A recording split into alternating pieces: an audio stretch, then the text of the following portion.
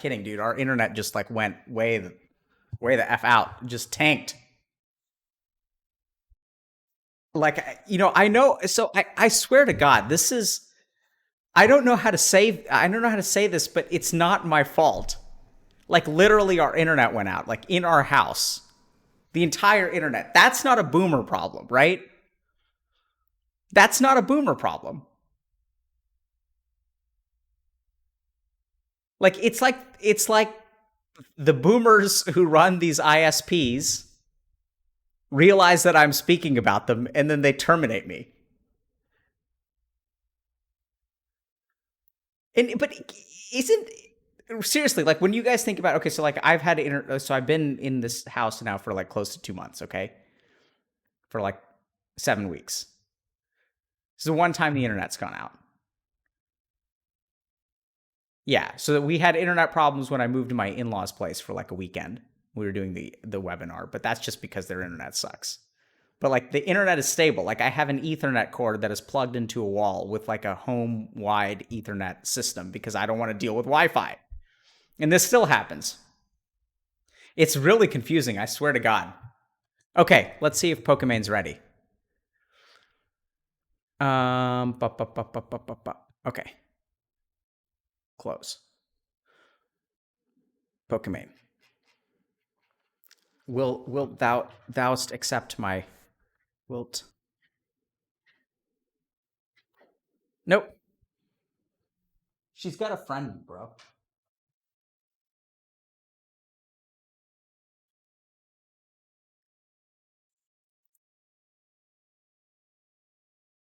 Pokimane, my queen.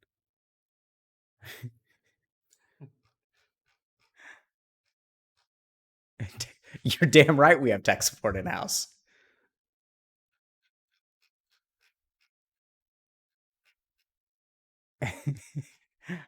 This is my older daughter, Vera. You guys have sometimes seen my younger daughter.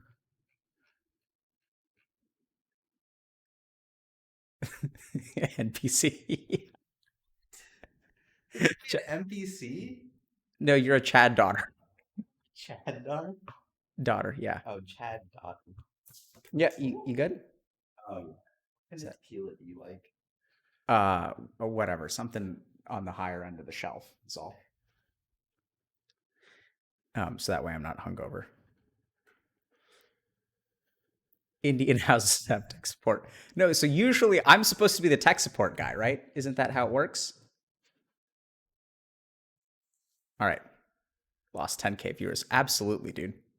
Lost 10K viewers is right. Nope. So this is how we do things at Healthy Gamer if you guys haven't figured out. Remember when I was telling you guys it's about surviving failure and learning to overcome failure? So like we live that every day. It's part of our ethos here.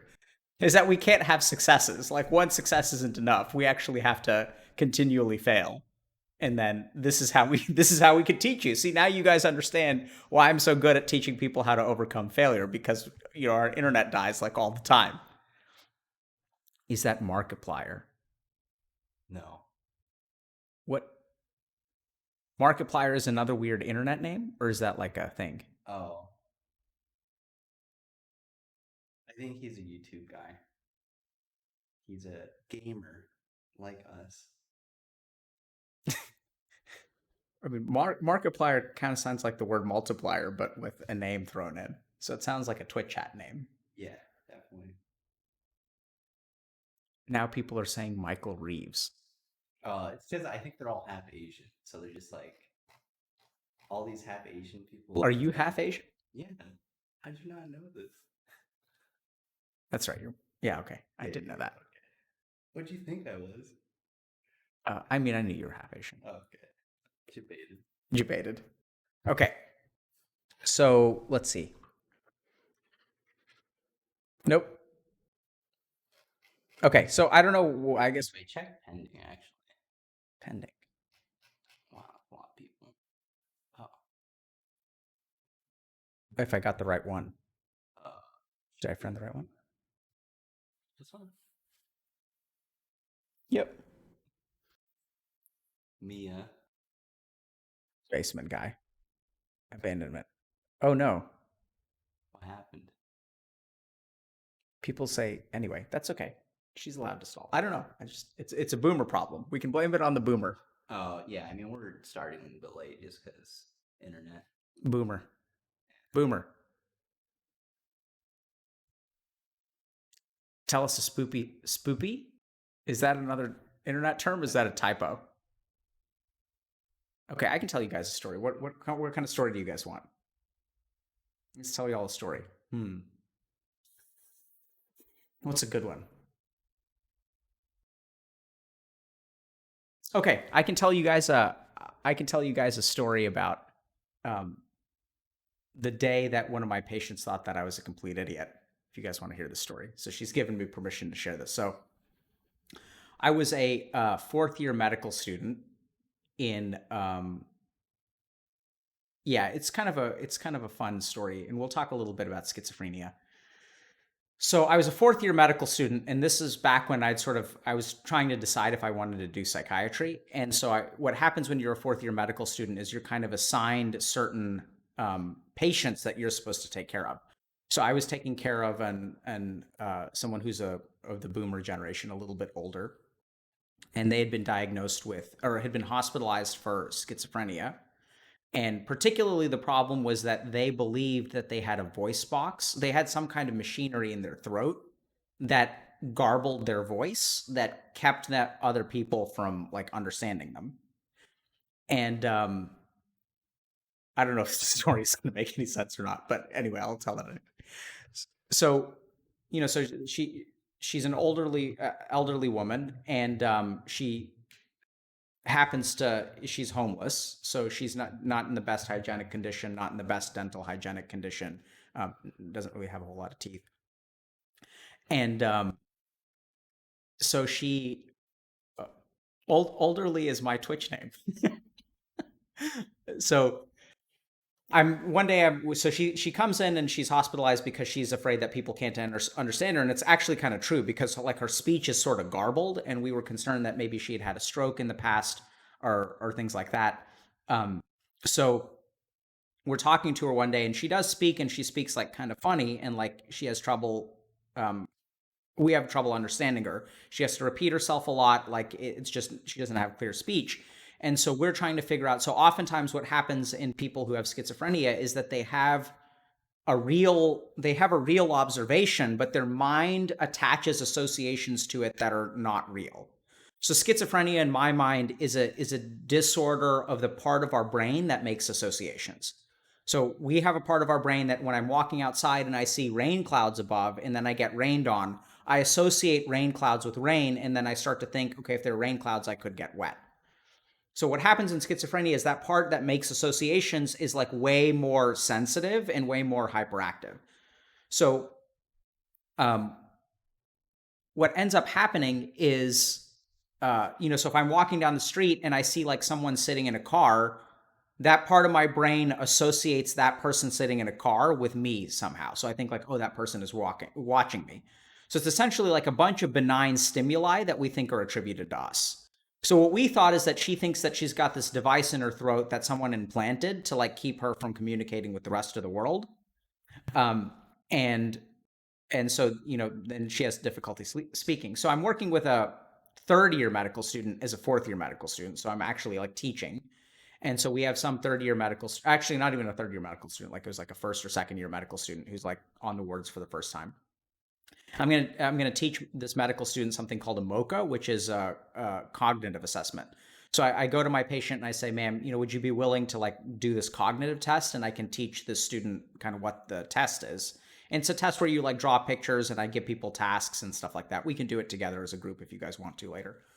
And so we go into this room, and then she sits down and she's like, oh, this is a test? And I say, yeah, but it's like, you don't have to write something. I'm going to ask you questions, just answer them to the best of your ability. It doesn't really matter how you score on the test. I'm just using this to teach the medical student how to administer the test.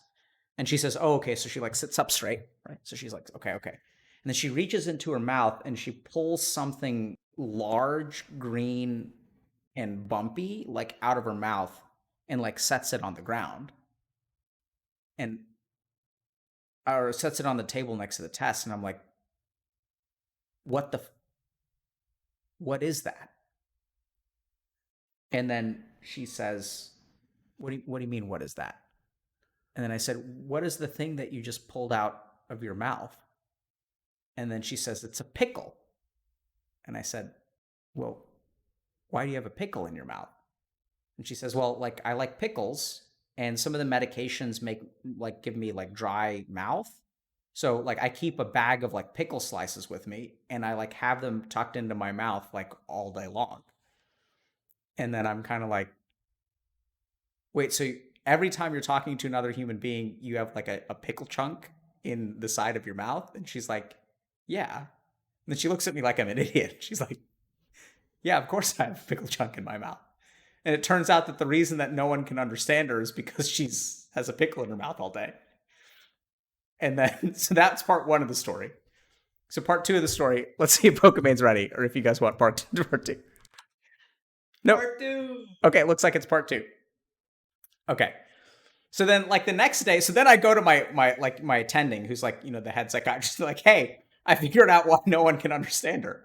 And he's like, what do you mean you figured out why no one can understand her? I was like, I figured out why no one can understand her, and like why she thinks that no one can understand her. And he's like, yeah, like, what, did you like see her MRI or something? Like, did she have a stroke? And I'm like, no, she's got a pickle in her mouth. And then he looks at me and he's like, that's not something that you say in a hospital, right? Like when you go to the doctor that you're working under and you're like, I figured out what's wrong with the patient. And then they say, well, what's wrong with the patient? And it's like, they have a pickle in their mouth. And like, that's not something you say in a hospital. So he looks at me and he's just confused. And he's like, what do you mean they have a pickle in their mouth? And I mean, like, no, like actually, like she walks around all day with pickles in her mouth because she has dry mouth from a medication called, and so she's got dry mouth from anticholinergic side effects. She's got pickles all the time. That's why no one can understand her. And then so the next day she comes into rounds. So rounds is when you meet with your team of doctors and therapists and nurses and all that shit. Next day she comes into rounds, and then, everyone feels like an idiot except for her, because it's like, we're trying to figure out why she has this complex delusion that's built around this pickle in her mouth. And then so she comes in, and it is my job to interview her. So it's kind of like funny to begin with. And so she comes in, and then she comes in with a bag, and it's got something in it. And then she sits down, and then, I say like, hello, ma'am, like, how are you doing today? And she's like, I'm doing fine. How are you? And then I kind of ask her, like, in sort of in an effort to make small talk. And she already thinks I'm a little bit of an idiot. So I ask her, like, oh, what'd you do before rounds? And she's like, oh, we had like a group. And then I said, like, well, what kind of group did you have? And she said, well, we had like a dentist come in and talk about oral hygiene. And then I said, okay, so like, did you find it useful? And she said, yeah. And then I was like, well, so what do you have in your hand? And then she looks at me like I'm a complete fucking dumbass for the second time. And she's like, it's a toothbrush. It's a bag with a toothbrush, toothpaste, and floss. And I look at her and I'm like, okay, so is that your toothbrush? And she looks at me like I'm a fucking idiot again. And then she's like, yeah, it's my tooth. And then I ask her, third stupid question, which is like, why do you have a toothbrush? And then she says, to brush my teeth. And then I look at her and I'm like, but you don't have any teeth. And then she looks at me and she starts laughing. And like, it's like the biggest laugh in the world. My attending starts laughing. Everyone starts laughing. And she's like, yeah, but I don't have any teeth. And I was like, then why do you have a toothbrush? And then she says, I don't know. And everyone's just laughing. And then my attending falls out of his chair. And that's the day I decided I was going to become a psychiatrist. It's like one of my best memories of medical school. The woman was wonderful. We like, we really got along, and she ended up getting better, and hopefully she's doing well now. But yeah, it's just, I don't know what that story is, but it's a good one. And that's how that's the story of how I decided to become a psychiatrist. Because the other option, like, so I was thinking about becoming an oncologist, which is a cancer doctor. And then the other option was like, so I was thinking about that day, and this is literally how I decided to become a psychiatrist. And then I was thinking about that day, and I was thinking about like a day that I spent on the internal medicine wards, like, you know, being a real doctor, right? Because like being an internal medicine doctor is like a real doctor. It's like being a surgeon. It's like people come in with like heart attacks and cancer, and like you're like real doctor, like saving lives. It's like I'll take pickle lady any day of the week, like any day of the week. Like that's what I'm in it for. I'm in it to have those moments with those people where like it's not about, you know, just because she has some amount of cognitive decline and has delusions and, you know, is like can't really function fully in life, like doesn't mean that she isn't an amazing person and doesn't mean that we can't laugh at it together and just how absurd life is and just how dumb she thinks I am and how dumb I feel and how dumb she feels and how we all feel like idiots together and we can laugh at it. And yeah, so that's what I'm in it for. And it's interesting, right? Because like when we think about mental health, does this work? Okay. Okay. Oh, nope. Okay. Looks like we're just should we just start the drinking AMA now and do Pokimane later? Um so yeah, I mean that's what's cool about mental health is that it's not like this is I think this is the problem is I want to just point something out to you guys. So you know, we have a term schizophrenic. Like this person is a schizophrenic, which is kind of weird, right? Like, so something subtle has started to happen in mental health where we've started to define people by what they suffer from. Like, and it's kind of interesting because you say this person is disabled, like a autistic kid. So autistic becomes who they are as opposed to a modifier, right? It's not like we don't call like there's no noun for person with cancer, right? There's no like I'm a cancer phrenic. Like that's not a thing. And like, you know, we don't say that someone is like, you know, so we say someone has a bad heart. We don't say someone is like a weak-hearted person. Like we've started to it's something very subtle has started to happen with the way that we define people. Right? We call people an incel. Like that's a definition of like who you are. It's not a problem that you have. It's not like you have a personhood that is outside of being an incel. It's not like you have a personhood outside of being schizophrenic. Diabetic is another one. Like he's a diabetic. And if we think about it, like it's the diseases, you know, like that define us as who we are. And I think it's like really, really toxic actually, because we've started to define people by a particular attribute of who they are instead of say that they have a personhood and they carry something with me. And you can see it with stuff like race too, right? So like race is a defining character. I'm like a dude who happens to be Indian. Like I'm not an Indian dude.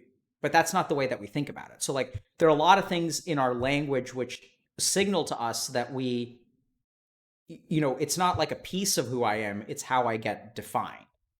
And I think it's a real problem because what it loses is like this lady is like she's a schizophrenic, but no, she's just a person who happens to have schizophrenia. And so just think a little bit about the language that you use about yourself, right? Like we even say it like I'm a gamer, like it's healthy gamer. It's like it's the way that I identify as a person. Like and the problem is that gamer comes with certain things. I think incel is kind of a better example. Like now gamer means different things. It can mean some positive things. It can mean some negative things. No, like, but the cool thing about gamers is that like, you know, gaming has become mainstream, right? And there was a time that like kind of frustrated me because like I felt like, you know, when I was reading Game of Thrones back in 2001, I felt, and now it's like all the fucking plebs are watching my TV show. It's like, where were you guys 19 years ago when this shit was, when George R. R. Martin still, you know, had a fully functioning heart? And, you know, but the thing is, like, now gaming is mainstream. So, like, what does it mean to be a gamer? It has, like, it's lost its meaning in a sense. Like it's just now everyone like 98% of people, 98% of people under the age of 30 play video games of some kind. Candy Crush, mobile games, whatever. Everyone plays it. It's not like an identity thing anymore. Um yeah, 19 years ago you were 1 year old. Okay. So, I don't know what the or what is she busy? Are we doing something else? Oh, she's hasn't responded. Okay. Is she streaming? Let's see if she's streaming.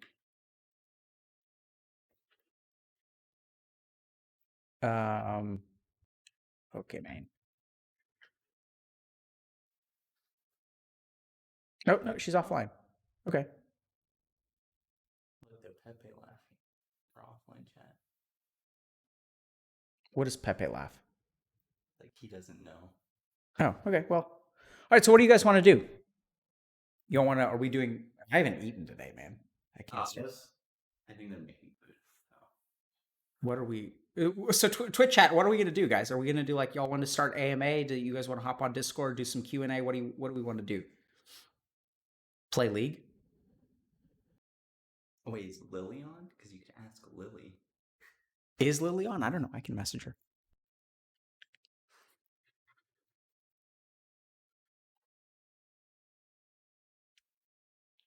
Say, where's my queen? No. What is Pokimane a queen? That's like the meme. What does queen mean?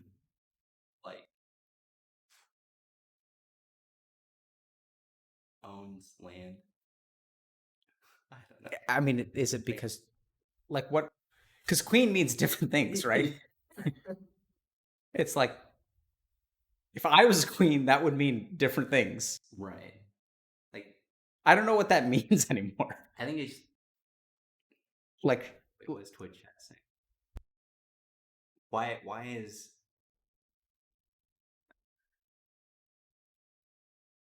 no, I mean I know the definition Twitch royalty. That's good. So wait, what is Dr. K a king? No, I'm not a king. No. I think you gotta scroll down. She is the lady boss of Twitch. Oh, they said no. Yeah, so No, what are they answering? is Dr. K king? No, I'm not a king. This is what I maintained from the get go is that we're no different, right? Twitch chat. That's what that's the kings. no. See, that's the kind of stupid shit that people say. They're like, we can all be no, we can't all be kings. Like that doesn't. Then you're not a king. It's like one of those self help yoga calendar feel good tweet. Right? Like we can't all be kings. Defeats the purpose of being kings. We can all be peons. We can all be plebs. Like I'm not trying to be pessimistic here, but let's just be real, right? It's like everyone wanting it's like if a kid is walking down the street and they're like, yeah, I want to be president of the United States. And I'm like, well, I don't even want to talk about what the qualifications of being president are, but you don't tell the kid like, yeah, man, like you can do that. You can tell him like, hey, man, you can try, bro, but like, the odds are against you. Not everyone can be president. Like we just don't have enough people, and it's 4-year terms, and we're just never going to get around to it. Right? We're plebs. I guess not. Which is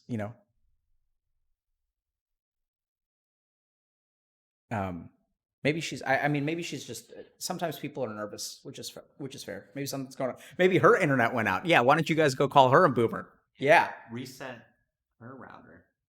Yeah. Maybe I'll reset mine again. I'll just end stream and start it up. Okay.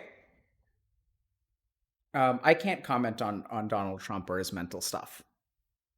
So I don't know if you guys know this, but there's actually a rule that psychiatrists are not allowed to comment on public figures' mental health because it is unethical. So, no comment. So, what do you guys want to do? I do have strong opinions. I don't think people really understand what the deal is with Donald Trump. Missing the point. I've told this guy, you can comment on it. Oh, I can. Yeah, but you shouldn't. It's actually it's like super classic, like what's going on with Trump, and I think narcissism is missing the point. All right. Dota 2 Turbo, or do you guys? We can start the AMA. We could do a few AMA. Yeah, but am I going to be drinking or what? Let's do sober for like now. I mean, yeah. Do we have a way to do a poll? Yes. It's like I'm not connected to the internet because I'm afraid he'll die again. Oh, you think it's because you're here? Because our tech guy is here in the house that the internet's like, eh. Internet is acting out. Okay. Okay, so let's. Oh, Oh, saved. saved. Saved. Let's just check in though. Let's not pressure. Yeah.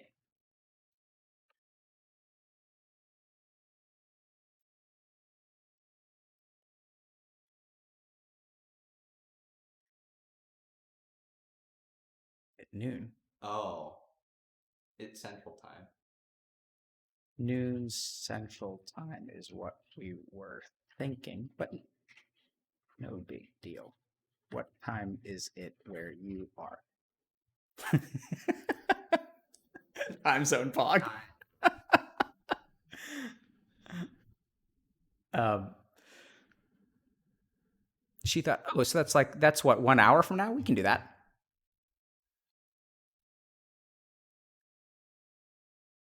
So let me just do this. Let me know what works for you.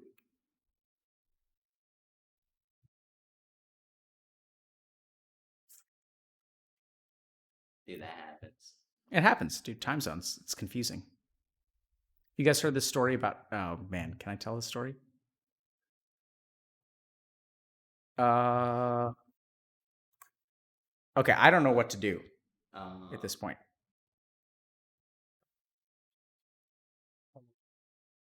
Oh, Oh no. my king. Oh god. No. This isn't good. Um, I don't know, man. Well, Well, let's just get started. yeah, I would just. I'm taking this way.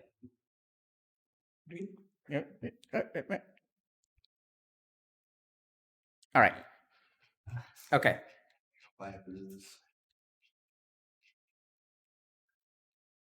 Okay. Let's do it. Adios. Okay. Can I get some water?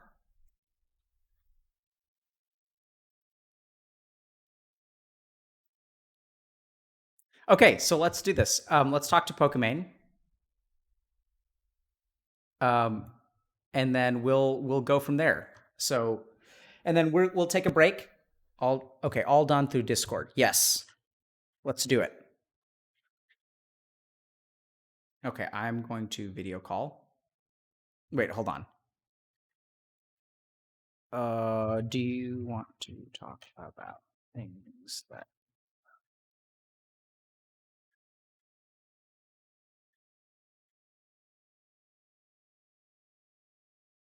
Thanks, man.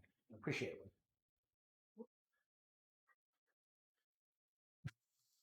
No. That's not fair to Pokimane.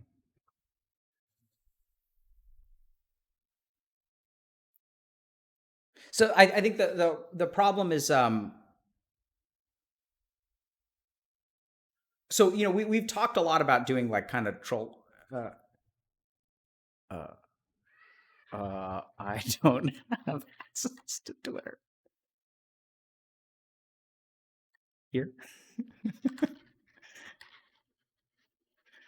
I'm streaming, by the way, and they can see my face. Oh my god. Oh, maybe we should do be right back. I can use that, right? Can I?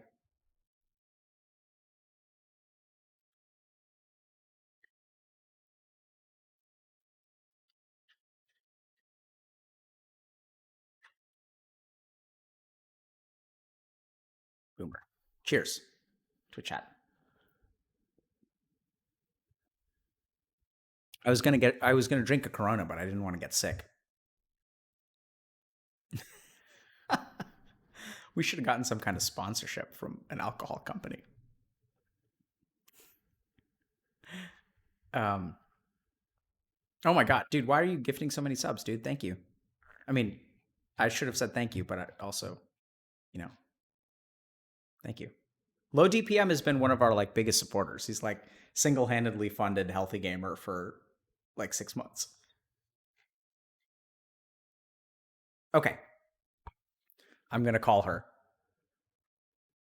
Okay, great. Oh shit, she can't hear me. Okay.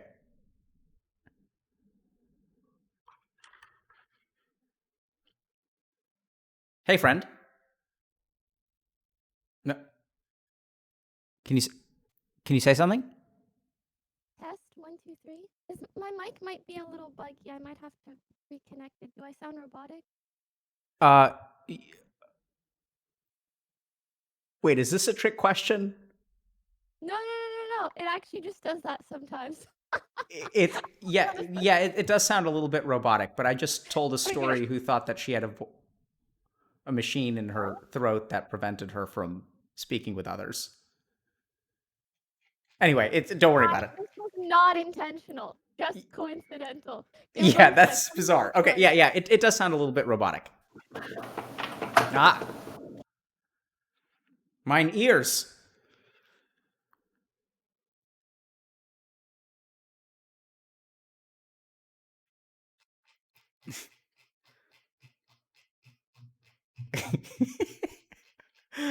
Chat pause due to scroll. How do I get it to scroll again?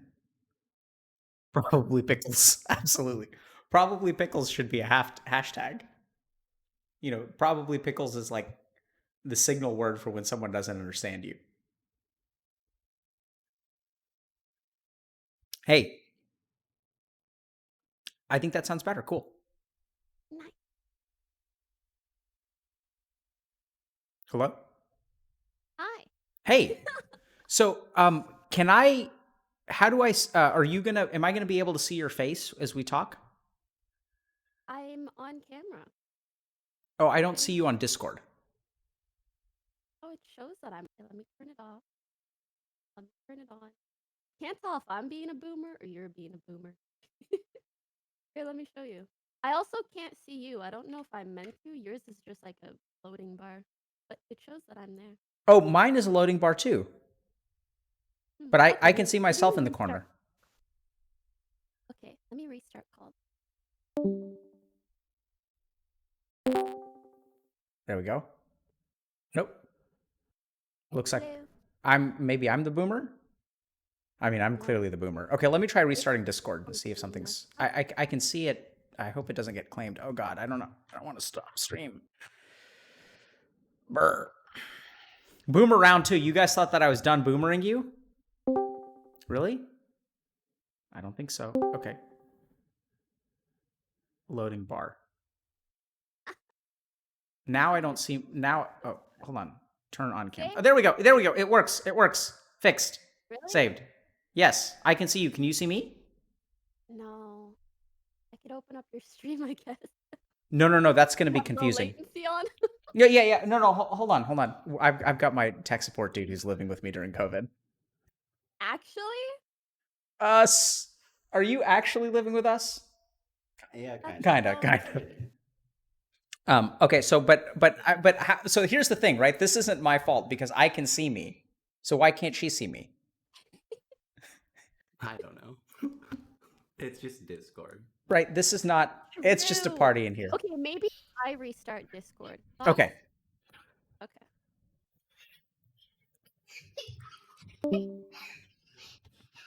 Tech support party. Yeah. Uh-oh. They cometh. See, you guys. So, one of the. Okay. It's because they like streaming. Okay, here we go. Can you see me now? No. Okay, hold on. Let's figure this out. Hold on, my kids are running around in the background. Huh? And my OBS camera. Again, you've done this many times, so. Yeah, I'm confused. Try. Let me see. So let me think about this. You can't see my camera, right? Mm-hmm. But it's weird because I can see myself, which means that my Discord is capturing my camera. Let me try to rejoin the call.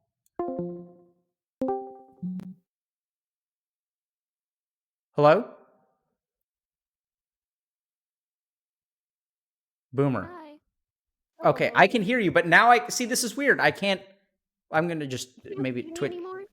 maybe Twitch chat can help us. Okay, look. This Okay. is what happens, right? Twitch chat, we do this. And then what we're gonna do is so now you can't see me, right? I can't see you. Oh, no, I can't see you. Okay, so Am we're I gonna disconnect. Sorry, just hung up on Pokimane. Not a great idea. But say la vie. Okay, so then we're gonna video call. Is And there now a way for Discord servers? I mean, we're just DMing, but we can also try using a different platform. Do you want me to send you a Zoom link? sure. Whatever works. Or Skype or what? Oh, no, no, no, not Skype. Not Skype. I'd rather use Zoom. Okay. Hold on. No, but what just broke? Something broke. Okay, hold on. So this turn off camera, turn on camera.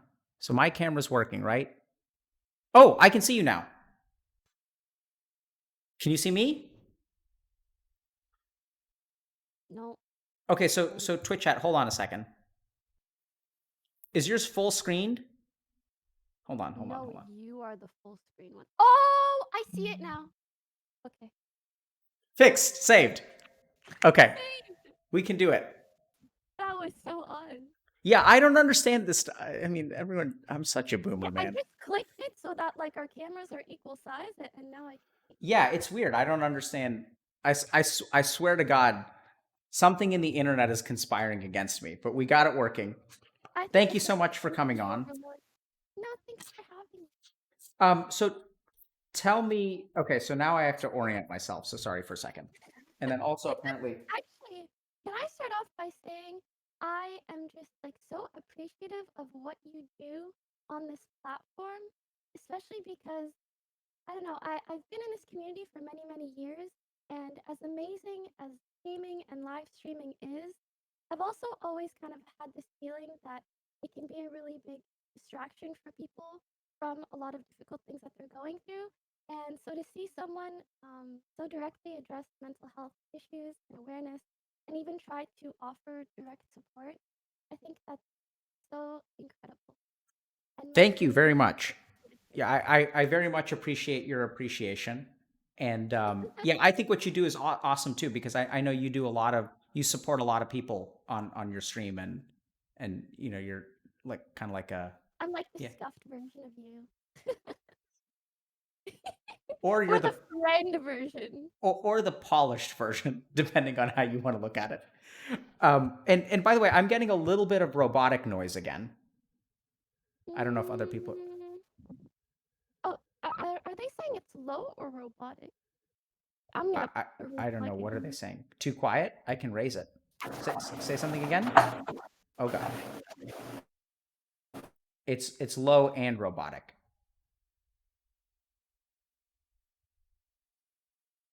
Twitch chat. Is it possible that Pokimane is a robot? Possible. Server. Okay, we can move Test, servers. Oh, that's so much better. Can you speak test, again? good. Yeah. Hello? Yeah. Perfect. We're good? Okay, nice. Okay. Does that Sorry, work? it's just my Go XLR up. Yeah, yeah, yeah. I'm totally good. As long Okay. as it Fixed. sounds all right. Yeah. Nice. Sounds good to me.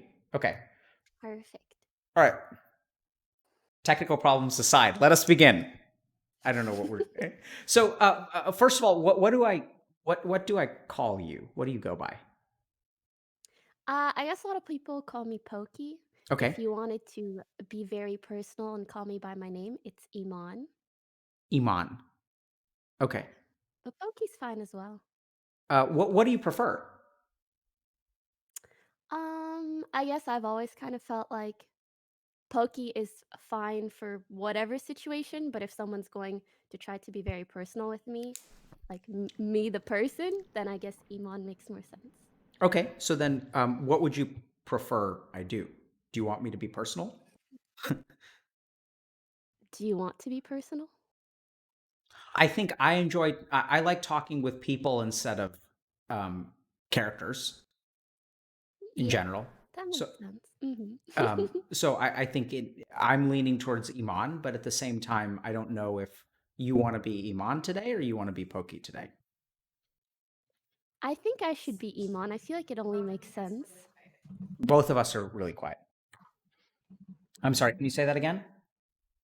I think it makes sense to be Iman. Okay. Um, so then let's talk to Iman. So can you tell me a little bit? Is there something in particular that you wanted to talk about today, or something that we can help you with? Um, And I say we because Twitch chat is actually pretty good at this by now. oh, that's really cute. I think you have a lovely community, and you do a really good job of moderating them, I think, from what I've seen at least. I don't think there's really anything in particular because I feel like all my issues are very convoluted. Okay. Yeah. So And kind let's. of mixed in together. That's what we're here for. So I think that's actually what I think what we do. What I try to do is just untangle things for people, because I think most people are pretty good at problem solving. They're intelligent, they're capable, and it's really ignorance and not understanding that tends to be the problem for most people. So when you say your issues, like that's like a heavy word. Like what do you mean by issues? Ahem. For starters, do you know how I can prevent myself from crying during this? Absolutely. Well, maybe actually, hold on. Okay. Do you? Let me start with this. What's wrong with crying? I've just been crying a lot. Okay, so but what's wrong with that? Where did you get the idea that you're not allowed to cry, or that crying is bad? I guess just in moments where it feels like it doesn't make sense. Okay. Like now. Okay. So let's just pause for a second. What are you feeling?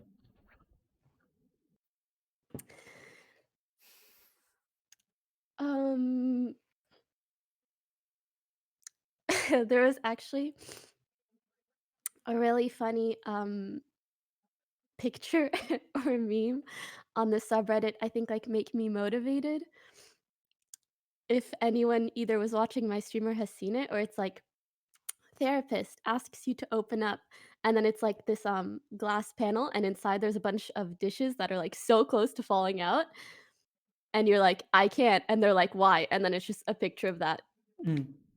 panel. But but it sounds like that's not what you're experiencing. It sounds like it's the opposite, right? That the dishes, your panel is so high and the dishes are starting to spill over the top. Yeah, I guess. What are you feeling right now? Do you know? um I guess a nervousness, Okay. and I don't know why, especially for the last like 2 weeks I feel like just like very sensitive and like on the verge of crying very often, and I don't know. Okay. Yeah. And the crying is a bad crying? Let's start there. So I mean, I'm not the kind of person that is of the opinion that like crying is a bad thing. I often feel like it's really good and like cathartic or like therapeutic, and it kind of like allows you to let your emotions out, but it almost feels like I can never get to that point where they're all out. Either that or like they're just like continuously regenerating. yeah, oh yeah, oh man, that sounds rough. Yeah. So what I'm hearing from you is that you're not opposed to feeling feelings. It's just it seems like there's a never-ending well of like negative feelings. And even if you let yourself Possibly, yeah. cry, like you can cry for a while, but then like at some point the crying's supposed to like make you feel better and you're supposed to stop, right? Like it's not just like Yeah. every Yeah, or at least that's what I've experienced in the yeah, it's past, like what the and fuck? recently Like it's just not like that. I was told at some point that this would get better. Yeah. And everyone says that once you let it out, then it's out, but you're like, But then it's back like 2 hours later. yeah. So what I'm hearing from you is that you don't have a bucket that's full of water, you have a faucet. Yeah. That sounds rough. I guess maybe. I don't really know why, because I haven't really experienced this before. And that's why I'm like, I guess that's why that's like my first question right off the bat. And I thought like, oh, this will be fine. Maybe I will tear up at some point. So I don't know why. Like I literally just say hello and I feel like crying. Yeah, so can I think for a second?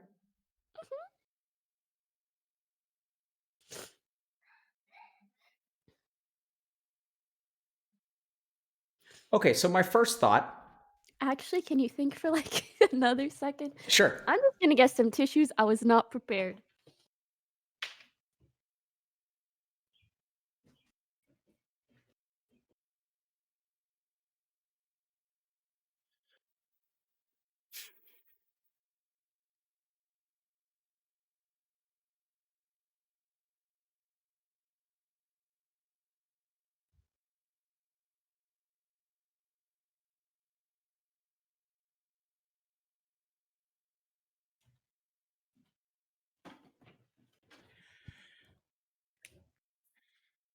And I'm sorry, how do you pronounce What? your name again? Iman. Iman, do you feel lonely? Let Um, me let me rephrase actually. Do you feel alone? mhm. I don't know. I guess it's not really something that I think about because I am like physically not alone because I have like my Hmm? roommates and stuff. And I do have like good friends that I can vent to when need be. So in that aspect, I feel like it's not like I don't really feel alone in that way. Maybe in more complicated ways that I do. For example, like in terms of the things that I have issues with, I maybe sometimes feel like I deal with those alone or that there aren't like people in similar situations. Yeah, That it can makes be sense. really confusing when you feel a certain way that you're not supposed to feel. Yeah. Or I think especially one of the reasons I was nervous to talk to you today was because I feel like a lot of things um I like shouldn't be justified in feeling because I am also like very privileged and lucky to be in the position that I'm in. And that's also why, like, initially, many weeks or months ago, when we were talking about potentially doing this sort of thing, I just feel like people don't want to hear someone like me complain, like, understandably. So I think that's part of it. I'm going to think about how. So yeah, so I'm going to just say what I said again, which is it can be confusing to feel things that you're not supposed to feel, right? So what I'm getting from you is, so the first thing I'm going to say is I'm here and I'm with you, and at least for a little while you're not going to be alone, and I'm okay with who you are. And I don't really care that you have privilege. Like, I don't, I mean, part of the advantage of being a boomer, I mean, I know who you are, sir. I know who you are, but I also don't, I, I come from worlds, I feel like I'm an alien on Twitch because they're all of these, they're, yeah, they're all these things that I don't understand about you guys and Twitch, and like, I identify with pieces of it, but there's a lot of stuff that I don't understand. So the first thing that I want to talk to you about is, because I think this is the problem, right? Is that you shouldn't be alone, but you are. I like what I'm getting from you is like a sense of like shoulds, like it's a case of the shoulds. Like you shouldn't feel this way because you're privileged. But the interesting thing is that like when Buddha, whatever, um, said that all human beings are entitled to two things, and those things are suffering and death. And that's like really, really interesting. Um, because we have this idea that we say money doesn't buy happiness, but it sure as hell helps. But at the same time, like I mean, I've worked with a lot of people who are very successful and very privileged, and the one thing that I've seen is that like I don't think that being privileged or successful is makes you invulnerable to suffering. And somewhere along the way, We started judging people who have things that we don't have, and we started gatekeeping suffering for them. And I think Yeah. that's actually really, really toxic, right? It says that, like, just because you have something that I don't have, you're not allowed to suffer. And this is a tango that we all started playing, especially the people who are the haves and the people who are have nots. It's one that we both do. But in my experience, like, I hate to break it to you, Imane, right? I hate to break it to you, Imane, but no amount of privilege, power, fame, or money is going to be an antidote to your suffering. And in fact, that's exactly what Buddha learned. So he was wealthy, powerful. There's jokes earlier about people in chat said queen when they referred to you. And I think it's actually really bizarre because that's literally what Buddha was. Like, Buddha was a king. And he Yeah, woke and up then one day. Yeah, go ahead. he was like tired of his privilege or wanted to see what it was like to live otherwise, and I think he became really poor. Yeah, so I don't know I'm that not he sure. wanted to see what it was like. I think he actually woke up one day and felt exactly the way that you do, which is that he cried, and then the next day he cried, and the next day he cried, and the next day he cried, and he didn't know why it wouldn't stop. And then he's like, things are supposed to make this better. And then he looked around at him and he said, okay, like, maybe having more followers on Twitter will make me feel better. Maybe being able to eat tastier food will make me feel better. Maybe having a more loving marriage. But he had all those things. So he was kind of fucked in a way that very few people are, is he had everything. I don't know if you have everything or not. It sounds like you have a lot. But there may be some things in your mind that you tell yourself, like, I don't know, in terms of, if you have kids or relationships or things like that, and what you think about that. But a lot of times, people who are uh, privileged or successful in some way, like, they look at that, like, that dimension of their life where they're lacking, and they say, this is what's going to bring me happiness. But Buddha's I uniquely, think I do that a lot. yeah, not going to work. Hate to break it to you. Yeah, I'm very much a problem solver brain, and I also agree it's probably not going to work. Yeah, I actually think it gets really bad because I become very like kind of compulsive about those issues, but yeah, it doesn't really make a difference at the end of the day because I'll just become compulsive about something else once one thing is dealt with. brilliant. So I can keep talking about Buddha, but I can't let that slide. So, where does that compulsivity come from? Why are you compulsive? Help us understand that. I think I just have a problem solver brain and it's served me for so many years. I can't really turn it off. What does that mean, problem solver brain? Help us understand that. I may think that it spawns from the wrong thing, but I always thought that I came from like having a strong love for mathematics and going into engineering. And I mean, my life was school, and so it was always about like problem solving, min maxing, trying to be as productive as possible, trying to do my best in all aspects, etc., etc. And I feel like when it comes to content creation, what makes a content creator really successful is a lot of being able to problem solve and being able to min max and learning what works and doesn't and changing and evolving, etc. And so because it has served me for so many years, it's a part of me that is kind of hard to turn off, but I've noticed especially as of late that it's more so like not trying to like fix good problems per se or helpful problems. It's just like being obsessive about the next thing that I can fix or And make better.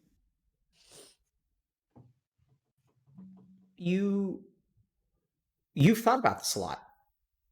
Hmm? You've thought about this a lot. Very insightful.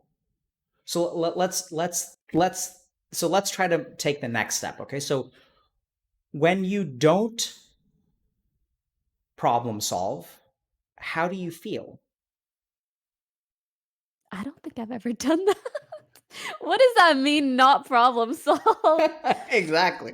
All right, so you've got to learn exactly what Buddha learned, okay? And so the good news is that you can get better. I think it's just you're gonna have to do something that you've never done before.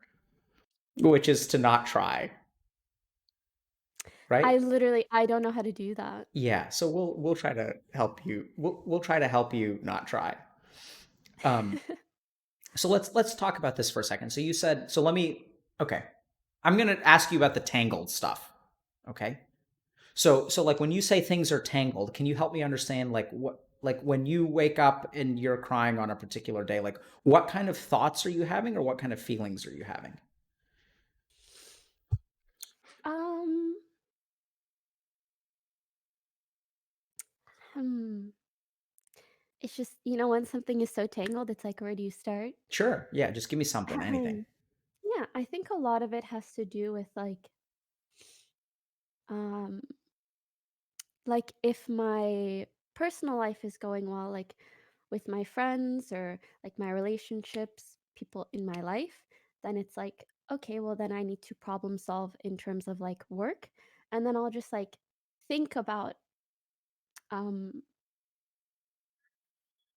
it's so hard not to cry. You haven't fixed this for me. um, So let's stop and think about that for a second. The first thing that you come on here and say is you say, problem solve for me, fix something for me, help me not cry. When you notice, when you set a problem for yourself and Iman says, I don't want to cry, and then you start crying, how do you feel about yourself? Like, what's that? Like, we saw frustration, right? You're like, you were supposed to fucking help me with this. Why or is it like, still I mean, happening? I'm mostly frustrated with myself, obviously, not you. Absolutely. Why are you Just kind like, of making a joke tell about me it. about that. How do you feel about yourself?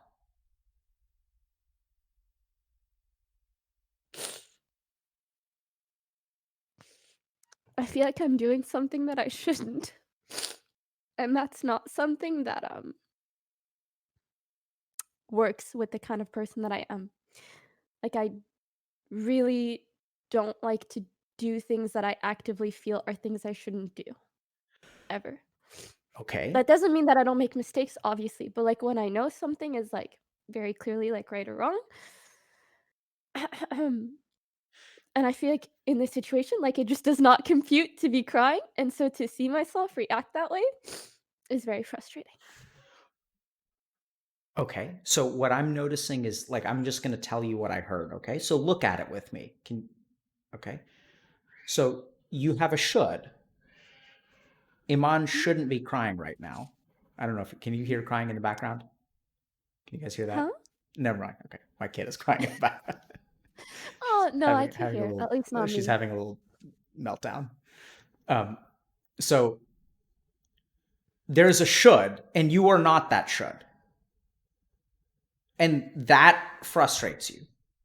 So I think if you want to get to the bottom of this, we have to start with like, do you remember a time when you were younger where you felt like you should be something and you weren't that thing?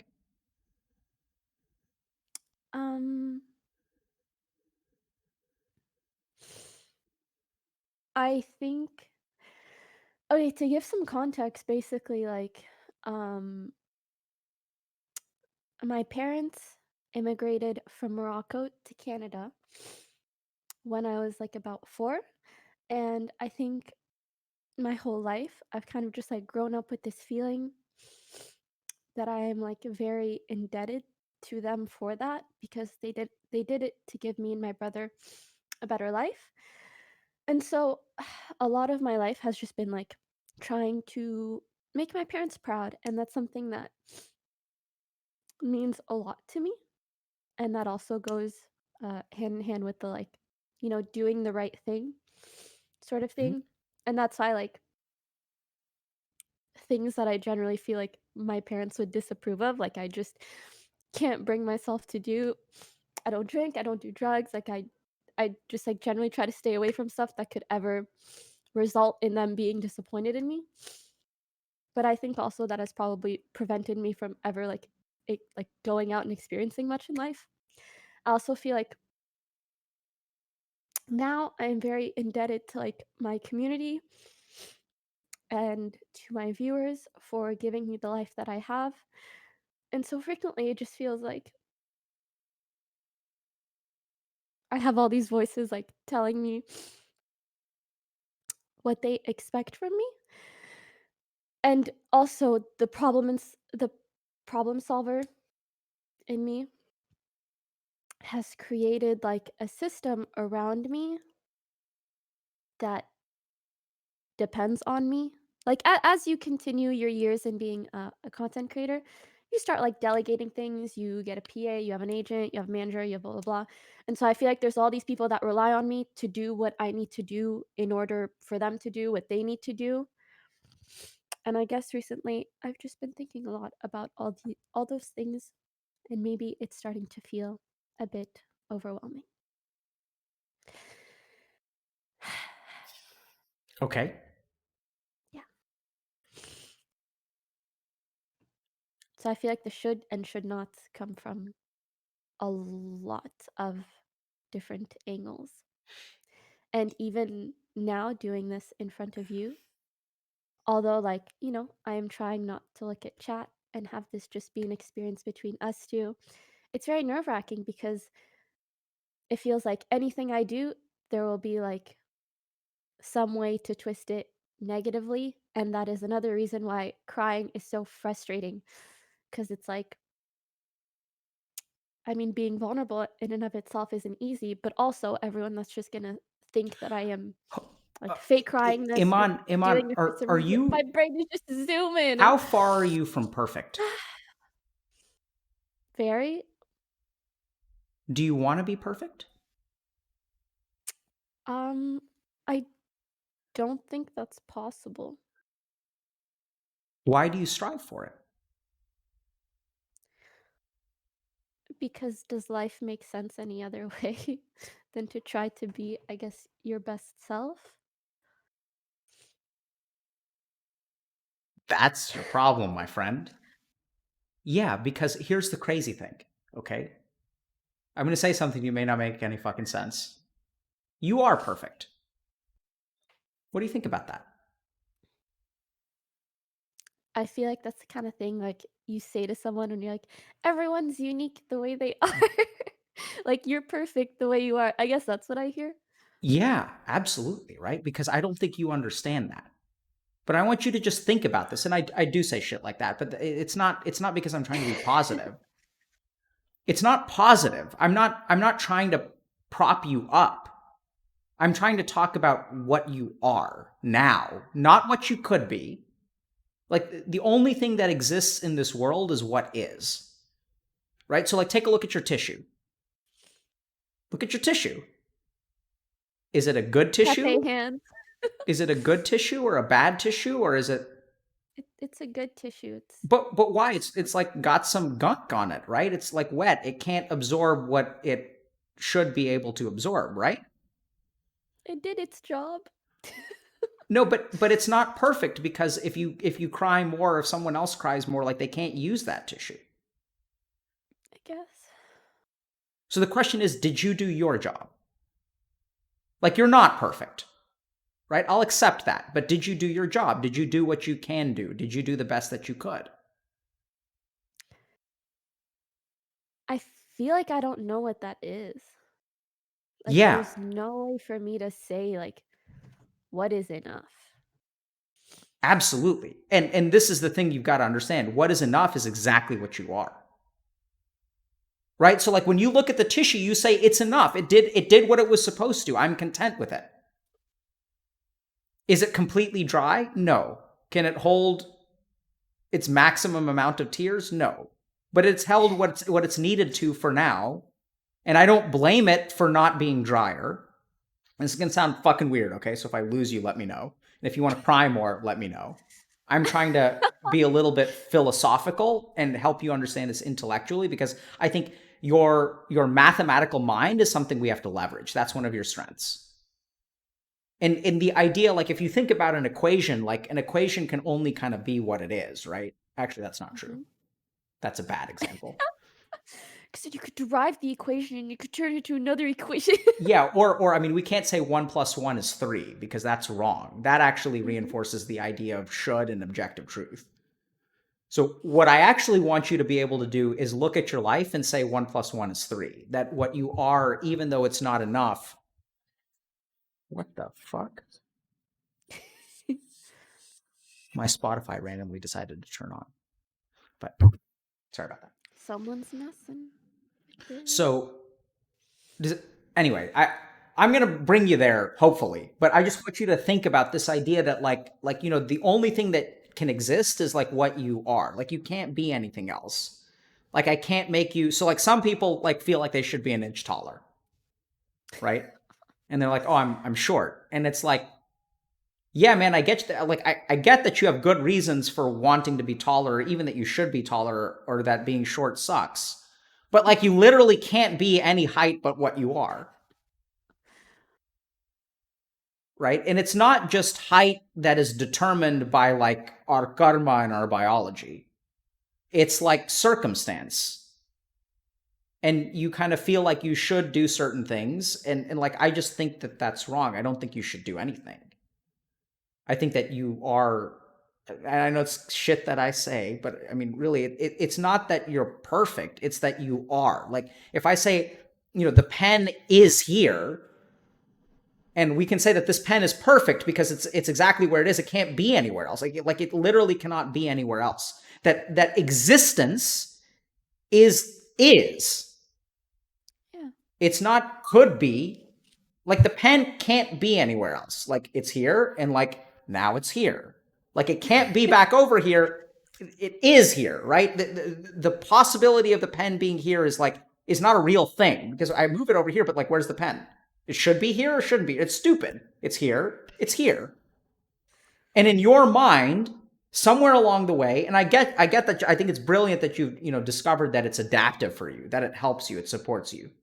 The strive for perfection is responsible for your success. And I'm just grabbing stuff. okay, really, Sorry. it's okay. So sorry. it's okay. Anyway. So I think what we've got to get to is like the bottom of like where you get this idea that you should be something. And my hypothesis, and we'll look for this, okay? So like oftentimes my hypotheses are wrong. So I'll say my first hypothesis is that somewhere along the way, you felt like you were something. And you really knew what you were. And that someone important to you told you that you shouldn't be that. And then what happened is like you calibrated away from yourself and towards that thing. And then over time you calibrated towards should. And that's what you kind of like set your zero towards. That became your true north. And then somewhere along the way, like you got left behind. As you became Poki, Imane got left behind.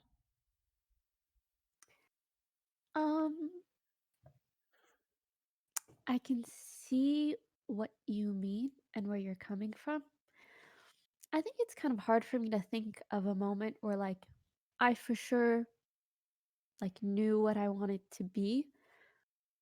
I've been thinking about it recently and I do know that for quite some time I kind of tried to separate the two. But mainly in order to like protect myself kind of.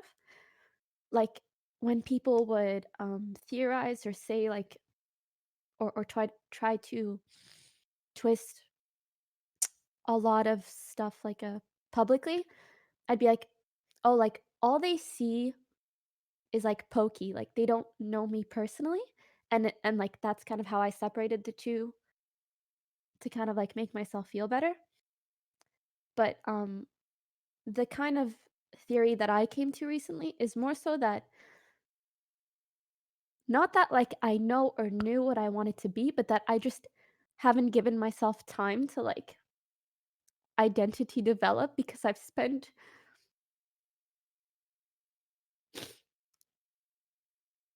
so much time trying to please others. Yeah, man. That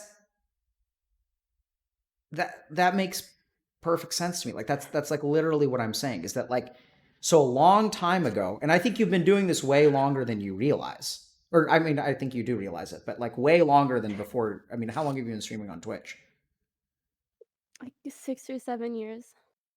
And is it okay to ask people how old they are on Twitch, or is that not okay? Yeah. Okay. Yeah, How old are and you? I also think about that.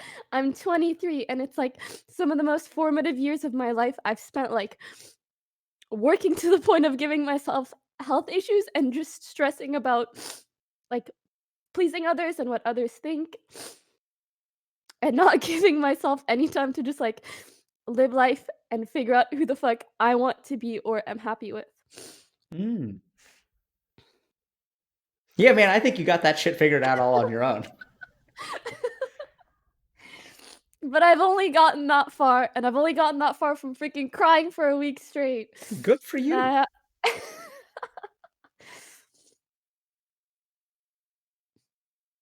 So let's think about this, right? So what I'm hearing is also a subtle should. That I should have spent more time on identity development. yeah, that too. It's not like, oh, I can just like look at myself and be like, oh, this is just like how I've ended up, and It's, I mean, and I am this pen that is like, so I don't know. I feel, Now I I'm feel gonna like, do more, but I feel like talking to Poki and Imane. And I think the point here is that Poki doesn't let Imane grow. And you're beating yourself up for being Poki too much. But that in and of itself is Poki talking. Is- Right? I mean, the thing is, like, I don't see it as like, I don't know. I don't like see it as an alter ego or really. I don't know. It's really it's hard not, for me to tell because I it's, feel like the prob. Sorry, go ahead. no, go for it. I was just gonna say, I feel like that problem solver part of me isn't necessarily like only part of like my work side or I don't know. No, It's no. really hard for me to separate like Yeah, that. no. It's not part of your work only. Like, cause this is what I'm saying. Like your tendency to gravitate towards should started way before you started streaming on Twitch. And I think you're spot Yeah. on that, I didn't realize how young you were. But I mean, if you started streaming on Twitch at the age of 16, you're damn right that like a lot of identity development is going to be kind of, like stunted, to be blunt. Right. So like 16 to 23 is when, people go to college, and like, I didn't know who the fuck I was until I was like 28. I'm And glad I went to college for at least 2 years. yeah, good. So I felt like that was good. Yeah. And so like, so I think it's okay to not know who you are at the age of 23. Like, people think that 23 is adults, but like, not really. I mean, people are like developmentally younger because I think the challenges that we face are like far more complex. What our psychology and brains are assaulted by on a daily basis growing up has changed. Like, it's not like we're living in the woods and like it's the same fucking shit every day. It's like it's issues of identity and confusion and what the world is. Like, my grandmother did not know that other places existed. Like, it's a bizarre thing to think about, but like, she like literally did Mhm. not know that other locations were real things. Like, she grew up in her village and she had heard of Mhm. places, but they were like Neverland or stories. Like, Bombay was like a place that people went, like it was a story. Like, she hadn't conceptualized that it was actually a geographical location where there are stairs and doorways and cars and people, and that the world Mhm. was like a place. It was like a myth. But now the world has become a real place, and like, even compared to 20 years ago, the opinions that you had to deal with were like localized to the people that you met. Mhm. But enter the internet, where now you can get judged by hundreds of thousands of people or millions of people. And you used to deal with the judgment of the kids in school. Yep. It's like the same 30 fucking kids. And I now worry you have so millions of much. people who I can worry judge so you. much about preteens and teens in this day and age Yeah, they're and their fucked. mental health. Yeah. Yeah. They're really, it's bad, and it's gonna get worse. And anyway, but so this is the thing, Iman. I think even the way that you beat yourself up for not having developed your identity is another should. So we got to get to the bottom of the should. And you're absolutely right that should is adaptive. Okay. So oddly enough, I feel like I'm well equipped to help you because the people that I work with in my day job, I think have very similar problems to you, which is that they've flagellated themselves into success. And they're like, they wake up one day and they're you're apparently Twitch royalty. And then, in their case, they're like managing director at like Goldman Sachs, or they're like a physician at Harvard Medical School. And I they work wake with up, them. huh? Nothing. And they say the same thing. They're like, but I am all of these things. Like, why do I deserve, like, why am I crying? Like, I shouldn't be fucking crying. And then I tell them, like, well, maybe you should like stop flagellating yourself and stop trying to be better. And they're like, I don't know how to do that. I don't know what Yeah. that looks like. That's me, Smiley. yeah, right? Like, I don't know what acceptance, and this is another one of those, yoga calendar flower kind of things. Like, accept yourself, man. I know. No, but like, you literally, like, that's not like a thing on a yoga calendar. That's something that you literally, it's like the pen, right? Like, you can't be anything but what you are. It's like silly. Like, you can't be an inch taller. You can't be more developed in terms of an identity perspective. You can't be any of those things because you are what you are. Your past is what it is.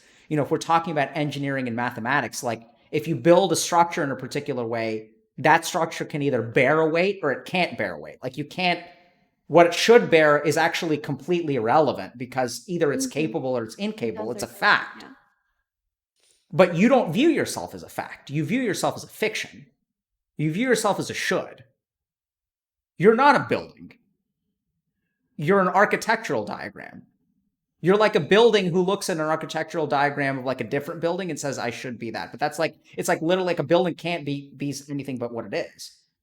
But I also feel like I'm a building, but I am the architect of the building that is me, so I can change myself to ideally be what I would like to be. But I know that isn't really feasible in a lot of aspects, but in some of them No, it but because is. it's a reasonable, oh shit. So it's a reasonable thing to think because you've done that, right? You've been a building who says, I want to be one story taller, and then you figured out how to like get people to build you another story. And then you said, I want to be one story taller. And you figured out how to do that. And you figured out how to do that. So the funny thing is that you've actually given yourself evidence to believe that you can be something that you are not. And I still think this goes all the way back to like, I mean, so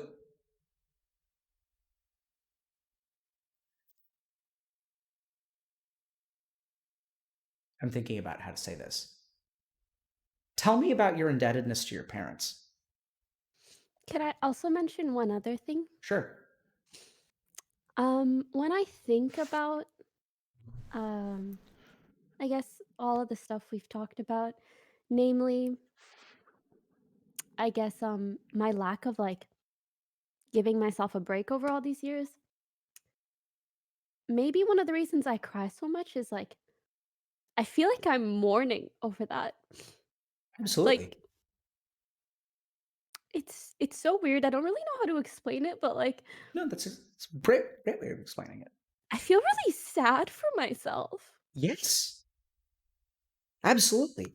Because, Imane, I'm telling you. Myself at 17, 18, 19, 20, 21, 22. It's Like, yeah. That's a brilliant, this is what I'm telling you. Like, so I'm going to go back to this idea, right? So like, there was Imane when you were very young, and there was something that you knew you were. And I'm not talking about like you knew you were, wanted to be an engineer. Like, and then like there was like something that someone told you like, hey, you should be something different. And then you went towards that thing. And then like a little voice inside you said like, hey, that's not who I am. And then this other voice said, no, but that's not who you should, like, you shouldn't be what you are. You should be what these people tell you to be. And then you went further and further and further and further and further away from that voice. And I think what you feel right now is pity. You feel pity towards yourself. You're mourning because like there was like a little girl in there who like had feelings that were completely fair and legitimate.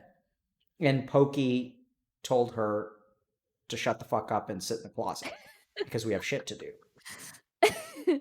And so mourning is exactly what you have to do. And let's just think about what mourning means, right? Because mourning is not about should. Like, let's just think about what is mourning. If we think about acceptance and should, What does mourning mean? When do we mourn? I know it's kind of When weird. something has like died or passed. Yeah, but just think about that. Like when my dad passed away a few years ago, and I remember like mourning Sorry. him. Yeah, it's all good. I'm cool with it. He's cool with it. We're set. I'm happy to hear that. Yeah. So I mean I appreciate the sentiment, but we're good. So if we think about that, like if I'm mourning, do I think to myself he should still be alive today? I guess. Okay. So when I've completed mourning, do I think that to myself? You've accepted. Exactly. Because should is the opposite of mourning. Like should is saying that this person should not be dead, but they fucking are. Right? And so you can tell yourself that they should be alive, and it's like you can say it is a tragedy, and you can say like they should be alive, but like should cannot exist with mourning. And mourning is the process of taking should to acceptance. So you should absolutely be doing that. I think it's awesome that that's the way that you feel, because that means you're doing it right. Okay. So give yourself a pat on the back. You're doing exactly what you should be doing. Good job, Imane. A Oh, I plus. don't want validation from that though. I don't want validation from just feeling like I'm doing what I should be doing. I think Also. everyone's aware of that. Right? So the way, so it's good that like, I'm so glad it makes sense in some way, because I yeah, hadn't really because I thought about mean, it that way until now. yeah, because I'm giving you the A plus and I'm laughing at it, and then you're noticing the absurdity of it, and then you're saying I don't want validation from it, and I'm giving you a caricature, a hyperbole of validation because I'm giving you a fucking A plus, which is what you wanted all your life. And therein we see that the beast within you is fed. So Imane, let me I've ask. said this a lot of times about my frustrations with content creation, which is that there is no rubric. And like, my whole life I've just loved school, and it's just all about rubrics, and finally feeling like, okay, when I score a 90 or above, like that means I did good, I did my job, and I can go play video games and rest at night. But, when I'm stuck in a position where there is like, numbers don't stop. There is no, "You've done enough." And I don't know how to set that for myself at all. Even though, and I am doubly, if that's how you pronounce the word, or doubly frustrated with myself, because I No, know no, that it's this is doubly. something that I've been thinking. Okay, perfect.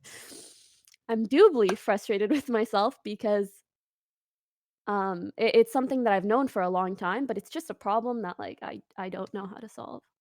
Yeah, so it's actually doubly, and the way that you solve it is by using the word doubly. Is that you're not allowed to say doubly. So like Okay. literally, really, I kind of literally, like the way doubly sounds. good. You should fucking say it that way because it's wrong. I'm English was the second language I learned, and there's so many words that I just like can't properly pronounce like that, so my bad, but No. You're missing the point. no, I'm English is getting the the second. point, but I know. Let me repeat back to you what you said, and you tell me which statement is wrong. Right? You correct your homework, so you get an A plus. English is the second language I learned. It's hard for me to pronounce all words correctly. My bad. Where's the problem statement, Imane?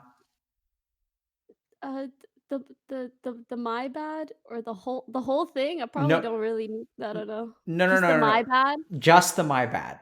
Right? You're Okay. doing it wrong. Go fuck yourselves. I'm doing it wrong. Right? Doubly.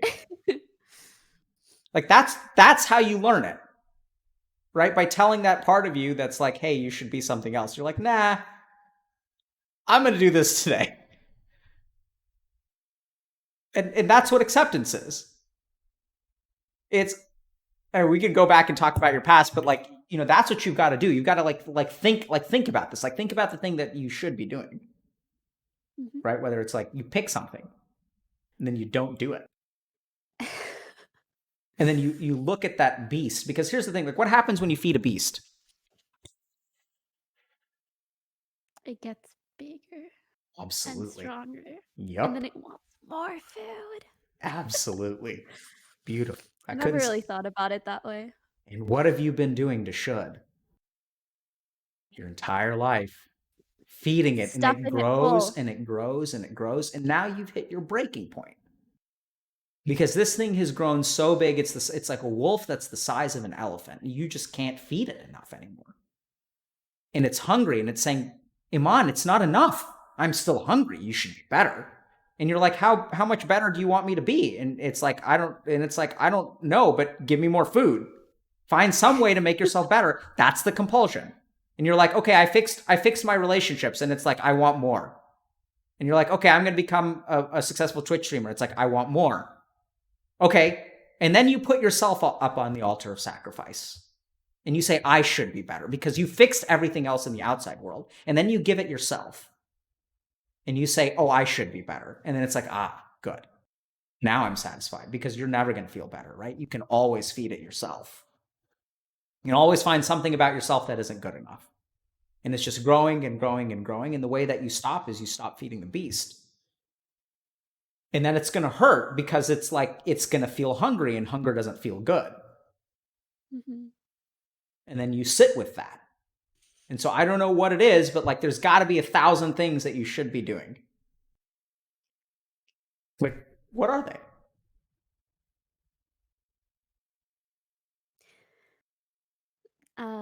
I should probably like call my parents more. I should make more content. I should like diversify. I should make sure I'm responding to these emails and these projects and these sponsor liaisons and blah blah blah blah blah.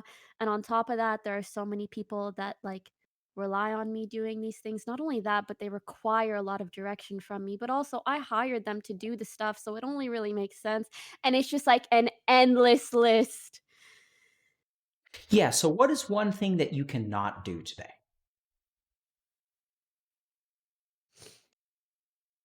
I don't know. Okay. How do you choose one? No, I mean, I don't know. I I won't respond to work stuff. Good for you. How does that feel? I mean, to be honest, I have been having these like episodes of just like indulging in not doing shit for a solid like 12 hours. Or like I guess 24 hours if you include sleep.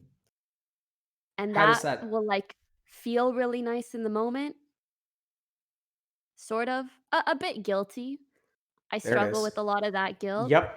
I was And it just surprised. like it'll just like flip flop back and forth between like how long can I go without feeling guilty? It Yeah. feels so good to just play video games for no reason with no one watching. And then at some point it's like, I'm really guilty. I need to like do all this stuff. That's what needs to change, right? So like, what you need to do is don't flip flop. Don't flip flop. Balance. The problem here is that you've got a seesaw. Mm-hmm. And you're like, Imane needs some time to herself. And then Poki's like, no, you don't get fucking time. And Imane's like, but I feel good. And Poki's like, no. You guys, like, you need to be in the middle, right? You need to say like, okay, I'm going to do this for a while.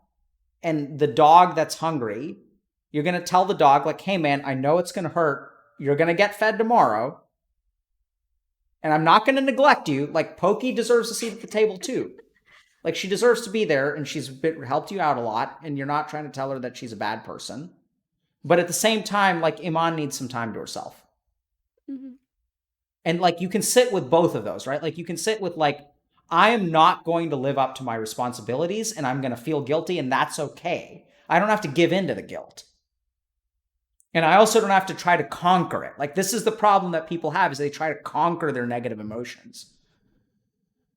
And you started like from the fucking get-go. First words out of your mouth. How do I not cry? Fix this. How are we doing? We're okay. We're on the right track. How did we do that? Just talking. No. Letting it. It's not just talking. Incorrect answer. Now, how do you feel? Notice. How do you feel? Scrambling for correct answer, trying to compute. Good. Sit with that shit. You're not going to find it. Anything you say, I'm going to say you're wrong. That's good. This is the kind of like I guess like challenge. There's a word I'm looking for that I can't find, but it doesn't matter. This is the kind of like back and forth that I feel is actually conducive or constructive to what I need. I'm trying to figure out how you're squirrely even with that. It's squirrely. There's squirreliness in there. Cause see, damn it, Imane. No. See, even now you're saying, but I'm like that statement is saying I'm doing the thing that I should be to grow to be a better person. I mean, this does feel nice though. I know it feels nice, but like, do you see how deep it is? It's like, even then, the reason you're okay with it because beneath all of the discomfort, you're actually growing. You're actually moving towards should.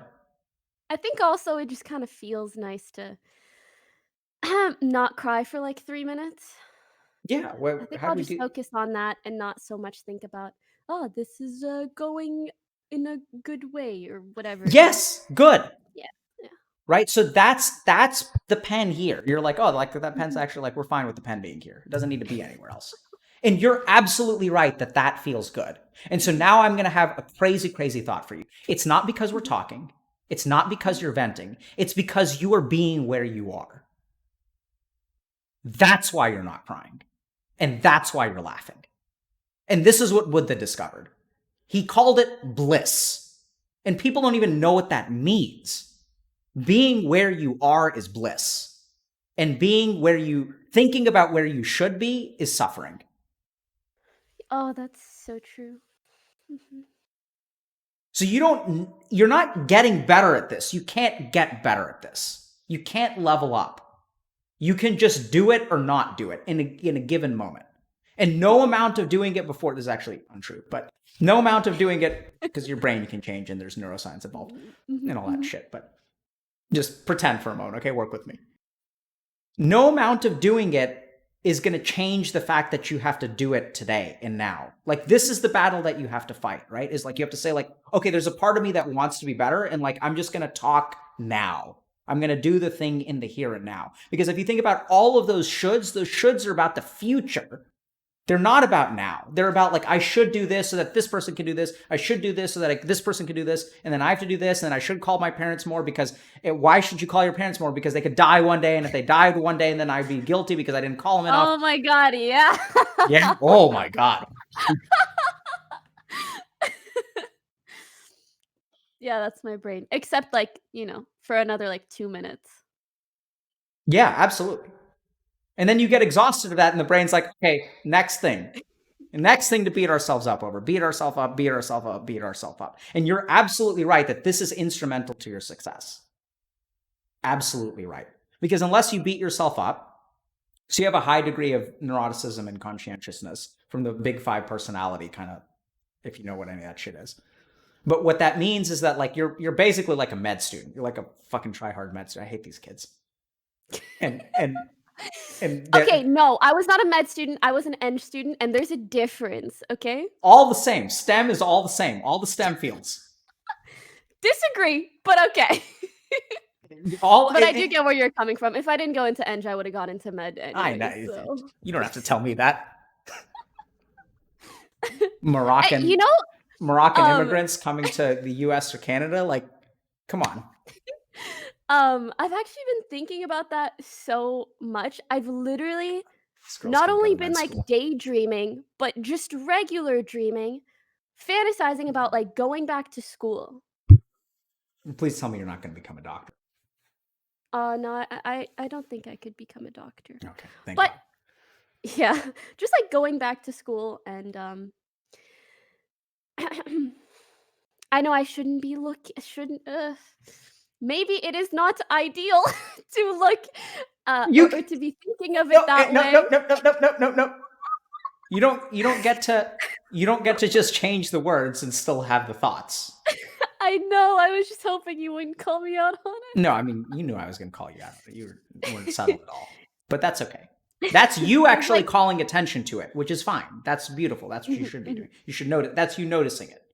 That's how you I think it's my brain's way of you know, again, trying to problem solve. Like, oh, I'm not happy with the way my life is. How about I go back 3 years when I was in university doing engineering and whatever. Maybe then I would be Well, I mean, happy. But I know, yeah. I don't know that that's just problem solving, because that could be Imane.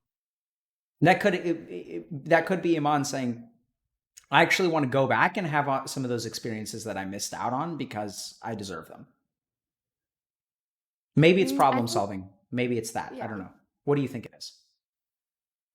I think when it's specifically in regards to like going back to school, it was just like that sentiment of like life being simpler because I could live by a rubric. But I do think in general, when I just think about the amount of time that I've been streaming, I think about those oh, also quarantine has really made me think about, I guess, all the experiences I probably missed out on, especially because I had a lot of traveling plans for this year, and I felt like that was one of the ways that I could simultaneously do my job but experience new things and feel like I'm like growing as a person or allowing myself to develop some sort of identity that I'm happy with or experience good and bad. And now feeling like I guess I can't get to do that, it further imposes the fact that I really haven't gotten to in the past. And then I just feel sad.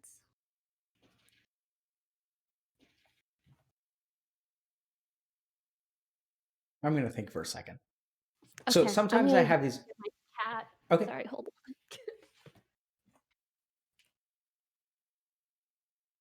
This is one of those moments. Can she hear me? I guess not. So I can say this. I'll just wait for her.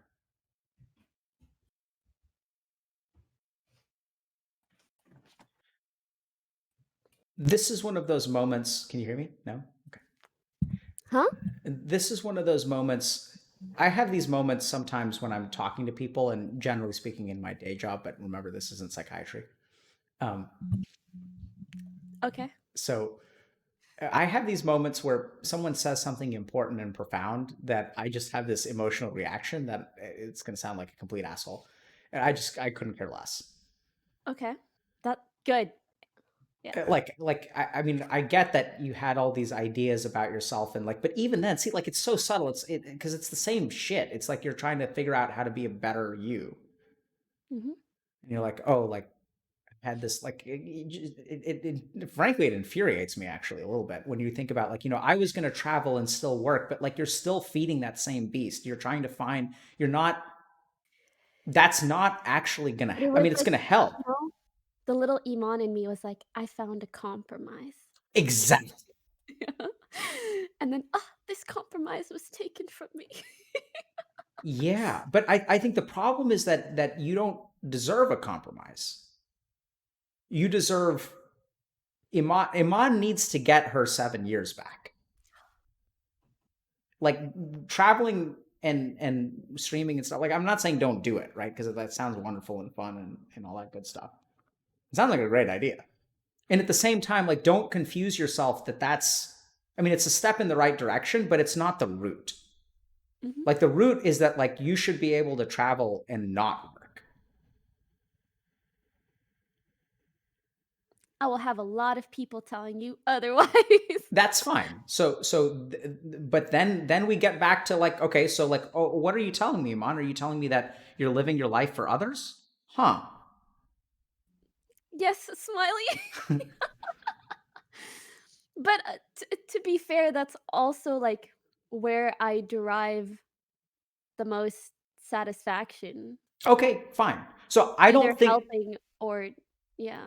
yeah, so I don't think that you should ignore others. And I think that's part of your dharma. So dharma is the Sanskrit word for duty. So I think that I too have to live my life for others. I don't think I can just stop streaming now. And I think that that's fine. But at least I acknowledge, and I think this is what you've got to think about, is like, it's okay to do things for other people, but you should like, the difference is not that you don't do things for other people. It's that you devalue yourself for maybe not wanting to do those things. There's a huge difference between saying, I'm going to eat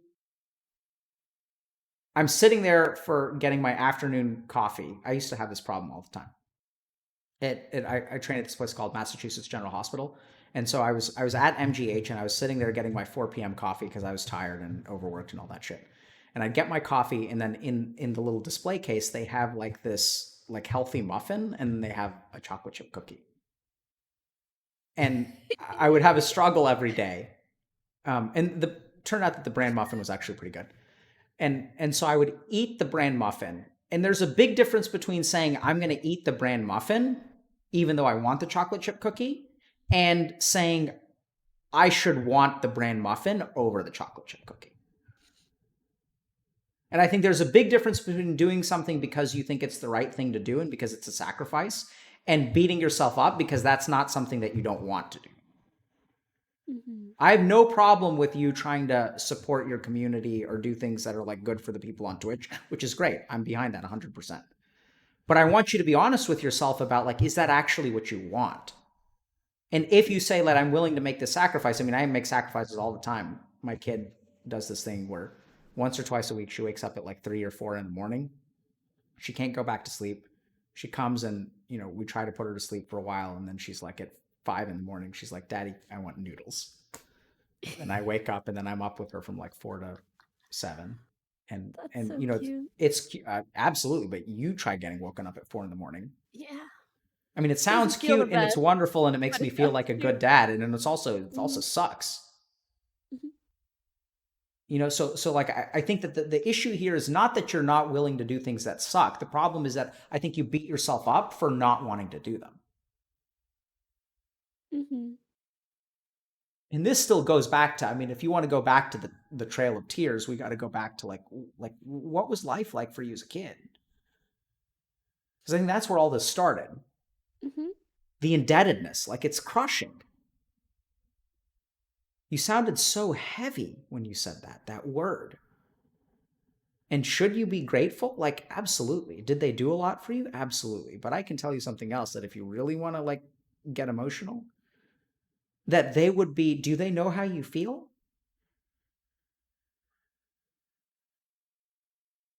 It would destroy them if they did. It would destroy them. And you have to tell them. Because I want you to, you know, what do they want for you, Imane? They want me to be happy. I know that. And are you? Sometimes. Right? So are you gonna, and this is the other thing is like, parents are pretty smart, especially your parents. I think they know. Yeah, maybe.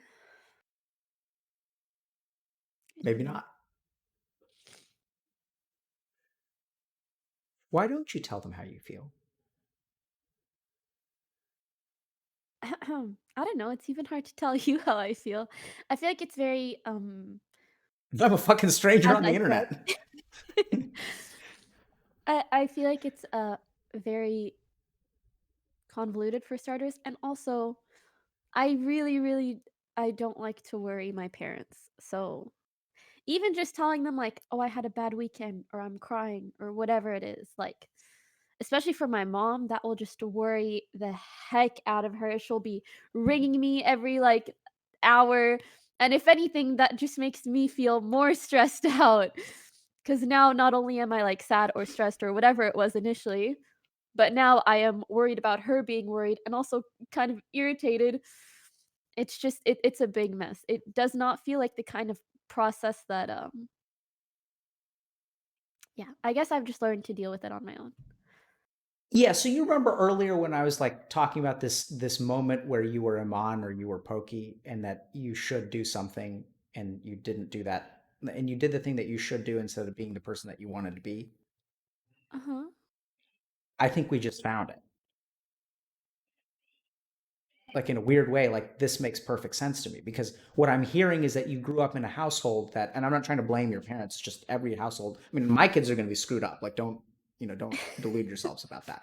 They're the children of psychiatrists. I don't know if have you guys ever met children of psychiatrists? They're all fucked up. And So it's just an inevitability. There's no such thing as a perfect parent. Like, I mean, you've Yeah. done phenomenally well on so many metrics, and like you're also tortured, and like we're all tortured. Like that's how it works, Mhm. right? And what I'm also hearing from you is that fundamentally, like, you know, when you expressed your feelings to your mom, it sounds like you felt responsible for worrying her. And then so there was like, I want you to imagine 6-year-old Iman who's like, I don't feel good, but if mom knows, then she's not going to feel good. And so you were protective of your parents. And by not showing them who, like, you shoved yourself in the closet. There's like crying Iman, and then there's happy Iman. And then what happy Iman did is she took crying Iman and she's like, get into the closet. Mom's coming.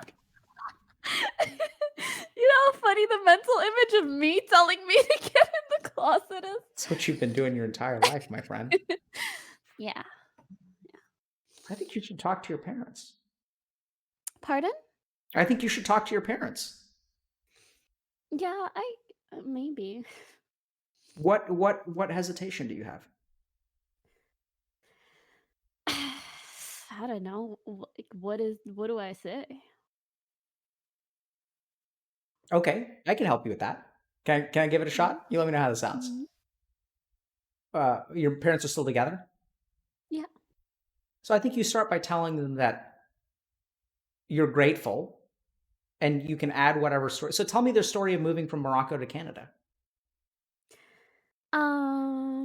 Yeah, when I was 4 in Morocco, it's actually funny. When I was really, really young, I hated like school or like doing anything. Like when I was little, I was real wild. And then we moved to Canada, and then I became an angel. No, I'm just kidding. But I became very like studious. It was all about like doing what I had to do. And yeah, that's just how I grew up. My mom is a teacher, and my dad is like an engineer, but also taught at a university at some point. So they were always like very supportive when it came to school, and that was like, like I would do well in school, I would get validation from them, and that was like my cycle of happiness, I guess. And they were also like pretty strict. It's like, oh, you don't go out late, like no boys in the house, like you don't hang out with too many boys, do this, you do that. A lot of the stuff that, especially in like high school, my friends would do or could do, I wouldn't. But also, like, maybe I had like a little while of like being rebellious or angry about that sort of stuff. But especially in like my later years of high school, I just kind of learned to play around it. Do you know what that is? That a saying that people use outside of gaming? I don't I don't I guess. represent all people outside of gaming, so I don't really know. Well, do you get what I mean when I say play around I'm it? not sure what you mean by that because I don't know if you mean Um, psychologically or like you. Yeah, I don't know. oh, what I mean is kind of just a work around it in a But sense. Like, work around it oh, like I in know. actuality, like so No, I don't. Mhm, so my wife, for example, wasn't allowed to have boys in the house either, but she mhm. what her way what the way she worked around it is that she took a ladder and would leave it in the backyard so that people could climb up the ladder and come in through a balcony. That's a workaround. I don't know if that's what you mean. Um, for me, I mean, like, sometimes I would sneak out to, like, get McDonald's with my friends, but I was never really rebellious. So what do you mean So by workaround? my workaround was just, like, I found happiness online via just gaming, and I love to game so much. I was like, "Oh, well, my parents want me to stay at home all the time anyways, so sure, I guess I will forego whatever else and just stay at home and make friends Nice. online." And then when I was 17, that's when I started streaming, and that was also my way of, like, not being so sad about missing out on other things. It was like, "Oh, I found something else to do and be excited about." Um, Yeah, so I'm going to try to keep things practical. I'd love to explore that further, but I'm going to try to keep things practical and hopefully, you know, I know you want a rubric by the time we end this. So, um, No, it's okay. So no, but I like rubrics too. I feel frustrated if there isn't some sense of progress at the end of it. Um, Mhm. so we can be partners in crime there. So thinking a little bit about it, I mean, I would start by just talking to them about like I would start with exactly what you told me, which is that you're grateful and also feel indebted to them, that you need to be happy in life.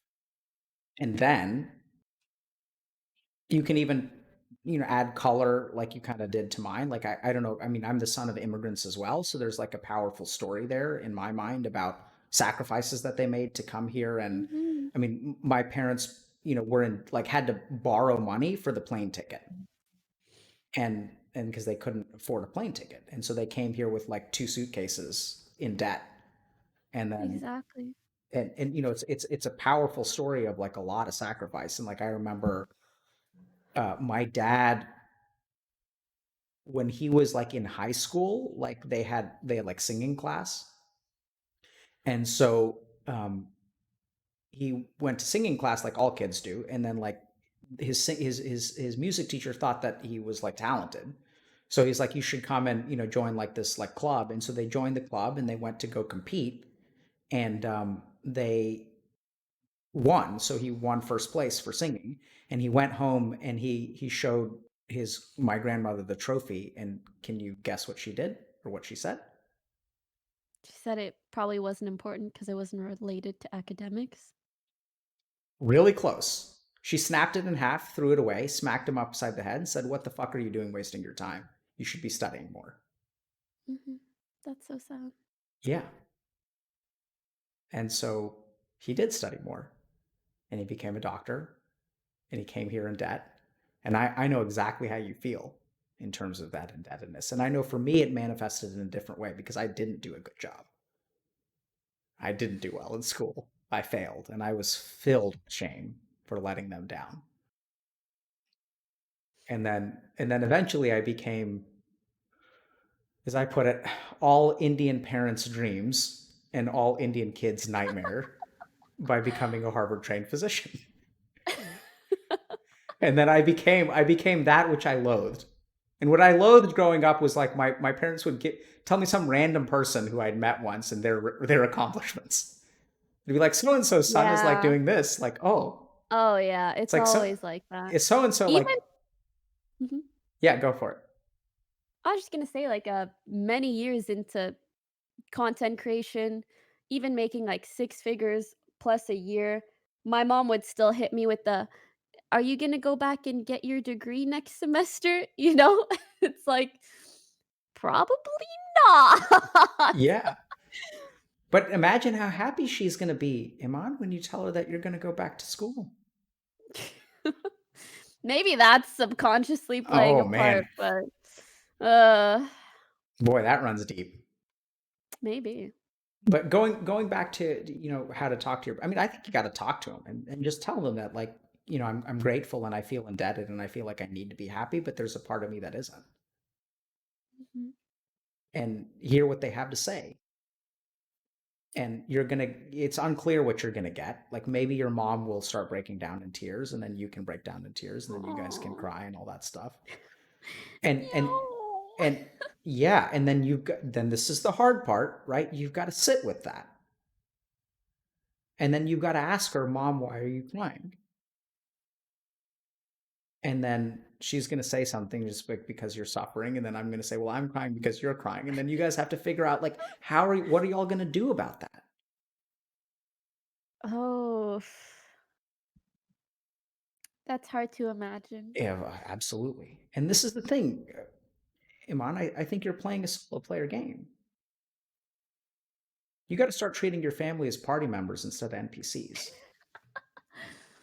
I'm serious, right? Like you're carrying all of this weight. Like I can't tell you just the thought. Like if I had a daughter in your situation, it would be so hard. I would just be livid that she was not telling me these things because that's what I'm here for, right? I don't want her to protect my feelings. I want to be able to do something about them.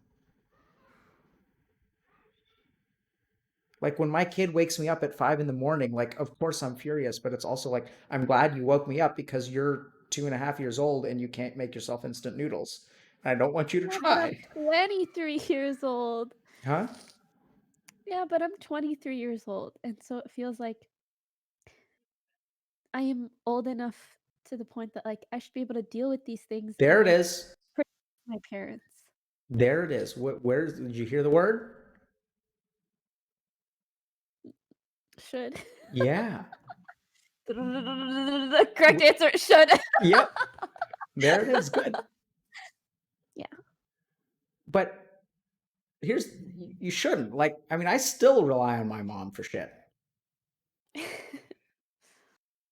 Like, you know, she still tries to do my laundry.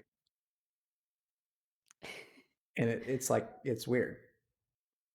I mean, you want to talk about being like not independent. I'm 37, ostensibly professionally successful and independent. And I live with 4 women who all in some capacity take care of me.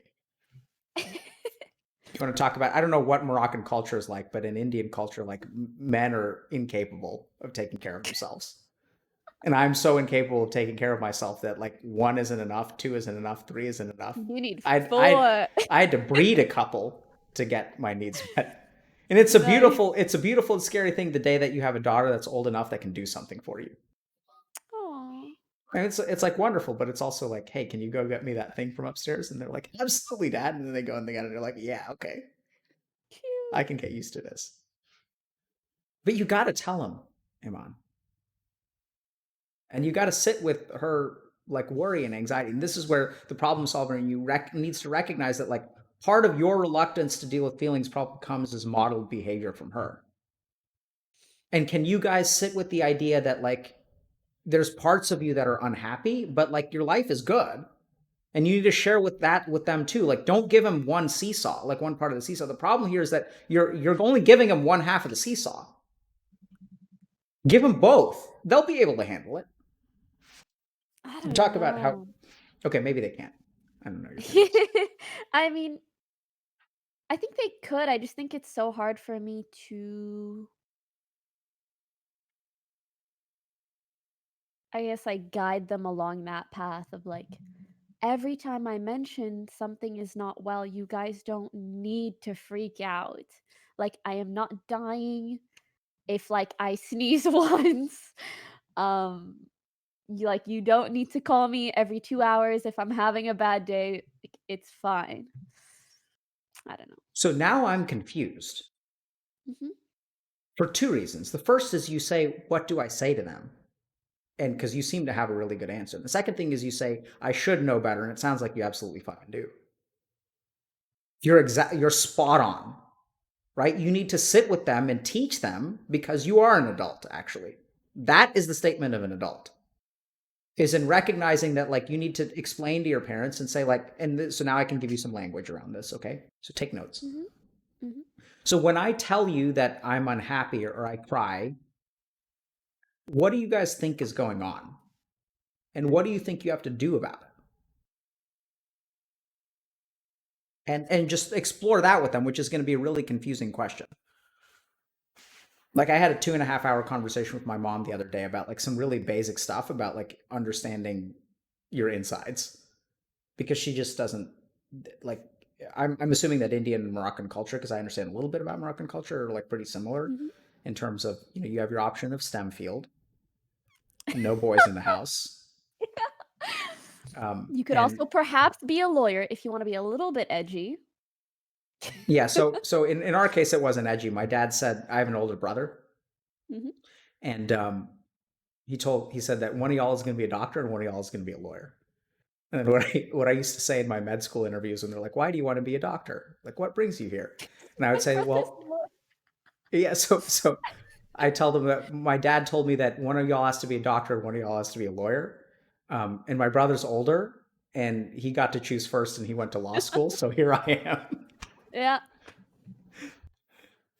And so talk to them about, what do they think, and like, and then ask them explicitly like and I think you should share like everything that you're sharing with us, right? Which is that you sometimes hesitate to share things with them because of how much it hurts them.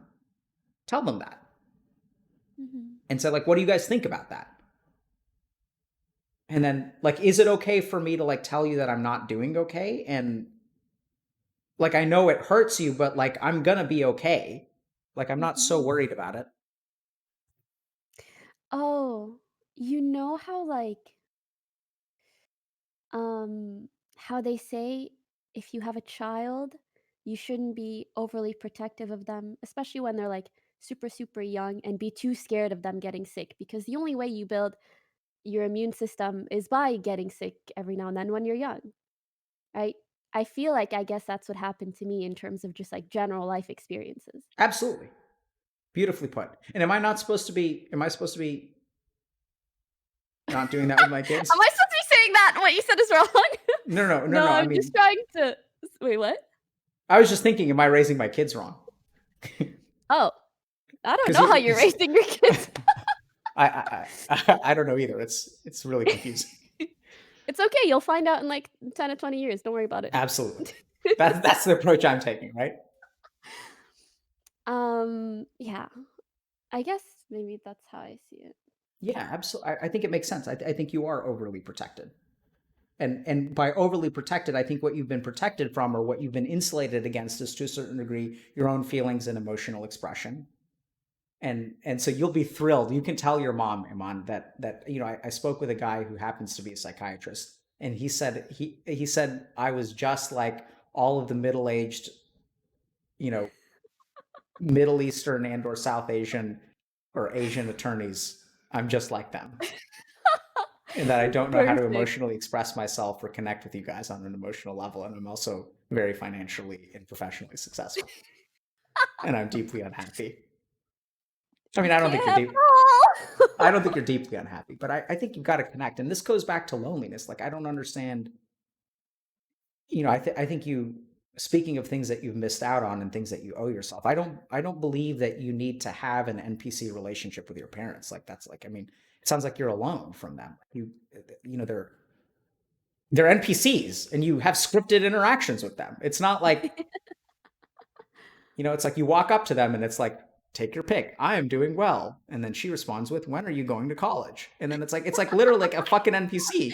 You go up to them and then you right click them and then they say that like, Imane, like, what do you think about going to college next semester? And you know, like in games, you can have dialogue with people. You can have the same fucking dialogue over and over and over again. And those are the relationships we have with our parents.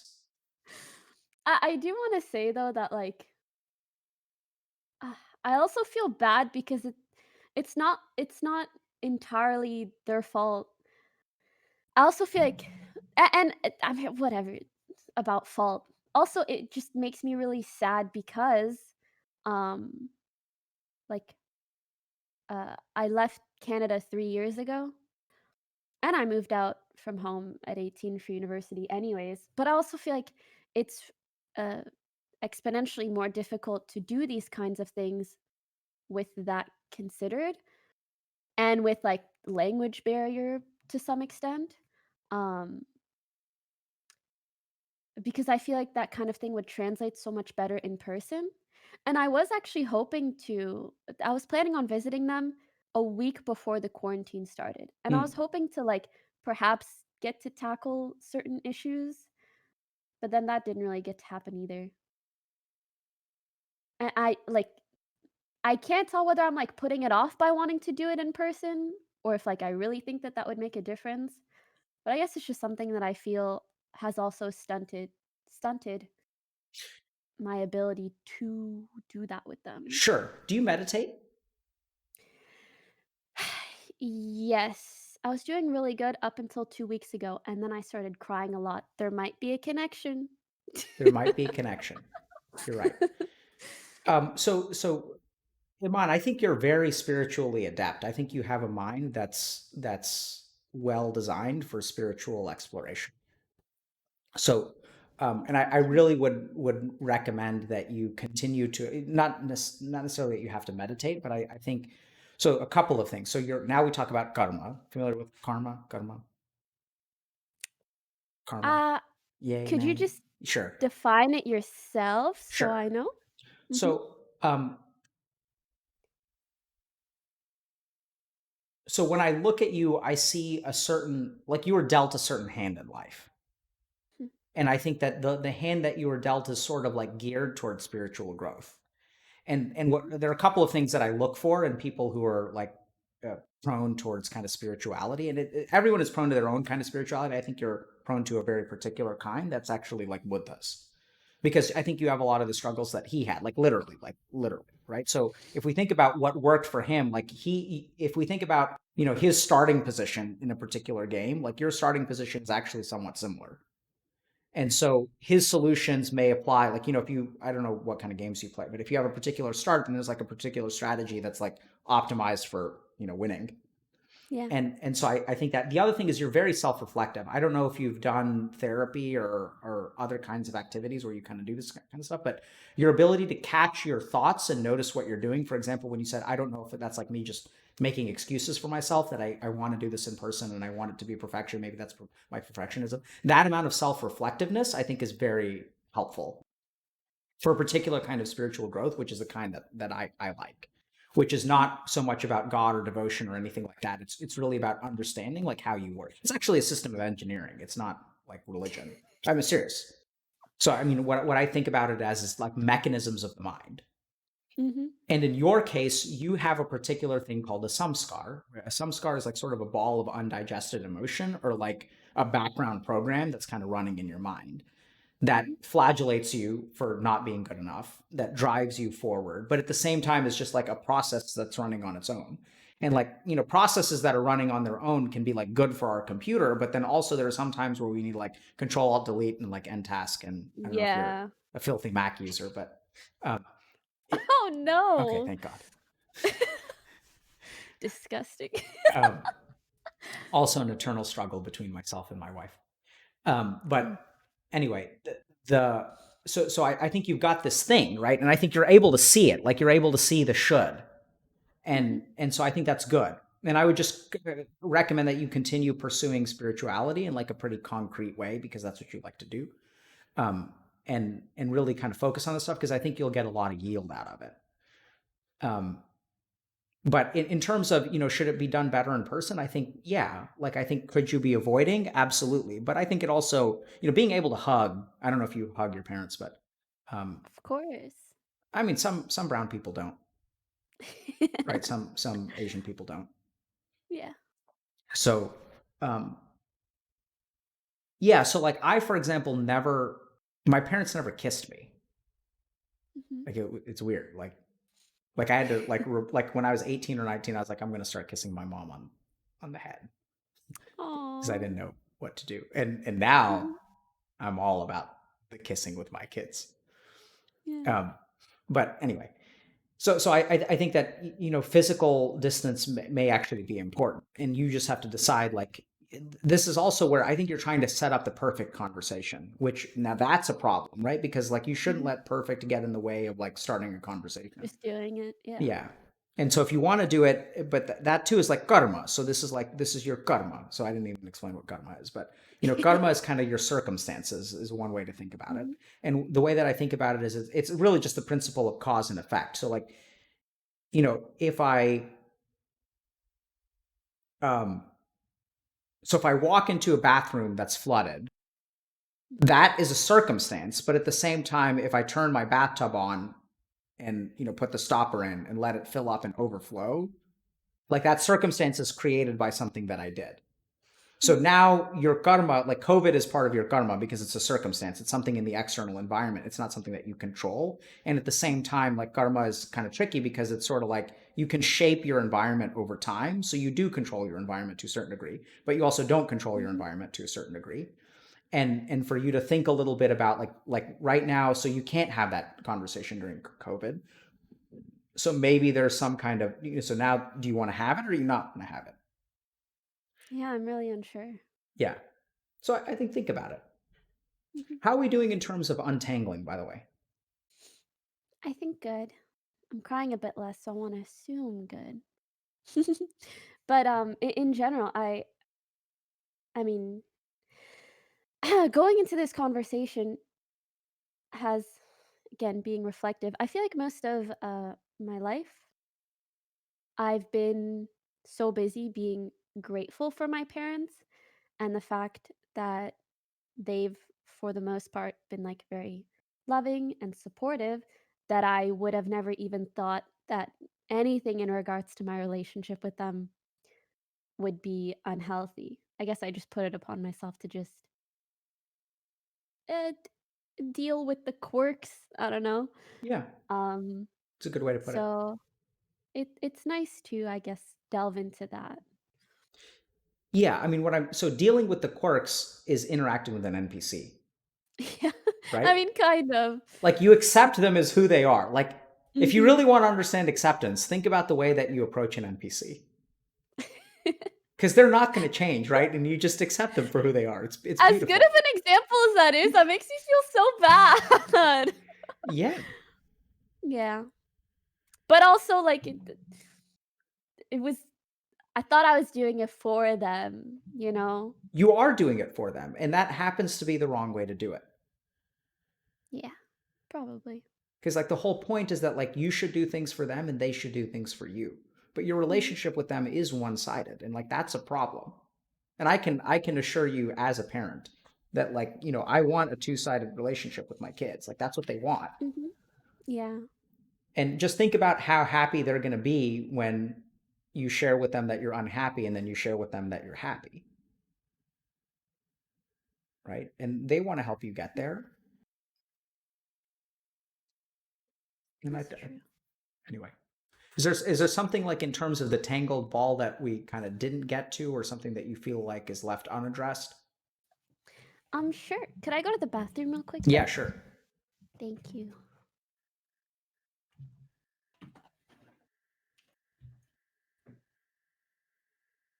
I guess I'll check Twitch chat while we're waiting. Or maybe I should go pee too. Okay.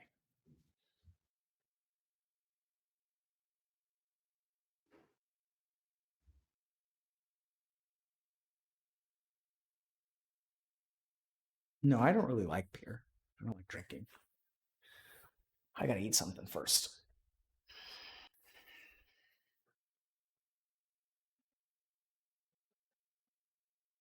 What is Cal Niranjan? I don't know. I don't know. Yeah, I'm gonna get food. I like talking to Imane. She's cool. Boy, is she hard on herself.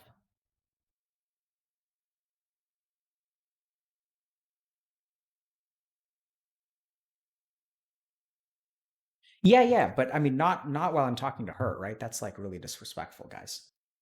I don't mind. I'm gonna drink on stream, but like, it's not fair to her. Like, you think about it. Like, if you guys came on stream, like, would you want me to be lucid or would you want me to be like, inebriated? Right. So it's not that I don't mind being festive, but let's think about why we do this, right? So the stream isn't about, I know it's bizarre, it's not about entertainment, right? Like, so the thing that screws me is when I start thinking about anything except what the stream is actually for. And the stream is to help the person that we're talking to.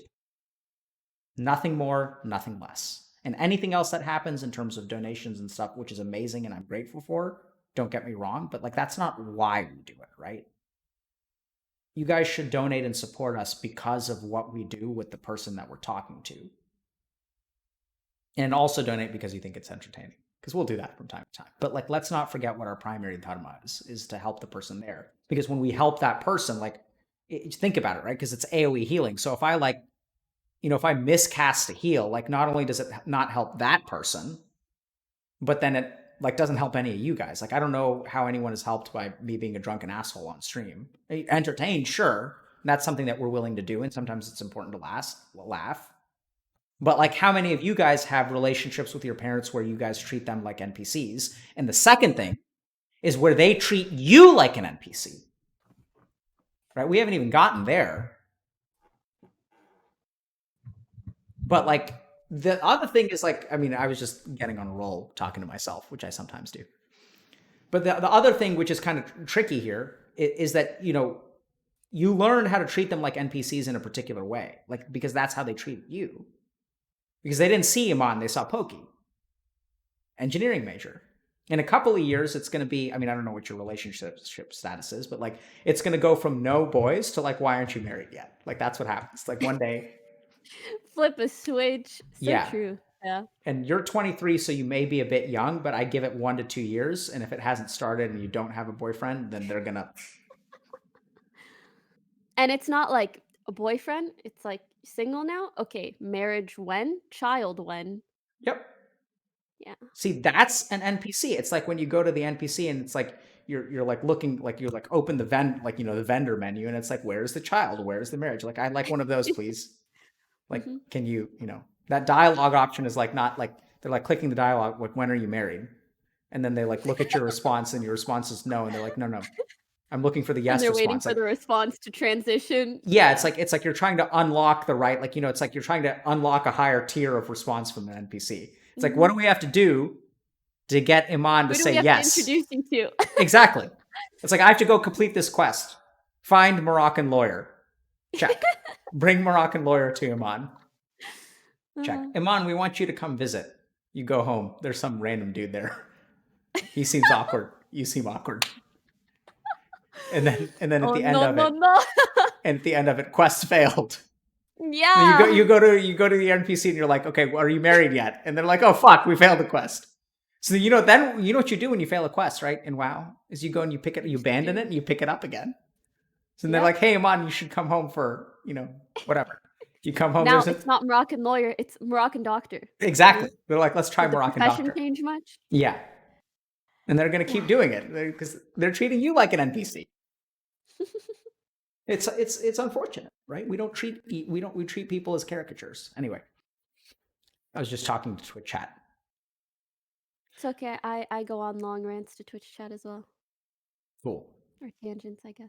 So, Imane, help me understand a little bit about I'm kind of I'm not sure where to go from here. I'm happy to continue talking if you want to. I'm happy to kind of summarize, or if you have questions or things like that.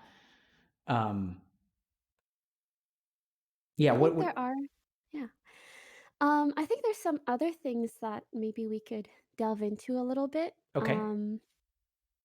Namely, especially as of late, and I don't know exactly why as of late, but I feel like I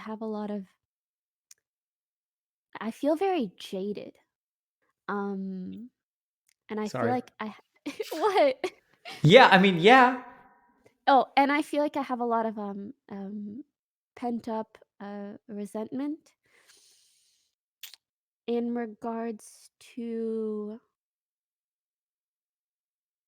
like I don't want to say like streaming, because streaming isn't what bothers me, but a lot of the things that have come of streaming. Okay.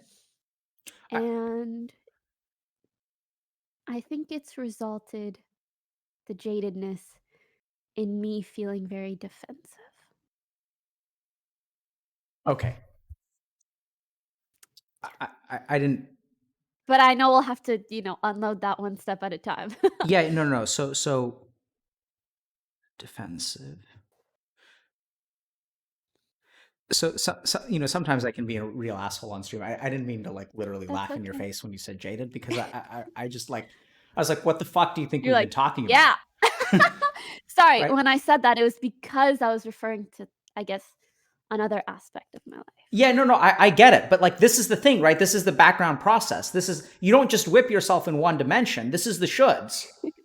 Because like when you live a life of shoulds, you're going to be resentful. Like, so this is okay. It's so funny. At this point, it sounds like a disease. You have a really bad case of the shoulds. It absolutely is a disease. Do you have anything you could prescribe? Yes. That's what I do, as I prescribe things for the case of the shoulds. I'm writing a couple of books, and one of them, like one of the chapters, is a case of the shoulda, woulda, couldas. Mm-hmm. I call it, like, I talk about it like it's a disease, because it fucking is. Okay. Yeah. So like, first thing to understand is that, so let's think about where jaded comes from. Okay. So anytime you have a case of the shoulds, you end up with one of two things: shame or resentment. If you if you give in to the shoulds and you accomplish what you should do, you end up with resentment. And if you don't accomplish what you should do, you end up with shame, right? And you've got a healthy dose of both. Like, you feel guilty for not doing it. And once the should is there, you're stuck with one of those. Like, I hate to break it to you, but that's why I think about it as disease, because that's the only thing that can happen. Because either you sacrifice of yourself and then you end up resenting, right? Like, I should have a kid. That's going to lead to jaded. Yeah. Right? All of the things that we're forced to do in life, or that we don't do of our own. Because, see, a should is not a sacrifice. Should and sacrifice are very different things. Sacrifice is a choice. Should is like a pressure. And so the second and so I think the thing is, you're going to have more resentment. And when you say jaded, what I hear is resentment. Because you gave of yourself something that you did not want to, and you like are frustrated about that. You were pushed into giving. I don't know how much of this applies. Could be completely wrong. I don't know. But so, like, when you said jaded, I was like, yeah, damn right. Right? Like it's not something new. It's that somewhere along there. I mean, so this is my hypothesis, is that somewhere in there, that jadedness, that resentment comes from doing things that you actually did not want to do. And you mentioned something about streaming, and I think this is a great example of like something that on the one hand you do want to do, something that you recognize as your dharma, something that you recognize as fun, and is something that you don't want to do in some ways, or that you don't want a piece of it. But you force yourself to take that piece of it, maybe because you don't know how not to, or maybe because it's worth it. But there's a part of you that says, I don't want this. Yeah, I think I'm stuck in that place. Yeah. And so we can talk more about that, but like, absolutely. And then you feel defensive, and we can talk about what defensive is. So give me more. And this is the tricky thing. Now what I'm going to ask you to do, Imane, is don't give me, even though they're wonderful, don't give me your conclusions. Give me raw data. Right. So, and I know you gave a wonderful summary, so that was fantastic, because that got me started and I have a framework, but maybe you've biased me in some way, and maybe I already think I know the answer, and maybe that's a mistake. So tell me, what do you mean by jaded?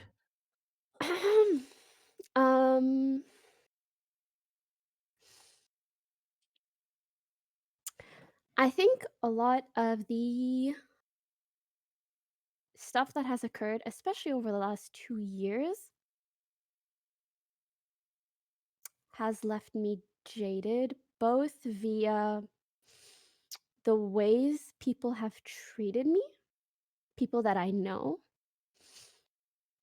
as well as like randoms online. How have you been treated? Dab, dab, dab, dab. um,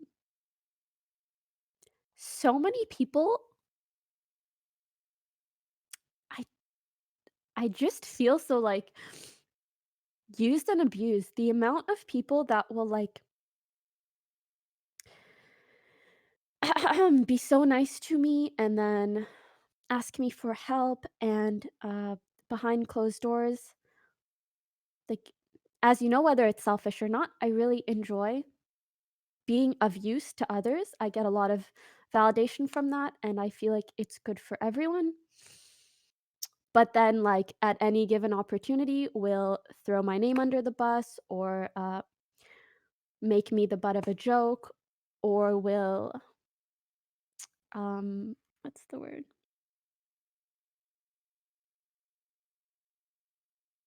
Not appeal to.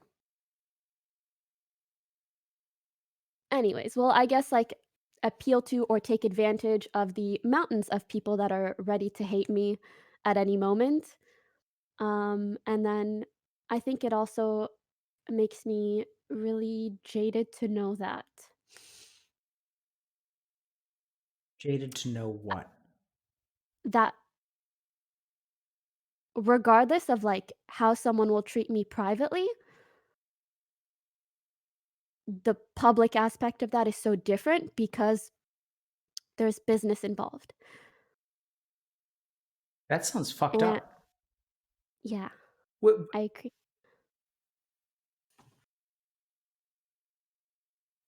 Well, like, I don't want to say I agree because it's just my feelings, but and like there you go, invalidating Imane again. I'm I don't serious. know. I'm just so used to people invalidating me that I just start doing it to myself all the fucking time. Yeah. It's got to change, my friend. Because you're allowed to be resentful. Oh, Says eat muffin. okay. Thank you. That's so nice. Yeah, Just when and we I got think you to drop an F bomb. Oh, I'm so sorry. No, I'm glad. I think it's a sign of progress. A plus. Yeah, and there's like two sides of it. There's like uh people where I feel it's like manipulative in the sense that like they want to be on my good side privately, but then publicly they want to appeal to the people that hate me as well. And I've literally had very popular people say very rude things about me, have their viewers harass me, and then that very same evening or next day, they DM me being all nice or asking for help or whatever it is. And that is such a freaking brain boom for me because, like, my reflex is like if someone asks me something, I want to respond. I want to be nice. I want to like do the right thing. That's what like I should do, and that's like what I enjoy doing. But then also having to, like, calculate, "Wait, but this person, like, has no genuine care for me, like, they just wanna say stuff that's gonna get, like, clipped and shipped or have people laugh at or ridicule me or whatever it is, like, they want their cake and they wanna eat it too." And then when there's did the flip side. Sorry. when did where do you Mhm. get your idea of what the right thing to do? Where did you get the idea that helping people is the right thing to do? Well, to be fair, like, it makes me feel good and I'm being helpful to someone else, so it just feels like the right thing to do. Can I tell you a story? Sure. So I think we have a really messed up view of right and wrong. Mhm. So this is a train wreck of a story because I use Sanskrit names and it's hard for people to follow. So there was a long time ago in India, and I butcher the story every time. I'm going to try to keep it quick because I really want to get you talking again and hear what you have to say, but I just can't help myself because this infuriates me. I like your stories. So there was a king in India a couple thousand years ago, and he has a couple of kids, and his eldest son is blind, and then he has Mhm. another child who's younger, is also a boy but is not blind. And so generally speaking, in ancient India, the throne passes. I was going to say, I just wanted to, because people call you royalty, so I was like, maybe this applies to you. I have to make something. You mean Twitch royalty or whatever. No. So pay attention. Mhm. So um, generally speaking, what would happen is the throne would pass to the eldest son, but his eldest son is blind. So the king is kind of trying to figure out, he's like, what should I do? So he ends up saying, ultimately concluding that the kingdom is best served by a king who can see, because they would go into battle on chariots, and archery was a big part of warfare. And you have to be an archer. And like, I know that there's an anime here or there where you have blind archers, but for the most part, it's like an anime thing. It's not a real thing. Yeah. So he passes over his first son and passes the throne to his second son, and everyone's kind of okay with that. Eldest son is somewhat resentful, because he felt Mhm. like he deserved it, or he was Yes. entitled to it. And we'll see if deserving or being entitled to certain things is part of what you experience. And then like things are actually okay though, because eldest son can't really raise an army and fight a war because he's fucking blind. So then, so the king, who's the younger brother, he has children, and then the blind, he's also kind of a king. So the blind prince or whatever has children as well. And then the blind king's children are very resentful because they felt like they got a bad beat, and they felt like my father should have been king, and so Mhm. I should have been king. Mhm. But he got robbed and I'm getting robbed. So they were filled with jealousy. And so what happens is that, so there are two sets of cousins. One of the sets of cousins is called the Pandavas. They're sort of the good guys. They're the people who are actually kings. And then the bad guys are the Kauravas, and they're the jealous people. And so what happens is they're jealous for a while, and they actually try to kill their cousins here or there. And then eventually what they do is they come up with this plan to gamble, because they know that the eldest son of the Pandavas like has a weakness that he can't turn things down. So if they're like, hey, Gamble? yeah. Okay. So they're like, what we're going to do is we're going to invite the guy who actually rules the kingdom over for a gambling night, and then we'll like get him Gamble to the bet, throne? gamble the throne. Absolutely. So that's what they do. And Mhm. they kind of, they don't really cheat per se, but they've got someone on their side who's like really good at gambling.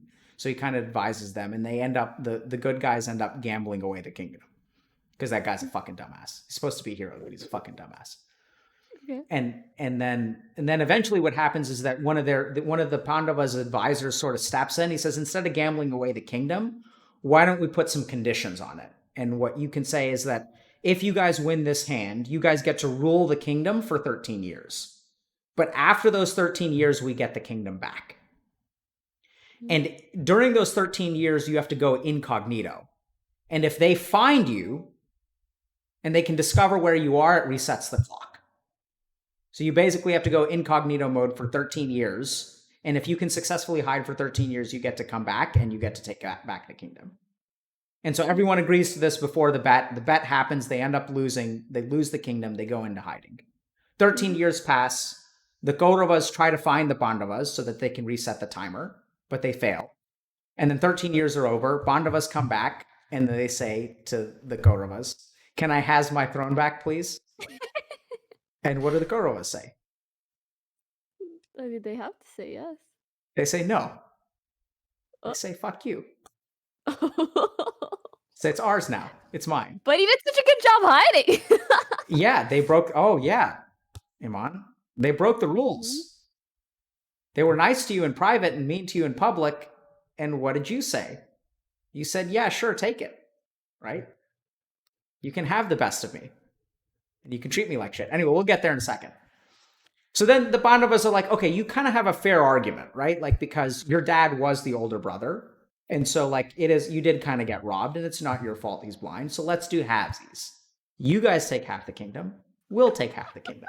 Halfsies. Okay. And what do the Kauravas say? They probably say, fuck you. We'll just Absolutely. take the whole thing because we have it already. See, Imane? See, Imane's learning. Fool You me learned the once. right answer. Shame on me. Yeah. Fool me twice. Fuck you. So they say, fuck you. And the Pandavas say, okay, fine, we can live with that. Because we're good people, Imane. They're good people. They're givers. They're helpers. Just like you. They're helpers. Right? And other people can be assholes, but we're going to be nice to them. And so they say, fine. Give us, we're 5 brothers, and it's our dharma, it's our duty to rule because we're kings, right? We're princes, we're royalty. I should rule something. So give us 5 villages, you guys take the rest. Give us each 1 village so that we can do what we were born on this earth to do, which is to rule and govern. And y'all can have 95% of the kingdom. Just give us 5%. What do the Kauravas say? I feel like at that point they just say sure, whatever, but I don't know. Yeah. Maybe they also still say fuck you. Absolutely. Right? Because that's how people are. They say fuck you. That's so terrible. It is. And it leaves me feeling so jaded that people can do that and get away scot-free. Jaded. Is that how you feel? And they probably feel, I don't know, a word worse than jaded. Yeah, right? So it's almost like the story is relevant to your situation. Bizarre. So then the Pandavas say, like, they're kind of confused. And then there's a guy named Krishna. He was the guy who advised the 13-year condition, by the way. So he says, actually, like, this is unacceptable. You guys can't accept this answer. So Krishna says, you have to fight. Like, it's not acceptable. Like, you can't, if someone promises you something, like, being a giving person is one thing. Like, it's one thing to say that you were owed something and accept less. And it's another thing to even accept way less.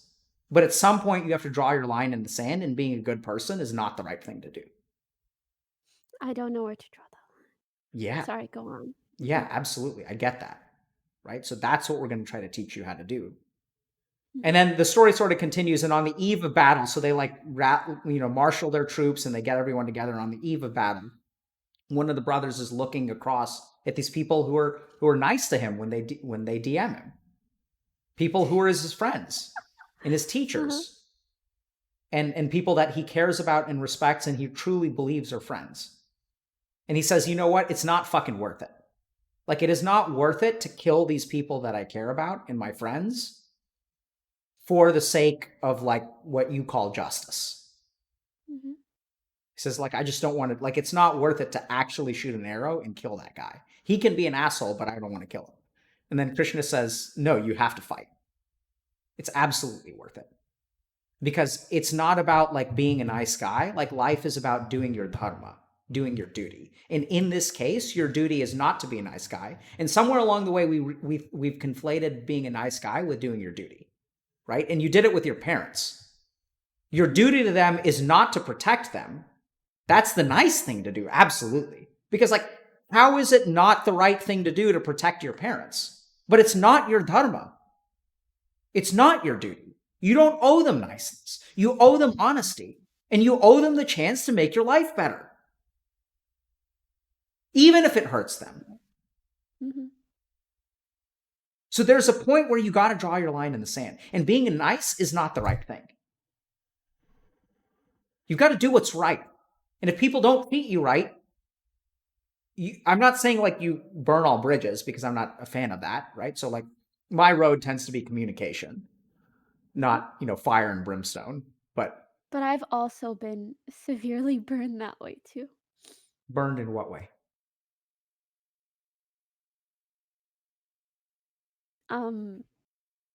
Like, even if someone, like, if I try to speak to someone about an issue privately, some people will out that.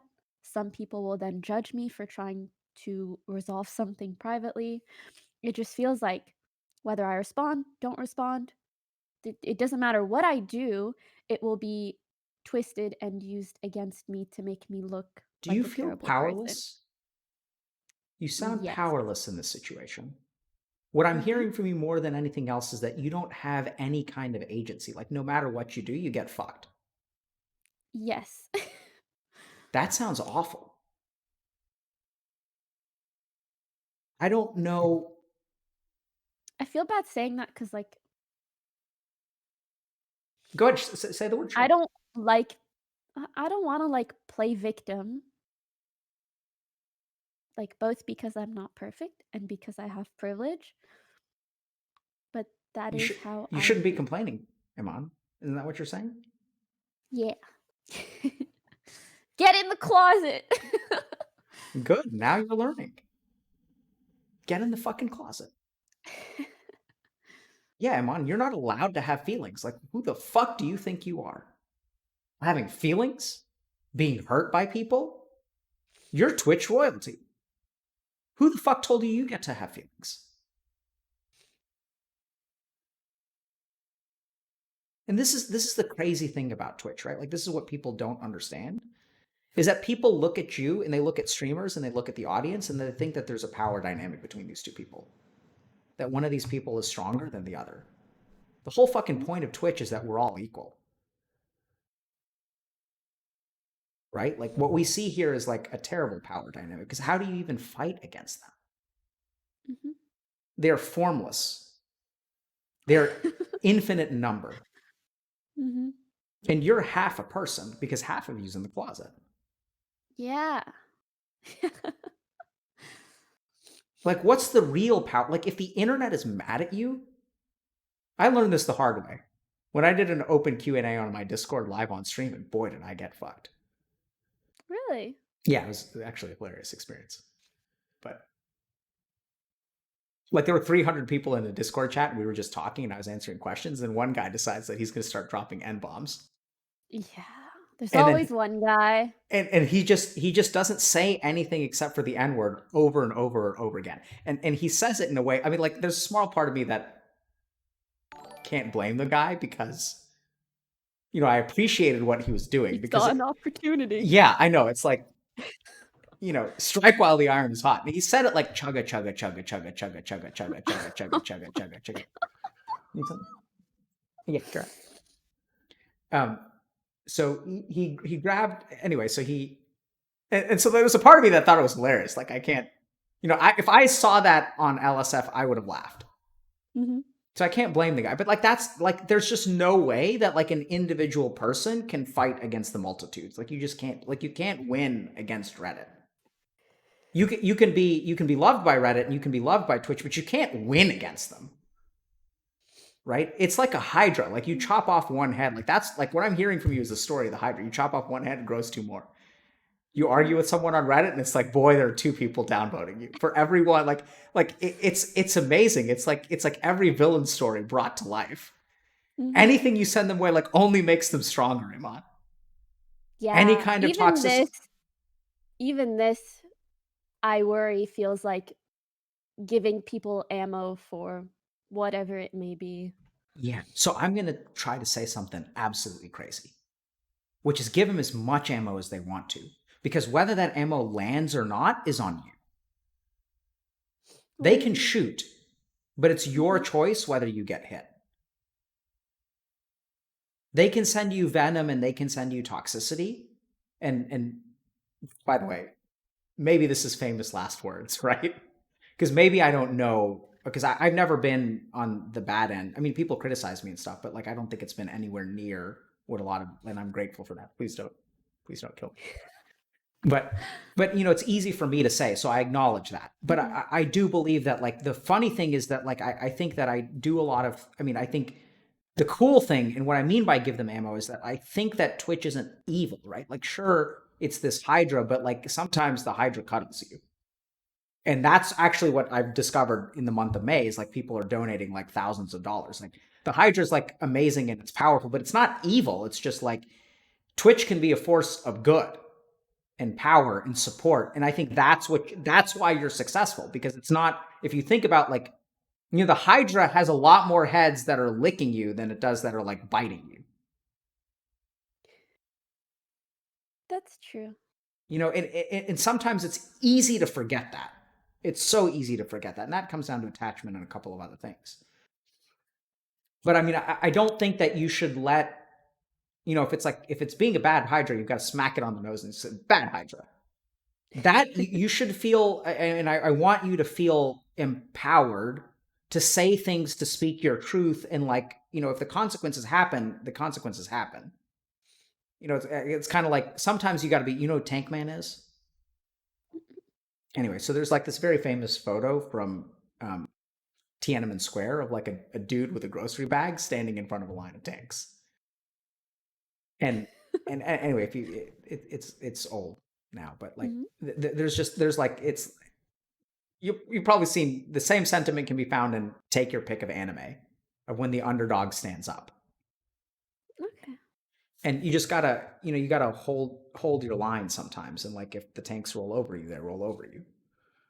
Like I'm not saying like, and because you are powerless, like you can't stop a line of tanks with a human body, but like that shouldn't stop you from speaking your truth. I'm sorry, I've been talking for a while. No, it's okay. So there's a part of me that says like if people are mean to you in private, then you should let them know that it's hurtful, and if they want to air that dirty laundry, then you're done with them. That feels like so much unnecessary drama. I've gotten to the point where it's just I avoid where I am aware enough to avoid. What does that mean?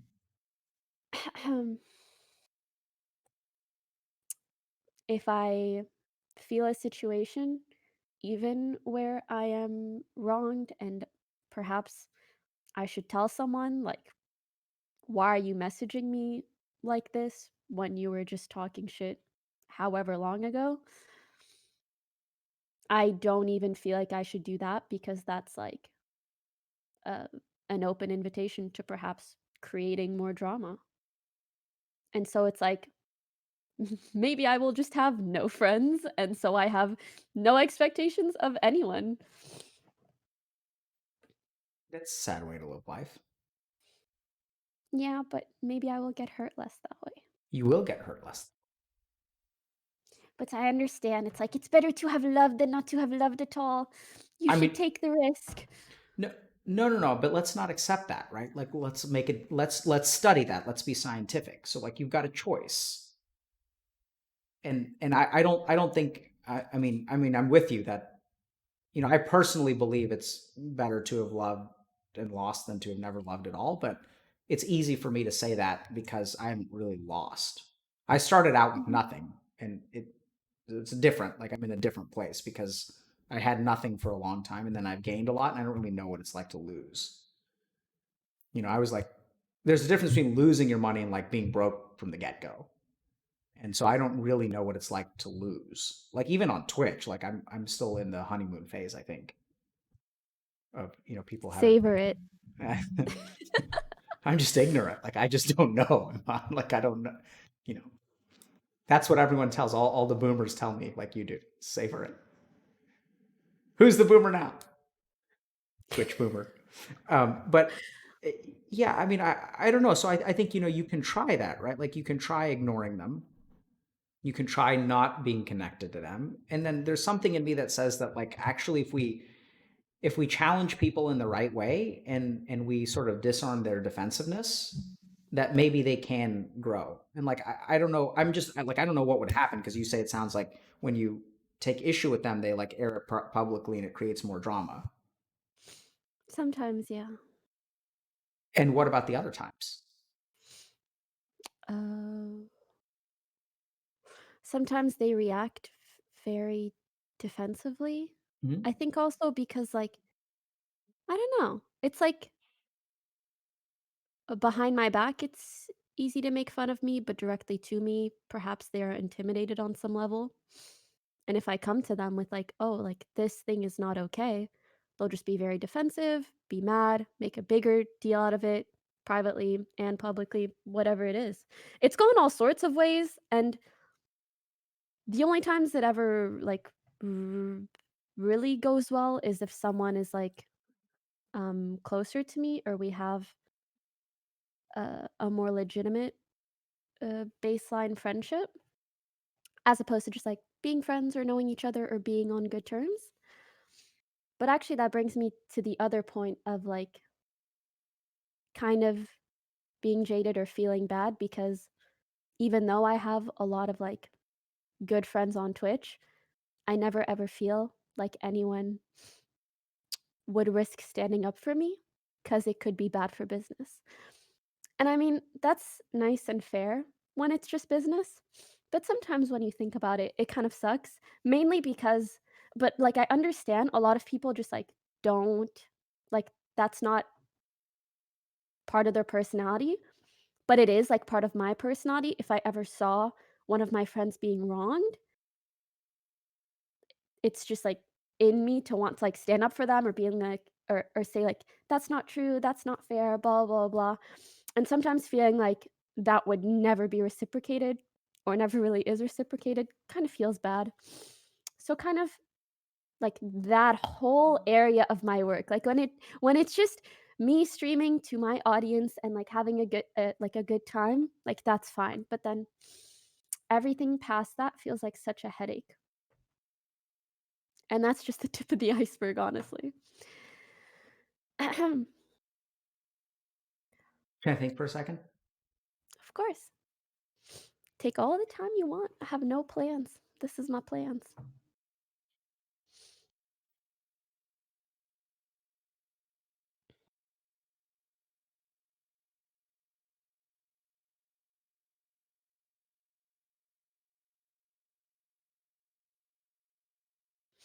Man, this is complicated.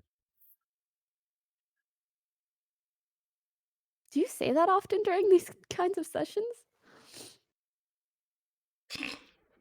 I don't know. uh, uh, I don't know. I try not to pay Doesn't attention to matter, I myself. guess. If I didn't say it often, what does that mean for you?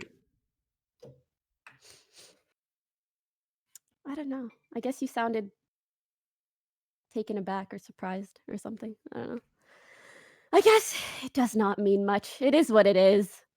No, It is what it is. I think it means something. Just Maybe it validates my situation to some extent. I think so. That feels nice. Mm-hmm. Do I say validating things often? I have not kept track. Okay. I think you are not trying to tip the scales in any given way too much. Okay. But this feels like a nice conversation, not paying attention to how validating it may or may not be. I just feel like it's nice to have a back and forth about things that I don't frequently talk about. So there are a couple of different things here, and I don't know. So Iman, I want to say if you're game with it, maybe we can dig into this more later. Mhm. Just because I tend to need. So the more complicated it is, the more I want to be at 100%, and I don't know how long I can stay at 100%, because I think this could be another. Like I can't. There's no way that you're gonna get. There's no way that I can put forward my best self over the course of the next hour and a half. That's okay. Um, and at the same time, I think we can definitely start talking about it. But I just so like there are a couple of different dimensions here. Okay, so the first is that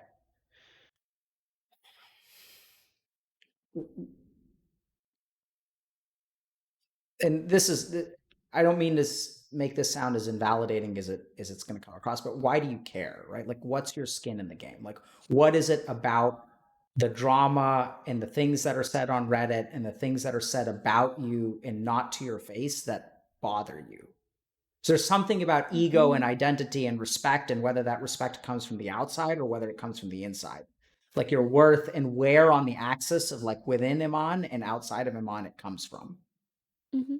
And I think unfortunately, like you being Moroccan doesn't really help with this. And like I know that basically Tiger parents and Indian parents, because it is like they do tell you, right? Oh, so and so is getting married.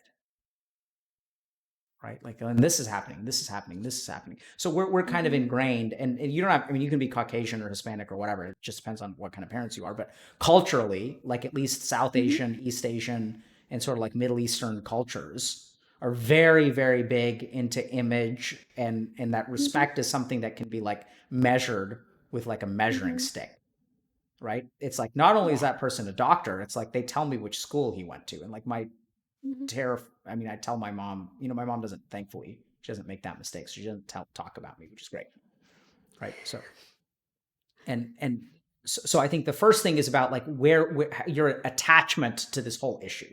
So I think there's salvation if you become unattached from it. Yeah. Yeah. Right. So that's one option. But then there are a couple of other things, because I just don't think it's like, you know, it's a shitty answer to say just care less. Like so like while I think that that's true, I don't think that that's like sufficient, or we're not anywhere near there yet, because not caring means that you have strength coming from in here, and I just don't think you have that. And that kind of goes back. Yeah, go ahead. To what we were saying before, which is my lack of time being able to develop a sort of identity. That's kind of how I've related the two, which is just like the way to not care about what people think is just to like be confident enough in yourself. Absolutely. Right. So And there's then an I go, issue. yeah. Yeah. So I think the other thing is when we talk about defensiveness, like that's the ego, right? Like, so when someone gets defensive, that's their ego activating. That's them sense of like wanting to fight back. And I think part of what you're running into is that you activate the egos of other people because they know they did something wrong.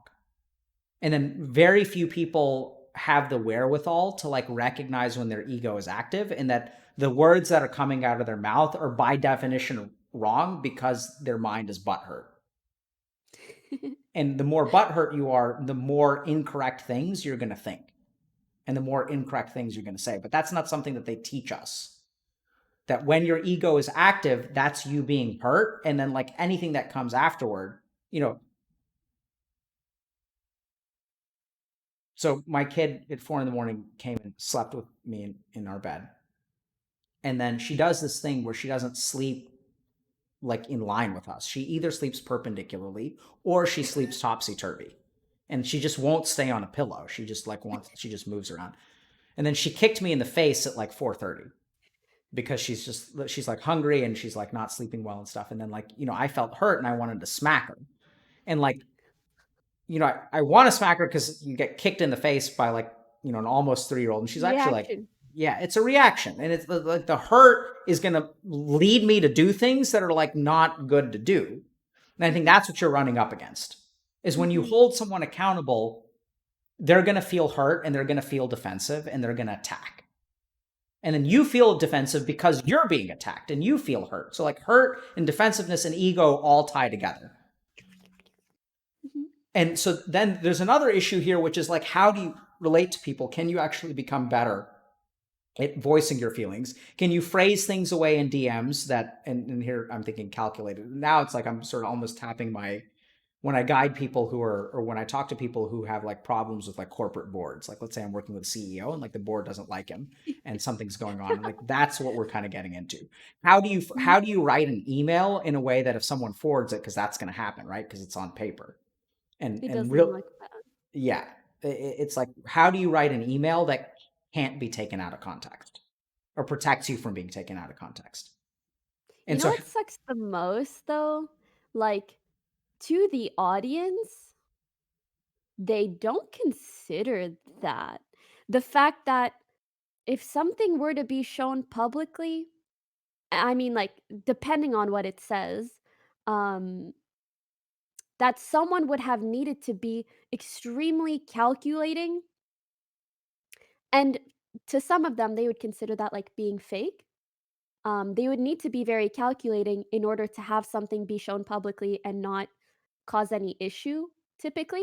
But then also, they want you to be, like, real and never show any sign of, like, being calculating or strategic or what they would deem as, like, disingenuous or fake. But then that's the very stuff that they accept or think is normal or, like, or think is acceptable. Do you kind of get where I'm coming from? yeah, I think I get where you're coming from. So more than sucks, that just sounds exhausting to me. Yeah. Like it's like there's so much work into like each thing that go like each word. Like so normal human beings get to talk, Yeah. right? Like other people get to DM back and forth whatever the fuck they want. Mhm. But you don't get to do that. I just wish I could feel like I could be worthy of the benefit of the doubt. And I just feel like instead it's the complete opposite. It's like, how can we manufacture this to make it look like she is some like devil succubus thing monster that is trying to kill people? I don't know. What happened, Imane? Can you tell me what happened? So many things have happened. Pick one. Um there was this one, like, for example, this one video that went kind of viral where someone was like uh talking about like the dark side of Pokimane and saying, "Oh, she's actually a really bad person because of like this and that." And they took a lot of clips from my stream, and it's amazing what like ominous music and someone delivering lines very well will say prior to very specific cut up clips with no context.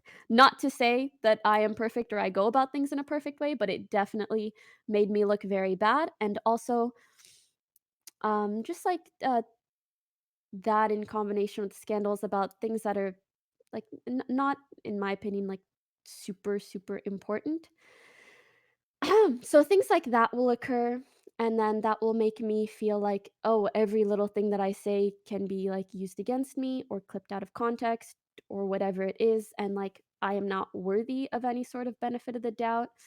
And then the cherry on top is that almost any time someone has created a massive issue like that for me in my life, at some point or other they slide in the DMs with a massive apology. Like that video, even though it amassed, I think, millions of views, has now been deleted because the guy himself felt like the video, like, didn't really make sense, it wasn't very fair to me, and you know? But What that doesn't delete the hundreds of thousands of shitty things that people have sent to me, said about me, thought about me, or the way in which it has jaded me. So, yeah. how do you feel right now?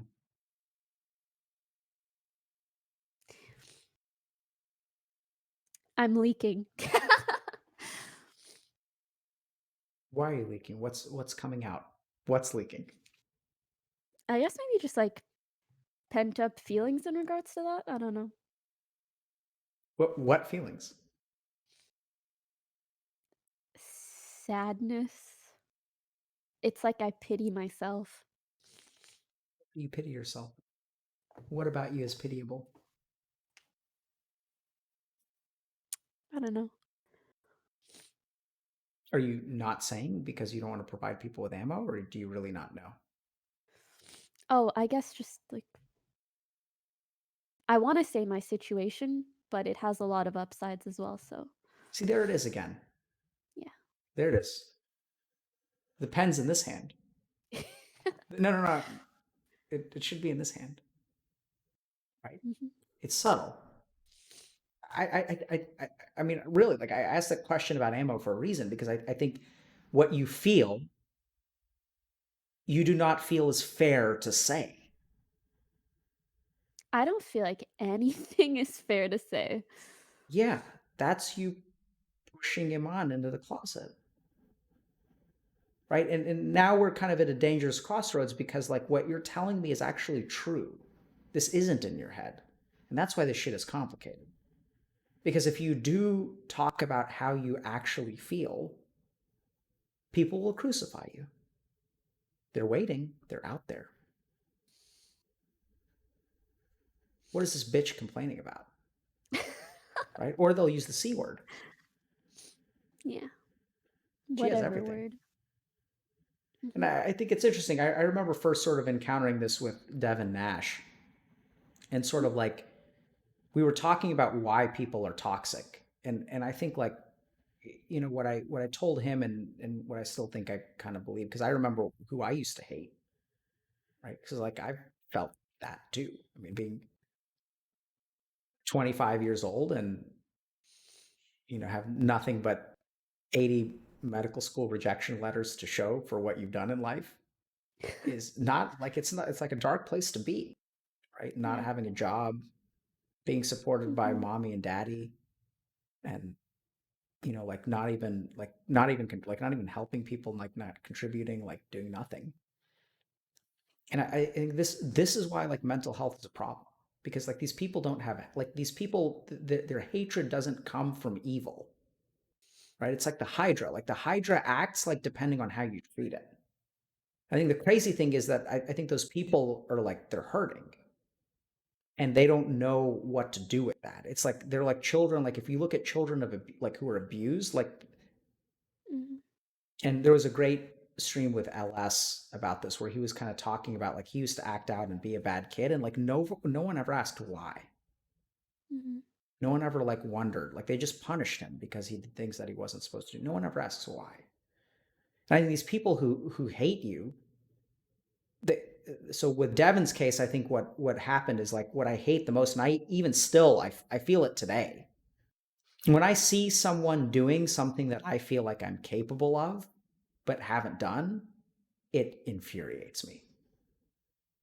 When someone's better than me and they do something, that's fine because they're better than me.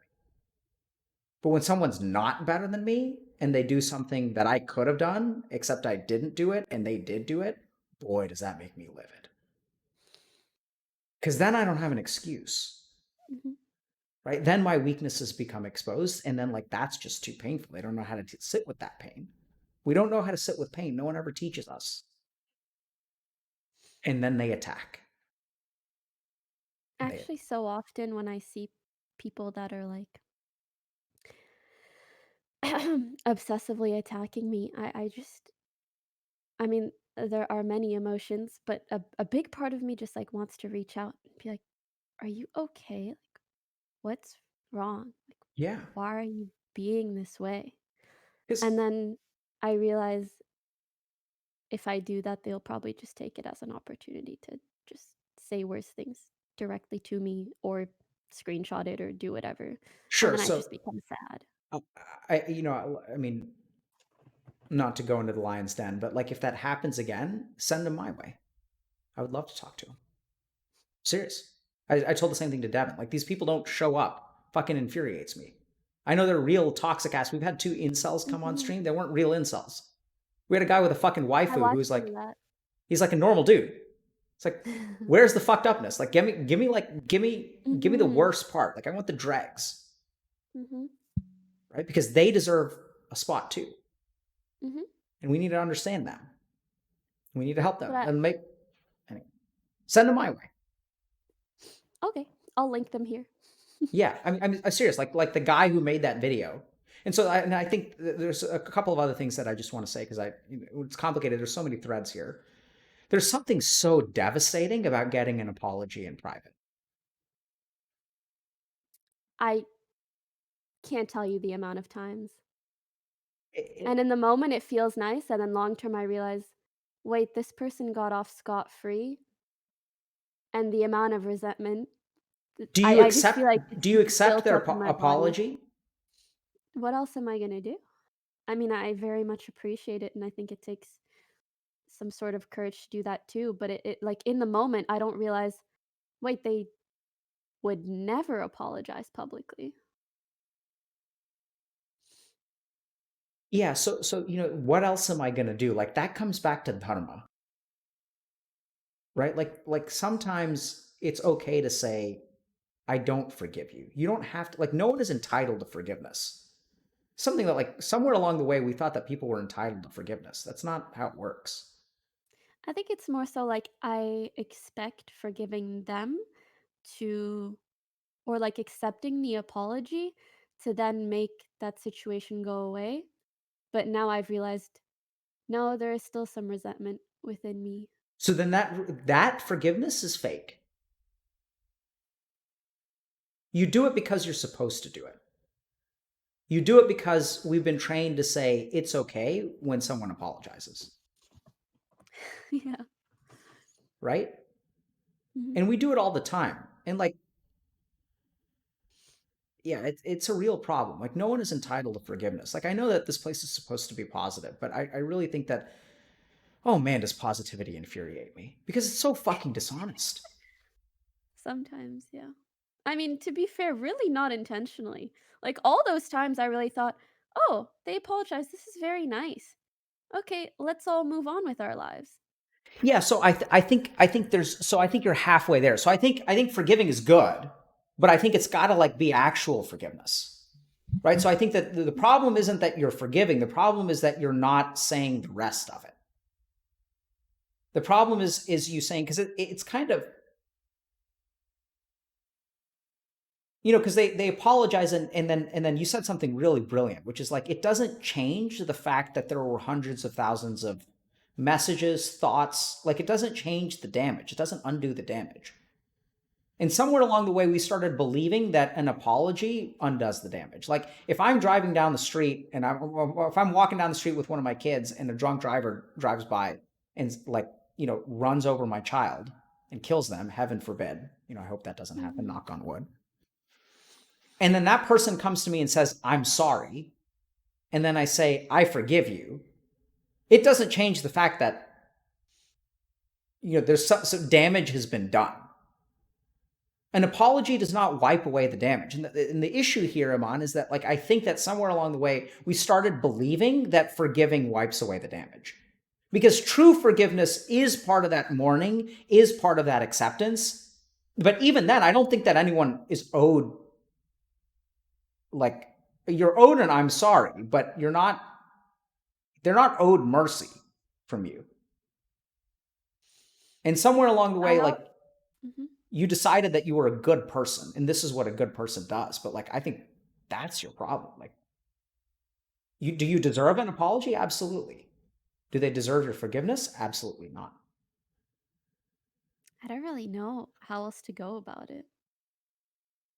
Yeah, it's tricky, right? Because we're not taught that stuff, right? I mean, I think it starts with speaking your truth, and that too is like in the DMs, and you can say like, I appreciate your apology, but like, I don't know that the damage you've done like has been fixed. Right? I'm I glad you feel swear, remorse. in that situation, people will just be defensive and be like, "Wow, this isn't good enough for you," and then they'll turn around and be like, "Yeah, I tried to apologize, but she was a total bitch about it." You know, it's just there's no Yeah, winning. so you can't win, right? So and this is where I think the biggest problem, this kind of comes back to the beginning of detachment, is that you're playing a game where you're playing a game that like someone else determines who wins and who loses. Mm-hmm. Like this is why you feel powerless, because you're playing a game where like no matter what you say, someone else can do something with it. And that's exactly the fucking point. That's where detachment comes from. The game is rigged, and yet we continue to play it. True. We put our feelings and our lives and our sense of self into the hands of others. And then It we sucks bitch and because whine. feels Huh? but it feels like that's such like an inherent part of the job It is an that inherent, it's not just a you part of need the to like job, my friend, it's a part of life. yeah. Every time you, like when you're in the third grade and you do your math homework and you like get a grade back, like that's you giving power to the world. Like at some point, very, very quickly, it moves away from learning to grades. It happens so fast. No one gives a shit about learning. Everyone gives a shit about grades. It's about the outcome. It's about the perception. Mm-hmm. Like when people talk about Moroccan doctors, they say like, oh, this person is a doctor. Like everyone talks about that person like they're a doctor. Like no one talks about the people that they save, right? And it's like there's value that a doctor is greater than other human beings. It's like it's not greater than other human beings. Like we're just people. Everyone's just people. Everyone does their part. But we elevate some. And it's not about the actual thing anymore. It's about the perception of the thing or the opinions of others. And I mean, I think like you're playing a game like, and that you feel powerless because you can't win. Like, how do you win? Mm-hmm. And You this is could a win part of by me being that, really, really fake and throwing whatever you want under the bus, but somehow making it out looking nice. But I don't think that is a way I would be okay with winning. yeah, that's not So I feel like winning. I'm just stuck suffering. Yeah. But instead I need to stop caring about No, you don't or like need to stop detaching. caring. No, you don't need to do that. Good sigh. What was that? I just needed to I don't know. What is that? What is that? Tell me. Think for a second.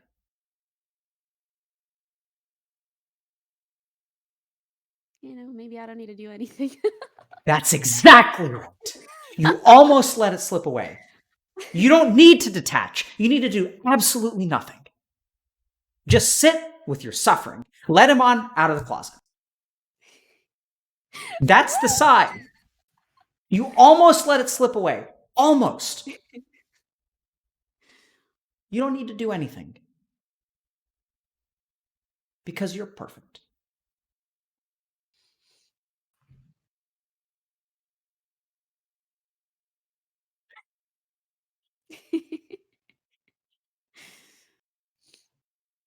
Right? I mean, like the rest of the world, like haters gonna hate, man. Right? We've been saying it for, I don't know who came up with that. Years. Yeah. Such a long time. You don't need to do anything. Like here's the thing. So now we're gonna wrap up. Okay, I'll teach you to meditate if you want, but Okay. you are what you are, Imane. Mhm. And I think my understanding is that you're, for the most part, pretty authentic. And I don't blame you if you aren't, but and if you think about it, like, what's also been responsible for like bringing you to where you are is actually you. It's not you playing the game. And so you are perfect. And what you give to Twitch is actually like what most of Twitch loves. And then like what some people do is they hate what you give because it's authentic. Because like we hate the person who does the thing that we're capable of and we don't do. And like the problem is that like you're a generally positive person. People fucking hate that. They hate that because they're like, I tried to be a positive person and I didn't end up as Twitch royalty. Like that's not fair. And then they try to tear you down. But you can just be what you are, and like that's what you are, and like people love you for it. Apparently, I think you're awesome, and I don't know if you've been faking it and you're doing this for if you're farming views or whatever. Like I have no idea. Like it came out Couldn't start fake it if I tried, man. I feel like if I was faking things, I should be doing a way better job. I think so too. I mean, I think yeah, I don't, and I think the thing is, if you really really stop and you look, the world loves you for who you are.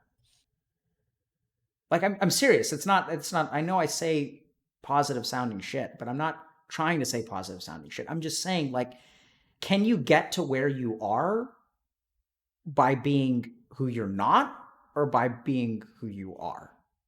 Cuz it's way harder to be who you're not than it is to be who you are. I don't think you can get to where you are by being fake. Fake here and there, sure, but like your true colors eventually show up. And Twitch is really good at sniffing out falseness, by the way. Yeah. I'm serious. I mean, when you stream for so many hours, yeah. Yeah, I mean, so I mean, I think at the end of the day, you're spot on. It's in that sign. Don't lose that. In that moment, you understood. Like in that moment, you understood because like maybe I just don't need to do anything. You're absolutely right. And then that thing comes up and it's like, no, you should do this and you should do this and you should do this. No, don't do anything. Just be yourself. Fucking slack off for a day or two. And then people are gonna hate you because you spoke out of turn. You're like, yeah, well, you know. Oops. Yeah, exactly. Oops. And this is the cool thing, right? This is the cool thing is when you say oops, what does the Hydra do? Licks? Absolutely. It's really cool. Like it's really, really cool. Like people I come agree on with here that. and air their dirty laundry over and over and over again. And like, what do they get? They get hugs. Yeah. I do really love that aspect of everything. When people see the humanity in you, Yeah. they And like, hugs. take a chance to see the humanity in yourself.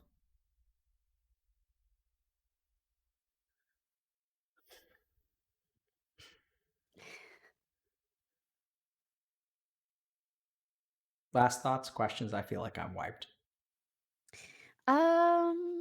No. My eyeballs are wiped. Let's give him a break. This was very, very nice. I have, seen different therapists and stuff, but I've never really gone into this aspect of it, especially in regards to my family or with someone who like understands the space. How often are you going to find a therapist that streams? Just about never. And then you have to go into trying to explain this beast of a thing. So, Oh it was yeah. very nice talking to someone who gets it. Well, you're very welcome. It was an absolute pleasure for me. I mean, I love talking to you people. This makes me sound like I was going to say you people. I mean, I love talking to, yeah, but I have oddly enough, I think the reason I say you people is because I identify more with the audience than the streamer. I view myself as Twitch chat personified on stream as opposed to an actual streamer. I don't think about myself as a streamer, but anyway, maybe there's a lesson somewhere in there, but my brain is too fried to tease it apart. Sorry for frying your brain. No. I mean, I think it's good. Like I like We I like got fried into it. I like fried food from It's just I've come to acknowledge my limits, but yeah, I really appreciate what you've done. Iman, just to be honest, I found myself to be a little bit surprised, but I guess I shouldn't be because having watched your stream a couple of times, I never realized you were hanging on to so much, and I feel sad that you've been Mm. hanging on to it, and I don't think you deserve that. I think you deserve to be able to have fun. And I think you deserve to be more fully who you show us. I want to think the same thing and feel deserving of that. Well said. See, that's a statement of where you are, right? You didn't say I should. You said I want to. It's an acknowledgement that you're not capable of that. That's actually a step forward. So it makes me very happy to hear you say that. Do you want to meditate, or are we just kind of, are we done? What do you think? Oh, shit. I enjoy meditation. Oh, actually, how about you just tell me how? No. We're gonna Or do do you it. have any No, particular tip? we're gonna. I should be able to express myself without giving into that feeling, right? And evoking guilt or anything on your part. No shoulds allowed. Yeah. Ooh.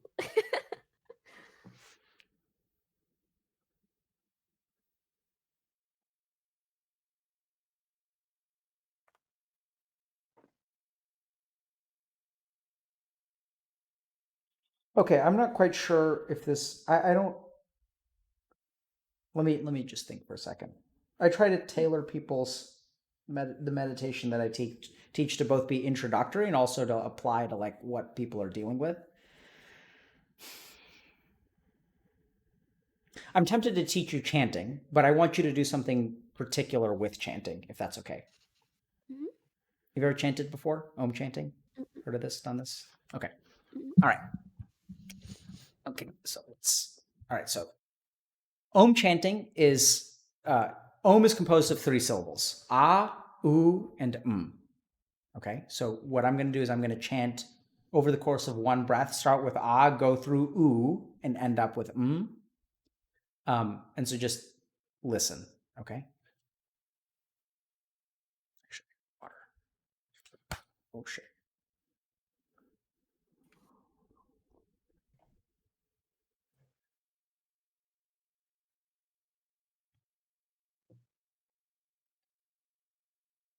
So everyone at home should be listening to.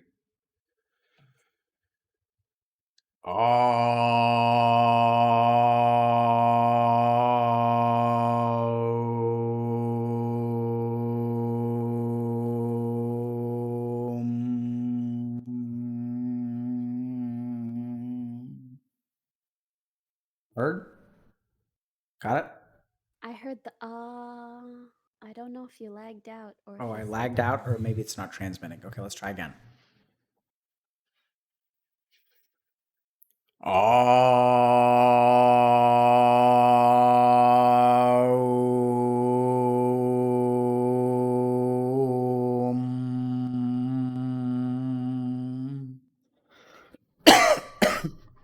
Did you catch that or no?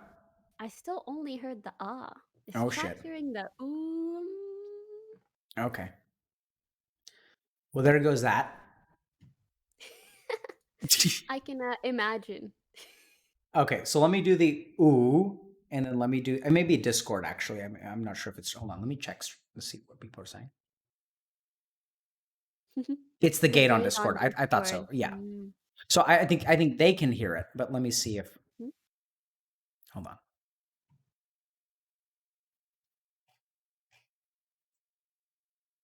All right, so we're just not going to worry about that. Oh, Hey, I'm great. I'm okay. Okay. I'm just gonna do this here. Okay. You didn't eat the muffin. Yeah, I can't eat doing this. Can't. I have no attention. Okay. So I'm gonna. So I'll do the ooh. So actually, you can do it this way too. So we'll do 3 separate breaths.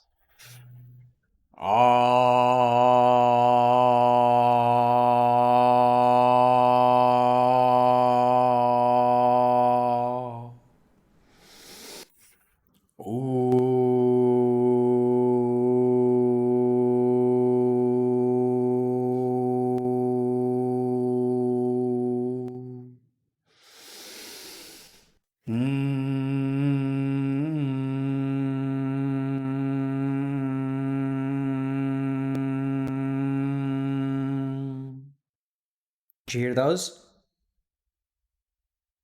I turned on your stream and I heard it there. Okay. So Ah, ooh, over the course of one breath. Okay, we're gonna do 5 rounds. Well, let's do 7 rounds. I may drop out just because my throat is scratchy when I talk too much. Chanting is hard. Um, and Imane, I want you to pay attention to 2 things. The first is that chanting is about vibration, not about sound. So you're going to feel kind of anxious and maybe weird or whatever. I don't know if you have any like history of performing or whatever, but it's fine to feel those things. But focus on the vibration and specifically try to pay attention to where you feel vibration. And it may change with different syllables, and really just try to kind of go into that vibration. And the last thing that I'm going to ask you to do is after the 7th round, I want you to pay attention to like what you feel on the inside. And then try to tell me, so think about it and then try to notice what's wrong. Like there's something inside you that's like not right. Right? So just feel what you are and try to figure out, does anything about this feel wrong? Like is anything incomplete? Is there a should somewhere in what you feel after the practice? Okay? Mm-hmm. All right. So so take a deep breath in. So close your eyes, deep breath in, and begin.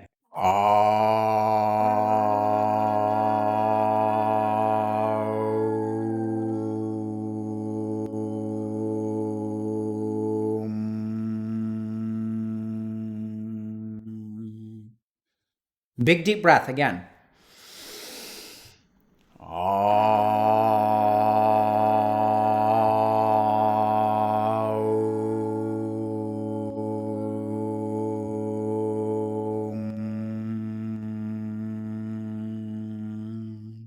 More energy.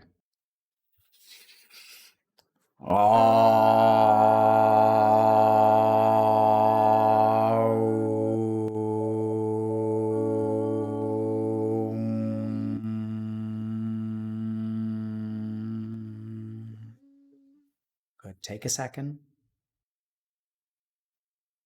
In and out. And now we'll begin again, just like that.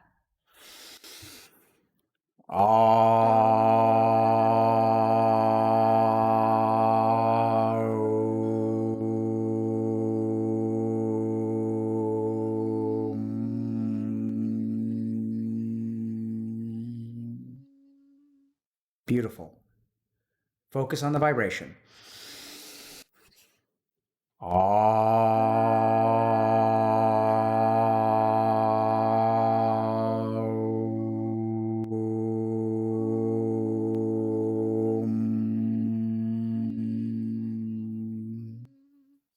Good.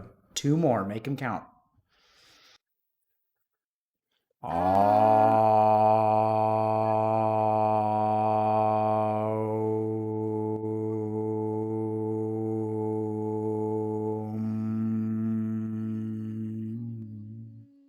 Take a breath, just a breath.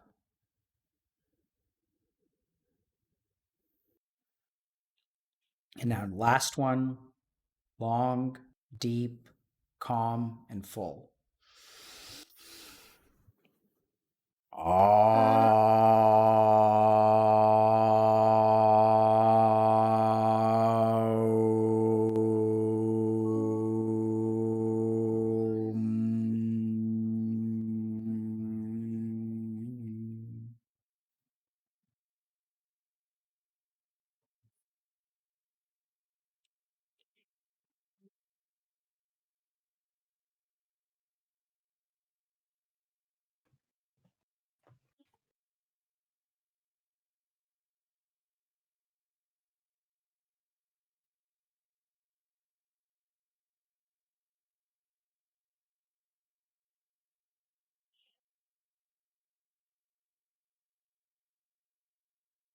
Eyes closed.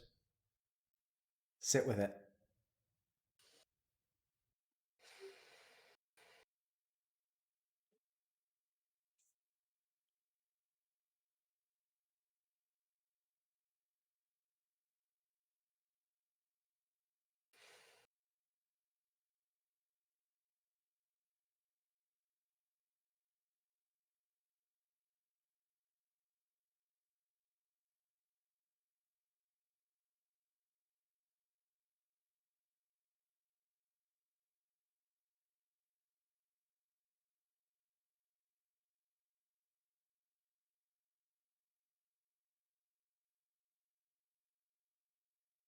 And now try to find what's wrong. What do you feel? You can answer if you want to. Do you feel like something like, how do you feel now? I feel like, especially near the end of like every time we would do it, like my exhaustion came through. Yeah. But I feel like it was nice to kind of get into it because it feels like a mental reset. Yeah, so I think you got to do something like this. And if the exhaustion is coming through, that's really good. It's not the exhaustion coming through, it's the exhaustion coming up. Because Imane, you're very tired. You're very, very tired. Stop saying stuff that's gonna make me cry. I mean, I'm sorry, but and I think you don't let yourself. You don't let yourself sit down. You don't let like other people get to take a break, but you don't. And sure, there's a part of that that's like streaming and business and stuff like that, but I'm not talking about business. I'm talking about up here. And so you've got to let yourself feel that and let it, because you don't let yourself be tired. And that's not fair. Sorry. Back to square one. No, no. Time's not Good. I mean, square so one. so what I tell people is that when they meditate, what comes up is what needs to come up. Because meditation is about relieving the pressure on your mind. And when you create less pressure, so if I depressurize a chamber, right, and I reduce the pressure, then it becomes closer to a vacuum. And when you have a vacuum, more stuff can come in. So like there's stuff in you that you've walled off and shut off in the closet that when you meditate, each round of meditation, like towards the end, as you enter quietness and the pressure drops from the chanting, this thing starts to come up. And this is why I think chanting is a good technique for you, because you can't sit there. You're not ready to sit there. You're not ready for the closet to be open. You're not ready for that glass wall with the pile of dishes on the other side. You're not ready for the wall to come down. What you want to do is take a peek inside. And each round you chant, you peek inside and you peek inside and you peek inside. It's like there's a frightened Imane who thinks that there's a monster in the closet. And if I open the door, she's going to freak the fuck out. But if I peek inside, I'm going to just look real quick. I'm going to shut it right away. Is that okay? I open and I shut. And I open and I shut. And I do that a couple of times. Then like eventually like Imane is going to be okay with me like really looking inside. And then like maybe like looking and be like, hey, do you want to just peek real quick? And then you have to let yourself be comfortable with that exhaustion and let it come up. And yeah, so I hope that helps. I think you're awesome. I do genuinely think you're perfect, but not in like a Twitch royalty sort of way, like in a broken and normal human sort of way. Yeah.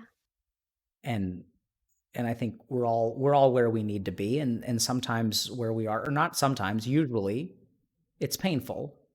And I'm sorry to say this, Twitch chat, but you can be a popular streamer and it doesn't mean that you don't have feelings. Like that's what we think, right? And we think that, oh, once I do this, if I graduate from college, once I find a girlfriend, I had thought of all these different things. Once I do this, then I'll be happy. Once this will happen, then I'll be happy. The part of the story that I don't tell people is that I actually got happy before I started med school. Like my transformation happened before, and then everything after that has been like immaterial in some way. What happened? I stopped playing a rigged game. I remember a moment in meditation where I just started. I didn't used to cry very much, or like I hadn't cried in like a decade.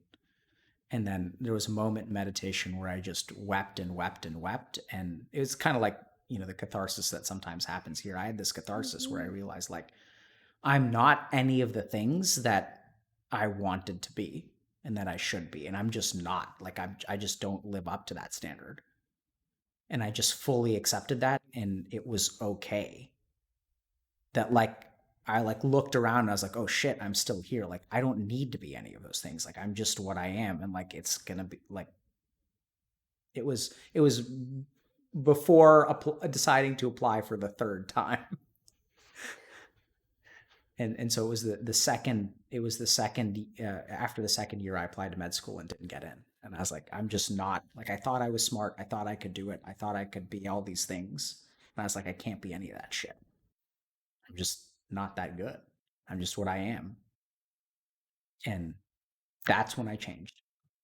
And there's a lot of stuff that led up to that, but that was kind of the turning point. I'm very glad you kept applying. Me too. There are all kinds of stories there about that, and people advising me. They're like, "Hey, man, you've got like a 2.5. You're not going to get in. Like, what do you think is going to happen? Got an 80 rejections. What's going to happen?" I was like, "Yeah, well, fuck you guys. I'm going to do it anyway."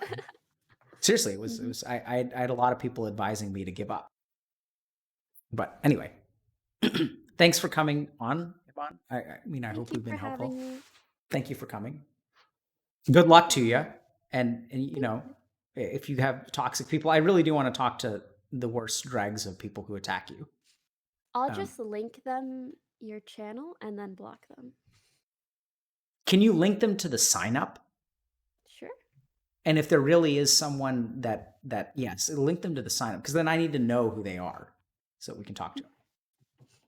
And and good luck. And if you want to, I'm sorry, I didn't have the mana. I'm out of mana at this point. I didn't have the mana to really have that. Yeah, I'd have that second conversation. But if you want to, I'd love to hear more details about jaded streamer, resentment, defensiveness, and so if you want to talk down the road, to chat again. Yeah, I'd be happy. Cool, and good luck to you, and stay safe, and I hope you. You too. You and your entire lovely big household. Yeah. Oh my God. So take care, and thank you very much. Bye. Oh, wait, hold on. Am I supposed to, you guys know who Pokimane is, right? Do I need to say who she is? I should say. Is there a, hey, should I just said bye to her without telling people who she is. Oh. But people. Yeah. I mean.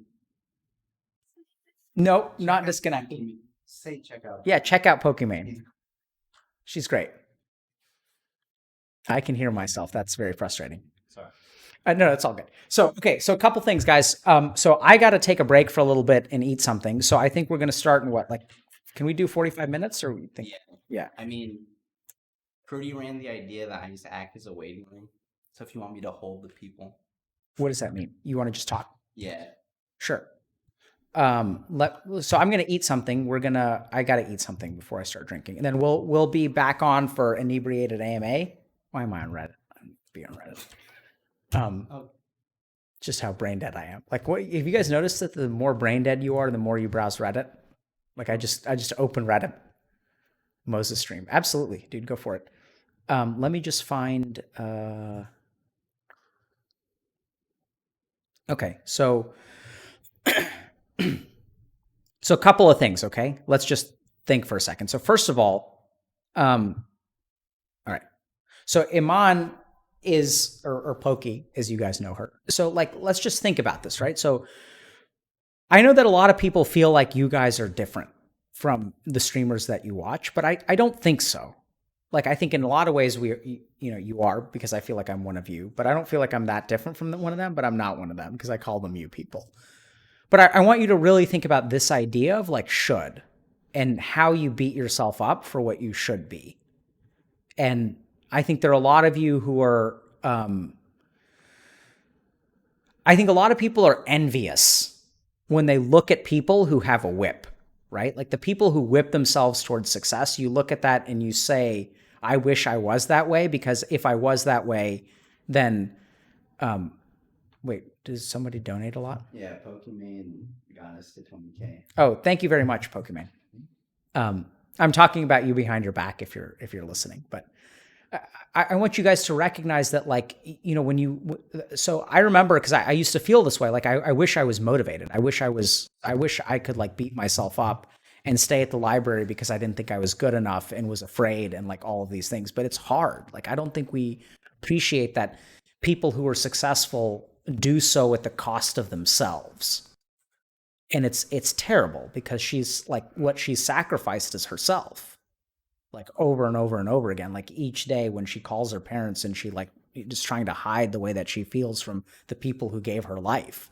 You know, that's not easy. And trying to be authentic and being torn apart because of it, like trying to be helpful and accepting people's apologies and being nice to people and being torn apart because of it. And it's like, it's not easy, right? I'm not saying that she isn't privileged or that she isn't lucky, because she is. But here's the crazy thing. So are you. And so am I. And like, we all have things going for us. And I'm not saying it's even in any way, shape, or form. Like somewhere along the way, we also thought that equality meant that like everyone has the same number of stat points. Like that's not the case. I mean, some of us just have a lower total stat pool than other people. And that's life, and that's shitty. And that's just how it is. But that's why, like, it's good that we're playing a multiplayer game, and that's why you guys deserve help, and that's why we're here, right? To support each other.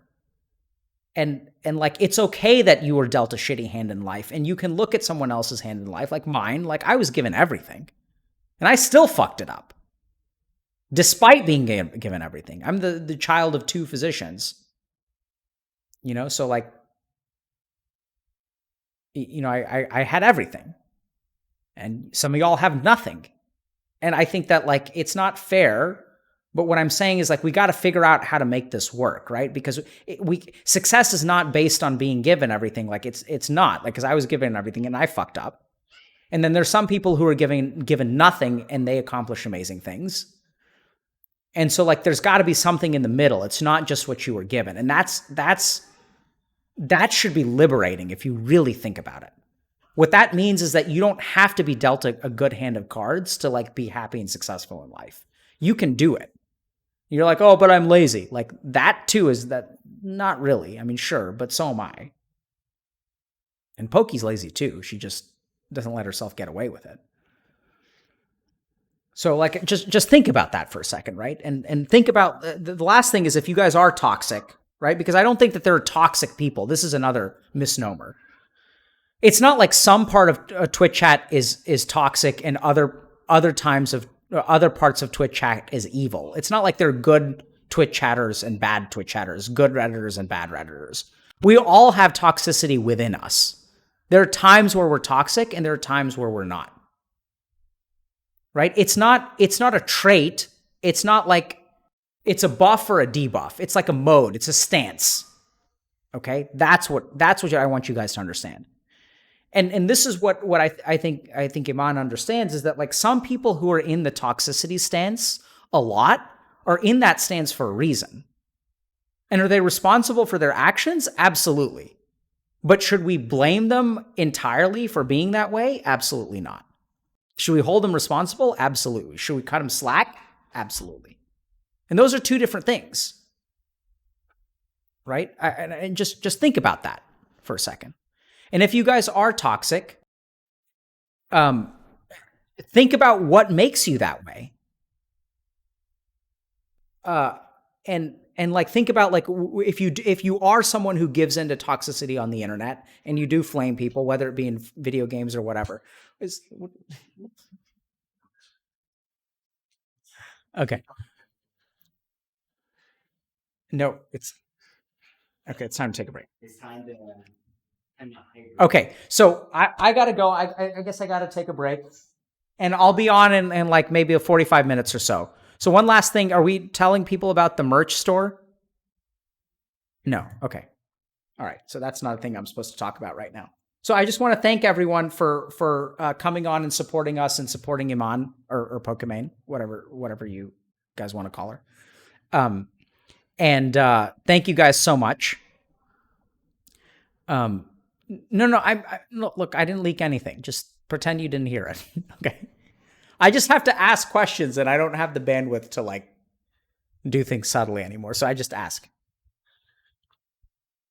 I know. Did you guys hear that? My wife said I need to eat something. I'm going to be drinking for a while. Okay, so we'll be back on in like somewhere between half an hour and 45 minutes, and I guess we're doing drinking AMA stream. 1 hour. 1 hour. Thank God I got an hour. Okay, so I'm going to eat and I'm going to drink water, and then we'll start back at about 5:15 Central Time, and we'll do a drinking AMA, all for the sake of building our coaching program, because we want to help people who can support you the way that you deserve to be supported, and who can listen to the things that other people don't listen to, and who can help you be authentic. Yeah. Create a space for you where you can be authentic with your thoughts and hopefully not be judged for them. AMA means ask me anything. Okay. I'm gonna go drink a man pot. And are you streaming? You want? I mean, I guess. Right. I think it's better than most turning streaming. it Go off. for it. All right. Okay. Let me. Hello. Pog you. This is very overwhelming. Let me change the title. This also feels very weird since like I'm not talking with anyone. Pog you. Hello?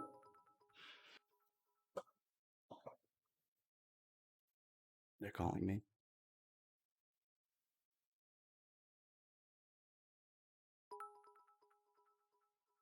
Dude, there's actually nothing to like interact with because it's just spam. Tell us about yourself. Wait, D:. Am I Dr. K's son? Yeah.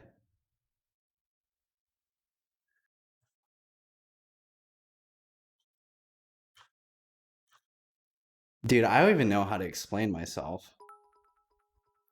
Hello? Hi. Wow, so pretty. It's so sparkly.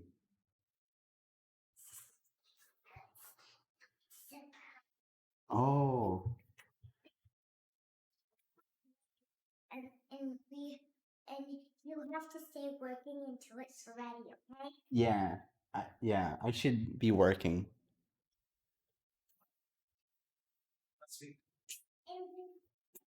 That was the content. That was it.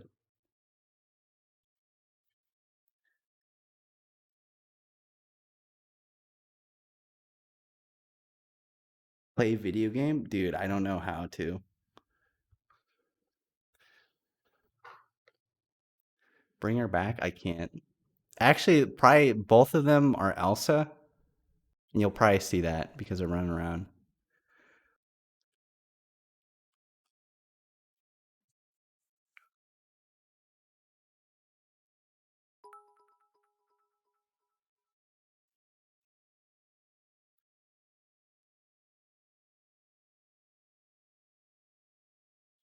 I'm McLovin Andy? Dude.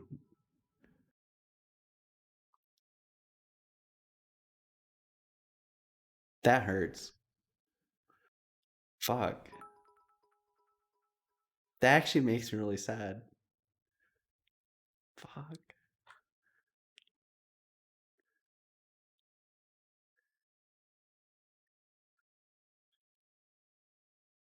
Dude, Dr. K has like a fucked up keyboard. Look at this. Like it's just like half a keyboard. Can you guys see this? Like how do I use this? Like look, it's just like what? I don't. It's so overwhelming.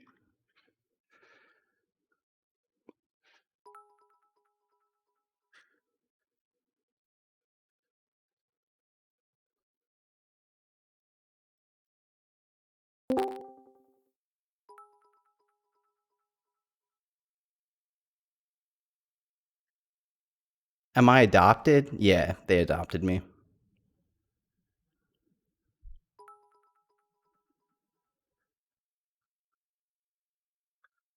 Monka, wait, why Monka S? Oh god, what happened? Am I single? I don't want to answer that.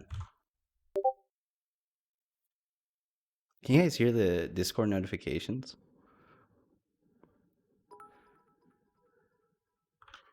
Okay, let me let me mute this guy.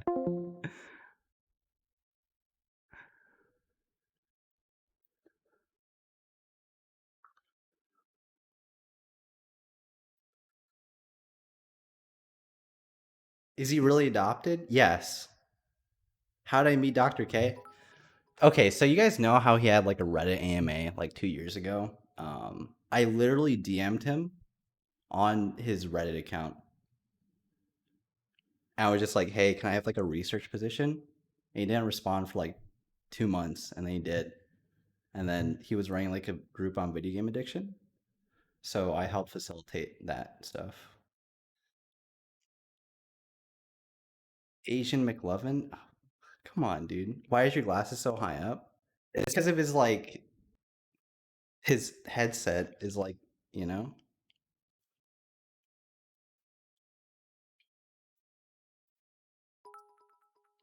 Front page, by the way, yeah. Like this dude's been streaming for 4 hours.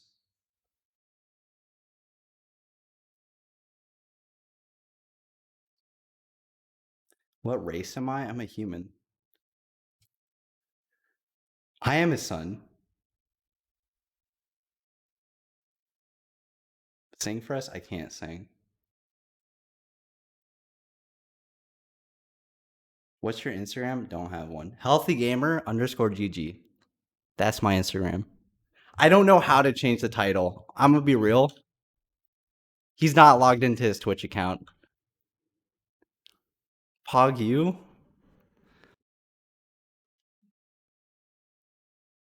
Yeah, boomer.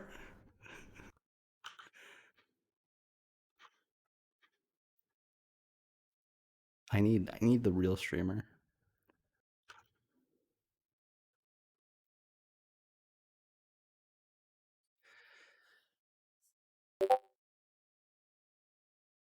Change wait, Brandon, change it from Streamlabs? Dude, that's the thing. I've never used Streamlabs OBS. So I don't know. Do a Dr. K impression? No. Why do you only have one monitor? I don't. I'm actually not like the tech guy. Can I have a different title? Do yoga? No.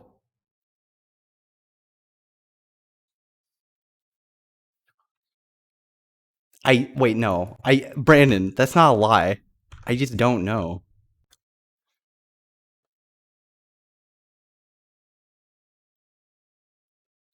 I'm not the tech guy.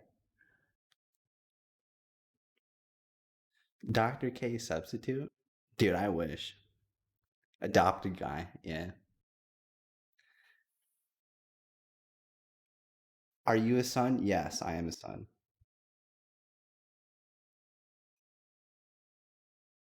Dude, I'm supposed to feed him muffins and like water him. And look, like water undrank and like muffin uneaten. I'm like failing at my job. Dude, there's just like water spill everywhere too. This is a mess.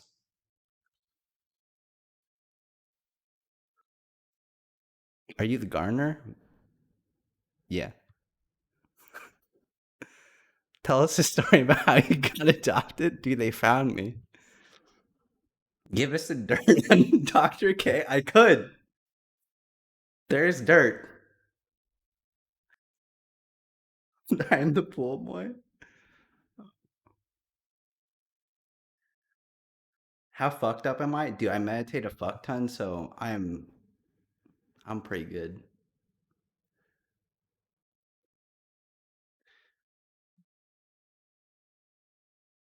I was adopted in Reddit, yeah. Why did you abandon my Oh no, wait! Why did I abandon your coaching? Dude, wait, no, DM me again. Fuck, I fucked up. Listen, my DMs are not good, okay? There's too many people in there.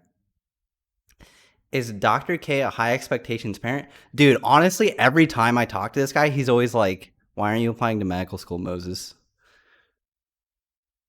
He's like an Indian dad to me. Not really. He's actually not like that. Yeah. Too baited.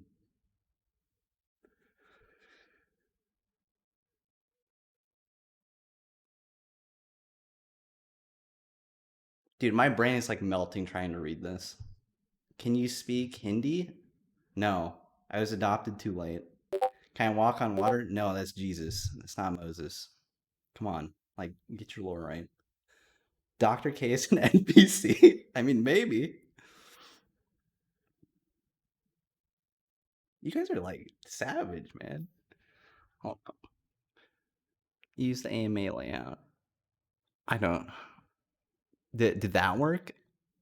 Oh wait, transition. Oh, tell us the dirt. No, not yet. Oh, you guys are like right here. I'm like, wait. Oh, wait, over here. Pop the mic. I don't know what that means. Make the dirt a stretch goal. It's not even. It's not even that juicy, honestly. It's not like the real like stretch goal is the roast of Dr. K and the like relationship advice. I think with his wife, like that she'll be hype. The roast of Dr. K is going to include people like who personally know him. So it's gonna be like his mentor from medical school, like his in-laws, me, people he works with. So white? What do you mean? I'm like mildly ethnic. Come on, guys.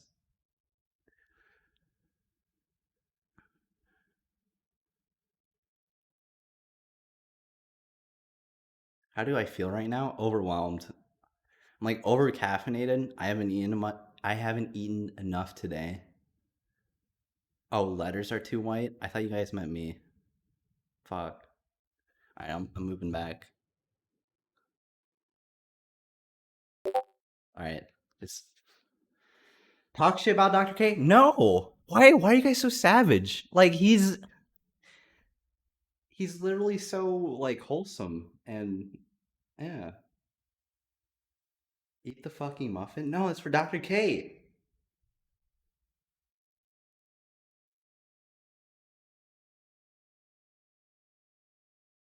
Japanese pog. I mean, kinda.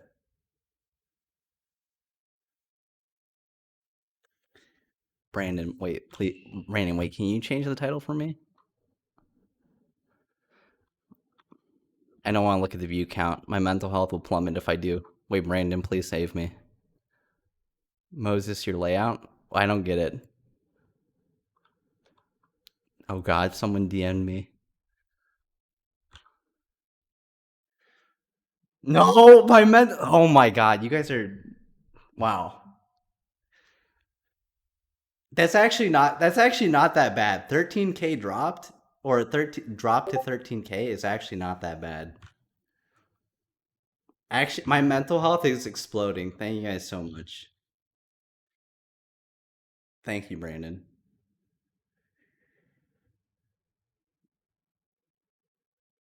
13K McLovin, Andy. Listen, does it help if I don't wear glasses? Do I look less like McLovin? Because I normally don't wear glasses. No, it doesn't help. Fuck. It's more. Okay, I'm putting it back on. Fuck. Wait, Brandon, can you just put like Dr. K waiting room?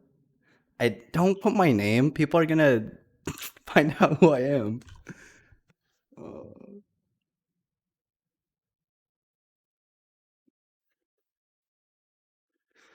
Which meditation do you use? Dude, I look into a candle. Dude, I've been looking into a candle for like months.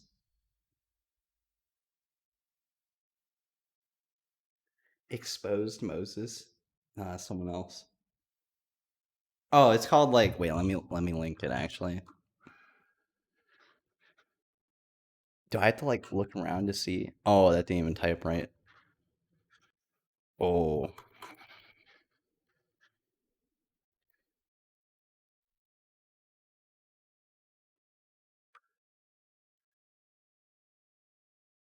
Where are we at? Yeah, it's a split keyboard. I don't know how to use this. I mean, I could get mine, but like, I don't. Yeah. I'm not the tech guy. I'm just like, I'm just a man that happens to be in this universe, in this room.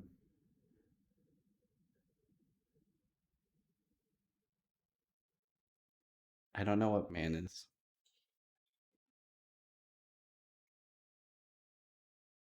Mod me? Absolutely not. Dr. K time traveled? Yes. Mod me? No. Is he the son? Yes. Dude, some of his questions are just like,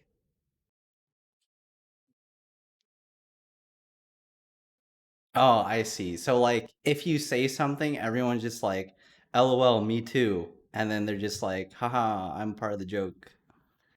Haha, mod me too, LOL.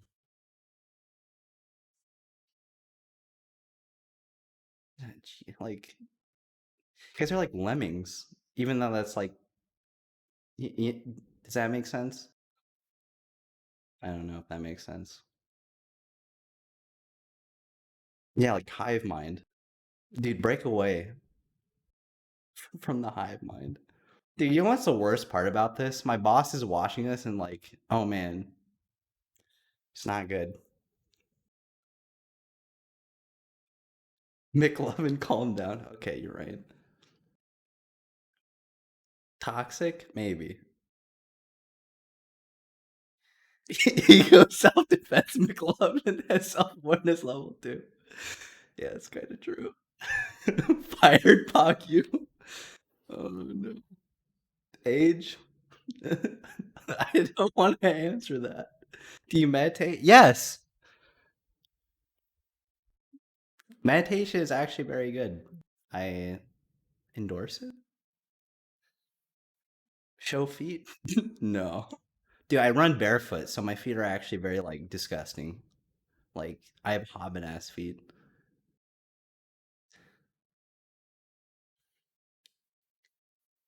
Yeah.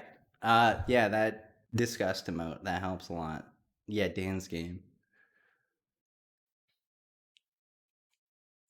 Who's this?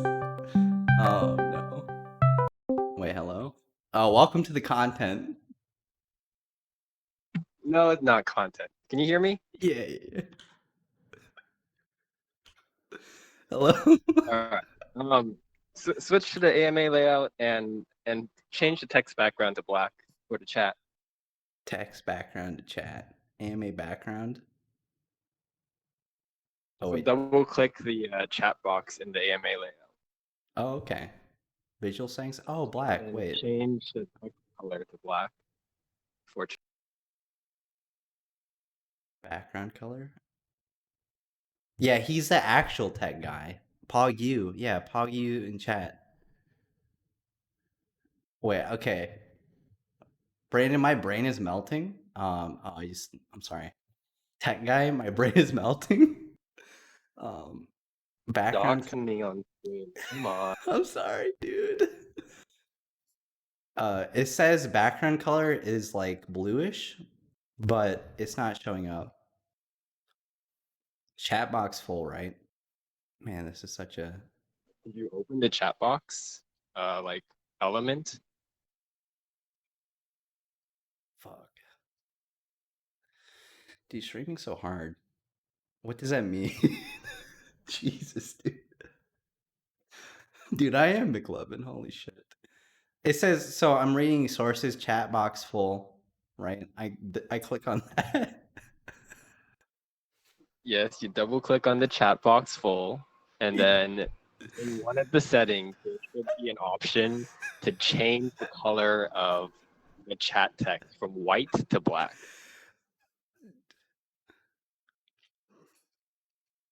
Holy shit.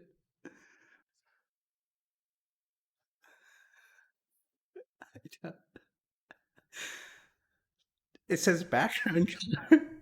Oh wait. No, that shouldn't work. Dude, I'm so confused. Because it didn't say white to black. Oh wait, you mean the actual text? Wait, let me see. All right. Screen share with me. Wait, it's not gonna capture, right? Ooh, ooh. Fuck. Where is this? Okay. You see this? Don't leak anything, dude. I'm trying not to. Let's go. Let's go, McLovin Pepega. Yeah. Dr. K's son. Yes. Go to font settings. Oh. Oh. There you go. Pepega clap. Okay. Can you stay with me, dude? I'm scared. right, Twitch have chat. fun. Twitch chat's scary, dude. Please. Wait, did you leave me? What the fuck? No, I'm still here. What do you want? Dude, hold me. In front of I don't know how many people, because if they tell me, my mental health will plummet. Wait, what? But never mind. 1K. Fuck. Dude, you guys gotta hold on for like 5 more minutes for Dr. K to come back. Okay, he's coming back and actually no, I shouldn't actually lie about that. He's coming back in like 30 minutes. I lied. Wait, what? I was gonna You're troll gonna ask? them and then say like every 5 minutes he's gonna come back in 5 minutes, but that's actually kind of rude. He's coming back in like 30 minutes. Yeah, dude, don't debate chat. And all right. Well, I mean, do you want to stay on or do you have to do other stuff? I should get back to work, but Okay. I'll be on maybe like 20, 30 minutes. Okay. I love you. All right, later. Good luck. Wait, say it back. Fuck, he didn't say it back. Oh my god. We're breaking up. Fuck.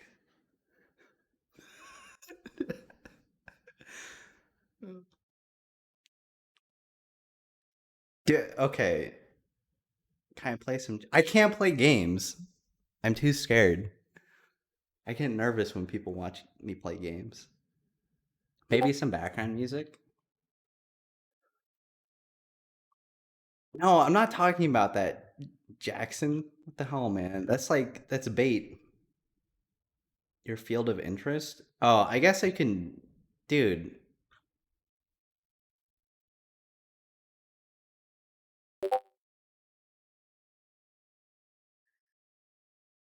Fuck.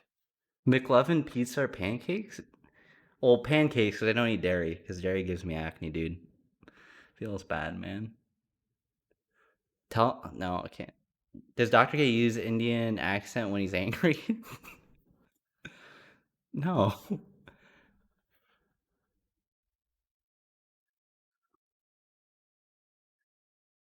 McLovin, how was your childhood?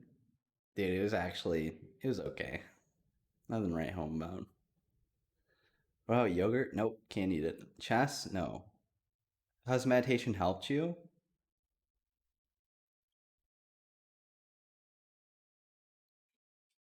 Um, I think the basic thing is like it helps you focus. So it helps your focus and attention. So you start paying attention to things that you wouldn't have paid attention to before, like certain thought patterns. So like you can kind of stop it that way. Do you play any games? Yeah, I've been playing a lot of Bannerlord.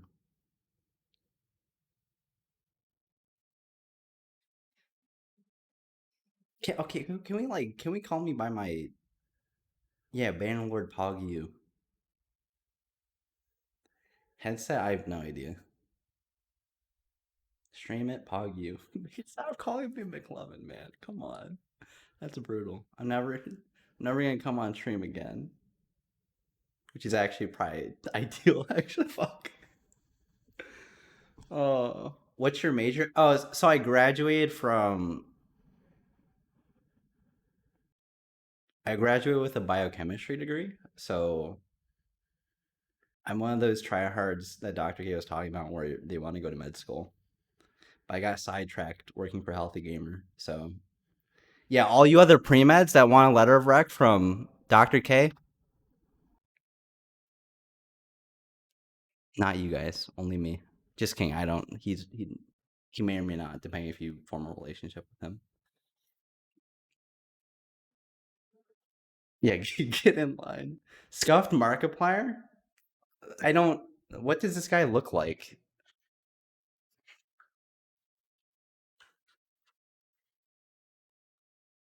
Oh, wait, yeah, this guy. I am a scuffed Markiplier. Fuck. Man, it's just true. Fuck. 10K Asian McLovin Andy. Oh, fuck.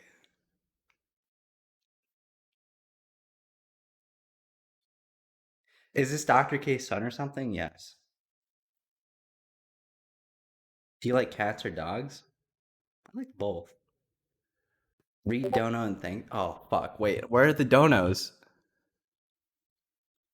Oh, geez. Markiplier McLovin. No! I'm not from Hawaii, please. Biochemistry 10K better on McLovin, Andy. Yeah. Have I been recently beaten? How do we talk to Dr. K? Actually, you go through me to be on stream. Am I nervous about tomorrow? Wait, what's tomorrow? What the fuck?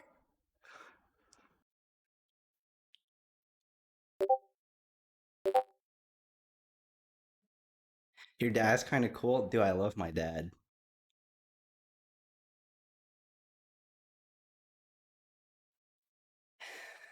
Yeah, just Pepe laughing up. You know, call me McLovin again. Just LOL McLovin in chat. I guess he forgot. Yeah, Moses. Why can't I type in the Discord? Fuck you, Loaf. I'm just kidding. Loaf is a mod. We're cool.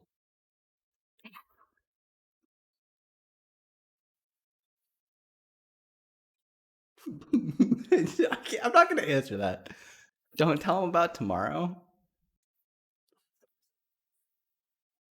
Did you know there's no Uber in Kansas? That's actually kind of interesting, but it makes sense. You don't sound Indian? Does someone have to sound Indian? Does Dr. K sound Indian?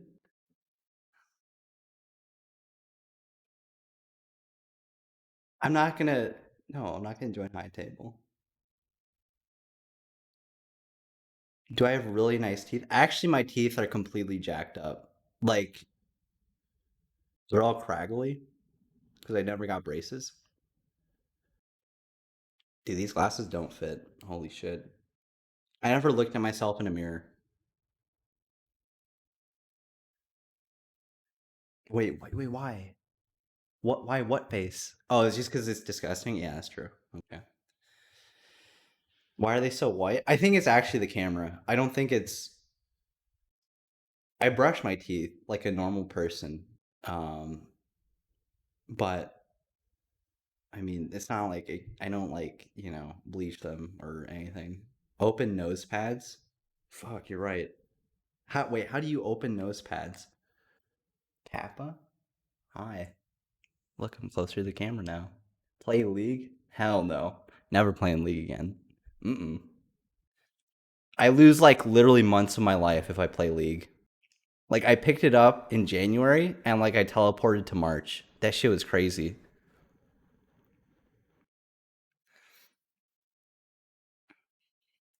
I have video game addiction. Fuck, I need it. I need help. I need to be on stream. Don't put on your sunglasses. Who do you main? I don't want. Dude, I was just a juggler main. Like it's easy. That's why I like it.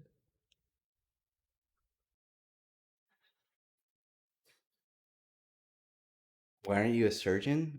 I'm gonna become a fake doctor. Actually, another psychiatrist, Andy. Okay, juggler. Yeah. Tell us about you, dude. Honestly, I haven't lived enough of my life.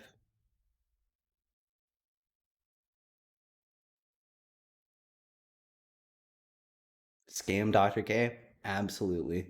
Yes. Why did you decide on biochem? Dude, it's actually extremely stupid. I was just like, pre-meds are all biochem students, so I will become bio. It was so stupid. I would have enjoyed so like a completely different major. If you're a pre-med, just do literally any other major. Mods change title? Absolutely. It wasn't me. How you met Dr. K is through his Reddit DMs. I literally slid into his DMs and was just like, please, sir, I can I want to work with you. Please take me. That sounded wrong. I mean, like, please, like, take me on a research assistant role. Like, I was looking for a job, okay? And I hung around for like 2 years. It was through DMs. It actually, the thought of, like, this is actually like something you can take away is like, if you're actually thinking about reaching out to someone and something is telling you no, just like send it. Because I just sent it. I totally didn't think he would respond. Where's Dr. K? He's eating and hydrating.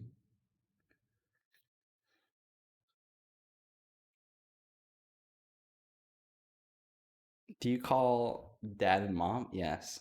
Can you be my no?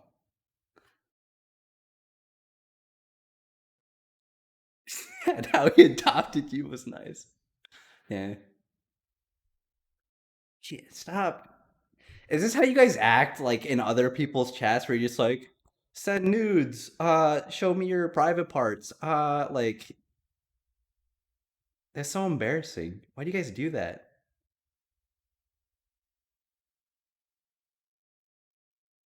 Why don't you guys like go and form actual relationships and just like, you know, do that instead of asking like budget McLovin Dr. K, you know? 10K Andy biochem.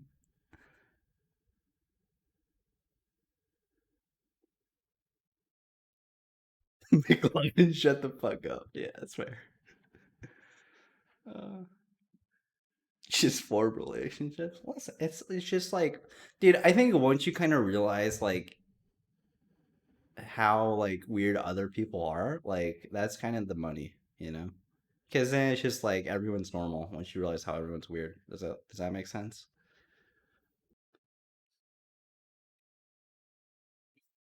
Meditate with us? No, I'm like Bitcoin or Ethereum. I don't. I only invest in my mental health. Is college better than high school? I for me it was actually just different. I enjoyed high school a lot, and then I also enjoyed college, but for a completely different reason.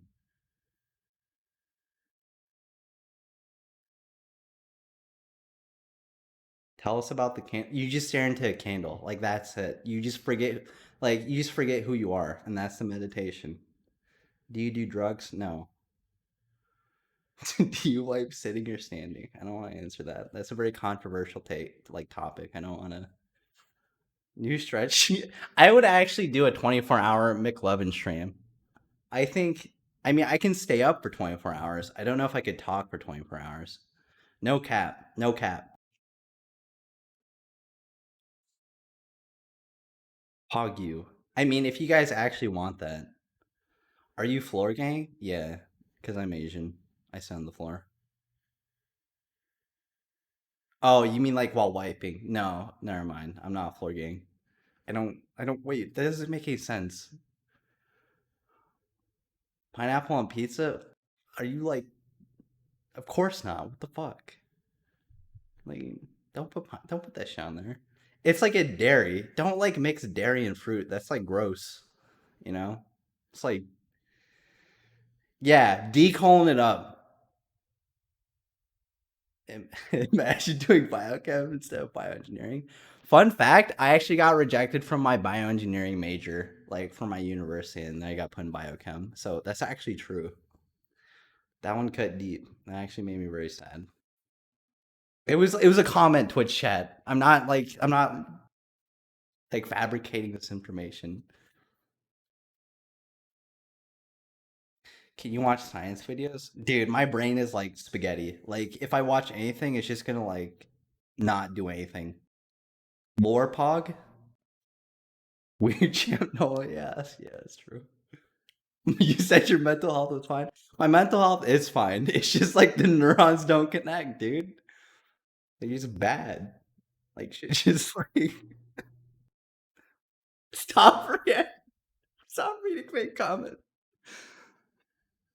How long do you meditate? Like 30 minutes, I think, around there. Like a day. But like honestly for the past like month I haven't meditated regularly. 24-hour league stream when we hit 200K. Do you love us? Do you love me? When are we, chat? Please. I need to know. I need to feel safe. What is going on? Okay, so Dr. K is coming back in like 20 minutes or something. I'm just in the waiting room. I'm trying to like hold you guys together. I'm just here. Like this is what you get. Or like it's just nothing essentially. It's like the void. You either get me or the void. It's not working. That's actually true. Like mathematically. MD or DO? I don't want to say. Give us the void. You lost 10K people. Fuck. Wait, no, please come back. I'll do anything. Pepe laugh tea time. 5 minutes.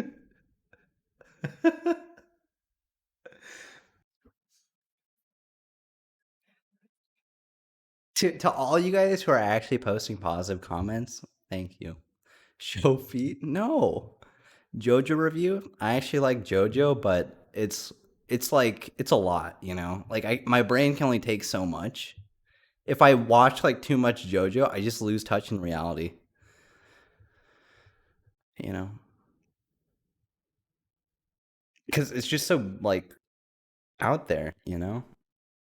Like it's good, but it's just like holy shit, like it's so much. Who's your favorite streamer? Dr.K. Abdul PepeHands, absolutely. Hello? Fun. Yeah, Let's see if it's good enough. thank you. It's my mom. Thanks, Mom. Yeah. We're creating lore. Okay. I was thinking, if you're on the run, I was thinking I'm a Guffa and a Fitha, and I know all these people get like lots of Vatha info. So, Oh, do you want to? Here, you can be the streamer. no, you keep going if you want. Oh, okay. Because like I'm literally just like they're asking me questions, and I'm just reacting to them. Like it's not. Okay. But I mean, if you like, like they're calling me McLovin. You haven't eaten anything today. Do you need to eat something? I ate muffins. You ate a lot of muffins. I You eat muffins in one bite. Yeah. That's weird. I mean, they were like small muffins though. Small. They're at least 3 bites. I mean, I should eat, yes. Show So them how to eat a muffin. no, I don't want to show them how to eat. Because like once you give them one thing, they just start asking for more. Like show feet pics. Like look. All right, you have fun. I'll look as fed eating something. But will you try that and show me that's good? Okay, I will. Thank you. Show feet pics? No.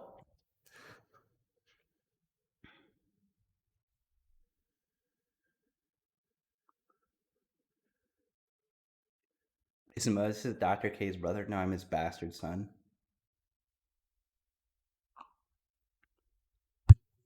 It's pretty good. I don't know what it is. It's just like pink liquid. It's my MCAT score. No, I'm not. I'm not. I don't want to say.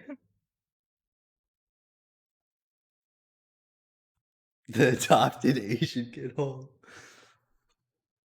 Pre-med Jon Snow. Like, see, that's a compliment. McLovin is just like that's roast. Pre-med Jon Snow. You know what? No, that's a fake comment. Fart into the mic. Oh no! What? What is this? Mods, get this out of here! What are you doing? Why are you guys sleeping on the job? Mods. You can't. You can't have this in here.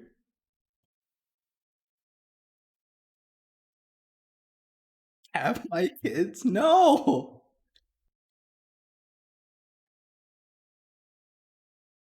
Jon Snow was dumb as fuck. I mean, in ways, yeah. Whoa, okay. But like, don't say like that's really aggressive, dude. Mods want the part too. I mean, maybe. Let's see. Like, do I? Oh wait, Randolini. Oh wait. Oh, we got don't we? Oh wait. Like, okay, this is a problem. Like, Dr. K isn't logged into Twitch. He's just logged into Streamlabs, so I can't like. He doesn't check. He's like, I don't know how he streams. Wait, now Twitch chat is gone. Are you Jewish? No. I have curly like Korean hair. Wow, my hair is like long as fuck. I have like curly Korean hair, you know.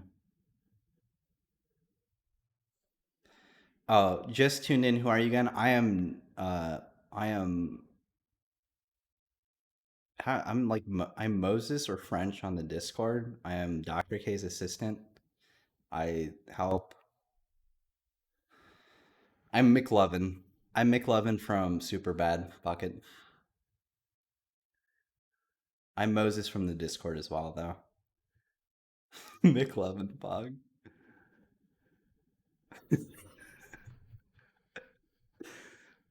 Uh, are you French? Yeah. So like I changed my name from Moses to French because Moses has it's like kind of weird because like Moses was the guy, you know, who went to the burning bush and then he came back to go save people. And that's actually has really weird like cult archetypes in Healthy Gamer. So like I just changed my name.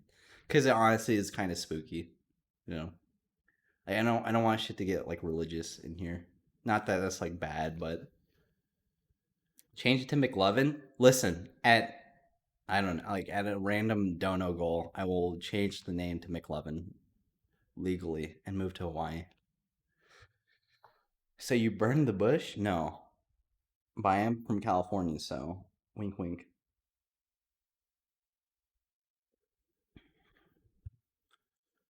Make it McMuffin? I don't want to be a product. Come on, dude.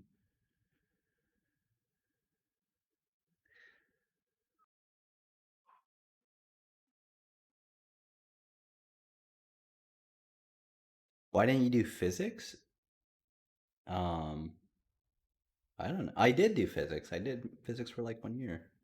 What's the 25,000 goal? It's up there. It's relationship advice with Dr. K and Kruti.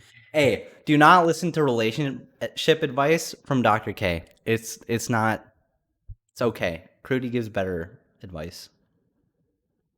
Kruti is Dr. K's wife. Lol W. I mean, that's not even like okay. I mean, it's not a leak. It's like it's public information. You should play Roblox. I do in my private time. Yeah, Kruti is literally her Twitch name. Leaking Andy? I'm not leaking. Is Mrs. K also a doctor? No. Behind you, Monka S. Oh, look, there's nothing there. Wow, thanks, chat.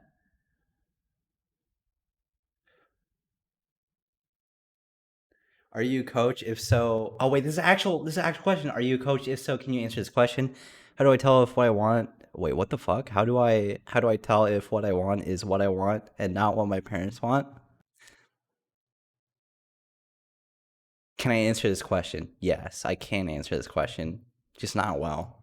How do I tell if what I want is what I want or not what my parents want? Dude, I don't know. It's like some you gotta introspect, my dude. It's like a process, you know.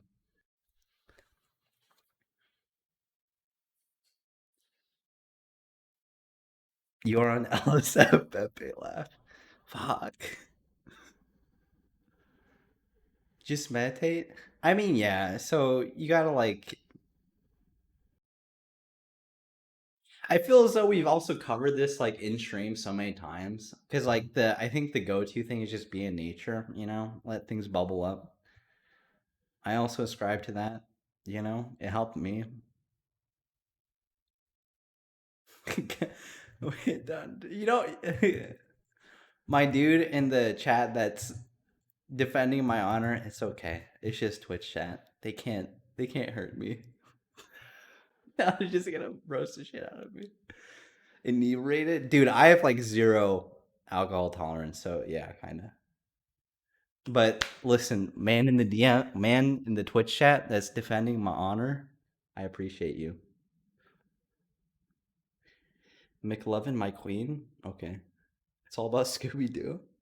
Was the food good? Yeah.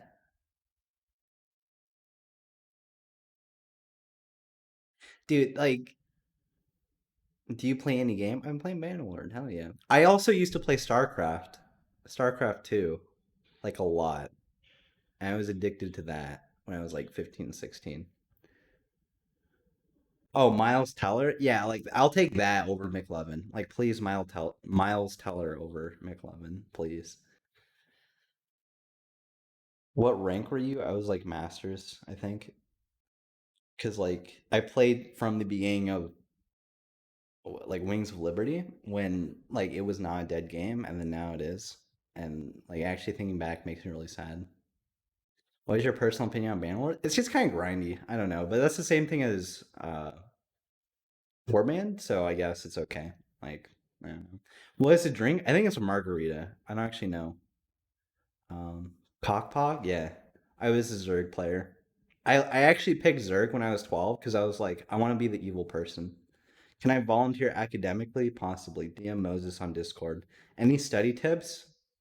Um, this is gonna sound like a meme, but I do like the mild like mind palace thing, but I just have like whiteboards around my room and I just try to remember it that way. Um, it was actually like a pro tip that a professor gave me, and it actually worked.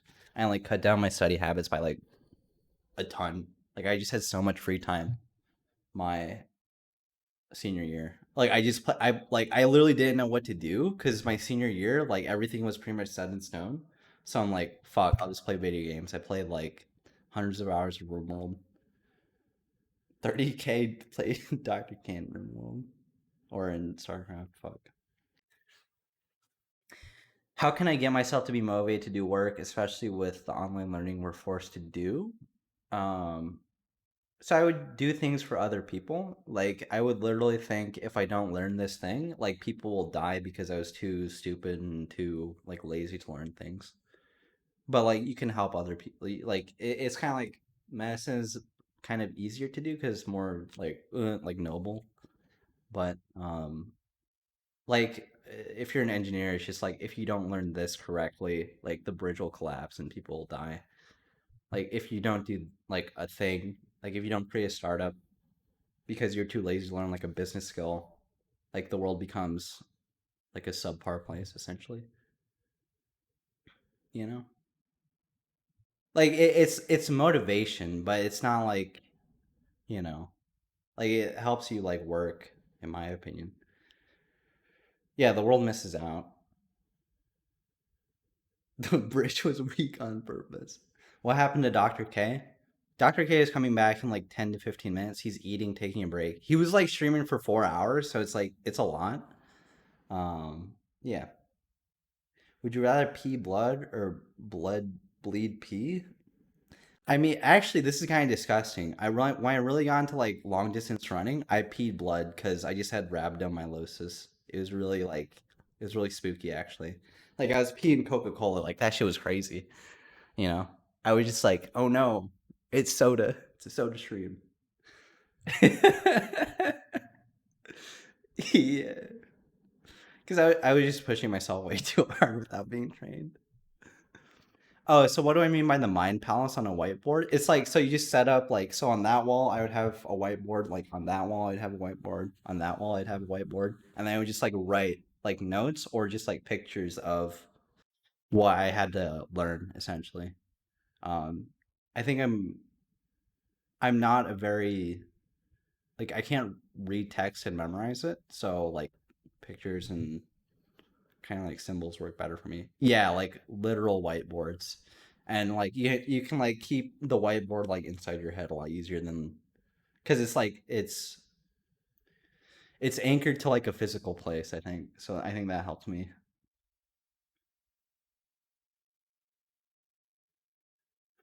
Pictures and symbols sounds great. Yeah. Can you tell me to exercise? I'm lazy. Super brute, you should go exercise because you're lazy. What was your GPA? It was okay for a pre-med. You promised to show feet? No, I did not. What MBTI am I? I'm like ENTJ, I think. And then my dosha is like Pitta and like Dr. K says I'm mentally Kapha, which is kind of like I thought he was roasting me at first because he, like he advocates I think for Vata the most, right? Um, but I think I'm primarily Pitta. Yeah. How's the recovery code for ongoing? Dude, I'm actually very surprised at how like people's lives improved, I guess. Yeah. I am ENTJ, but like the E and the I is I'm like 50-50, so like half I'm an ambivert. Like, yeah. I'm special. You know. Pitta is bread, yeah. Is Dr. K your dad? Yes. I'm pita bread, yeah.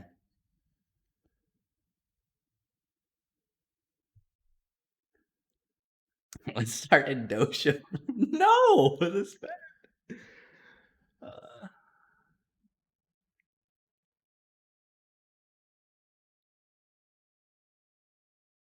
Just got here. Who this? This is Moses or French, Dr. K's assistant.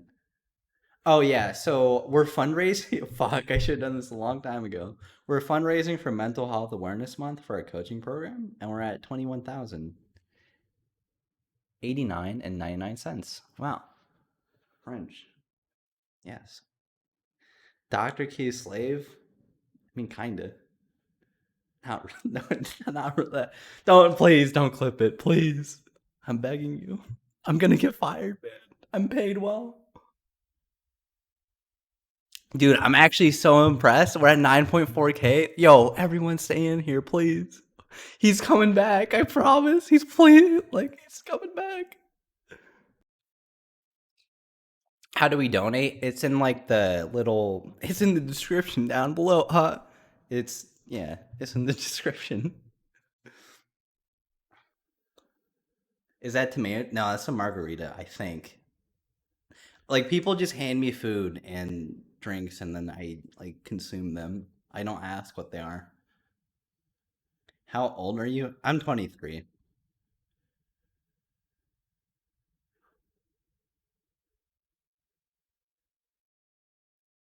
What are you drinking? I'm drinking a margarita. How tall am I? I'm 5'11", so I'm a fucking manlet. Dude, feels bad. I wish I was 6 foot. Not actually, I don't think it matters. I just accept drinks? Yeah. Why not? Someone said I looked like Joji. I'll also take that as a compliment. Dr. K had you when he was 14. Yeah. But it was like, you know how I was just born from his essence, you know? Joji's cut AF. Yeah. I like Joji. Bring back Joji vlogs. Wait, is this a copy pasta? Wait. Go back. Now, nerd? Haha, what's up, douchebag? Is Tanner from high school? Remember me? Okay, my brain is like, I can't take that, so I can't. Yo, is that Joji vlogs? Ah. Dude, I'm so surprised people like know what that is. Dude, Dr. K picked me up from the streets of San Diego and just like get in the van. We're going to help gamers with mental health.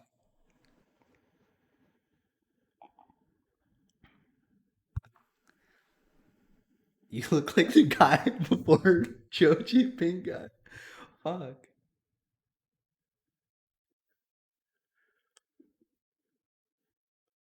We can make a movie, y'all. Let's do it. The script writes itself. Yeah. Biological son confirmed. Yes. Yes, the troll gene. Fuck. Your ego seems huge. Am I right or no? Absolutely. UCSD trains? Nope. Get them out of here. My alumni? Nope. No, I'm just kidding. If you're from UCSD, that's really cool. I actually really like UCSD. I don't like. I can't read donos. Is the thing. Like, where Brandon, save me, please. Oh, I just looked up. It was the Markiplier images from an hour ago. You sound like a Destiny viewer. Yeah, I watched a lot of Destiny, dude. Tell us stories. I can't. E. What does E mean? Tech guy. Wait, F. Five head. Lol W. Ego is big like ENTJ. Fuck. E, no.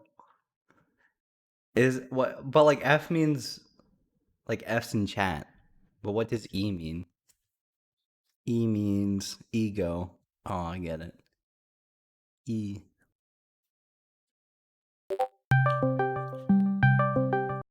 Hello.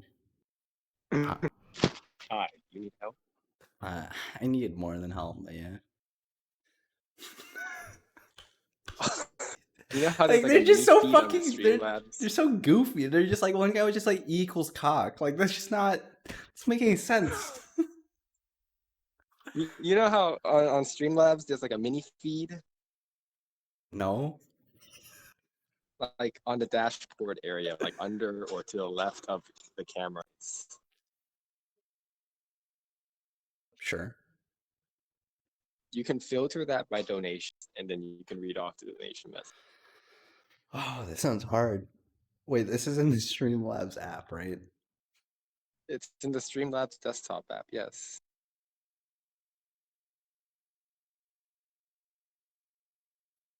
Wait, I'm gonna share screens. I'm too stupid. Where?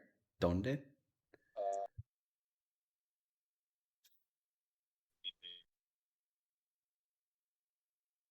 E equals cock? No, just stop. Just put your cock away, please. Like that's making clipped. What am I doing? I'm so sorry. Are you drunk already? No. I'm Right. on this far end. On the left, there's a thing that says this like, element is too small to be like displayed. Drag that thing larger Where? on the left. See that little, yeah, that thing. There you go. Oh, snap. And you can Oh. filter that by donations only. Okay, so it's good. Okay, so thank you, Adrian, for the $5. Thank you, Miss Lemongrass. Like that. Oh, Miss Lemongrass with the $50. Hell yeah, that's $50. Is it over? Oh, hello. Everyone, put the profanity away. There's an Elsa. Do you have your Elsa costume on? Hi.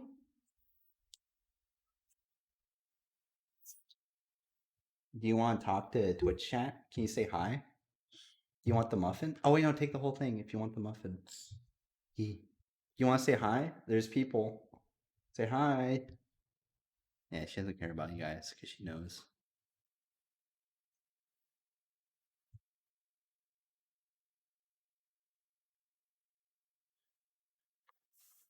Wow. Hi. Can you Elsa run? How's the muffin? Is it good? Is it okay?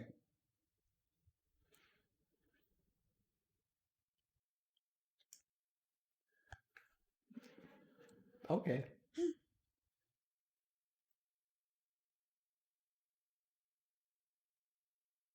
Gonna go. Bye bye.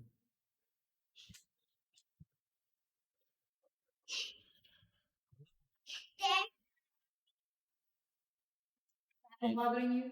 No, I mean, I think it's fine.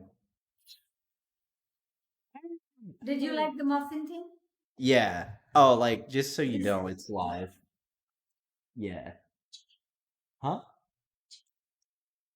Oh, it's just like live, like it's broadcasting. So yeah. I mean, like it's fine that they're here. Oh, okay. Oh, okay. Yeah. Okay. Can you guys also run? Oh, absolutely. Wow. It's so pretty. Bye.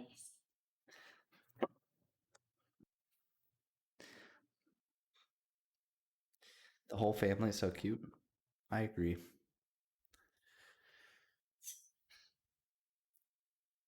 Leaked? Wait, what did I leak? Fuck. There. No, don't. Oh wait, Brandon, are you still here? Yeah, what's up? Oh, wait, I love you. Say it back. I love you too.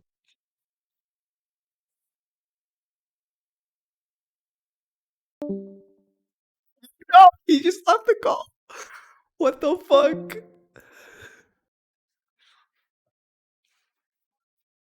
Dude, everyone DM Brandon on Discord and tell him what a good mod he is. Because he's a vital member of Healthy Gamer, you know? Dr. K lives with his grandparents. It's like a Asian household, you know? True Pagyu.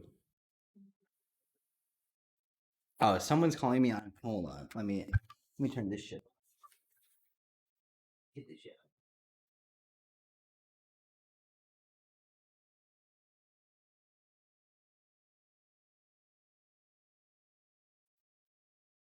Okay, I'm back. I'm back. AFK streamer. Oh my god. No. Okay. Okay. Now now the mods are like, it's my chance to be on stream. The cloud chasers.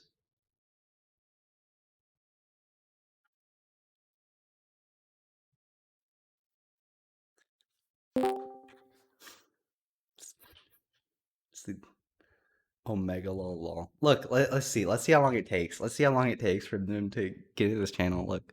1, 2, 3, 4. Took too long. Lord Zach, Yes. how are you? They're warmed up. All right, Is great. it time? Yeah, let's do Thank God. it. Here you go. I am. Are you warmed up? No. I see you have a beverage here that looks empty, my friend. All right. All right. Okay. What is the screen? Let me change the app. How do you feel? Tired, man. Tired. This looks different. What's this layout? This is cool. Oh, so it's the AMA layout that Brandon made. So it just says Twitch chat. Yeah. It's legit. Look. See? Is this? Do I do something here? Okay. Oh, you go. So do you? Okay. Boom. What do you want? Do you want text to speech on first, or do you want to answer the Reddit questions? I think let's do Reddit questions. Yeah, that's what I was thinking too. Should I open the Reddit? Mm-hmm. Okay. Okay. I leaked a shit ton of information, by the way. Okay. Just as long as it's not patient information, that's fine. Okay, so guys, let us begin. Should I just roll right into it, or should we do like a be right back thing? Actually, wait, run ads. I forgot to do that. My bad. Run ads. What?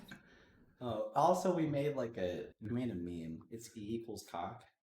What does that mean? I don't. Everyone's saying that. I see that, but all right, let us begin. Okay. Cheers. Smells good. Oh, cheers. Think Never drink alone. responsible drinking. Okay. Is it okay here? Ooh. Or I mean, sure. Why not? okay. Pop it in here. Yeah, that's probably better. Okay. All right, let's begin. Let us begin. Okay. Dr. K, how do you study for a drug test? So that's a great question. And why was Avi wet? Oh, I know what you're talking about. Okay. So how do you study for a drug test? Question number one. So psychopharmacology is a complicated subject, and I'll explain to you guys that so studying for psychopharm can be tricky. That's what they meant, right? They were asking about how do you study that. That's Oh, that was me. that was you. Okay. And And you were wondering about how to study for psychopharm? absolutely. Okay, so question number one. Have you ever met someone unsavable? How much of healthy game? Okay, so let's start with that. Have you ever met someone unsavable? Yeah. I mean, I've had two people come to mind that I've worked with, at least in my professional practice, like as a psychiatrist. So first thing is like, does unsavable mean like medically unsavable, or does it mean like I think like psychology wise. yeah, so I met two people. I'd say I've worked with two patients that I think have treatment refractory depression. I mean, I've also worked with people who, have been very, very sick. But when I hear unsavable, I don't necessarily hear refractory mental illness, right? So, like, for example, I've worked with people who have bad schizophrenia, and like they're not going to be, they're not going to live what we would consider to be a normal life. So that is actually relatively common. In the same way that you can meet, it's kind of like asking a cancer doctor, like, have you ever worked with someone who, had a cancer that you couldn't cure? Absolutely. So sometimes stuff happens in the brain, which is not fixable. But what I'm hearing from unsavable is not untreatable. It's like unsavable, right? That's a little bit different. And I think of two people that were sort of labeled as treatment refractory depression, but that's not necessarily depression, like, because it's confusing, right? Because how do you know if someone has depression or if someone is like hopeless? How do you know? And this is a big problem with mental illness. And I kind of said this at the beginning of the stream, is that if we look at like mental illnesses on the rise, the solution to that isn't necessarily, I'm going to talk about the unsavable people. So you guys have to understand, so if I'm inebriated and doing an AMA, I get to ramble and be an academic, okay? I don't just have to answer your questions, right? So, scuffed McLovin. So funny. That's you know who McLovin is? It's fucked up. It's scuffed. He does look like McLovin. You do look like McLovin. God damn it, not you too. No, but like, look. Advocate for me. No, I am advocating for you. Can we go with Miles Teller? What? Can we go with Miles Teller? Okay, so we have to react. So at some point, we have to react to different pictures of Dank Moses. So we can Google search Markiplier and McLovin and all these other people. And what's the third guy? Michael Reeves. Michael Reeves. Okay, so we'll do that. Okay, so getting back to treatment refractory. So the first thing is like unsavable. Does that mean like untreatable mental illness? Or does it mean like someone who's just so far down the darkness that they can't be helped? I've met two people that I think sort of meet that criteria. And these are people that I've been working with for a while. So one person ended up quitting for a while and then came back for a while. And I felt like we were making progress, but then he decided he didn't want to continue. And then the other guy, I still want more time with. So I'm working on it. So if I met someone who's unsavable, I'm not sure. I don't think so. Have I met people with untreatable mental illness? Like, are there some things that can happen? Like, for example, with autism, like if you get someone who's very autistic and nonverbal, are they unsafe? Like they're never going to live a normal life, but I think you can still make progress. And the short answer is there are two people that I think about. And my answer is actually, I don't think that they're unsavable. I just need more time. So I'm not willing to give up on them yet. And like both of these cases, I've worked with them for, let's see, let me think. So yeah, so like the second dude who I'm still working with is like I've been working with for a year and a half. So I mean I don't think someone can be unsavable after a year and a half. I just think it's too short of a time period. So the short answer is like sort of no. I've met people who on paper are unsavable, and we've made progress. And like this is what you guys see, right? Like you see this on stream is that people come in. Like we've had streams with people who are unsavable, right? Like we've had streams with people who are like unsavable. Oh. Like that shit happens all the time. Like people come on. Like Sky's a good example of this, right? So Sky believes that he's unsavable, but it's not. It's not. Yeah. So have I met people who are unsavable? Yeah, sure. But do I think that, you know, I don't think that people are unsavable. I'm not convinced yet. So, and I talked a little bit about this too in terms of suicide. Like there's some people who, you know, when you understand the depth of their suicidality, like you understand that it's not because they're crazy. It's just because, you know, they're in a very, very dark place with a very, very tough life. And that's okay. Like, doesn't mean that they're unsavable. Just because they're hopeless doesn't mean that I'm going to give up on them, right? So a lot of my practical job, and sometimes I'll even have conversations with people where I'll explicitly say this, where I'm saying like somewhere within you there's hope, and you're just not able to feel it right now. So I'm going to hang on to it for you. And I'm going to hang on to your hope, so I'm going to keep your hope, and I'm going to keep it in here, and then you don't have to worry about it. And when you're ready for it, I'm going to give it back to you. Like, I'm just going to make sure it stays safe for like when you're ready to feel hope again. And in the meantime, you can be without hope, but I'm just going to hang on to it. Like it's going to be mine for a while. And it's interesting how that sits with people. And it's like the idea that you don't have to feel hope, right? That's that fucking relentless positivity that infuriates me. It's like, you can be hopeless. That's okay. But like, let's be hopeless together. And like, let's do it anyway. Like, it's fine. Like you don't have to be hopeful. But let's not, just because you're hopeless now, this is the other big thing when it comes to suicide, right? Is people think that if you're hopeless, that's a permanent state. But the whole reason that I do that is because it's fine to be hopeless. I'm not saying you should feel hope, but you don't have to feel that way forever. Right? You don't have to feel that way forever. Okay, how much of the Healthy Gamer GG philosophy are you planning on teaching your kids? Okay. Not much. I mean, why would I teach my kids this stuff? So, do I talk to my kids about sex? No. They're 4 and 2. That's a good point. So how sometimes Twitch chat blows a neuron. It's just like the neuron just like, fine, whatever.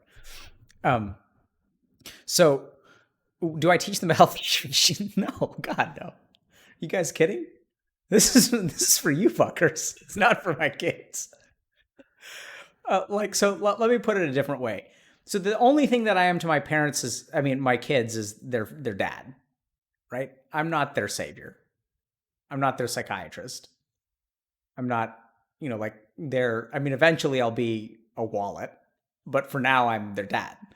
And that's what I try to do with them. Like, so in the hour that, I relaxed her a little bit, and I did a puzzle with my kid, like, cause she wanted to do a puzzle.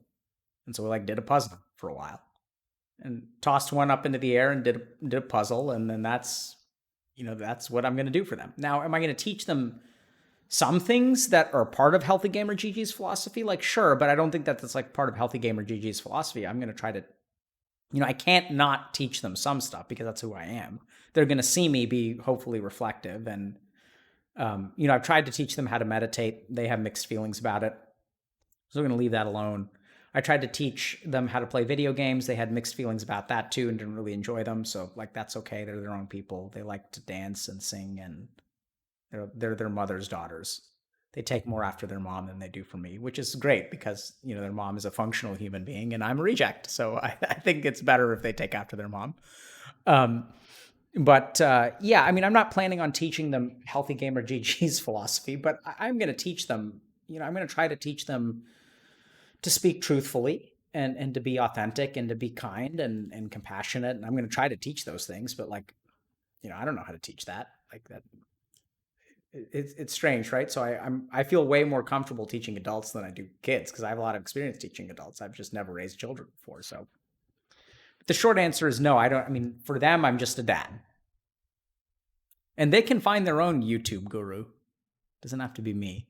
Why was Avi wet? So here's the thing. Avi is wet. So Avi is my younger daughter, and 3 days ago she came on stream and she was just soaked. Like her front was just soaked with water. And the short answer is no one ever knows. No one knows where she gets wet and how she gets wet and where the water comes from. Sometimes there are stepping stools involved. Sometimes there are faucets left on. Sometimes none of those things happen. Sometimes there's a hose involved. Sometimes there's a cup that should have had water that doesn't have water. But sometimes everything is completely normal. Everything is dry, no faucets on, nothing out of place, and she's just soaked. And so it's just one of those mysteries in the universe that you come to accept, right? It's like back in the day, people looked at lightning and they were like, why is Zeus pissed off today? And then some days I look at my daughter and I'm like, where does water come from? I used to think it came from specific sources, but it just seems to just randomly appear when it comes to her, which is fine. Okay. Have you heard of nonviolent communication? If so, how effective do you think it is? Stuff. Can I close this? Okay, so let's do this. We're going to try this. Okay. All right, so I'm going to do this. Can I just Google this? Nonviolent communication. Have I heard of nonviolent communication? No, is the short answer. Okay, so let's see what it is. And what's the question? Have you heard of it? If so, do you think it is effective at... is it effective at helping the average person? Okay. What's the question? Do you think it is effective? Do you think it is... How effective do you think it is at helping the average person? Okay, so let's see what it is. You guys ready for the AMA stream? Dr. K reads Wikipedia. Oh, you want to play a drinking game where if someone asks the same question twice, you finish your drink? I think you'll actually die and say yes. Okay, so NVC theory supposes that all human behavior stems from attempts to meet needs, and that these needs are never in conflict. Rather, conflict arises when strategies for meeting needs clash.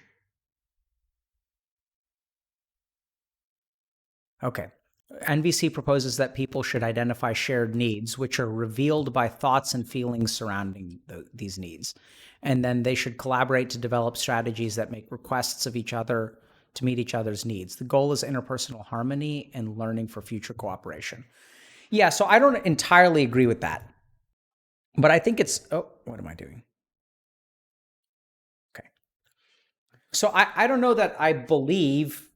I mean, so I think that there's value there, right? So I think a big problem is, so I think there's value to some of the principles behind nonviolent communication, but I don't accept, for example, this sentence. So that these needs are never in conflict, rather conflict arises when strategies for meeting needs clash. So I don't know that I accept that, needs never clash. Like I'm not saying that they do or they don't. I'm just saying it's like it's an interesting claim that I'd have to think about. And the first thing that happens is, if we're in the desert and like I'm dehydrated and there's someone else who's dehydrated and there's like one bottle of water left and we're both super thirsty, do our needs not clash in that scenario? Like maybe they do, maybe they don't. I don't know how this person is defining that, but that sounds to me like needs can clash. And I don't think the world is such a rosy place where needs don't clash. Like, I think that, I mean, isn't there overwhelming evidence that people's needs clash? I don't know, maybe not. So I'd have to think about that. But I think the important thing about nonviolent communication, or what's helpful to the average person, maybe envisioning a world where no one's needs clash and understanding that can be helpful to the average person. Sounds like it's pretty cool. I don't know that I believe that. But I think the important thing is that a lot of times we frame things that are attacking other people that are actually reflections of our unmet needs. So, you know, there's a difference, and this I think is very helpful. So if I say that, like, if I call my partner an asshole and I say, like, oh, you're such an asshole, that doesn't, and really what's happening is I feel like undervalued or unloved by them. So like I feel unloved, and what happens is I call my partner an asshole because I view people who don't love me as assholes. Like, it sort of makes sense, right? They're kind of being an asshole. They're not being nice to me, whatever. But whatever I feel is actually unloved. And I think the value in nonviolent communication is that you can frame other people's behaviors as not meeting your needs, and that can be helpful. Right? So if I say that, you know, I feel like someone isn't paying attention to me, and what I need in that moment, it's not like that person isn't paying attention. It's that I have an unmet need that is like, I'm going through something difficult and I need some support. And I think that kind of language is very helpful. Like on the rare attempts at my, you know, when I do marriage counseling, which I really don't enjoy doing, nor am I good at. So I work with a lot of couples, but I don't do marriage counseling. There's a difference, and I can explain that if you guys want to know. But you know, helping partners reframe, like, so-and-so is upsetting me, that makes it seem like the problem is in another person. So the important thing that I think that you guys have to understand is that if you feel like someone else is a problem, what is that person evoking within you? Because there's an interaction between like you and the environment. Like there's an interaction between you and this person. This person is doing something that's having a particular effect on you. And so it is very, very helpful to think about what is that effect on me and how can I understand that and can I address that more directly? Because telling someone to be less of an asshole is like not really a constructive thing to say, right? You're like, hey man, you're an asshole. Like, stop being an asshole. And the dude's like, and instead saying like, hey, there are times where you come home from work where like I've had a really hard day, and then, you know, like I need some support and it sounds like you're not available to me. Can you please like think about setting aside some time, like turn off League of Legends for like half an hour when I get home so that we can talk about my day. Like that you can frame, right? And instead what happens is every day you come home, your partner's fucking playing League of Legends, and then you're out bitching with your friends, and then you're like, yeah, like my partner's an asshole. They never listen to me. They never make time for me. And right, never turn off League. So it's even then, if someone says like, oh, like someone is addicted to League, like my partner is addicted to League, like that too doesn't really help, because how is that affecting you? How is it affecting other things? Because to tell someone that they're addicted to League, even if they believe it, may not be helpful, right? The issue is, what's the consequence? Like, what's underneath that? What are the things that are not being done that need to be done because of that behavior? So the thing about nonviolent communication that I like is reframing, you know, accusations. Reframing an external accusation as a need within yourself can be a useful topic. I mean, a useful strategy. That too, though, I think some people take to the extreme. And I think we sort of see this with like the super woke and social justice warrior crowd and the microaggression crowd, where they frame everything on the outside as like an unmet need within themselves. Right? It's like, oh, I was offended that the professor has a book that represents racism in a particular way, and I feel hurt on the inside, therefore that book should be removed from the list. Right? So I think that there is like an environment self-interaction, and I think it's useful to sometimes reframe your beef with the outside world by like looking within yourself and seeing like, where's the problem here? Right? And we saw this with Imane today. Like, she was saying that, you know, I don't want to worry my parents. Like, that's her interacting with the outside world and not thinking about her own needs. And so that should be reframed. That can move forward. But on the other end of the spectrum, when I walk around and I get offended because anyone does anything, it's like, I walk into I've heard this before where people will like, they'll say like eating food that is not from your culture is cultural appropriation. They'll be like, you're eating in an Indian restaurant. You're not fucking Indian. Like that's cultural appropriation. Like that's oppression. Like what?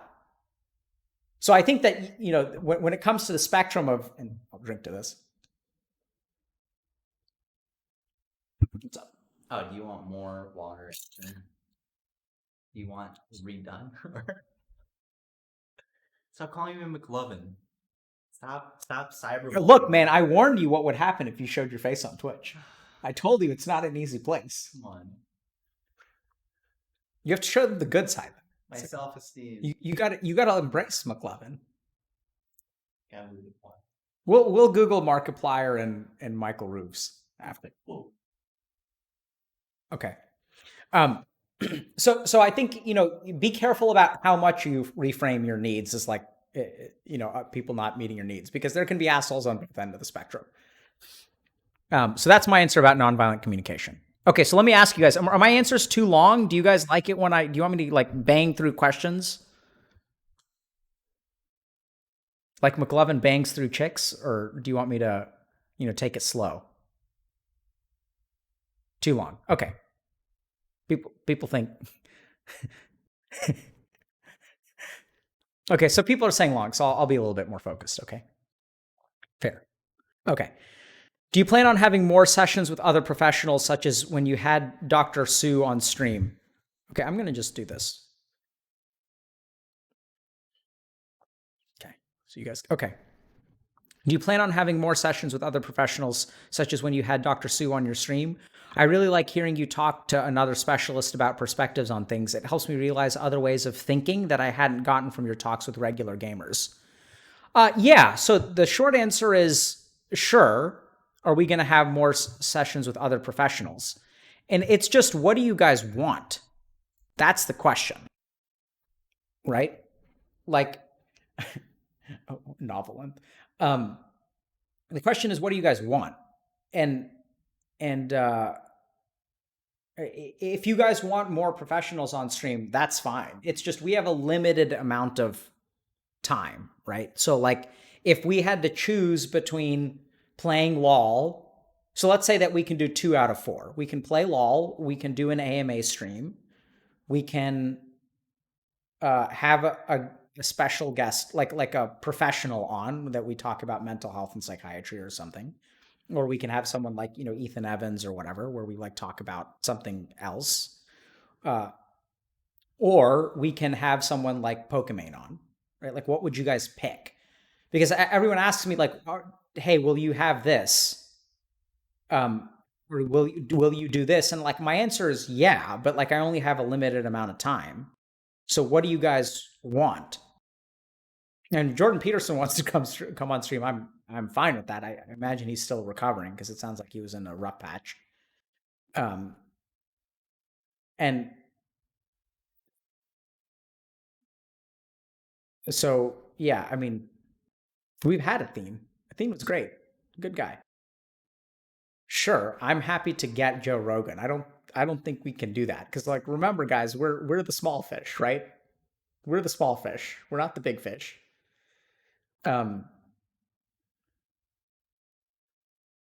Yeah, so you guys, like, y'all tell me what you guys want. And the short answer is that we're happy to do not like whatever, but like within the scope of things that, I'm not going to have like a putting my kids to bed stream or something like that, but and you guys tell us what you want, but generally speaking, I'm open for it. It's just, we have a limited amount of time, and how do we want to spend our resources? Okay.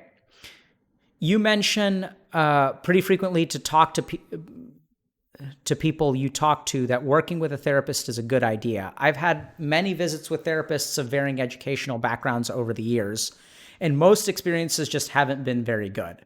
Do you have any tips for helping people find a therapist that will work for them? Absolutely. Okay, so the first thing is, this is why we are raising money. Because I think that therapy doesn't offer all of the answers. And let's think about what therapy is. So I think therapy has one basic problem, which is that they don't put skin in the game. And it's a dangerous but like reasonable thing to do. So when an alcoholic comes to my office, I do not accept responsibility for their sobriety in any way, shape, or form, right? They come to my office. And so the field of psychiatry has become scared of failure. And the field of therapy has been scared of failure. And I think that that's kind of like anthropological. Like so if we look back at the development of therapy, it sort of developed in parallel with like huge advances in Western science. So in microbiology and like physiology and things like that. So we were learning definite answers to questions about the body. Like we figured out how neurons work, how brains work, where cancer comes from, why infections happen. And then all of the people who were interested in the mind were sort of like left behind because we didn't have any answers. And so like we felt like we weren't a real field because all the other kids are like having experiments and we don't have experiments. We don't have x-rays. We don't have cool toys. We don't have any of that stuff. And we don't even get paid as much. And so there's the real medicine and then there's fake medicine. And you can see this in psychiatry. Like people don't take psychiatry seriously. Like even if you suffer, I'm sure you guys have met people who don't think about mental illness as a real problem. They view it as weakness. And the providers in psychiatry sort of like subtly accepted that too. Because our big brothers in real medicine and surgery and oncology like had real stuff that they were doing and we're like not real. So then I think what happened is as a field, like the field of psychotherapy started becoming afraid of like committing to making change. So when, you'll have people who like, will ask a therapist, like, do you have answers for me? And most of the time the therapist says no. And so I think the first thing is that kind of approach has made therapists shy away from some things. And I think what some people need is not just someone to talk about their feelings. And thankfully, like psychiatry is figuring this out. So for example, there's a technique called behavioral activation, which is an evidence-based treatment for depression. But what behavioral activation is, and they've done head-to-head trials where you'll take someone who does psychotherapy, which is like talking about your feelings, versus behavioral activation. And what behavioral activation is it's getting people to do things. It's just focusing on like behaviors and changing behaviors. And it's not even like, it's even like more on the behavioral side than CBT, which is cognitive behavioral therapy. No, so CBT is like in the middle. Okay.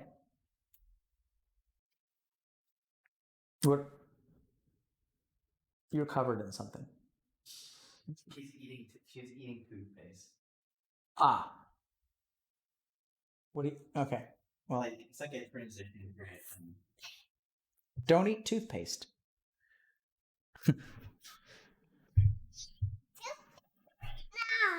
I know we don't eat toothpaste though, sweetie. We've had this conversation. Who is it? It's the internet, my love. It's people calling me McLovin. That's not even your shoe, my love. Okay, let's see if Zach Kaka, can you? Yeah. Right. She's stepping on something of yours. Okay. Okay. Okay. So, yeah, so I think if therapists don't work for you, I think part of the problem is because what some people need is like they need something that is more external than just talking about your feelings. And I think a lot of therapists operate under a couple of paradigms, which I don't know if they're true. So I don't really agree with them, but I could be wrong. And there's been a long tradition of people who think they're right. And the first thing is that change happens slowly. Like if you talk to a lot of therapists, if you go to school and become a therapist, what they're going to say, they're going to give you timelines that are longer. They're going to say like 2 years, 3 years, 5 years. And sure, like that may be true for some people. But in my experience, like change can happen like fast and quick and dirty. It's like the Uber Eats generation. It's not like call and make a reservation for next Thursday and then show up and then they start cooking the pig like a day in advance. It's like, I got hungry. I've been hungry for an hour. I haven't done anything. My pantry's empty. Let me pick up the button and like, let me just do it faster. And let me do it quicker and more intensely. And that's what our society wants, right? We want things fast. We want them cheap and we want them to be good. And so like in a bizarre way, like that's why we started our coaching program, because in my experience, you don't have to just talk to someone about their feelings. And like sometimes as a therapist, you can tell someone like, what the fuck is wrong with you, man? Like that's okay, right? But that's not what therapists do. So I used to be a really, really bad, I still am actually, a really bad therapist. And I even had one of my supervisors like sort of fire me. Like, so when you're learning to be a therapist, you have supervisors who you see patients, then you go talk to your supervisors about like, okay, I sat with them and then they said this and then I said this, and you tape your sessions and they watch it. And one of my supervisors was like, I can't supervise you. And I was like, why not? And she's like, I don't know what you're doing. And I'm like, okay. She's like, you're doing something, but it's not therapy.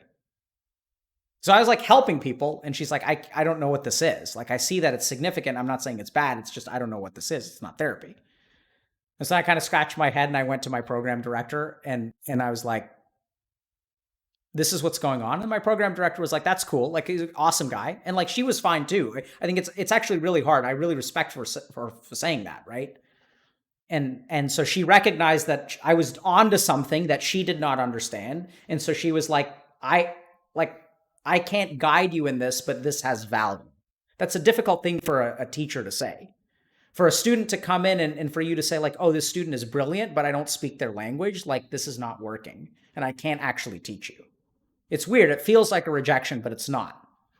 And so I went to my program director and then I said like, this is what's going on. He's like, okay, that's great. Like, let's find you someone else. And like, thank God. Right. And then I got someone who still didn't understand what I was doing, but was way more comfortable with it. And they're like, let's figure out what you're doing, because what you're doing is clearly important, but like, let's figure it out. And so what I actually do is not exactly therapy. And I think a lot of what I do is, there's therapy in there, but a lot of it actually comes from yoga. And a lot of it comes from like when I had a guru in India and like the way that my guru talked to me. And he didn't ask me like how, like he didn't say like, let's just talk about your feelings for an hour. He was like, why do you have a particular feeling at a particular time? Where does that feeling come from?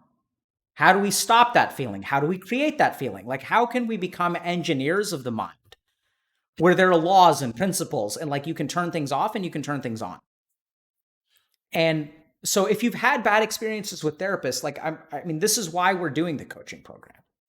And I'm not saying that it's a substitute for therapy. And I'm not saying you guys shouldn't see therapists. And I'm not saying that therapists are bad. And I'm going to answer your question about how to find a therapist. But the first thing to understand is that not all problems can be solved by therapy. And that specifically, I think therapists have shied away from engaging in some parts of people's lives. And this is why the field of life coaching is a thing, right? This is why coaching is a thing to begin with. Because what therapists said is that we said, you have anxiety, we can bring you away from your anxiety. But we can't give you calmness.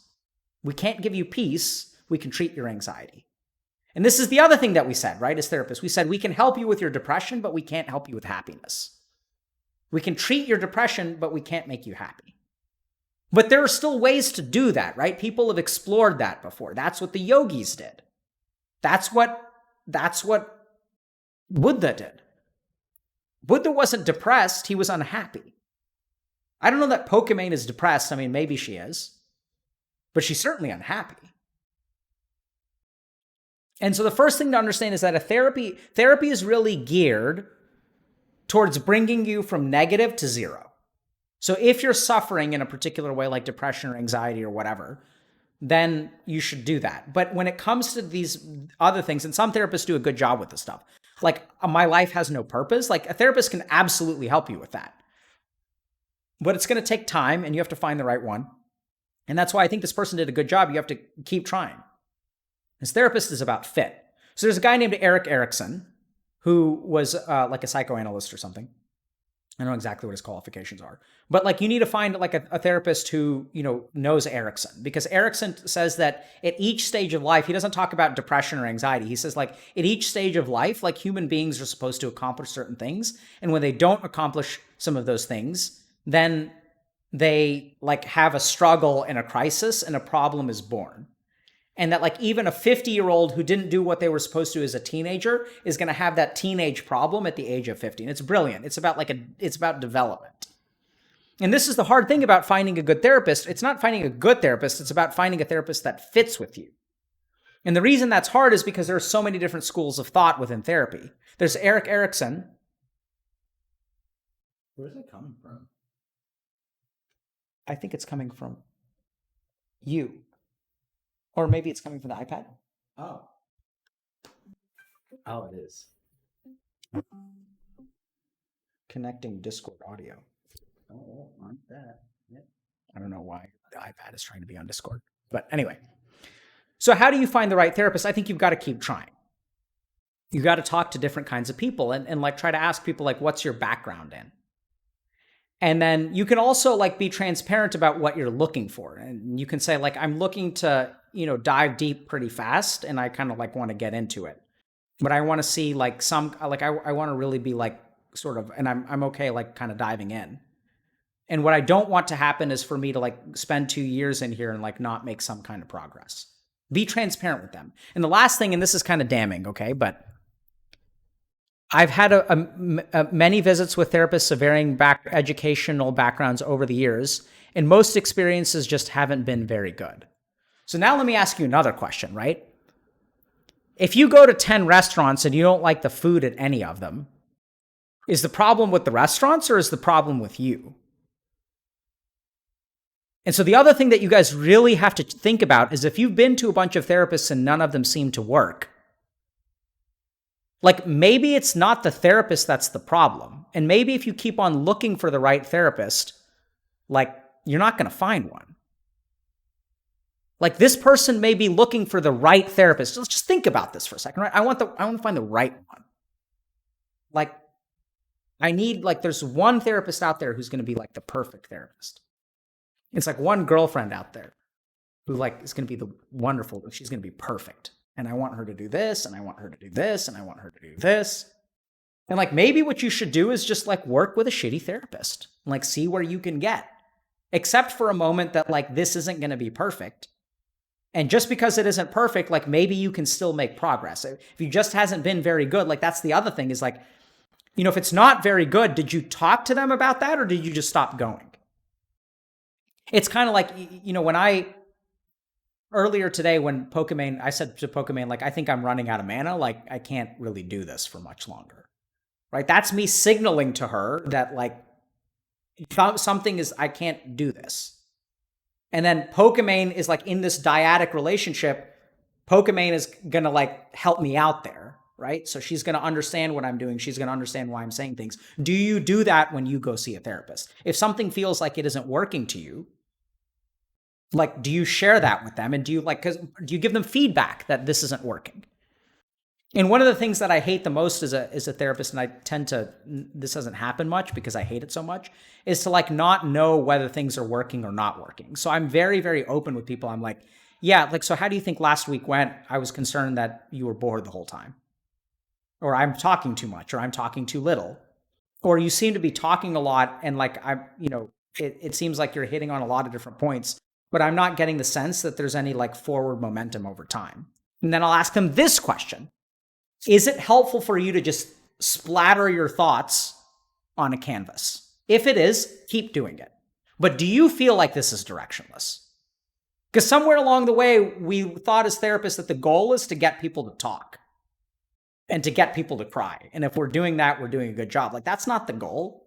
The goal is to help people to move forward. And some of them cry when they do it. Some of them don't cry when they do it. They don't need to cry. Everyone's different. So what kind of feedback or relationship are you having with your therapist? Because if you've tried like half a dozen therapists of varying educational backgrounds, right? So this person has tried a couple of different things. Like, I've tried Italian food, I've tried Mexican food, I've tried burgers, I've tried tacos, I've tried Viet food, and all of it sucks. And then it's like, well, what's wrong? And then he's like, yeah, like none of it's salty enough. And it's like, well, did you ask them for salt? No, I didn't ask any of them for salt. I'm like, why not? Because it's rude. Well, then there's your fucking problem. Just ask for salt. Right? So, so how do you find a good therapist? So I think you should try a couple, right? And tell them what you want and mostly communicate with them. And then think for a moment that like, if you've tried a few therapists and none of them are working, maybe therapy isn't right for you. And maybe you aren't right for therapy. And maybe you need to do a better job.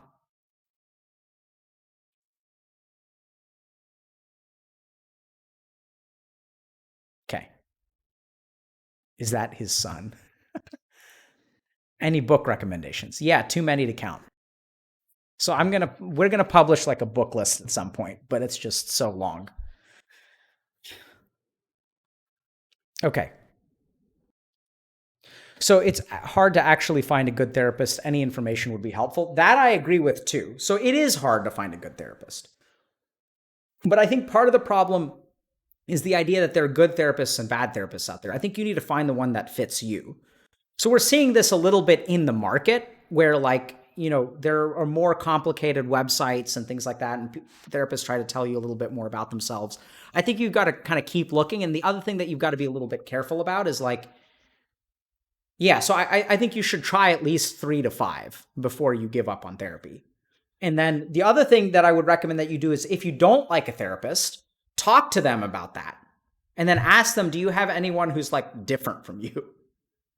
Right? I've done that where people will be like, yeah, like, so I had someone come in for a consult and they're like, yeah, I feel like you just don't listen enough. And I'm like, that's fair enough, because in terms of therapists, I'm in like in terms of the amount of time that my mouth is open in the room, it's like at the high 5%. I'm in the top 5%. My mouth is open in the room a lot. I'm just like this. No, but I talk a lot. I'm what people call an active therapist. And some people don't want that. Some people want people to listen. How can I interpret bizarre sexual dreams? They're not bizarre, man. They're not even sexual. They're just about League of Legends. Okay. It is tough. How do you find enough time in the day for family, professional work, and healthy gamer? Does it feel overwhelming? How do you manage? Okay. So how do you find enough time in the day for family, professional work, and healthy gamer? The short answer is I don't. Does it ever feel overwhelming? Yes, commonly. How do you manage? I don't. Okay. So like, man, they just can't leave you alone, dude. Yeah. Is it really distracting to have you? Wait, oh, is it about me? I don't know. Who is he? Oh wait. Let's do it because I'm actually okay with it. Is that Goodwill Hunting next to you? No. I mean, I think we can answer these questions. Yeah, you do a poll, and then I'm going to answer this question. Okay. So how do you find enough time in the day for family, professional work, and healthy gamer? I don't. Right. So this is. So I'm going to teach you guys the secret to my success is to like be bad at a lot of things. Right. So like I don't have enough time for my kids. I don't have enough time for healthy gamer, and I don't have enough time for my patients. Like I don't have enough time for any of it. And I certainly don't have time to play. Since quarantine started, I played 140 hours of video games. And quarantine started on March 15th. So what is that? That's about 7 weeks. So that's a lot, right? Like it's maybe a little bit less, maybe like 130. But it's been a lot of video games. It's been like 10 to 20 hours a week, which is huge. And so the short answer is, and I don't usually, I mean, for a period of up until quarantine, I'd played video games for maybe 2 to 5 hours per week. Yeah. 2 hours or less, on average, 2 hours a week for like 2 to 3 years. And that was usually, I'd play like 6 hours like every 3 weeks. I'd like sit down one day and I'd like play 3 games of Dota. And so anyway, I played a lot recently because I let myself do that. But the short answer is that I don't have enough time. And do I feel overwhelmed? Absolutely. And so what you do is so I think that the problem is that when people feel overwhelmed, they try to do less things. And I don't think you should try to do less things. I think you should try to keep them all going and just like try to do what you can. Right? So I could spend more time with my kids, but I don't. I could stream more, but I don't. And I could see more patients, but I don't. So the short answer is that I just do less of everything. And that's okay. So like I'll work for like 6. So I set like certain amounts of limits. Like I'll see patients for between 4 and 10 hours a day. I'll stream or do healthy gamer stuff between 4 and 10 hours a day. And then I'll be with my kids for between like 2 and 15 hours a day. And on any given day, like some of it doesn't work out, and that's okay. Right? So like healthy gamer isn't growing as fast as it could if I was more active. This guy will tell you that. Wait, what did you say? Just that, I could Like I never check Slack, for example, right? Like you guys are doing all kinds of shit on Slack, and I just don't. That's kind of good though. I stay in stream. Okay. We made war in your absence. So the short answer is that, are you going to feel overwhelmed? Absolutely. And how do I manage all three? I don't. But don't let that stop you. Right? So bite off more than you can do how do I manage? So I manage by letting myself go a little bit, right? Like I manage by sort of saying like, okay, what am I going to do right now? And then I do that thing, and then I do it until I feel like I push myself and I try to like do as much as I can. And then I'm done doing it. So I also manage a lot by having external, so you guys are the same way. I manage the same way you guys are. I need external deadlines. So like I work a lot because I schedule things on my calendar and then someone else shows up and I can't not show up. The reason that I'm successful is because I'm a psychiatrist and I have people like who come to my office and they knock on my door. And if someone comes and knocks on my door, I can spend an hour with them. But if you ask me to work for 8 hours, I can't do that. But if 8 people show up and knock on my door every hour and they're like, hey, can I talk to you about something? I'll be like, absolutely, man. I can do that shit all day. So to think a little bit about how do you structure your life, and if you're someone who needs external motivators like I am and like you are, then you externally motivate yourself. And there are times where you don't need external motivators or you dig deep. So next week is a good example of this. We're streaming, but I've canceled all of my patients. No patients next week. Because Healthy Gamer needs some of my time. I'm going to sit down. I'm going to like write. So I'm going to work on my book. I'm going to work on content for you guys. I'm going to work on modules. I'm going to work on giving you guys in-depth questions for a lot of in-depth answers for a lot of questions that you guys ask. So for 1 week, I'm not going to see any patients, and I'm even going to spend less time with my family. I'm going to just focus on creation. So that's how I manage. So I've always wondered about this. How did you get into Harvard Medical School despite having terrible grades? Great question. Okay, so getting into Harvard Medical School is a little bit, not a misnomer, but I mean, it's a little bit more complicated than that. So I'll tell you guys exactly what happened. So I graduated in 2006 after 5 years of undergraduate with a 2.5 GPA. And applied to medical school and didn't get in.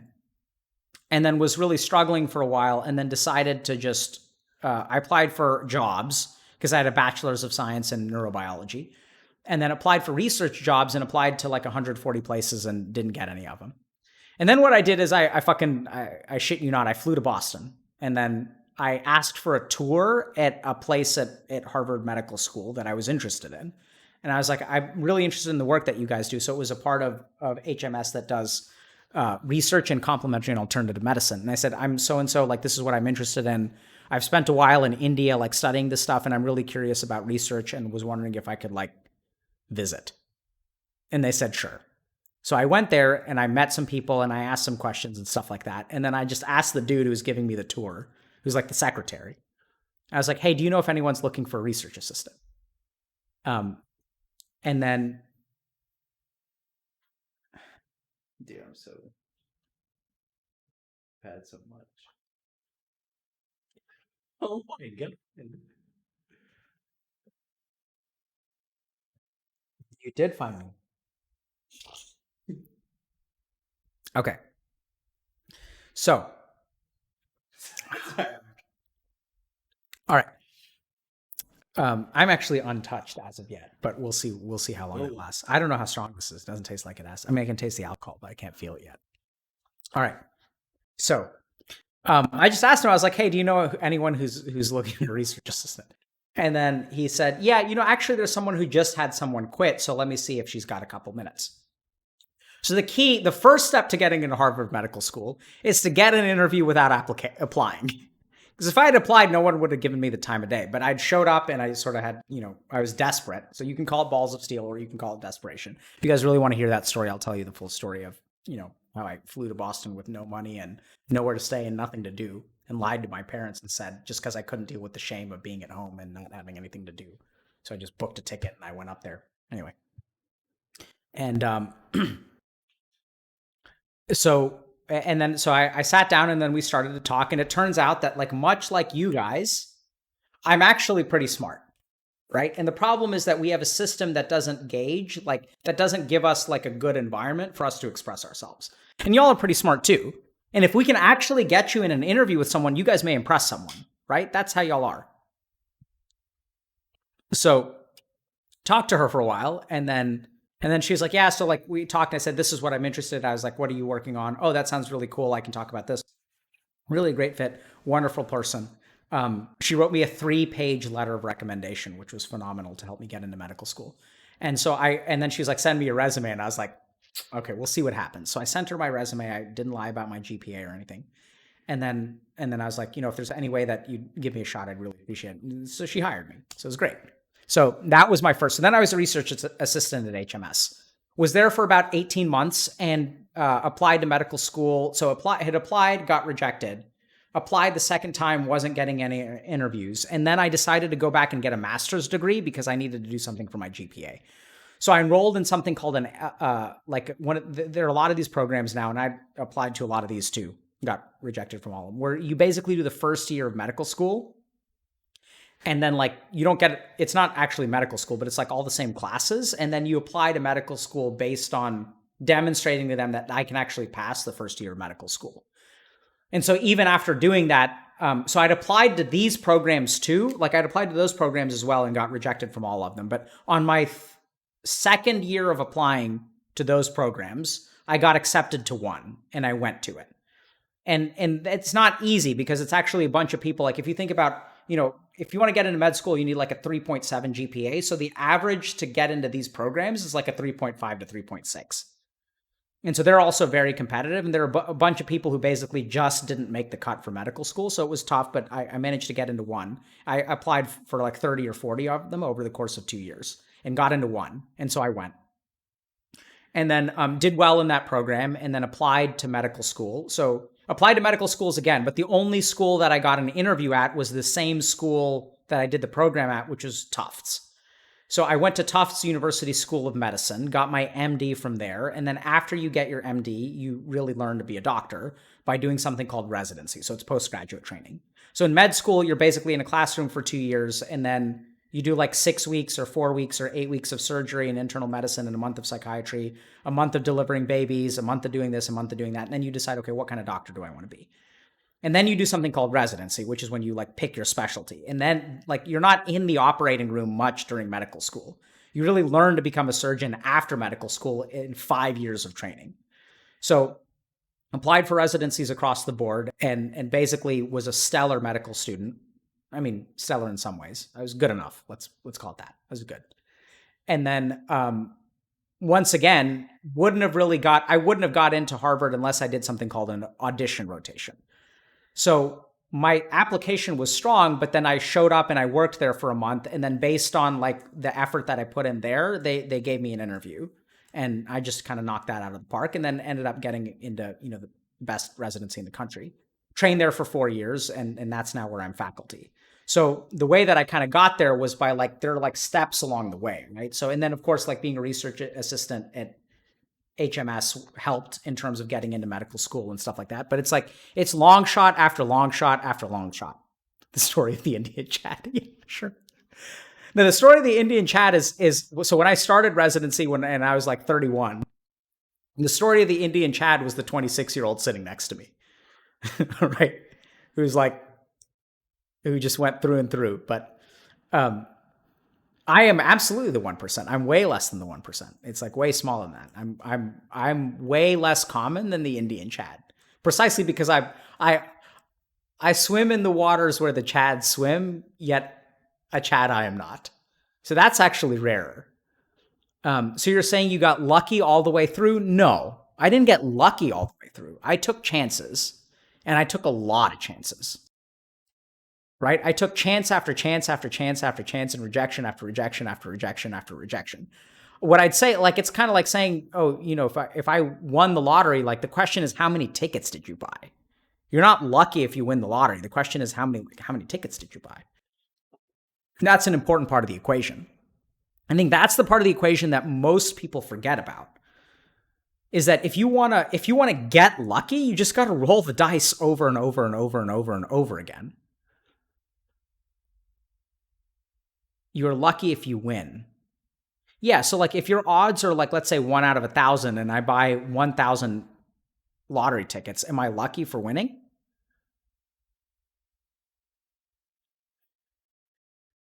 So I got good RNG. Did I get good RNG? Absolutely, right? So there are a lot of things about my life that are absolutely lucky. And I don't, and this is why I think about karma. So if you guys really want to talk about this, it's karma. So karma is sowing a seed, but you don't know that the seed is going to turn into a plant. And yeah, so this is the other thing. So I used to play Hearthstone. And I sucked at Hearthstone. What I realized is that I'd used all of my RNGesus credit up on this whole med school and Harvard business. And so I had none left for Hearthstone, and that's why I'm not a professional Hearthstone player. Right? So, but really, I mean, am I lucky? Absolutely. Did I get lucky?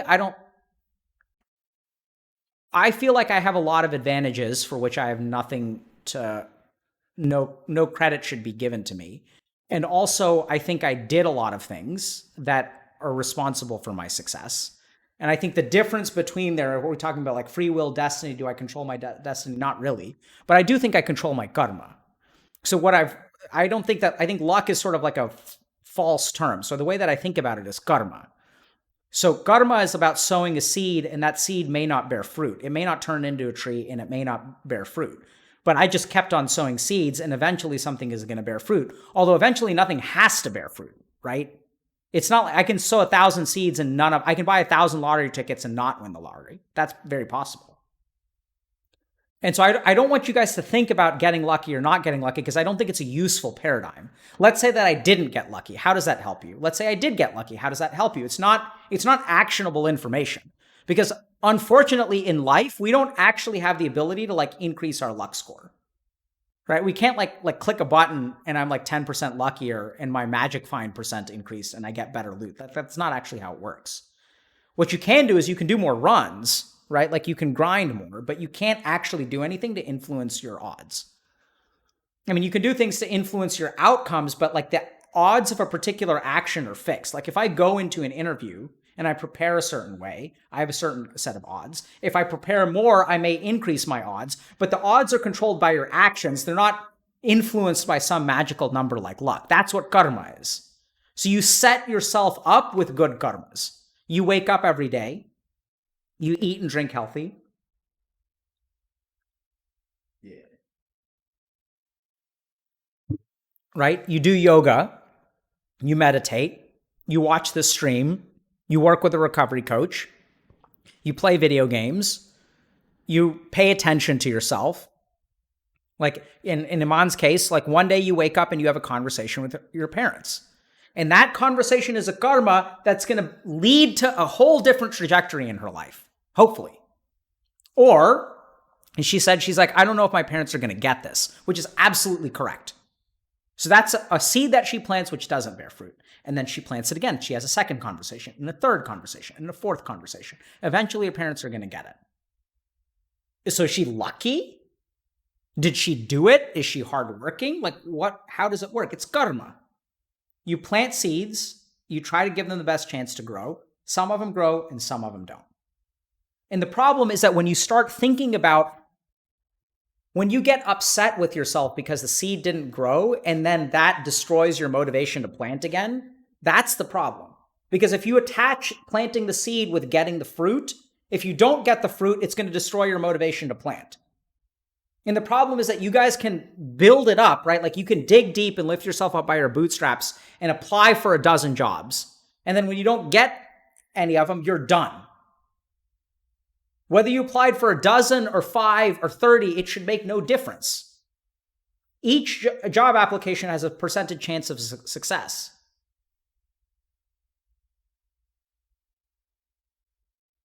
You want all of your seeds to bear fruit. Absolutely. That's what you need to let go of. You're going to start succeeding when you're prepared for none of your seeds to bear fruit. MCAT studying tips? I don't know, they've changed it recently. I think just study a lot and do a lot of questions and be focused. Last MCAT study tip is focus just as much on the questions that you got right as you did on the ones that you got wrong. And understand why you're getting some wrong and why you're getting others right. Don't just focus on the ones you get wrong. Also, take practice tests. Those are the most valuable. Take practice tests, says this guy.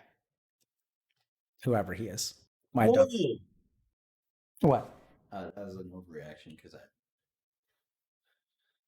Dr. K, do you have any book recommendations for getting the most out of meditation and yoga practice? And do you go to therapy yourself? Okay. So the first thing is, like, you guys got to understand this. Books don't give you the most out of yoga and meditation practice, right? So, like, this is a huge problem. Like, you don't learn meditation from a book. Meditation is about being present and yoga is about doing. That being said, I definitely have book recommendations. So I think reading Patanjali's Yoga Sutras is excellent if you want to understand yoga. Reading the Hatha Yoga Pradipika is also excellent if you want to understand like yoga asanas. And I know, sorry, we'll write these. Hold on.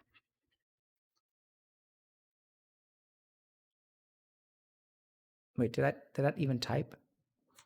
Hatha Yoga Pradipika. Yep, there it is. Okay. So we'll post those somewhere.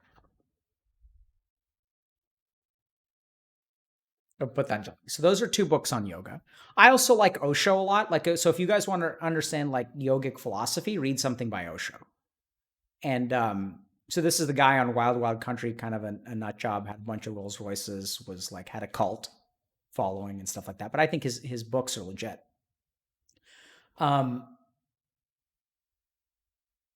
Yeah. So I think I hear good things about Sam Harris. I haven't read too much of his stuff, to be honest. His stuff on meditation anyway, because my perspective's a little bit different.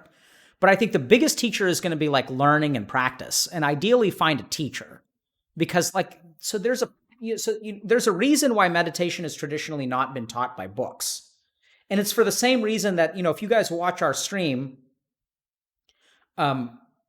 you'll see that sometimes people hear. Like, so we had a question some time ago that like, I see people on your stream have a big experience in meditation, but when I do it at home, it's like not as big. And sometimes you'll see people like, I think, who's the guy? Dom. Dom is a great example of this, of a guy who had heard about meditation, tried meditation, then we did meditation with Dom, and he's like, hey, this is actually really fucking cool. And so I think something has been lost where we somehow assumed that the way to learn things is like through books. And I get that like books are accessible because you can sit down and order them on Amazon. But if you really want to learn, you need a teacher. And the advantage of a teacher is because a teacher like knows you, right? And like once they know you, they can recommend practices that are going to help you attain like spiritual goals and stuff like that. So I didn't say Sam Harris was bad. I just say I have a different perspective. Can you expand on your hatred for med students? Yeah. So, I mean, I don't really hate med students, but so some of it may be envy deep down, but I don't really think so. I mean, it used to be at some point, but really what it is it frustrates me that people work so hard without understanding themselves. And when I think of a try-hard med student, like I actually try to help these people as much as I can. And like the try-hard med students, they just try. And they don't like stop and think about what they actually want. And that's what I hate.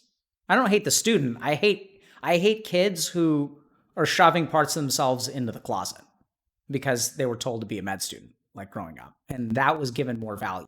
I hate that we live in a society where like some professions are fundamentally treated as royalty and other professions are treated as less than royalty.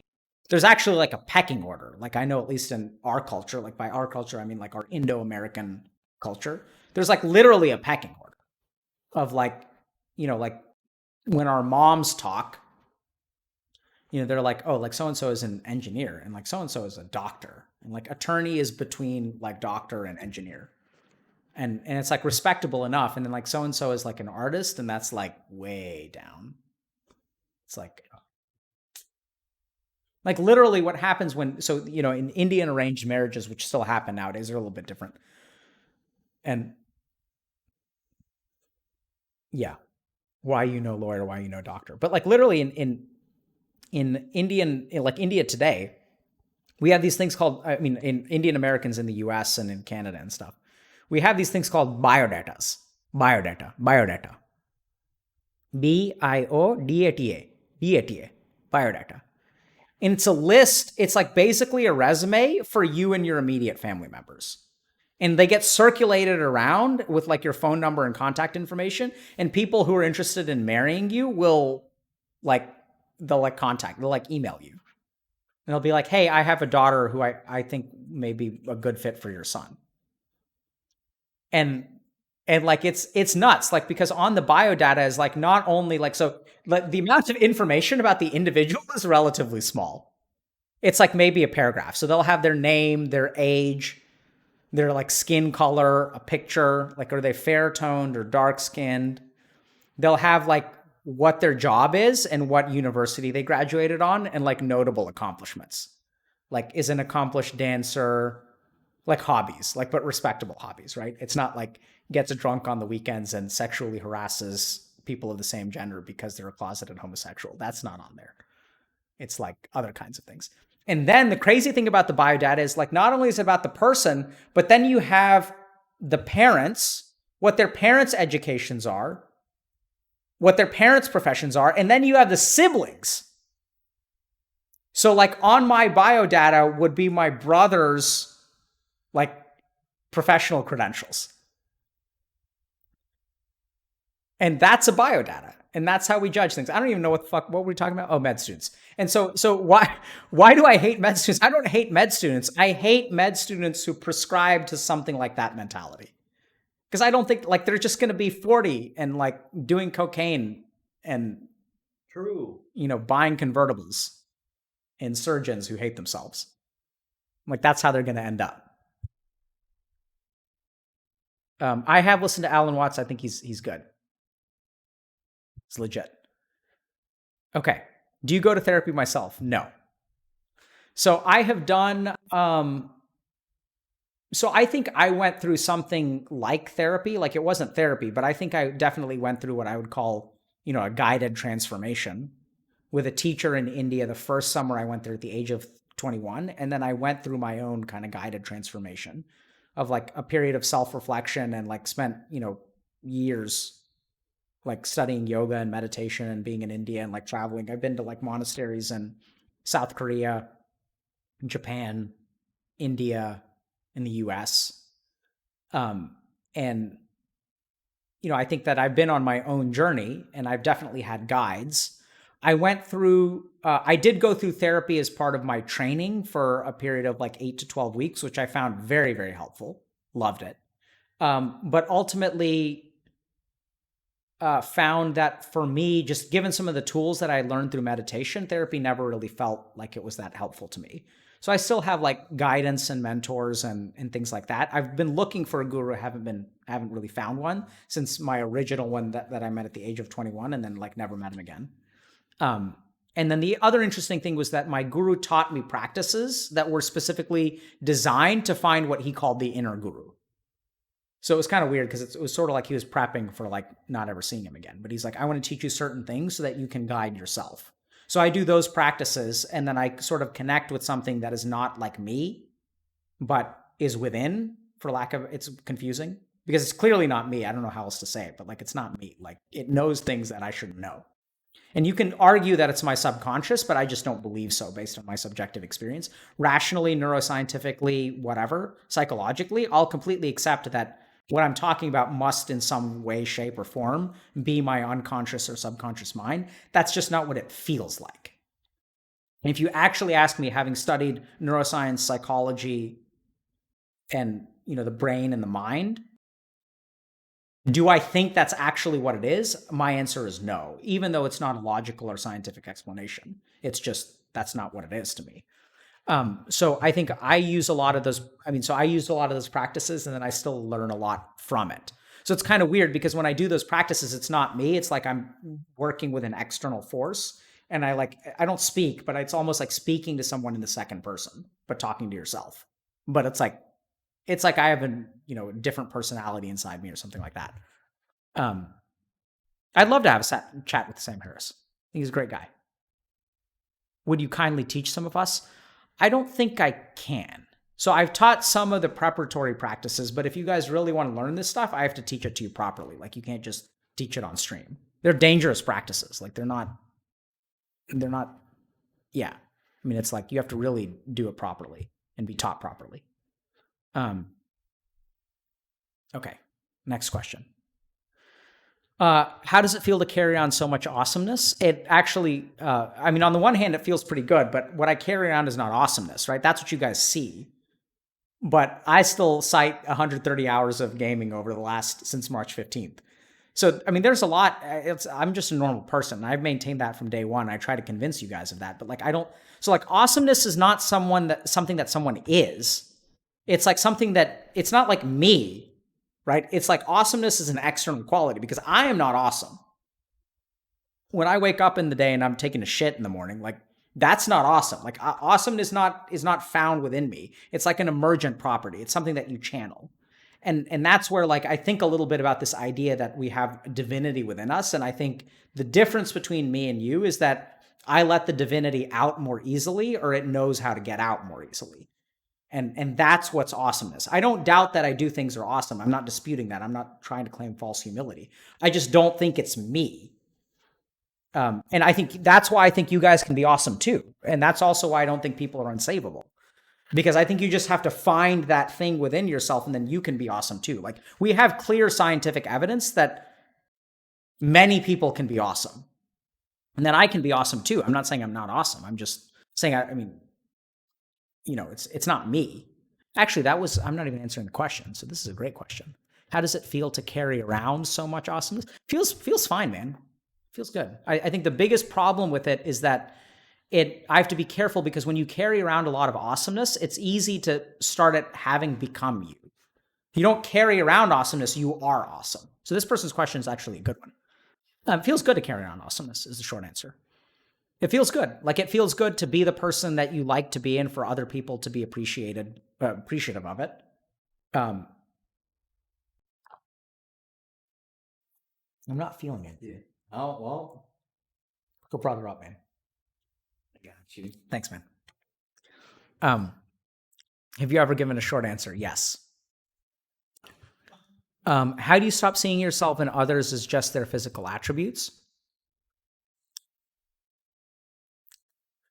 How do you overcome your past with sexual abuse as a child and begin to have sexual relationships as an adult? Okay. For the dude who wanted short answers, you're SOL, buddy. How do you stop seeing yourself and others as just their physical attributes? So, short answer to this is that you stop trying to see yourself as something else. Let yourself see what you see, right? But accept that. Accept that, like, right now in this moment, I can't see, oh God, beer? Dude, I'd rather shot beer. Beer, I'm just going to be peeing all the time. It's going to affect my figure. So I think you start by not, like, if that's what you see, just accept that that's what you see. And start there and say, like, I don't need to see anything else, and see where that gets you. Because there's a certain amount of judgment there. And then, I mean, I'd say, like, this is not a question I can just answer, but that's kind of the first answer. And the second question would be, like, I'd have to talk to this person. Because I don't know how to get someone to see something unless I, like, understand what's going on in their mind. So I apologize, but that's hard to see. But I would start by saying, you know, what's wrong with just seeing physical attributes? And can you just sit with physical attributes? Because seeing physical attributes, in theory, is not a problem. The question is, do you make judgments because of them? Right? Implied in this is, how do you stop seeing yourself and others as just their physical attributes? Well, there's nothing wrong with that. There's a problem if you have a judgment. And so then the question becomes, what is that judgment? And where does that judgment come from? Because the problem is not that you're seeing things as physical attributes. The problem is that you have a judgment around it. And then the question is, like you have to get to the root of that judgment. And where did you get the idea that physical attributes mean something about a person? Where did you get the idea that a person is their physical attributes and nothing else? That's what you've got to get to. Okay, next part of it is, how do you overcome your past with sexual abuse as a child and begin to have sexual relationships as an adult? I mean, the short answer there is go see a therapist, right? Because that also is not, like, there's not an A answer for that. I could say some kind of, because, you know, short answer dude and I are going to have a little tug of war here, but, you know, I could say all kinds of things like, learn to love yourself again, man. Like, yeah, like, Learn to love yourself and see yourself as a beautiful person, bro. Like, I could say all that kind of shit, but that doesn't work, right? I mean, if you've been sexually abused, it's fucked up the way that you perceive sex. And there's a physiology to that. Like, it's not like in your mind, it's like in your body. Your body has learned. It's like touching a hot stove, and then your body learns, like, hey, man, let's not touch hot stoves. So something has happened to you that has changed your ability to relate and connect to another human being. And it's not that it's broken forever. It's just your mind and your body have learned a particular way of interacting. And that when someone touches you in a particular way, or like demonstrates affection, or, you know, when you see things or they see things, it evokes feelings because those feelings come from the past. That's a learned behavior. And if you see a therapist, hopefully you can start the process of unlearning it or learning a different way. And that's what you got to do. Now I'm getting buzzed. So what is the path to becoming a therapist from a person who's fresh out of college but didn't major in psychology? Okay, you don't have to major in psychology. So let me just make sure I read the rest of that. Okay. Yeah. So like your major in college has nothing, at least in the United States, your major in college has nothing to do with your qualifications to become a therapist.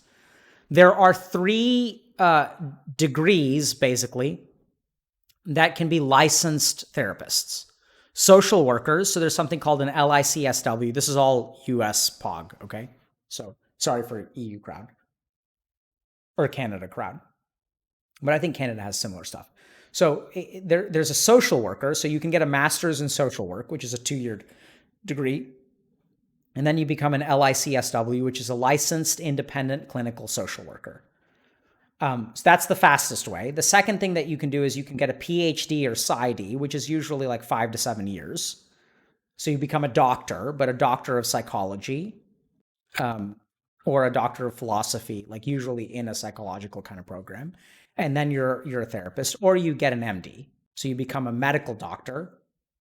Medical school takes 4 years, and then 4 years of psychiatry residency, and then additional fellowships or training after that if you want.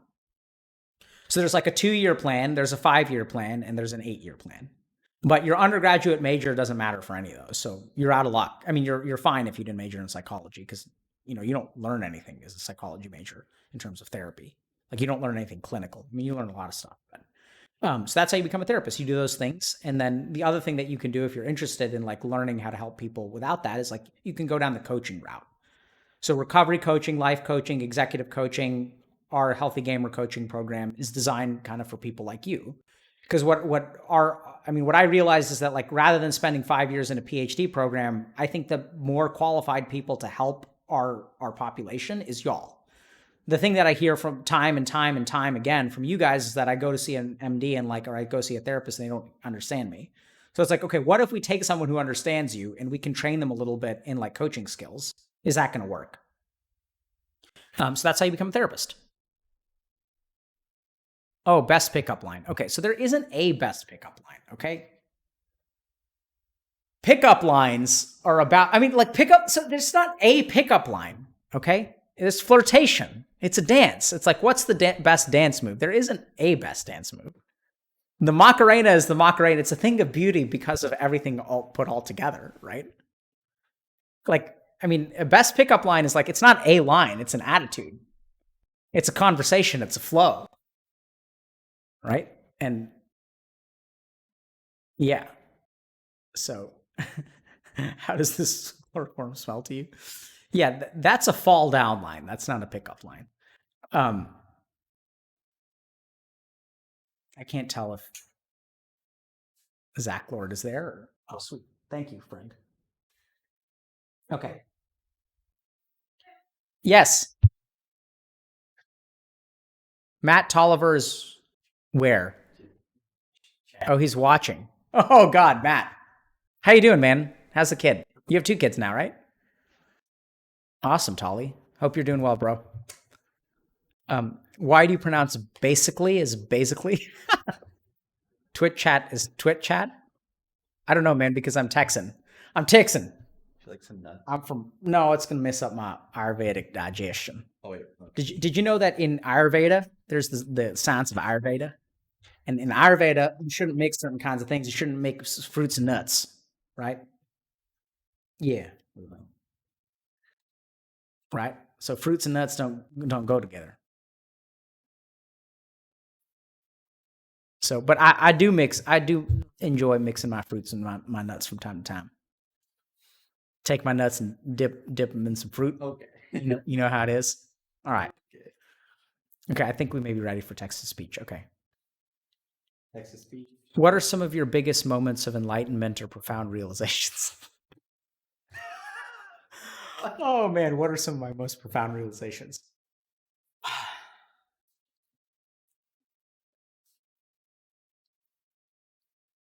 So I'd say the biggest realization that I've ever had is the fact that I suck at life and that that's completely okay.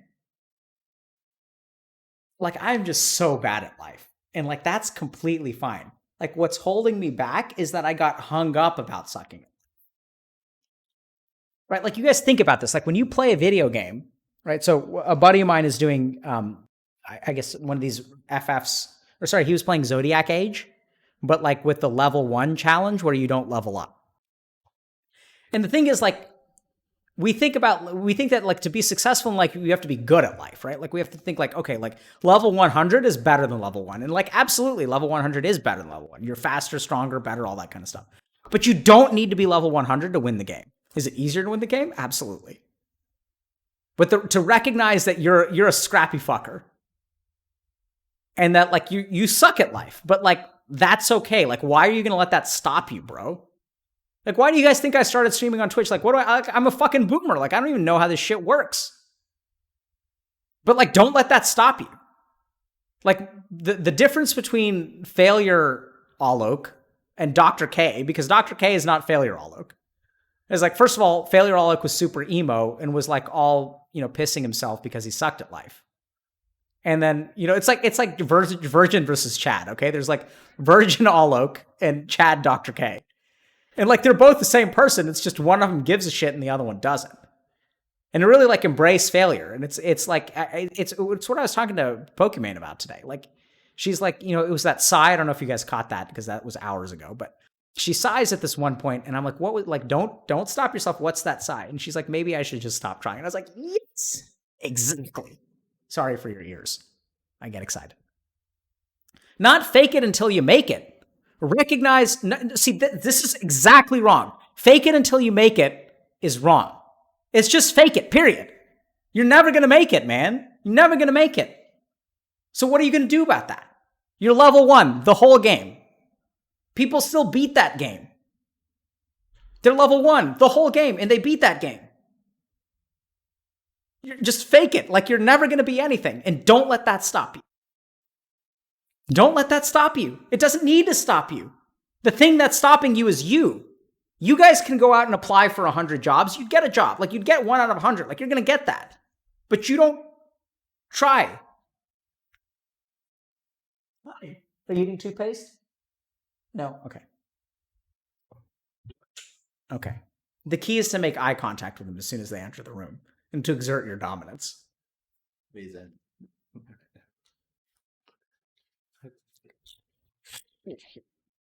I don't know why I do drinking stream.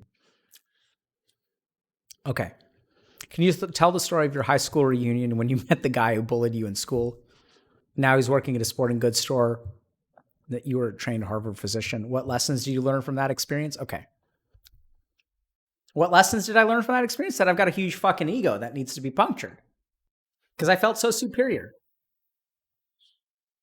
Oh, wow. Thank you. What is that? It's a lot. Okay. Okay. Okay. Daddy, look at Yeah. Oh, you guys picked some stuff. Great. Just went to get their water and there they are. Come on. Okay, bye, sweetie. Domin's failed. Absolutely. Thank you, Lucky. Oh my God, thank you very much. Daddy. Thanks for the hug. Love you too. Oh. It's, okay. Okay. Yeah. Hey, come on. No, Uma, don't pull her. Just let she'll come on her own. Okay, look, then put the glass still over. I'll put the guy here. Hey, I'm gonna make some cupcakes. Okay.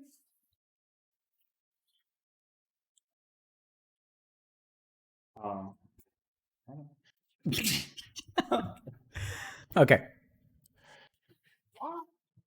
So by the way, you guys realize so this is ego, right? So I say like, yeah, I make eye contact and dominance is established, and then 2 seconds later she's like, yeah, I'm gonna puncture that thought. You think you're the winner of this relationship? And then she exerts her dominance. So that's ego. So like, don't be egotistical because life is gonna smack you upside the head when you're an asshole. And some people were asking me, there was some question recently about whether I believed in God. And then I was kind of like, yeah, like, I think in an atheistic, agnostic sense, like not really, but sometimes shit happens where I feel like God is just basically like, he's like flicking me on the forehead. There's something out there that's just like flicks me on the forehead from time to time. It's like, hey, wake the fuck up. Stop being an asshole. And I listen to that thing. Is it God? I have no idea. Is it my unconscious? I have no idea, but it sure as hell feels that way. And it's like weird, random shit too. It's just, yeah, the bug in my eye, like a fly will fly into my eyeball. Like I'll yell at her and then the fly will like fly into my eyeball. And so is that superstition? Is there like some kind of bias in my mind? Like absolutely. That's what I think to myself, right? I'm like, oh, that's just my bias. Like that's how bias works. Like you think something is related. It's not related, man. Like, what do you think? That there's some God up there who's like flicking bugs into your eye? Like that's fucking dumb. It's crazy. There's no evidence of that. And then it happens again. And then it happens a third time and a fourth time. And then at some point you're like, what the fuck? Am I just like facing the wrong direction or in a place where there's just like bugs? Like what's going on? And so at some point, the scientist in me actually starts scratching my head and is like, how many coincidences is like too many coincidences? At what point does a coincidence become a pattern or an observation of like something that's actually going on? And it's, I don't know. Anyway. So back to the story. Watch your profanity. Oh, I probably should. But can I tell you guys, can I tell you guys a secret? I really, really want to hear my girls cuss. Because they're just so cute. Like, I want to hear them so bad say just like, fuck that. Like, wouldn't that be beautiful? Like, it would be hilarious. Like, they're so cute. Like, I want to hear them say fuck that so bad. And it takes every ounce of my parental restraint to not teach them bad language. Because they're just so cute when they say things. Just teach them, because here's the thing. I would do it in a moment if I could make sure that they were never going to do it again. I would absolutely teach it to them if I was sure that they would never do it again. Yeah, like if they said, listen, daddy, fuck that, the small part of me, so it's the same part of me, when the person did the N train on our Discord, when he just started saying the N word over and over and over again, there's a part of me like, that's bad, son. There's another part of me that's, what is that? There's the wobbly. There's the wobbly booze. Okay. Don't fall off. Okay. No, your drinks are not still too weak. Don't stumble. Okay, you guys know what the best thing to do. So the 2 best things to do when you're drunk. Actually, 3 best things.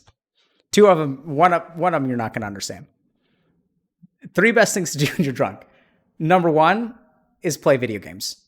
Number 2 is meditate. And the 3rd is to get laid. And so the problem is that you guys have never tried meditation, right? Okay. Okay, so can you tell the story of your high school reunion when you met the guy who bullied you in school? Yeah, so like, let's just think about this. So can you tell the story of your high school reunion? It wasn't a high school reunion. When you met the guy who bullied you in school. I don't think it was a high school reunion. And how he's working at a sporting goods store and you were a Harvard-trained physician. What lessons did you learn from the experience? Yeah, so I learned a lot about my ego because I felt better than him. So like, this is a question about someone who has resentment for someone who bullied them, right? Like that's where this question comes from. Because why did this latch into your mind? So I can tell the story. So I used to get bullied a lot in school because I started school a year early, so I was young and I wasn't good at sports. And I wish I could drink with you right now.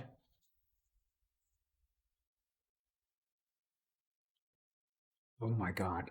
Oh. Yeah. She was insulted that it was not strong the first time. Oh. Man. Pro tip, don't insult your wife. Don't challenge her to anything ever. Ever. Anywhere, anytime. Never. Okay. What was I saying? Okay, so the story, right? So there's this guy who used to bully me. And so he used to bully me because I was like, and the thing is, the funniest thing about this guy was that his insults were dumb, right? So like there was a part of me that recognized that I was being bullied, but like I remember there's one time where we were like learning how to catch a football.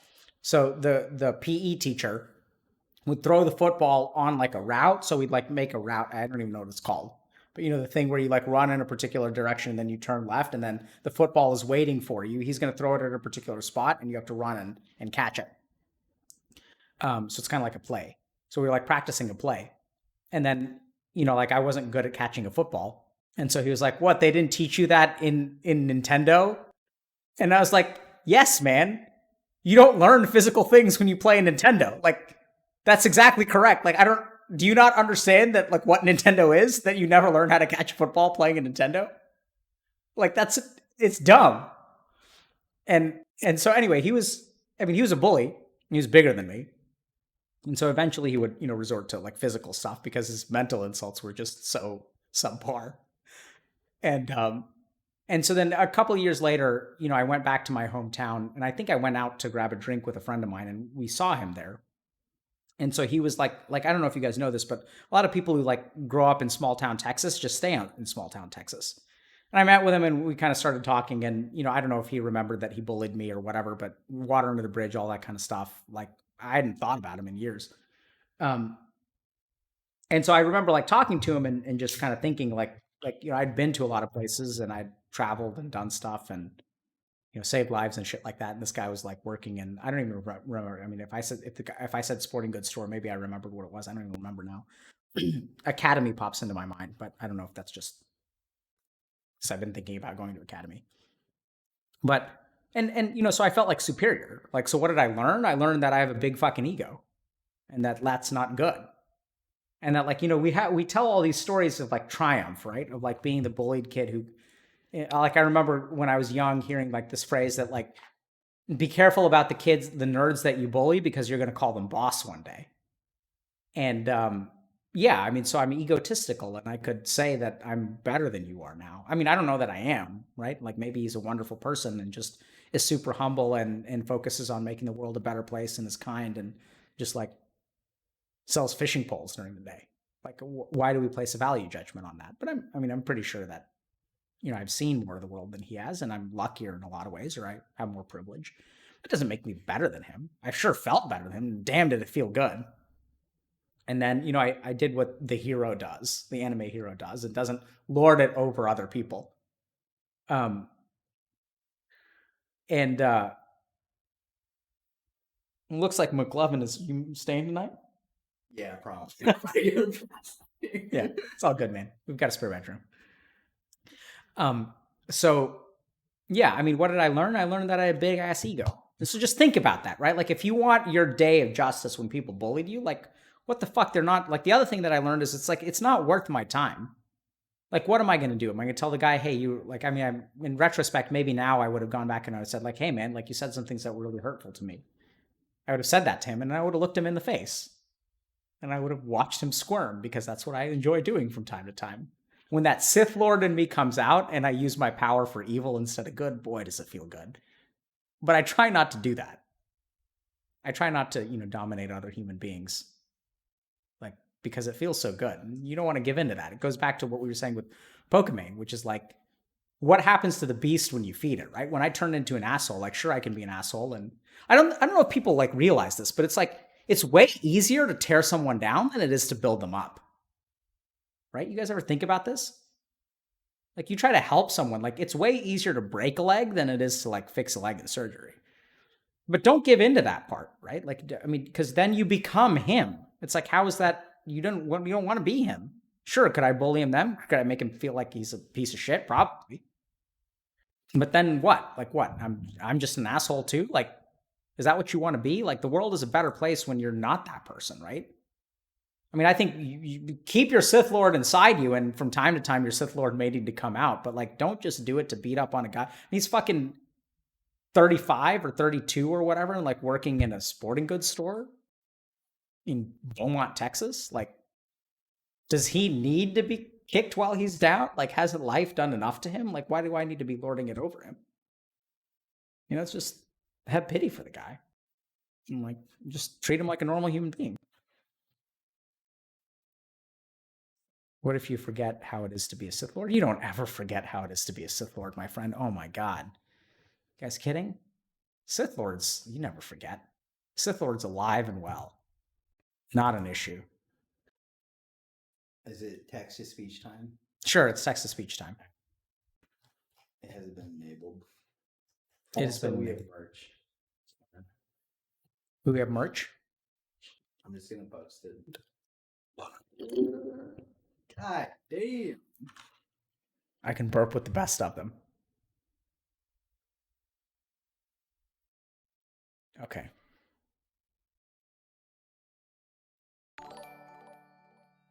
Oh, God.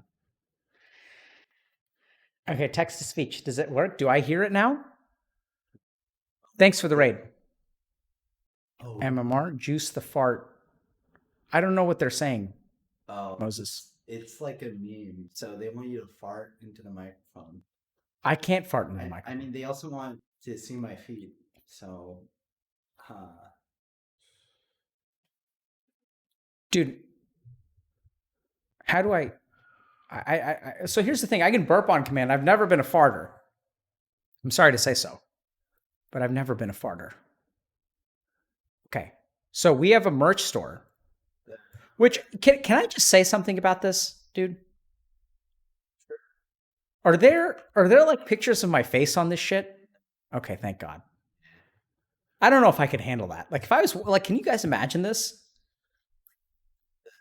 the merch goes to milestones and coaching platform. Yeah, so the merch proceeds go to our milestones and coaching platform, okay? But I just want to like I'm glad like some of this shit looks pretty cool actually. Do we get any of this stuff for free? Can we get some of this or do we have to pay for it? Yeah. We can get some. Maybe we should pay for it and support our coaching program. Anyway, I don't know. Dude, are these like hoodies like good quality though? Yeah. Oh, this is pretty cool. A journal that says, "Can I think for a second?" That's pretty cool. Do we have a discount code? Let's find out. Okay. So, like, here's the thing. Like, I'm fine with the merch as long as it doesn't have my face on it. Because Kruthi was telling me, like, some of them may have my face, and I'm confused because do you guys realize how fucking weird it is to be recognized on the street? No. Like, it's fucking weird. Like, I was in Boston, and I was walking from my office to Starbucks. And some guy, like, recognized me on the street. And he was just like, he, like, stopped in front of me, and he said, "You're Dr. K." And I didn't understand how to respond to that. Yeah. Like, he didn't say anything else. He just stopped. Like, he stopped in my path. And then, like, what do I do? Do I walk around the guy? Do I just say yes and then move on with my... Like, I felt like I had to respond to him, but, like, what's the fucking... How do you respond to that? You should say, "How does that make you feel?" Yes. How does that make you feel? Yeah, that's actually pretty good. That's pretty good. No, I mean, it's not a humble brag. Like, I'm not, like, sure, it's a brag, but I'm, like, genuinely telling you guys, it's not, like, I was confused, and it was a little bit disturbing, because, like, the thing is, you know, when I'm walking on the street, like, I don't, you know, like, I just want to be me, and it's the only time it's happened. It's not like it's happened a lot. Like, it happened one time in Boston. It's not like I'm super famous or anything. And thank God for that. Dr. K has to literally swim through crowds in Houston. No, I mean, it's important. Like, no one understands who I fucking am. I like my privacy. I want to be famous. Your privacy. Oh, God.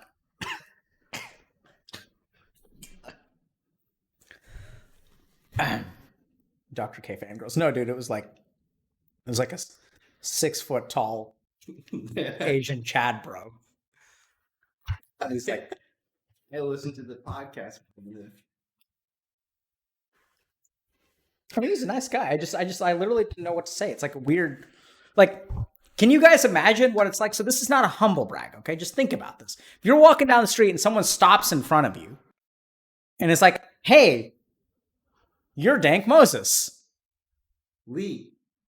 And then what? Like, what do you say to that? You're like, yes, you are correct. I am me. And then what? It's fucking weird. And I mean, it's not like he showed up and like lifted his shirt and showed me his tits. Like, that's different, right? Like if I was a famous person and people were showing me their tits, that would be completely different. The tequila.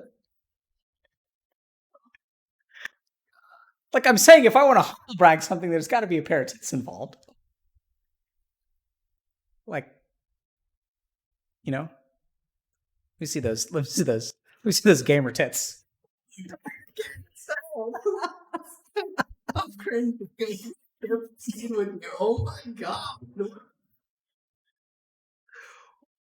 Why is having sex with your ex a bad idea? Why is it a bad idea? And that's presuming that it's going to be a bad idea. No, she doesn't get to be mad at me. She's the one who gave me this. Do you guys know what this is? This is a tea thermos that's filled with booze. When did that? You're supposed to fill this like 32 ounces or something. This is actually pretty good though. I mean, except it's like got alcohol in it, but ugh. Okay. All right. So I thought text to speech was in it. Why am I not hearing anything? Should be. There's no one. Thank you guys for the donations, by the way. Jacob Joseph. Wait. Jacob Joseph less than BR greater than donated $200. Oh, I guess you can just play the koans helped. Pop up a minute ago if you want to do that. Okay. Oh, cool. So maybe it won't. Jacob Joseph, thanks for the donation, man. But but you know, I have feelings for you, which I will tell you the next time we speak. Daniel less than BR greater than donated $100. Hi, Dr. K. I've been feeling really bad for a long time now and I am scared to get help. I've been watching some of your streams and find them really interesting. I don't have a lot of money, but I truly believe in what you do and find it you. Well, so Daniel, bro, okay. I'm going to tell people, is it okay to tell people not to donate if they don't have a lot of money, or is that like bad for us? We will. Wait, who's that guy? They should not donate if they don't have money. Yeah. So we will figure out a different. No, so let me explain something to you guys, okay? Look, I know this is going to sound fucking weird, okay? So, do I want your money? Absolutely. But I want your money if you've got extra. Like, I appreciate that you guys support me, but like, don't, if you have a choice between like seeing a therapist and like donating, like, don't give me your money. Like, I don't, like, so we're asking, so let me explain something, okay? I'm going to build this. I'm going to do this. I'm going to do this. So you guys don't even you don't even give me a dime, right? That I'm going to do this. This is something I believe in. I'm going to do it. I just can't do it by myself, or I can't do it fast by myself. So money for me means time. And if you guys are in a position, like if you want to donate like $1, that's fine. I think you should give something. Comfy clothes less than BR greater than donated $10. Any insight into how a near-death experience can manifest itself into the human psyche? I can't hear it. What did it say? That's really disorienting. This woman just starts talking at me. Okay, so Quokka's min less than BR greater than donated $50. There's Let sounds me at flex me. and throw you my extra money. Okay, I disabled it, but you have to. How am I supposed to go on my academic rants if people keep interrupting with money? I disabled. I'm sorry, but you just gotta like. No, don't disable it. It's part of the fun. Okay, fine. God damn. Okay. Yeah, I'm Okay. But let me ask these. Okay. But seriously, like if you guys like if y'all don't have a whole lot of money, don't donate a lot of money. Like don't. True. Like here's the money that I want from you. The money that you spend on cosmetics and video games, that's the money that I want from you. Like the money that you guys use on something else, give to me. What the fuck? Brandon, you're live on stream though. Hell yeah. That's fine. I'm just gonna tell you, you dream can for Brandon. pause. You can pause notifications.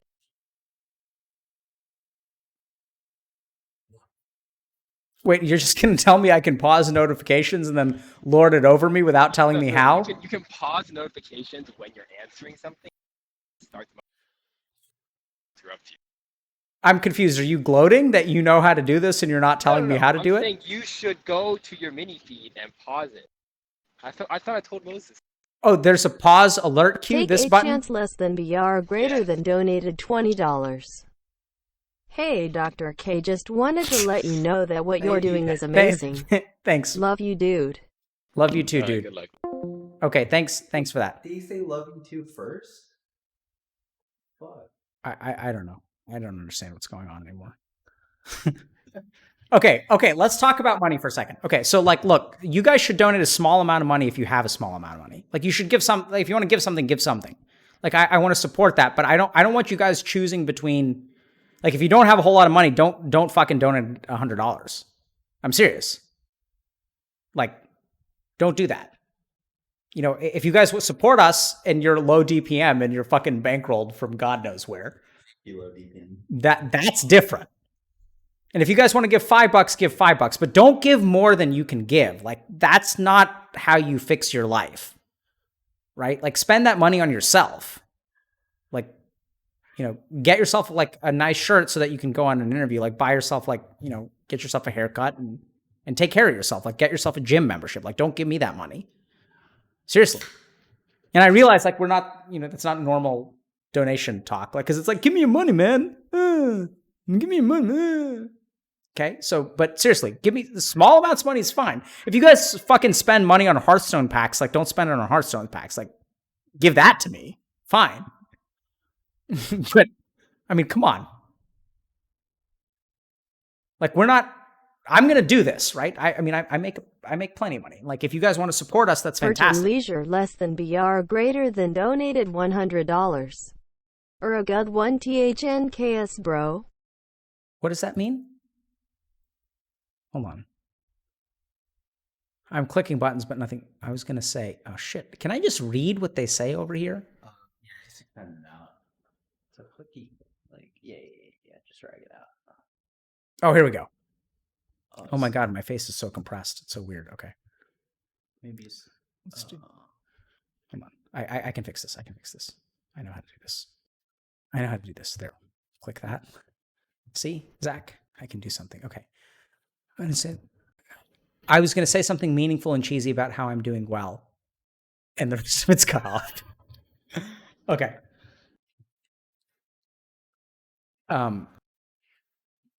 You're good. You're good one. Thanks, bro. No. Does it play the sound? Because Okay. I can't actually. Listen. This is everything that I have. I'm really struggling. Your reverse psychology's worked. No, guys, I'm not trying to trick you. No, I'm serious. Keep your money if you don't have money. To poverty. So, like, let me explain to you guys why we're funding coaching. We're funding coaching because you fuckers are broke. Right? So, like I have a couple of things, and I'm probably shooting myself in the foot because someone's going to, like, flip this. And when I'm a corporate overlord sucking the life out of everyone, like, 20 years from now, they're going to, like, post this. And please do. Because if I've lost my way, you guys got to let me know. Okay. So, a lot of people have volunteered to be coaches. And then I said, thank you, but no thank you. I want to pay you guys because I believe that if you offer a valuable service, you should get paid for it. And there's a rant that I have about research assistants. If you guys know about this, like a lot of like research assistants don't get paid anything. Like I think if you do something, like interns and shit don't get paid something. If you offer a valuable service, you should get paid. To slavery.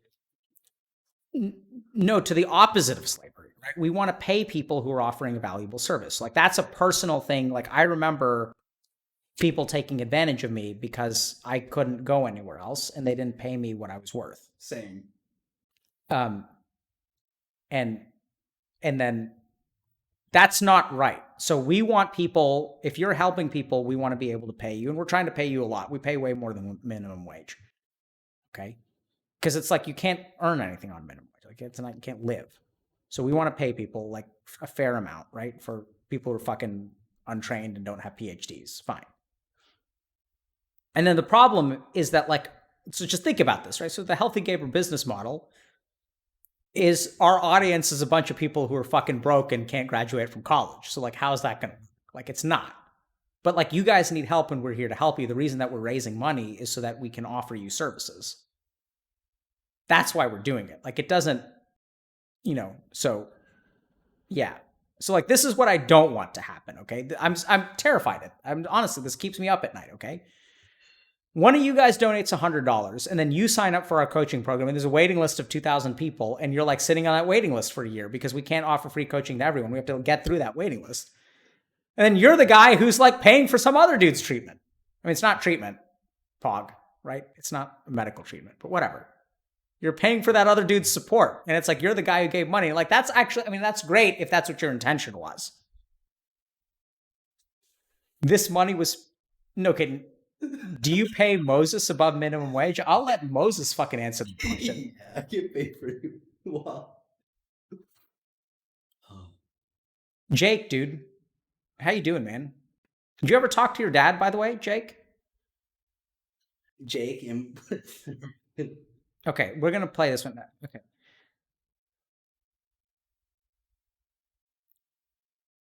Okay. So thank you guys for not trolling because I'm dead serious. I really do. Like, I will say this very transparently. To less than BR greater than donated $. I was gonna say something meaningful and cheesy about how I am doing well, but now I'd rather have Moses take a chug. I can't hear. I can't. Oh, shit. He said, Take a chance less than BR greater than donated $100. Donating $100 to assert my dominance. Okay. I'm trying to, someone actually has a question on here. Here's my last Shuos, dude, you've already given us enough money, buddy. And thanks for coming on stream months ago. I remember you, bro. What is your skincare routine? Oh, answer that. My skincare routine Take a is chance less than BR greater than donated $100. Donating $100 to assert my dominance. You can't assert dominance without eye contact. But yeah, okay, so consider me dominated. Ooh. Okay. Also, what is Take a chance less than BR greater than donated $100.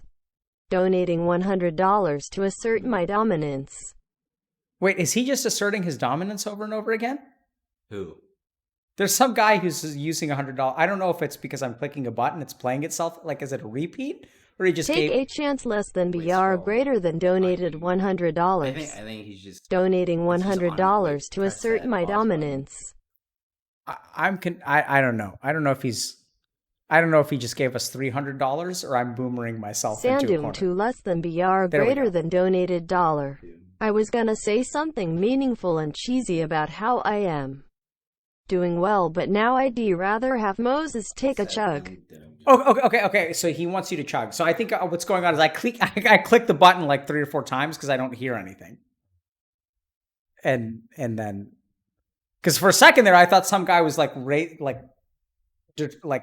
dominating me over and over again with $100 bills. It's like I'm some kind of stripper. And he's just throwing $100 bills at me. It's very, very disturbing. Okay, so Artabir says, I want to be a recovery coach, but don't want money, visa situation. Okay, people are trolling. Less than BR greater than donated $10. This is everything that I have. I am really struggling. Your reverse psychology worked. Here you go. No, guys, I'm not Sith Lording you, seriously. I don't. Okay. Look, listen. At the end of the day, thank you for the donations. This is what I can say. I'll put it because if I try to, apparently, if I tell you guys not to donate, then you guys are going to keep donating. So I'm just going to stop talking about donations, and this is what I'm going to say: is that we're going to put the money to good use. Okay. We're going to put Homeless less than BR greater than donated $10. This Okay. is everything that I have. I am really struggling. Your reverse psychology worked. Here you go. It's because I clicked the button 3 times. Okay. So there's a question here that I see. Homeless less than Fuck. BR greater than donated $10. This is everything that I have. I am really struggling. Your No, reverse psychology worked. Here you go. This is me trolling myself. You guys, I'm not being trolled. I'm trolling myself through my boomerness. The boomer within me is trolling the Sith Lord within me. Okay. Okay, so look, here. No, just stop. I have to look at the screen. Hold on. Homeless less than BR greater than donated $10. This is everything that I have. I am Can't really meditate. struggling. I'm fucking drunk. Your reverse psychology worked. Here you go. No, you guys don't understand. It's not like I'm clicking the button over and over again. I clicked it like 4 times like 10 minutes ago, and the shit lagged. Okay? Senthuzal, thank you for the $500 donation. Okay, hold on. I'm Daxify. How do I deal with severe hypochondria? I'm always afraid I have cancer. Okay, I'm gonna tell you guys a story, okay? So I was working with someone who had like anxiety for like decades. And thing is like, so here's the problem with mental illness, right? It's like we think it's like something wrong in their head. So I talked to this person for a long time and they'd seen like therapists and stuff. And then like eventually like, you know, one day we got to this idea of like, you know, when I was trying to ask her, like, where does this anxiety come from, right? Because I ask people, like, where does this come from? And the crazy thing about hypochondriasis, so what it turned out in this person was that she was always afraid that bad... Tommy's less than BR greater than donated $10. How drunk are you out of 10? Like 6. Okay, I'm going to pause these for a second. Okay. All right, so... I'm trying to tell a story. The story is important because someone's asking a real question about hypochondriasis. Okay, so I had this person with anxiety, and like she would say like, yeah, I was concerned because, you know, I always think something's less than BR greater than donated $100. How does this work? Here is there my all money of these I would have otherwise spent on an ungodly amount of Shahi paneer. Thanks for what you do. Greetings from Switzerland. Don't give up Shahi paneer. Give up virtual things. If you have good Shahi paneer at your access, you should eat as much of that as you can. Shahi paneer is delicious. Who reads that shit, man? To buying skins. Yeah, like don't buy skins. It's kind of disturbing, right? That they call them skins. Yeah, it's kind of gross. Okay, I'm trying to answer a question about hypochondriasis because we're trying to fix something now. Okay, I'm gonna fix something. You're not fucking around. Okay. All right. So hold on. Fucking around. Okay. Okay. Just stop. I focus. If you eat that thing, Pause is less than BR greater than donated $10. Oh my god. Can you talk about the difference between knowing something and understanding something? Yes. My grandpa can tell me every day that life is short, but it's not until I have a near-death experience that I actually understand the concept. Yes. How do you integrate no? Yes. Okay, let's talk about... Okay, hold on. Let's first talk about hypochondriasis. Story time. Okay. So, person with anxiety, right? We try to talk about, like, where does your anxiety come from? And it turns out that she always thinks that stuff is going to go wrong. And then I asked her, like, you know, when you were young, do you remember, like, feeling like something was going to go wrong? And sort of burying that feeling. And it turns out that, like, her dad had cancer and, like, no one told her because she was, like, a young girl. And so she, like, knew that something was wrong and, like, and, like, everyone told her, like, everything's fine. A couple years later, dad dies of cancer. And then, like, she'd known for years. And they told her, like, later when she was older and he was doing worse and it was clear and they thought she could handle it. But, like, essentially, like, her anxiety comes from, it's not coming from falsehood. It's coming from truth, right? When you take a child and they know something, and and like you tell them that this is not true, it can turn into something really messed up. So to the person who has hypochondriasis, my first question is like, what happened to you when you're young? Like, were you actually sick in some way? And did someone like not take that seriously? Shady Because Hannah, the 22 less than BR greater than donated $10. Cheers. Do you want it unironically off so you can have control over it? I don't know what unironically off is, and I don't know that if I had control over it, I would actually do anything good. Barl Cronubs 1993 less than BR greater than donated I'm just gonna take this off. I'm gonna finish my $25. thing about anxiety. Hey Dr. K, Okay. wondering So- how I can learn to trust girls. What I was going to say After is, being cheated so on for in the person high who has school and hooking hypochondriasis, up like with I think random the girls issue all here is throughout that it's not that you're actually sick. college. I would It's like that to you be have a pair feeling bonded which is and raise real, a nice family, but I built which- a paranoia about Just turn it relationships. off. Okay, I just muted. Okay. Okay, it's turned off for a second. Okay, so the issue here is that the question is like that feeling is real. The feeling that something is wrong is real. It doesn't mean so. What happens is you're. This is so hard when I'm drunk. Oh my god. Okay. To confusion. No.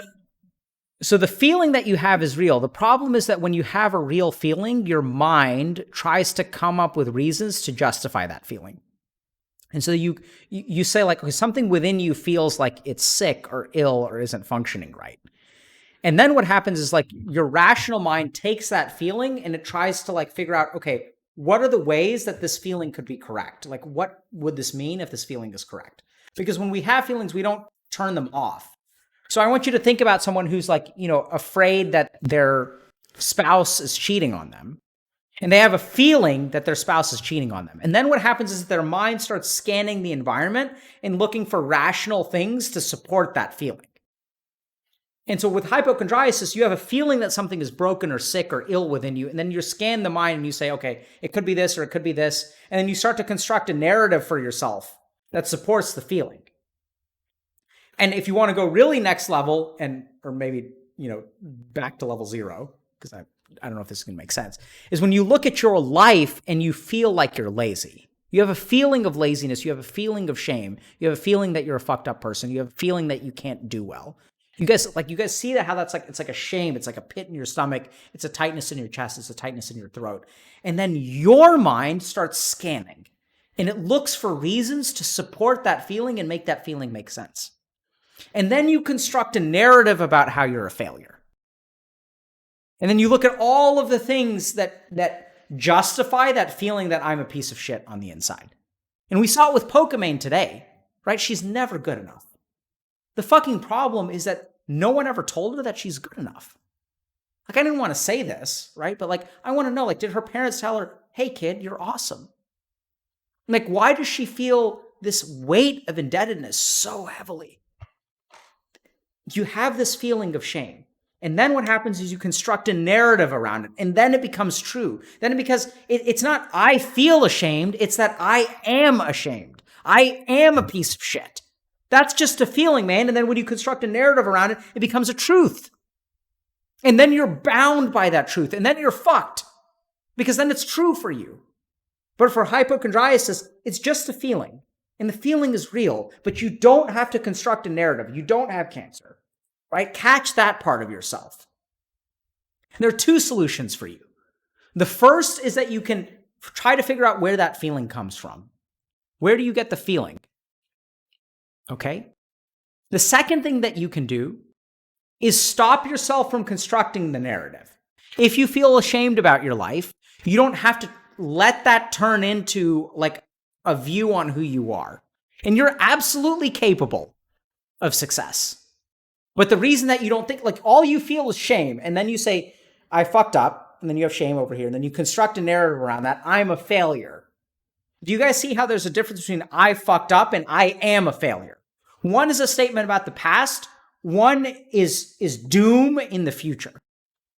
And when you make that little transition, I fucked up doesn't mean that you're a failure. It doesn't say anything about your future. It just means that you fucked up. We all fucked up. The stream is fucked up. I'm fucking drunk. And people are Hi, donating Dr. shit and I K. can't I even love keep up. work and care you have for gamers. I felt Much guilty. needed. I can't even. At it. McLemon get down at it. Because people here are posting, they're donating money. I This feel like money was supposed to buy SpaghettiOs for my children tonight. Now it's yours. SpaghettiOs for your children. Okay, that's a fucking troll. Right? I mean, come on, man. First of all, if you're going to feed your kid SpaghettiOs, feed him something else. All right? SpaghettiOs is what you deserve to eat when you're in your fucking underwear and covered in Taco Bell sauce and gaming all day. Like, yeah, you eat your fucking SpaghettiOs. You know what I do have, though? I've been Sith Lorded out of my money. Kidding, I can afford it.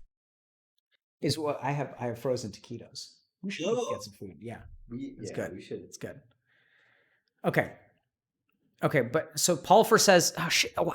Hey, Dr. K, wondering how I can learn to trust girls after being cheated on in high school and hooking up with random girls all throughout college. I would like to be pair bonded and raise a nice family, but I built up paranoia about relationships. Hey, Dr. K, wondering how I can learn to trust girls after being cheated on in high I'm gonna school pause. This is I don't know. and hooking up with random girls all. Oh, there we go. I figured out what I mean. Okay. Wait, is he done? And raise a nice family, but I built up paranoia about relationships. Okay, so if you've been cheated on by, but also if you guys want to talk about a humble brag, like just fucking listen to that guy, right? Like fucking having meaningless sex in college, as he puts it. That's a humble brag, but. Okay, so let's talk about this. So if you've been cheated on, like, yeah, that hurts, man. Like, I'm sorry that you got cheated on, bro. And also, meaningless sex is not going to fix that. Like, you want to be pair bonded? Like, I don't know what that means. Like, you guys got to be careful about the pseudo biology bullshit, okay? Like, all this like red pill, like pseudo biology shit. Like, you guys know this alpha and beta stuff. You guys know this, right? Because this is like circled the internets now. The guy who came up with the term alpha wolf spent the rest of his life trying to tell people that was like they were misinterpreting it, and it's not actually like that. That wolf dominance hierarchies are like very complex, and there isn't an alpha and there isn't a beta, and the rest of it is just all bullshit. But then you have these like red pill pickup artist scenes that sort of latch onto the pseudo biology and then make all sorts of claims about life. And when I hear the phrase pair bonded, like what? Humans aren't pair bonded, man. That's like fucking from the animal kingdom. Like the problem is that you're trying to get pair bonded. Like what the fuck? Like, what, you message some girl on Tinder and you're like, want a bond? No, it's like, do you want to get laid tonight? Or like, do you want a pair bond? Like, that's not a thing, man. So here's what you got to do, okay? So here's what you got to do. You got to treat people like people. And you got to understand that like some people are going to be assholes and some people are not going to be developmentally appropriate for you. And that like some people are, right? And you got to date them and you got to give them a chance. You don't try to pair bond with someone, because if you're trying to pair bond with a girl, like that's not a thing that you can do, right? Unless you find someone equally weird who wants to pair bond with you. And then maybe that's how you find one. And then like, so just, and the thing is, it's hard because you've been hurt, right? So you can look for meaningless like sex to feel good about yourself. But at the end of the day, you got to deal with that hurt. And the thing about dealing with hurt is that it requires courage, because you have to like let yourself be hurt again. And that's hard, right? It's hard to like think that someone else could betray me. But this is the real problem with like the incel crowd, is that they think like women are all one way. And the good news is that they aren't. Right? The good news is that like there are actually people out there who can be caring and loving and respectful and won't take advantage of you. And so what I'd really ask you to do is think about, okay, if you got cheated on in college or high school, like you were working, like you were dating a girl who is like kind of young. She doesn't really know what she wants. And so like as you get older, like people are going to be a little bit mature, and like give them a chance and give yourself a chance, man, because you deserve love, dude. You deserve to be pair bonded. Whatever that is. But like you can't tell people that you want to pair bond. It's like all these fucking, gamer waifu people. It's like just treat people like normal people and give them a chance, and then recognize that you could get hurt. And watch our lying seminar thing, because we're going to teach you how to tell when some fucking person is lying to you, right? I was about to say the B word or the C word, but that's like sexist, right? Because dudes cheat too. But dudes can be bitches, so that's fair. It's like equal. So like some bitch is cheating on you, and that means like gender neutral bitch, okay? Some asshole is cheating on you, like you got to learn the signals, right? So we're going to talk about lying. We're going to talk about why people lie, how people lie, and how to tell if people are lying. It's not like a 100% thing. But I mean, you got to take a chance. Like the problem, so what holds you back, so I want you guys to think about this for a second, okay? What holds you back is not laziness, it's fear. It's cowardice. You guys aren't lazy, you're fucking cowards. You got to try, man. Put yourself out there and get hurt. Like that's okay. You can't, because like when you play a fucking video game, sometimes you wipe. Sometimes you fucking wipe. And when I'm saying, someone asked me, what was like a profound spiritual realization? It's the realization that like you wipe and then, this is the fucking cool thing. You know what happens after you wipe? You fucking respawn. Just like a video game. After you wipe and after she cheats on your ass, you feel broken and then you wake up the next day. And you're still fucking alive and you're still there and you're still kicking.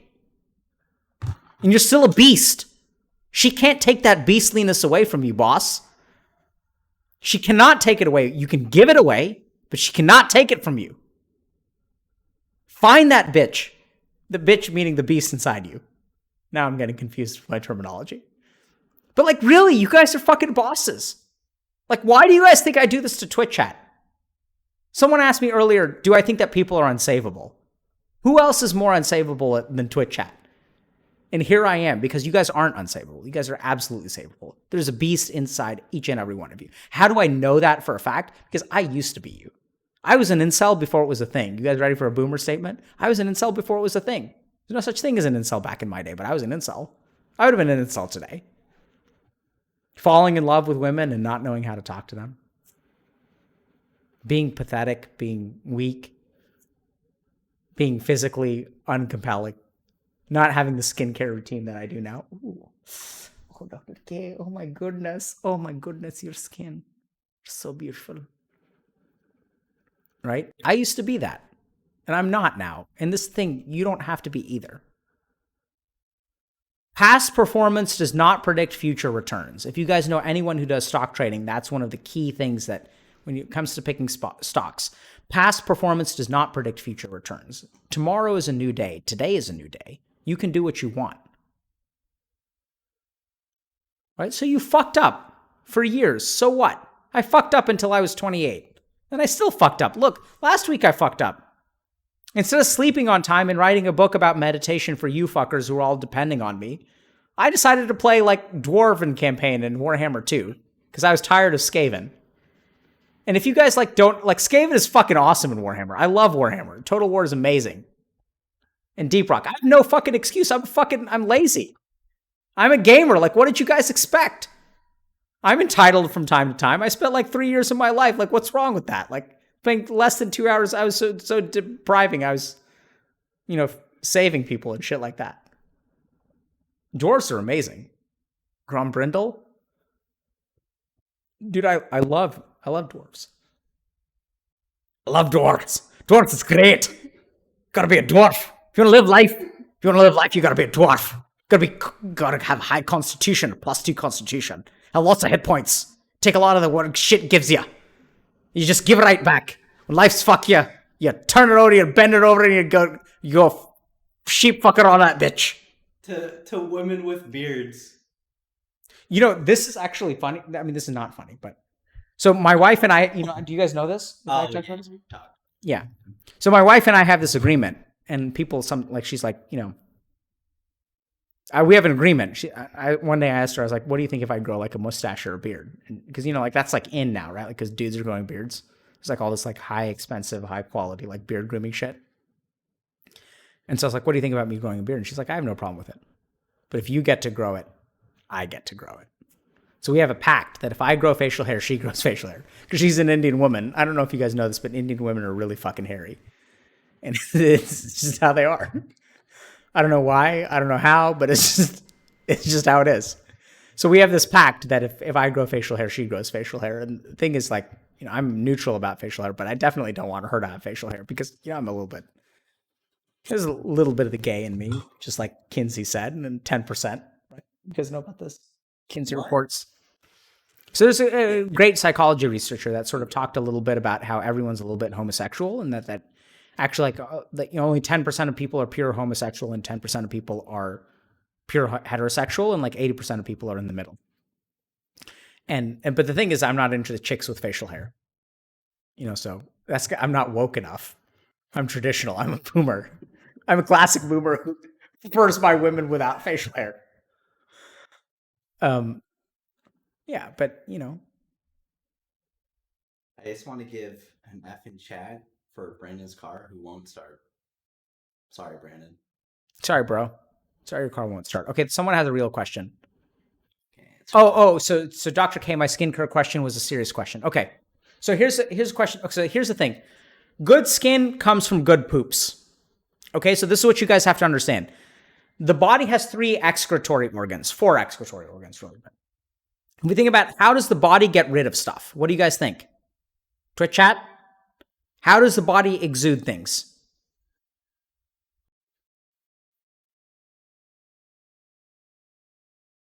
Anus.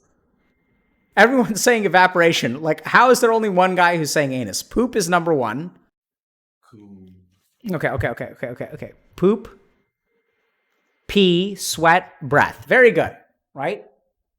So if we think about like healthy organ function, the goal is to get rid of toxins, right? So we have some stuff that our body uses and some stuff that our body doesn't use. So a good example of this is why sleep is important, because our brain builds up this chemical called adenosine, and when we sleep, it cleans out that chemical, and then we feel refreshed the next day. Okay? Okay. Whom...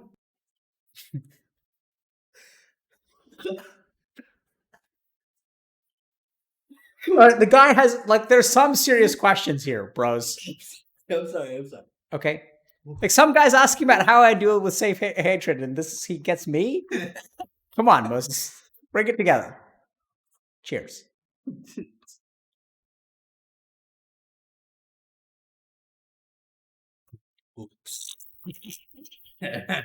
So foul. Oh, man. This comes right out of Satan's anus. Okay, so skin. So here's the thing. So you have to think about the skin as an excretory organ. And so, we get rid of stuff through poop, pee, sweat. So skin is the 3rd biggest excretory organ. Lungs are also an excretory organ. So if you want healthy skin, you need to excrete properly. So vatas have skin problems. I actually have eczema. I don't know if you guys can kind of see this, but I have some eczema here. And my eczema gets worse when my diet gets worse. And there's some randomized controlled trials that suggest that there isn't like a link between like dairy and acne, for example. But I think good skin comes from clean poops. So get your bowels moving properly. Eat dal, if you guys know what dal is. So like dal is like lentils. You want regular bowel movements, and then be careful about what you put into your skin.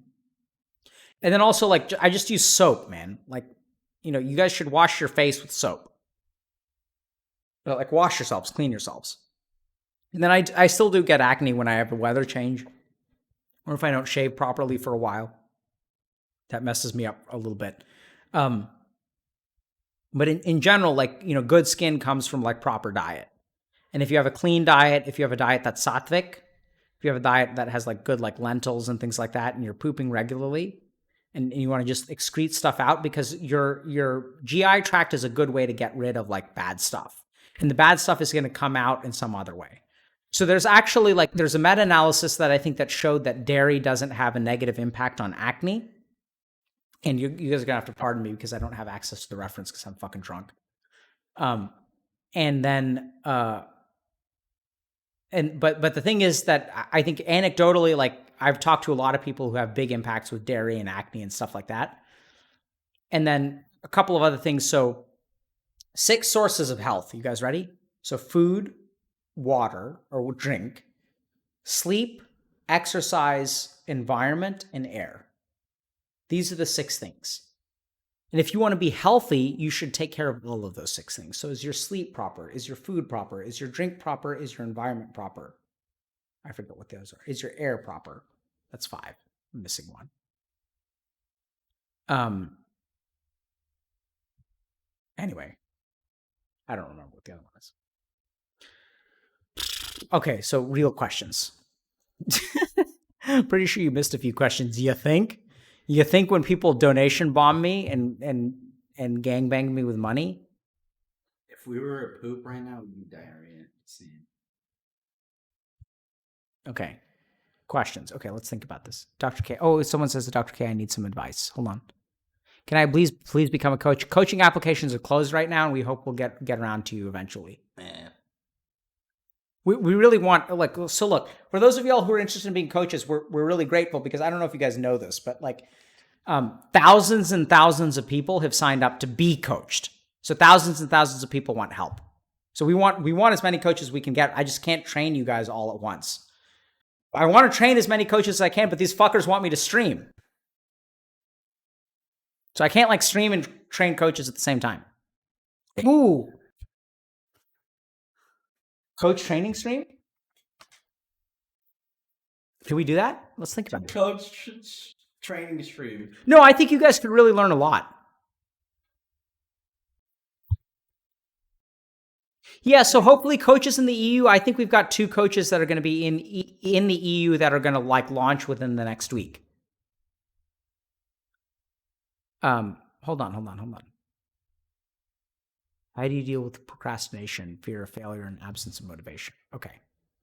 We're going to go to $1.10 donation, okay? So how do you deal with procrastination, fear of failure, and absence of motivation? So you guys should watch if you guys haven't, watched the procrastination webinar. So a lot of people seem to have found that very helpful. So you guys have to understand, first of all, okay, here's the first thing about procrastination. Procrastination isn't a problem, it's a solution, okay? Hey, I wonder if we can like talk to people. Can we like go like talk to like people that we've talked to before, like other streamers and shit? Oh. Anyway. Hey, go clip this and then tell other people that we want to talk to them right now. Clip it and then go. Please. No. Is that what you meant? I don't know what that means. I don't know what you just said. Well, Anyway. it just invited a lot of people. I'm just saying, like, it's hard. Like, I'm a boomer, so I can't deal with all these like donations and shit. So, like we can, because I can't see the rest of the sentence, man. Yeah, we were gonna move to live Q&A anyway. Let's do. That's what I mean. Let's do live Q&A. Oh, okay. Okay. But let me answer this question. How do you deal with procrastination? Okay, so the first thing to understand is that procrastination is not a problem; it's a solution, right? So procrastination. So why is procrastination like prevalent throughout all of humanity? It's not a bug, man. It's a feature, right? So procrastination is waiting until the last minute to get something done. And let's think about that, because your brain is all about efficiency. So your brain is saying, like, why should I spend 3 months studying for this class when I can spend 2 days before the test, like just cramming for it? Like, why would you want me to spend 90 days working on something that I can do in 2 days? So procrastination is a solution. It's like a very efficient energy allocation system, which is exactly what your body is designed to do. It's not a problem. That's the first thing to understand. And everyone is like trying to solve procrastination. No, my friends, you don't solve procrastination. Procrastination is the solution. Like, I don't know how people don't get this. It's like such common sense or uncommon sense, whatever. So fear of failure and absence of motivation. Man, fear of failure, like, dude, like, let me tell you something. You're a fucking failure, man. What are you going to do about it? Like, why be scared? Go and fail. And then wake up the next day and, you're still on this earth. And, you can apply for a different job. Oh, you've gotten rejected from 80 medical schools. You know what? You can apply for number 81.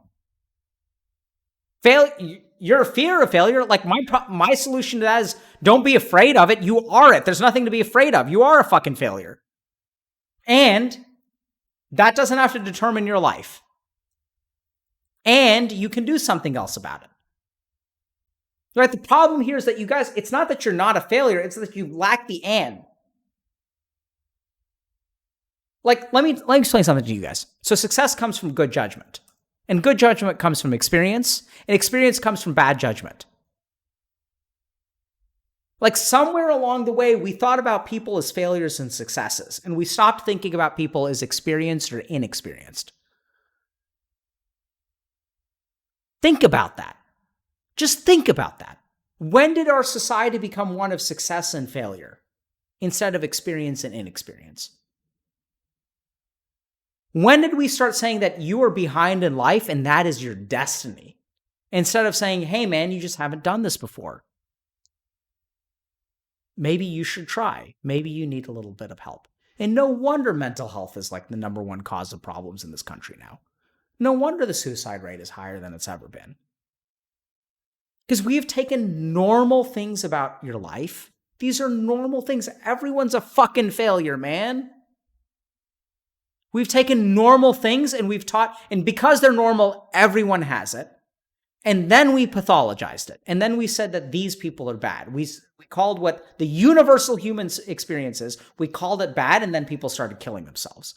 Because what everyone experiences, suffering, shame. And then what we did is we took all these kids that have normal lives and we showed them the perfect life through their social media feed. We showed them girls in bikinis and people getting drunk and people graduating and people having diplomas. And when you look at the outside world, all you see is perfection and success. And then you look at yourself and you feel like a failure. No fucking wonder.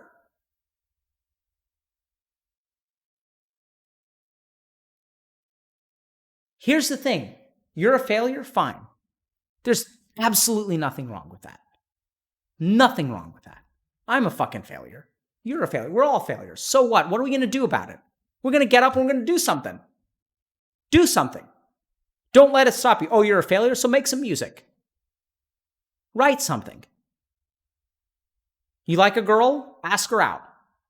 She rejects you? You say, fine. Don't turn into a fucking nice guy. Say, I appreciate it. Thanks for listening to me. I'm going to try to work on myself for a year. And this is what you tell her, right? So I'm going to try to work on myself for a year. And a year from now, if it's okay with you, I'm going to ask you out again. And if you're dating someone or you're married or whatever, like no big deal. Like, I'm not saying that I deserve anything from you. But is it okay with you if I ask you out again in a year? Then you listen to what she says.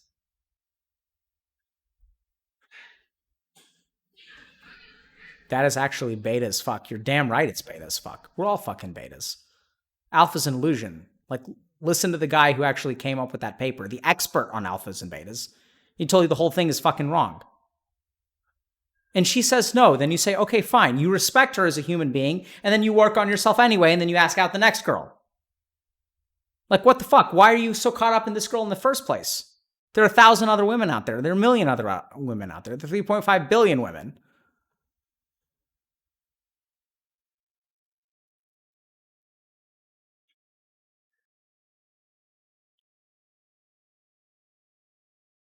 All right. Bitches be plentiful. No, it's not bitches. It's people, man. It's people. Come on. Like the whole problem is that you're dehumanizing them. Like, don't dehumanize. They're not females. They're people who struggle just like you do. And if you want to have a real relationship, you can't have a real relationship with a female. You can have a relationship with a person. And you think about, why do you love your friends on Steam, right? Why do you love your bros? It's because you treat them like people. And they are people in your eyes. They're complex human beings with spectrums of feelings, with good points and bad points, highs and lows. And then over here, you've got bitches. Like, no wonder. They're people. We're all people, man. How drunk are you? I just got here and you don't seem very drunk. Buddy, you don't really have a clear sense of reality, my friend.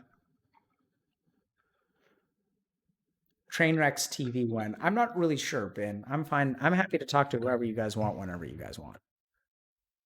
You guys tell me when Trainwrecks, or you tell Trainwrecks when Trainwrecks.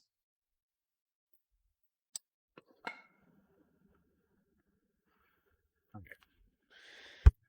Oh. I may have to pee at some point. Here is the last of my stimulus money. Let me write this down for my accountant PepeHands. You guys are going to get more stimulus money. Don't worry about it, man. But Shuos, thanks, man. Love you, dude. I really appreciated our interview. I think you're a boss. Dr. K, thanks for everything you do for the community. Healthy Gamer inspires me to keep growing. Happy to contribute to other people's growth. That's Johnny. the donation that I want. That's the donation. Not like this is the last of my spaghetti money. I'm fucking broke and homeless. And instead of, buying toilet paper, I'm going to give you my $10. Like, don't give me your $10. It's like a choice between me and wiping your ass. K, Wipe your own you're ass. the best. Also, what is your skin routine? That shit looks flawless. Love from the Netherlands. Love from the Netherlands. Look, first of all, it's getting sunlight, okay, which is hard in the Netherlands. Hey, Dr. K, wondering how I can learn to trust girls after being cheated on in high school and hooking up with random girls all throughout college. Humble brag. I would like to be pair bonded and raise a nice family, but I built a paranoia about relationships. This is my son Moses. I got a girl pregnant. I got a 30-year-old girl pregnant at the age of 11. And this is my child. It's true. Okay, we already talked about that. Okay. Chad. We're pair bonded. We're pair bonded. No. I'm This your was mentor for the and pseudo orphans, father but they figure. will have to go hungry this year. Oh, guys, don't. Healthy gamer. Starving orphans since May I want to 2020. be a recovery coach, but don't want money visa situation. No, see. Also, you both need to have one more drink. Okay, we've had one more drink since you posted that like 10 minutes ago, okay? But listen. Okay, for those of you who want to be recovery coaches and don't want money, fucking stop for a second, okay? You should want money. You should deserve money. I don't like it when people do things for free. If you have a valuable service and you're helping another human being, you should get paid. Fucking get paid. Right? Earn money. Feel good about yourself. Have financial independence. Don't feel good about yourself because you're helping another human being. Have the fucking self-respect that comes with financial independence. Be able to walk around and say, like, yeah, I don't have to depend on anyone for anything. Like, don't give other people charity and then need charity in return. Be a self-sustaining unit. Take pride in yourself and take pride in the fact that you don't need someone else's help. And if you deliver a valuable service to another human being, you should ask for compensation. If they can't pay, so be it. Then you make it charity. But how can I... Fuck, I have this thought.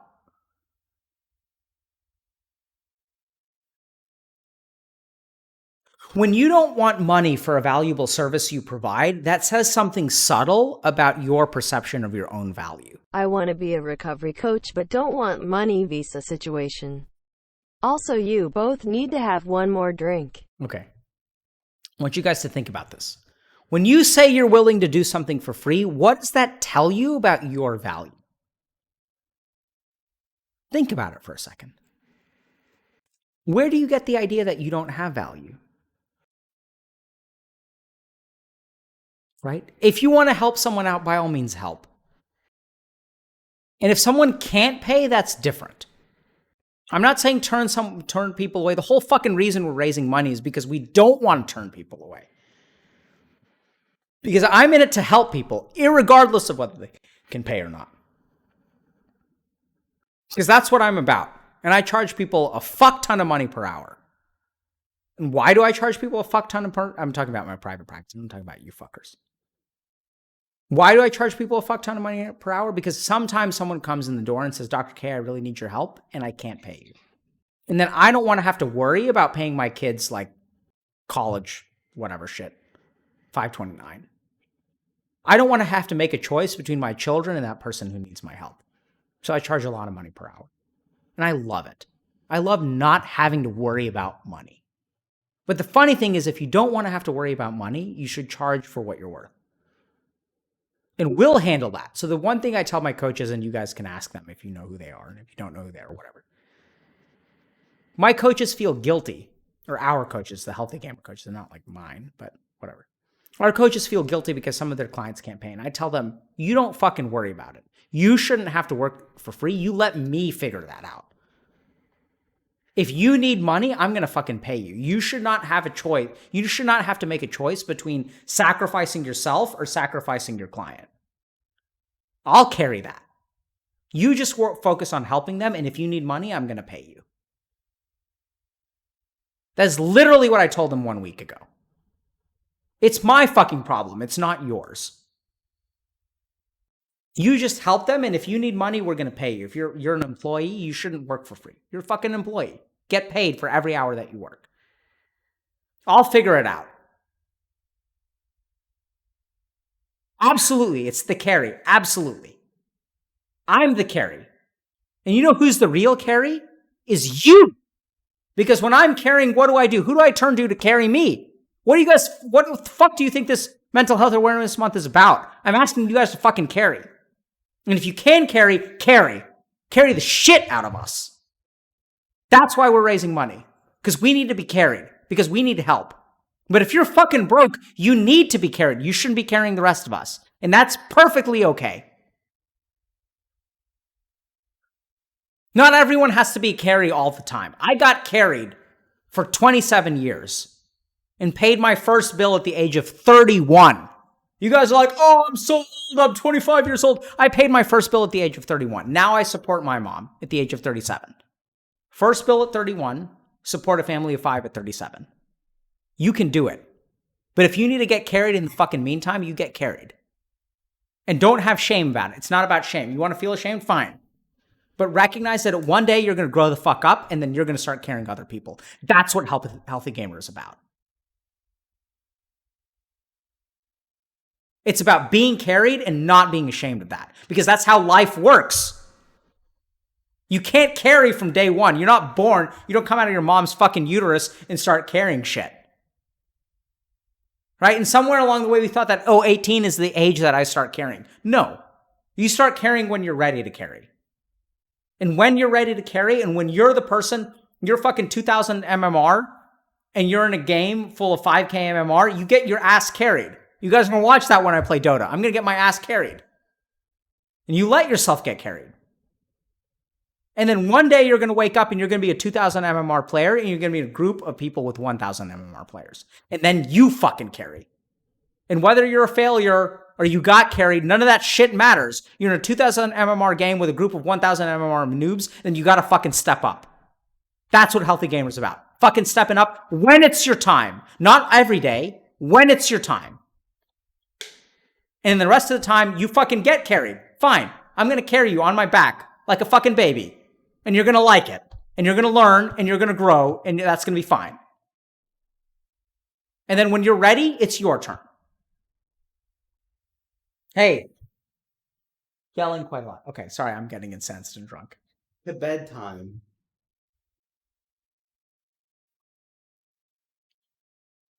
No, I just got to pee at some point. Maybe we should take a break and then swap to voice chat. All right, we'll break. Okay. Let's run some. Let's get that. Dude, Boy Wonder just donated $600. Gather around 1K. Okay. So if you guys are donating a lot of money, you better have a lot of money. I'm serious about that, right? If you want to donate because you're fucking carrying, that's fine. But if you're not ready to carry, don't fucking carry and let other people carry. I've been carrying Healthy Gamer for 18 months. Now I'm running out of money. It's okay. I'll make more. I can make more. Don't worry about it. I'll carry as long as I need to. Because that's dharma and that's karma. You carry when you need to for as long as you need to. And if you don't have anything to carry, but you're the guy who's 2000 MMR player, it doesn't matter. You carry. You carry because the world needs you to carry. And you guys better fucking carry when you're ready. And in the meantime, stop fucking whining about not carrying. And get carried and learn and grow and become better people.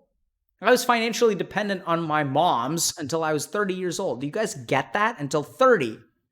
And look at where I am today. There's no other way to do it.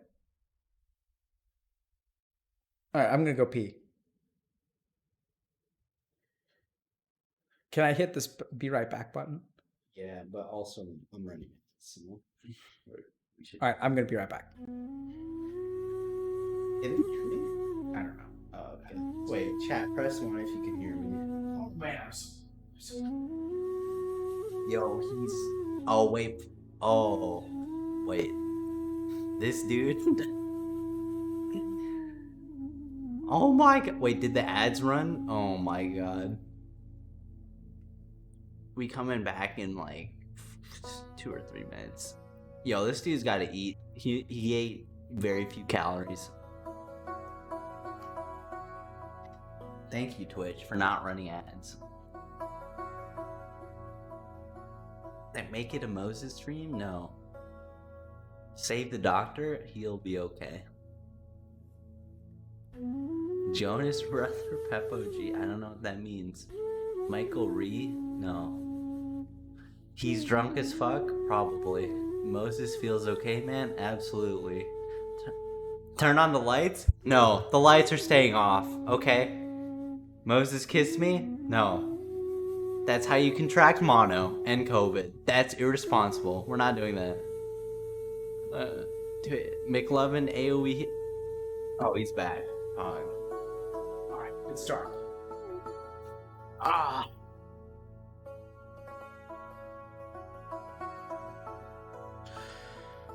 Oh.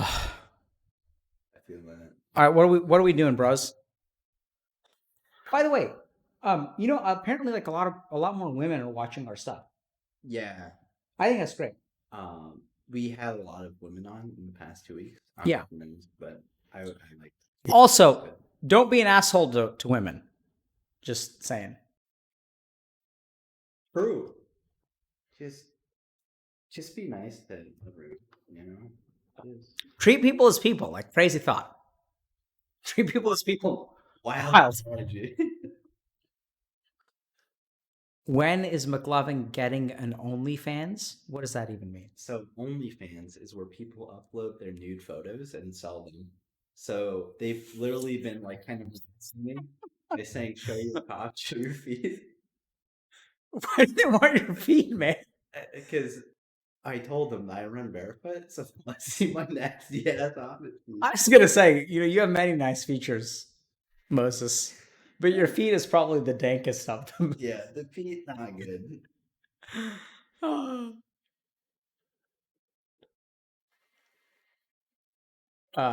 Thanks for the donation, man. Bitcoin billionaire, Agony in Austin. Dude, I'm in Texas. We should hang out sometime. Fuck. Dude, can I talk about the retreat? Or am I not allowed to do that? Even bigger. Listen. Wait, do we even want that? Did Kruti tell you about the ranch idea? Because you know how you said that's my idea. No, we just buy the fucking farm. No, that So would become a cult. Retreats. No, listen, man. If we buy a farm, then we become a fucking cult. Okay? Yes. That'd be hype. No, man. Like, there are too many memes about like me being the Messiah already. Like, once we have a compound, like, I want you guys to understand this: businesses have offices, cults have compounds. Okay, it's way too fucking cultish for me. Way too much Kool-Aid. But I would love it. Oh my god. That would, like, I mean, I think anyone. I really want this, and I'm drunk, so I'm gonna say it because I've been told everyone's trying to keep me down in chat. Everyone's trying to keep me down. Oh, Australian medical student here. I'm sure as to where my future career. I don't know. I can't read the rest of it, bro. But I don't know where you're how you're uncertain about your future. But I'm rooting for you, bro. Come and do residence in the U.S. I'll hook you up. Okay. But I have this dream. Okay, can I tell you? Can we be his supreme leader, dude? Where the fuck is Kim Jong-un? Seriously, like, where is he? Has he shown up yet? He's been playing Bannerlord, I think. Okay. Will you have the viewers play LOL with you? You guys let me know. They're fucking sexualizing me. Look. Someone's DMing me. Pokimane's DMing me. Why is Pokimane? Dude. NP, bro. Dude. Hold on a second, Pokimane. Hold on. Hope we can get to chat. Okay, hold on.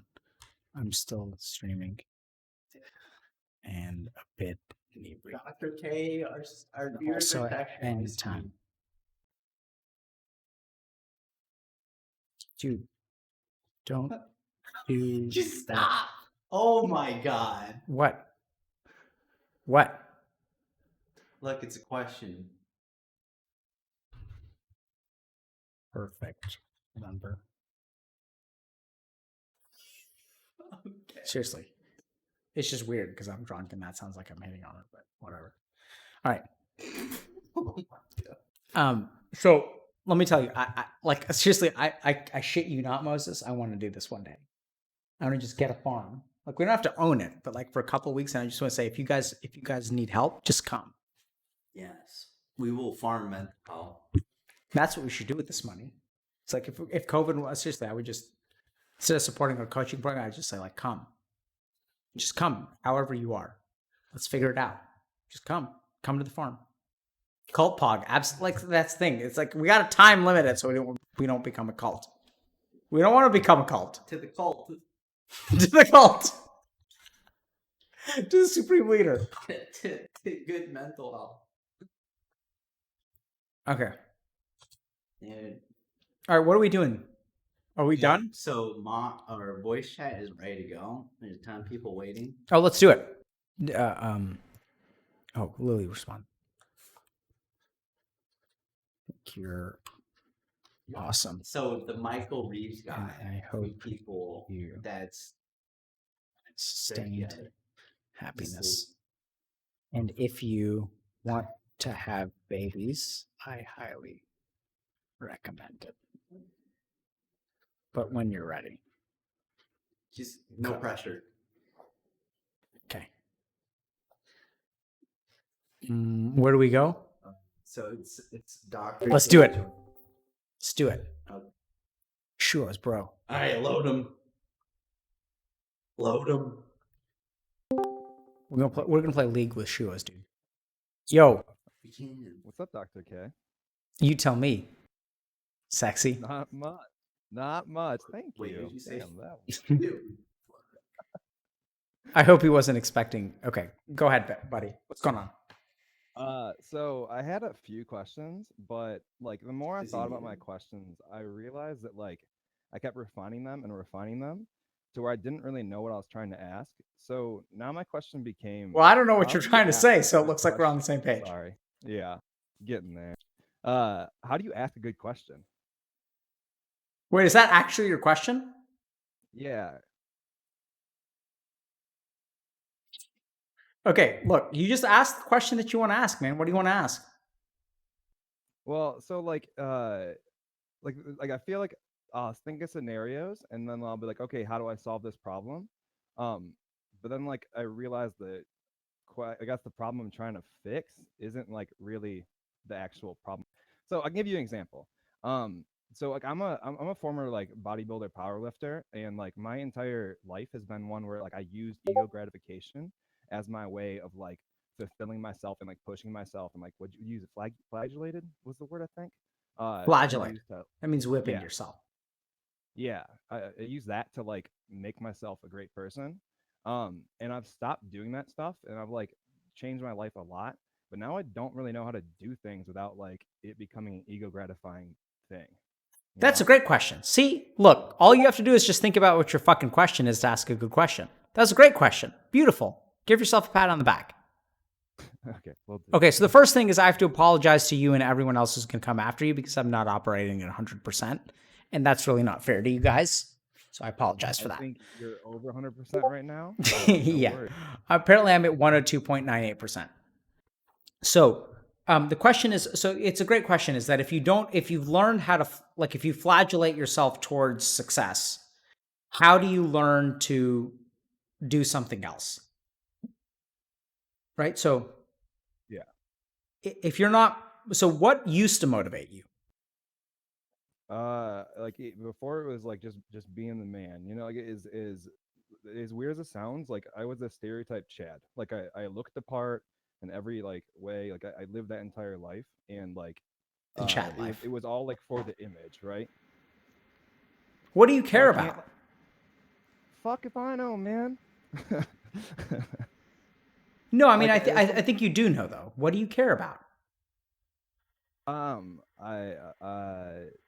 don't. I honestly, the only thing I really want is to like not fucking worry about when I open my mouth and like just be comfortable with being myself. So, what's your name, bro? Shay. Shay?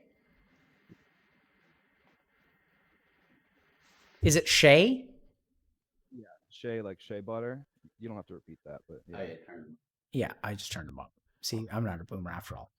So Shay, like, if you died tomorrow, what would you be? What regrets would you have? Fuck, man. I guess the fact that like I feel like I've always been working towards something, right? And like that never came to fruition. I thought about this with COVID, and like my only thought was like, well, that was if I would have died from getting COVID, my thought would be like, well, that was fucking stupid. What was the whole point? Like I don't feel like I just don't get it. Like What do you want, man? I want to stop fucking worrying. I wrote out a list of like things I want out of life, and it came down to like wanting to stop doing things like worrying. I want to stop like I want to be able to be comfortable in my own skin, be able to be comfortable. Yeah, so perfect, right? So here's the thing, okay? You are so caught up in what you should be that you don't even know what you want. You're actually just like Pokimane. Like, yeah. So it starts by not worrying, right? You know exactly where to go.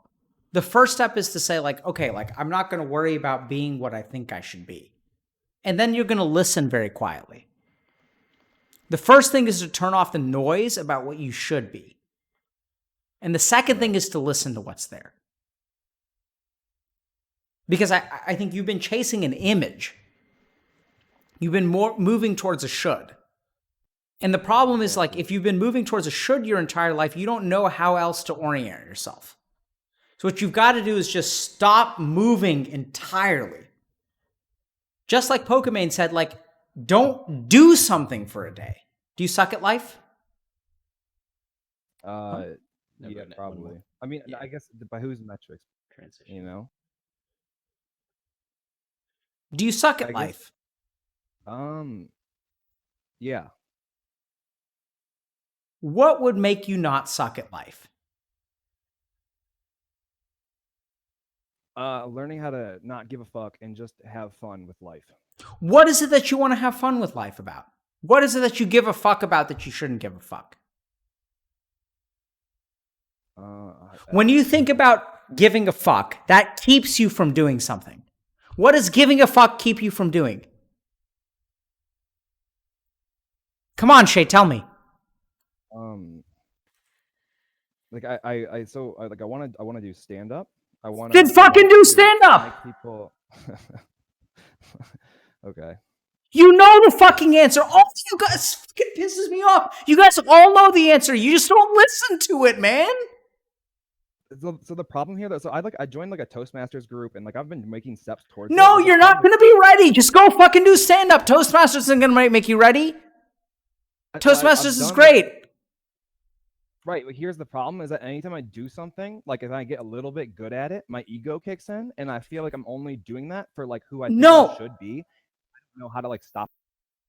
No, man. So just notice that, right? And don't let your ego get in the way.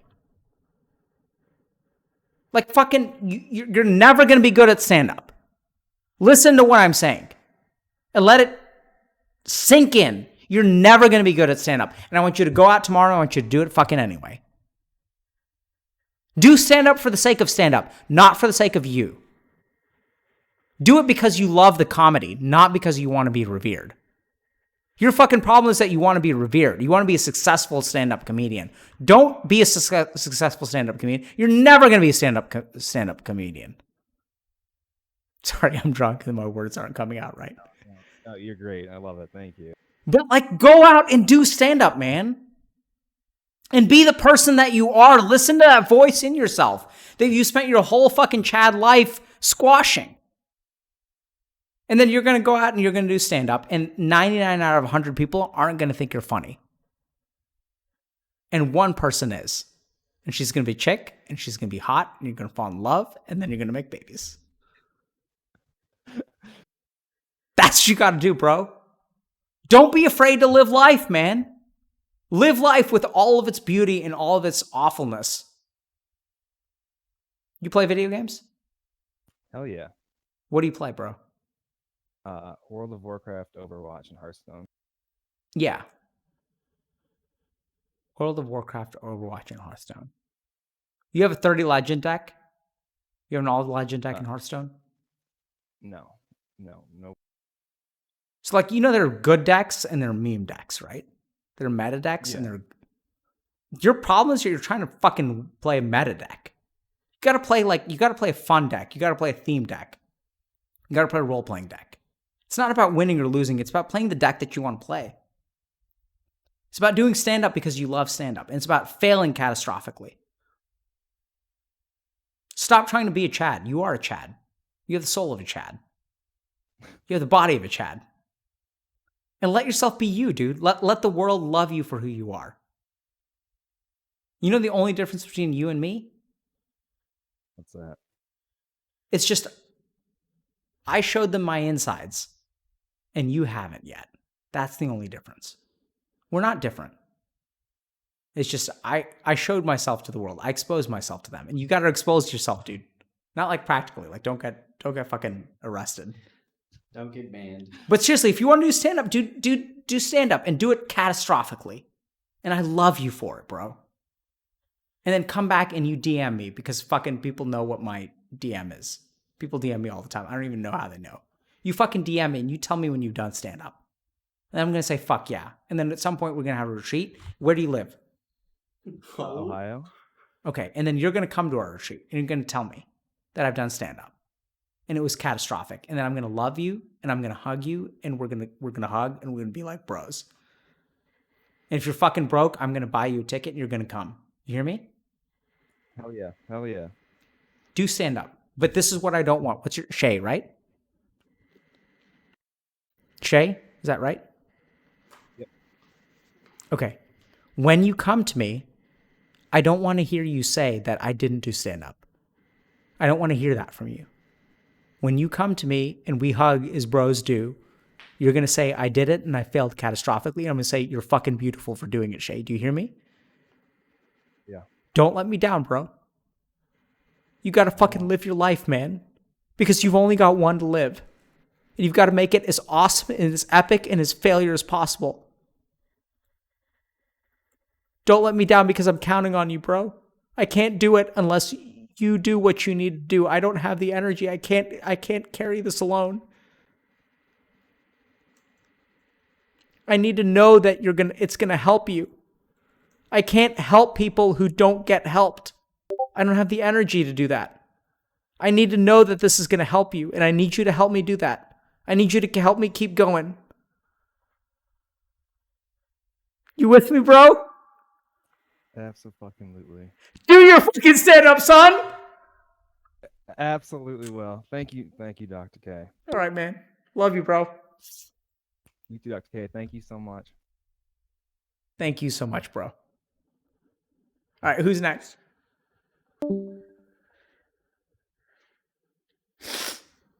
Yeah, feelings, son!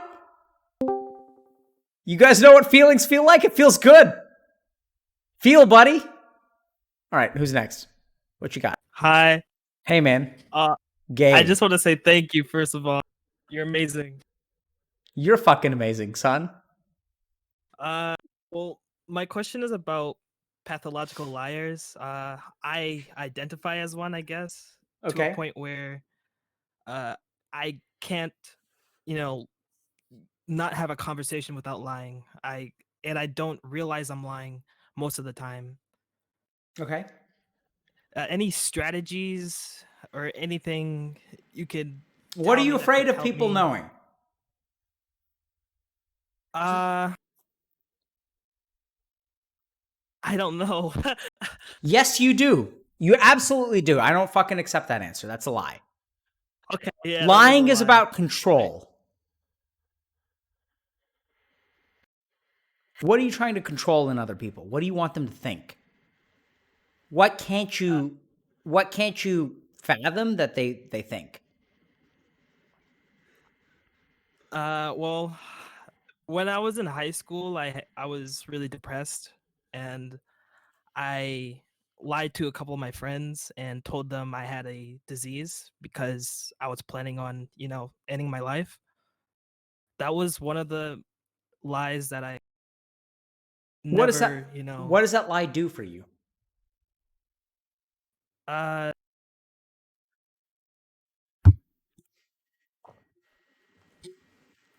Think for a second. What does that lie do for you? it makes me feel better. Right. Feel better from what? What do you protect yourself from?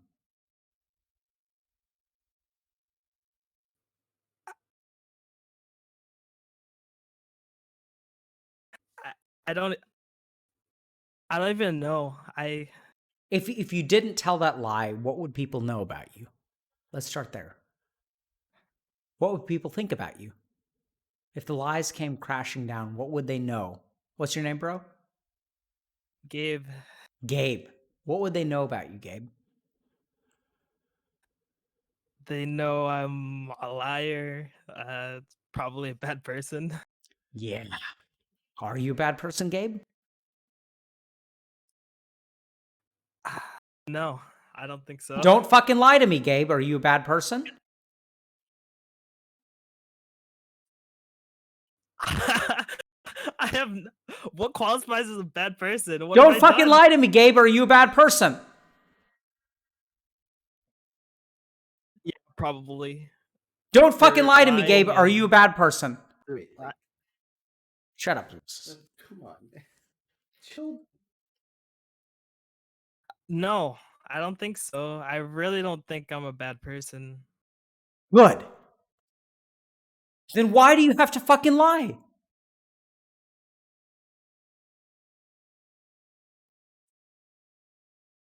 I I I don't have a good answer. I don't That's have right. So you don't need to lie. You only need to lie if you're truly a bad person. And I think deep down you think you are. I think you think you're a piece of shit. And I think lies protect you from other people knowing that you're a piece of shit. What do you think? You have to construct a disease. Well, I definitely don't have, self-love and stuff like that. I don't Absolutely. So you like think you're a piece of myself. shit. Don't fucking lie to me. Are you a piece of shit, Gabe? Yes. Absolutely. All of it. And you know what? I love you anyway. It's okay to be a piece of shit, man. What's wrong with being a piece of shit? We're all fucking pieces of shit. You fucking lied to me 5 or 6 times. Like, I just fucking tell me you're a pathological liar, so it's easy for me. But you think you're a piece of shit. And you know what? You are. You wanted to talk to Dr. K, and Dr. K was to tell you, oh my God, oh, you're so beautiful, Gabe. You're so awesome, bro. You're so beautiful. I love you so much. You're a piece of shit, and I love you anyway. You don't reject me. You're how much of a piece of shit you are, I don't accept it. I love you anyway. I love you in spite of it. The problem is that you think you can only be loved if you're good. I love you because you're foul and because you're disgusting. And I say, fuck that. I love you anyway. Do you understand what I mean? That sounds amazing, but I've never heard that from a person before. Yes, and I want it to sink deep inside you in a pseudosexual way. Oh, I'm into it. Pseudosexual because because I'm fucking drunk. But seriously, man, you are completely fucked in life. You are a piece of shit, and you know what? That's okay. I don't give a shit that you're a piece of shit. You don't need to hide that from me. You don't think I know you're a piece of shit? You don't think that I don't know that every night when you go to sleep, the thoughts come up? And so you have to do things so that you're absolutely exhausted, so you have no room in your mind for those thoughts to come up about how much you're a piece of shit? You're a piece of shit? Fine. I'm with you, bro. We're gonna do better with that. But don't delude yourself into thinking that you're not a piece of shit, because you absolutely are. And don't think that you're unlovable because you're a piece of shit. What do you need to do? Tell me, Gabe, what do you need to do? What's the next thing that you need to do? What's the first step you need to take? Stop lying. I don't know. I did like. Then stop I can't- lying. What are people I going to say? can't. Yes, you can. I literally lie, like without even thinking. Like I'm just. I understand that. Comfortable. What is the in a lie? What do you need to do in your life to make the lie a truth? What are you not doing in life that you need to be doing? Being happy. What do you do? That's not a thing that you can do. I'm asking you, what do you need to do? How old are you? I'm 19. Okay, are you in college? No. Do you want to be in college? Yeah, but my parents can't afford it, and I don't have the grades for it. Okay. Where do you live? Connecticut. Okay. Yes. Any community colleges where you live? Yeah. What do you want to be when you grow up? I don't have anything like that. I'm going to think for a second. Is that okay? Yeah. Do you have a job? I used to before Corona, but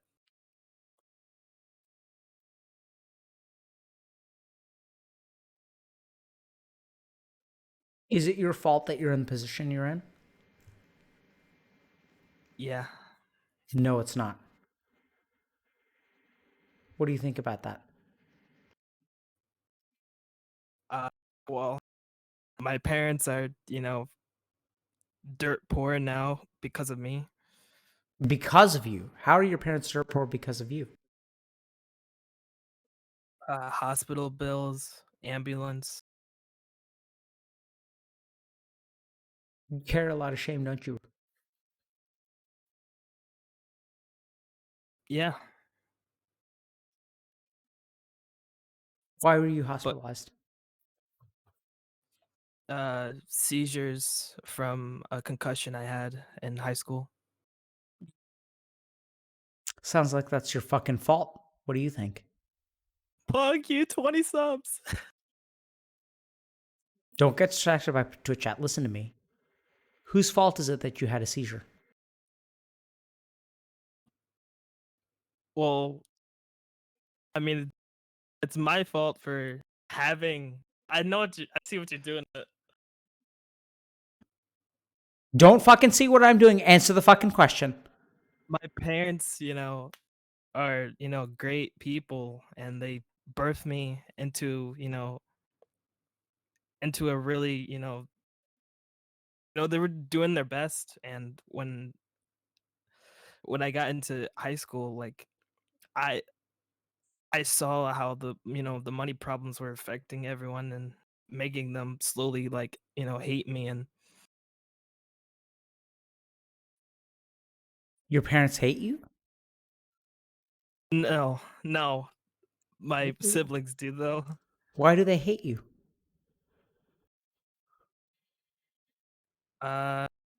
Because like I'm the reason we're not in a house right now. We can't buy a house. We've been living with my brother. Fucking asshole. You donated $50 to us? Fucking asshole. You're the reason that you guys are... Are you responsible for your seizures? Well, I don't know. I know that it's not my fault for having them, but Do you feel like it's your fault? yeah, definitely. Good. You're not lying. So what do we do about that, Shay? When you know it's not your fault, but you feel like it's your fault, what do you do with that? Gabe, sorry. It's okay. I'm drunk. I am too. That's why I'm not lying. Good. That too.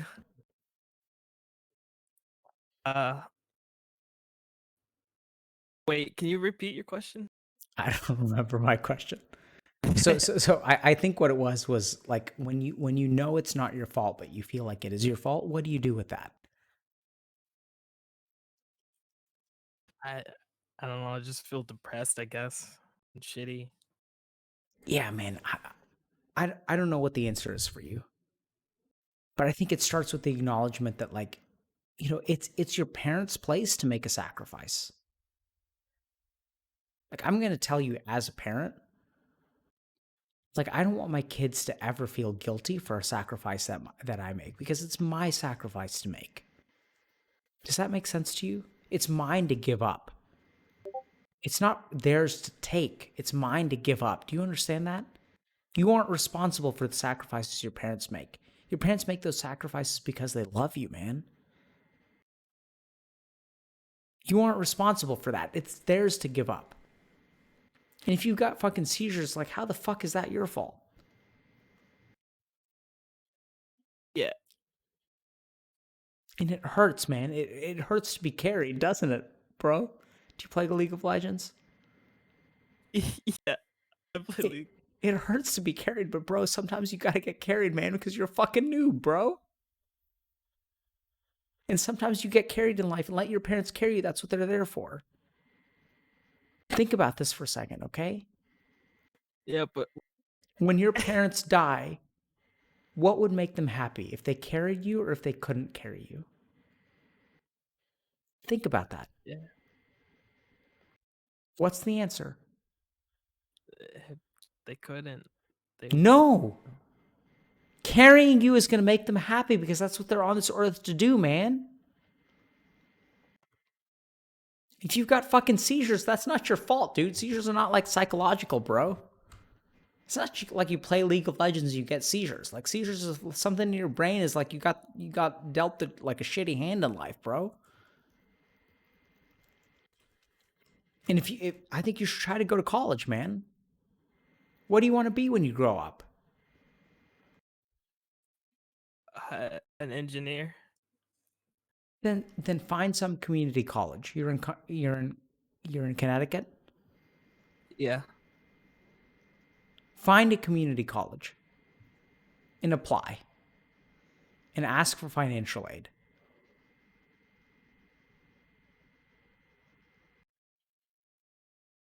I'm going to fuck up. You ready, Moses?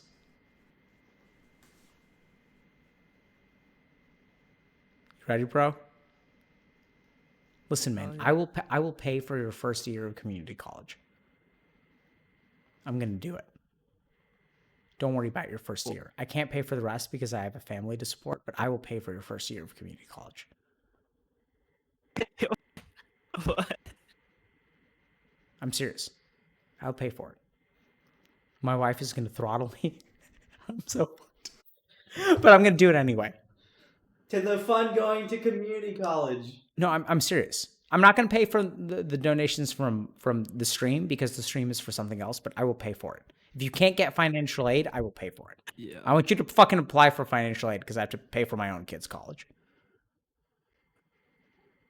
So apply for financial aid and take loans if you need to, but if it doesn't work out and you have to go to community college, I will pay for it. Not like a university. I'm not going to pay like 30 grand a year for your ass. But I'll pay for 1 year. I'm serious. DM me. If you can find me on Discord. I don't even know what to say. I don't want you to say anything. I want you to fucking apply for college. I want you to do your research and find out which community college can you go to that has the best chance of you becoming an engineer. And I want you to fucking do it.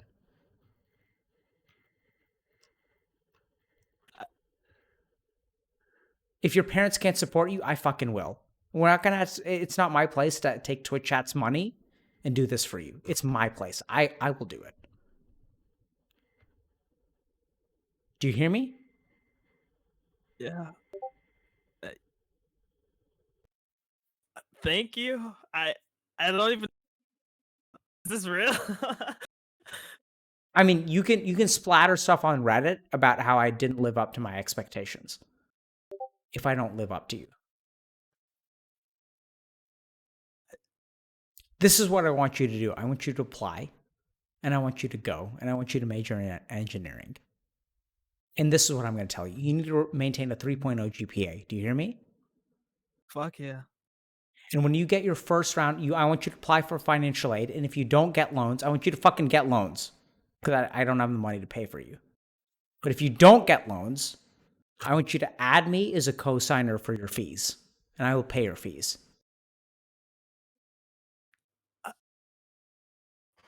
But don't let that stop you.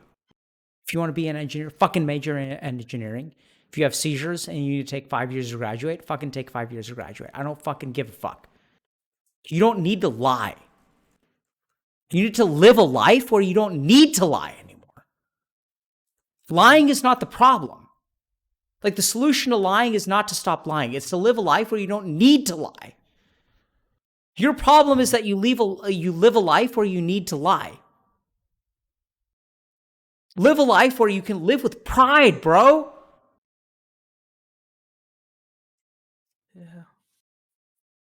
Where you don't have to lie. People talk about lying like it's a problem. Lying isn't the problem, man. The problem is that you're living a life where you have to lie. Yes, we're co-signing loans. Okay, fine. Dude, it's like 10 grand. We can pay 10 grand. Community college is cheap as fuck. Yeah, community. That's what I said. Like, I told him I Yeah, wanted. if he schemats,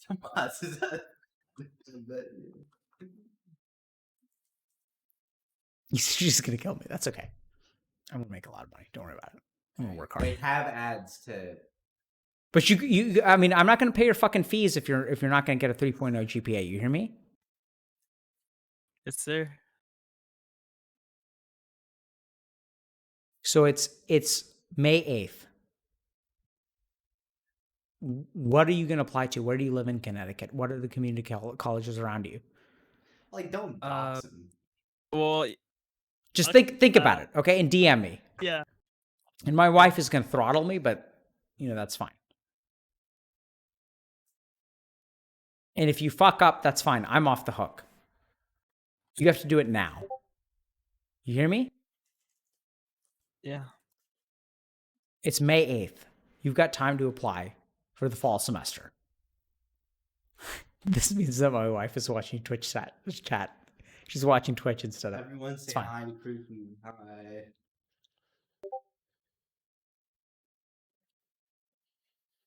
Just stop. Listen, man.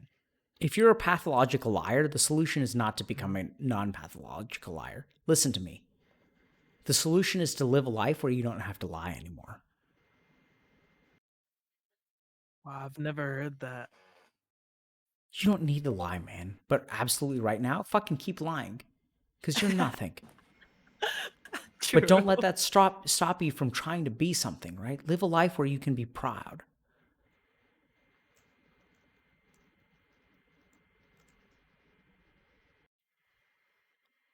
Go. Get the fuck out of here, man. And then you decide. Tomorrow morning, you decide. Because it's 9:37 your time. Because you're in Eastern Standard Time. And tomorrow you decide whether you want to take me up on this offer or not. I'm going to get flack from my wife. She's going to give me shit for it. Fine. But I will tell you this. I'm not going to be someone who goes back on my word.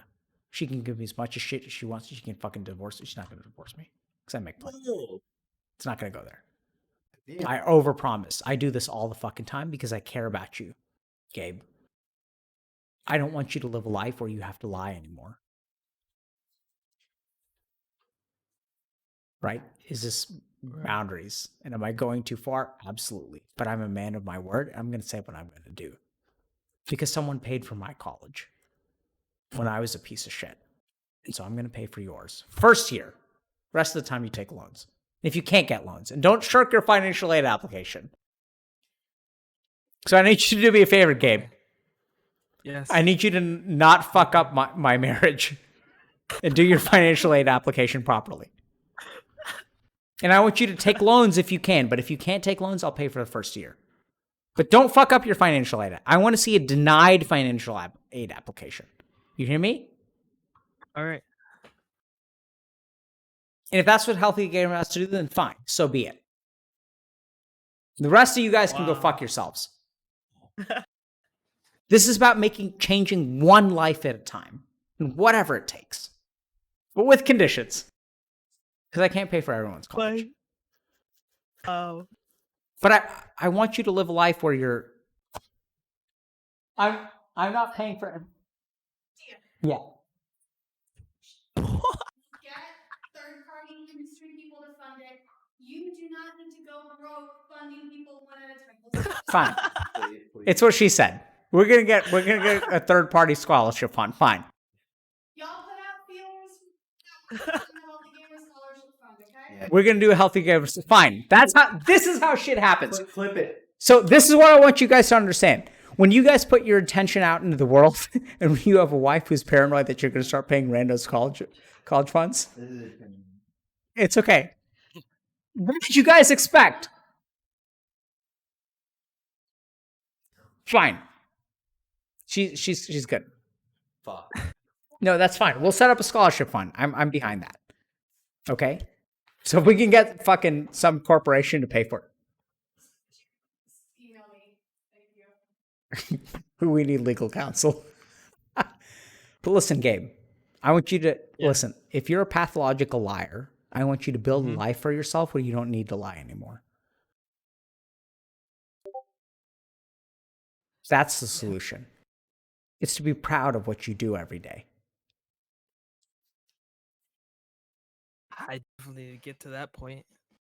Start by fucking applying to college. And do your fucking financial aid application, because I have enough shit to deal with. I'm playing too many video games and my wife is pissed at me because I won't, be with her intimately at night. Instead, I'm playing fucking Warhammer. So don't lead to a divorce for my children. So do your financial aid application. We'll try to set up a scholarship fund. And if all else comes to fail, I'm a man of my word, and I will support you for 1 year at a community college. And I want to see a rejected financial aid application. But if you want to be an engineer, fucking be an engineer, and you take your fucking Depakote or whatever else you need to. You on medication for your seizures? I just got back on it because of the stimulus check, but Okay. Yeah. So you take your medication, you go and you get a fucking engineer, and then you make 80 grand a year, and then you fucking donate to us. So that when I make promises that are hard for me to keep, I've got your support. Of course. All right. Get the fuck out of here. Let's move to someone else. Thank you so much. Thank you, bro. Don't stop fucking sucking at life. Let's go. I will try my hardest. Thank you. Okay, take care. You too. All right, who's next? Man, my wife is gonna kill me. Man,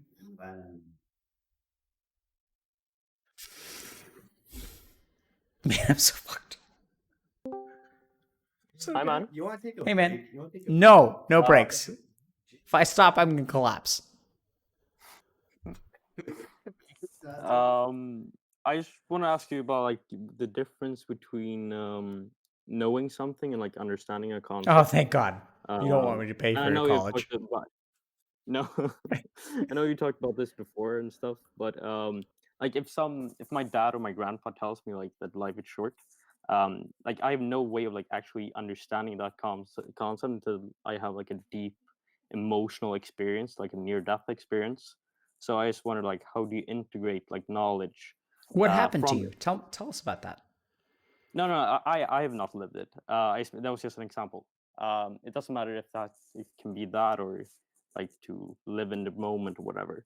But I just wonder, like, how do you integrate knowledge from like introspection without like a deep emotional transcendental experience? Because I feel like How do you no integrate knowledge without a deep emotional transcendental experience?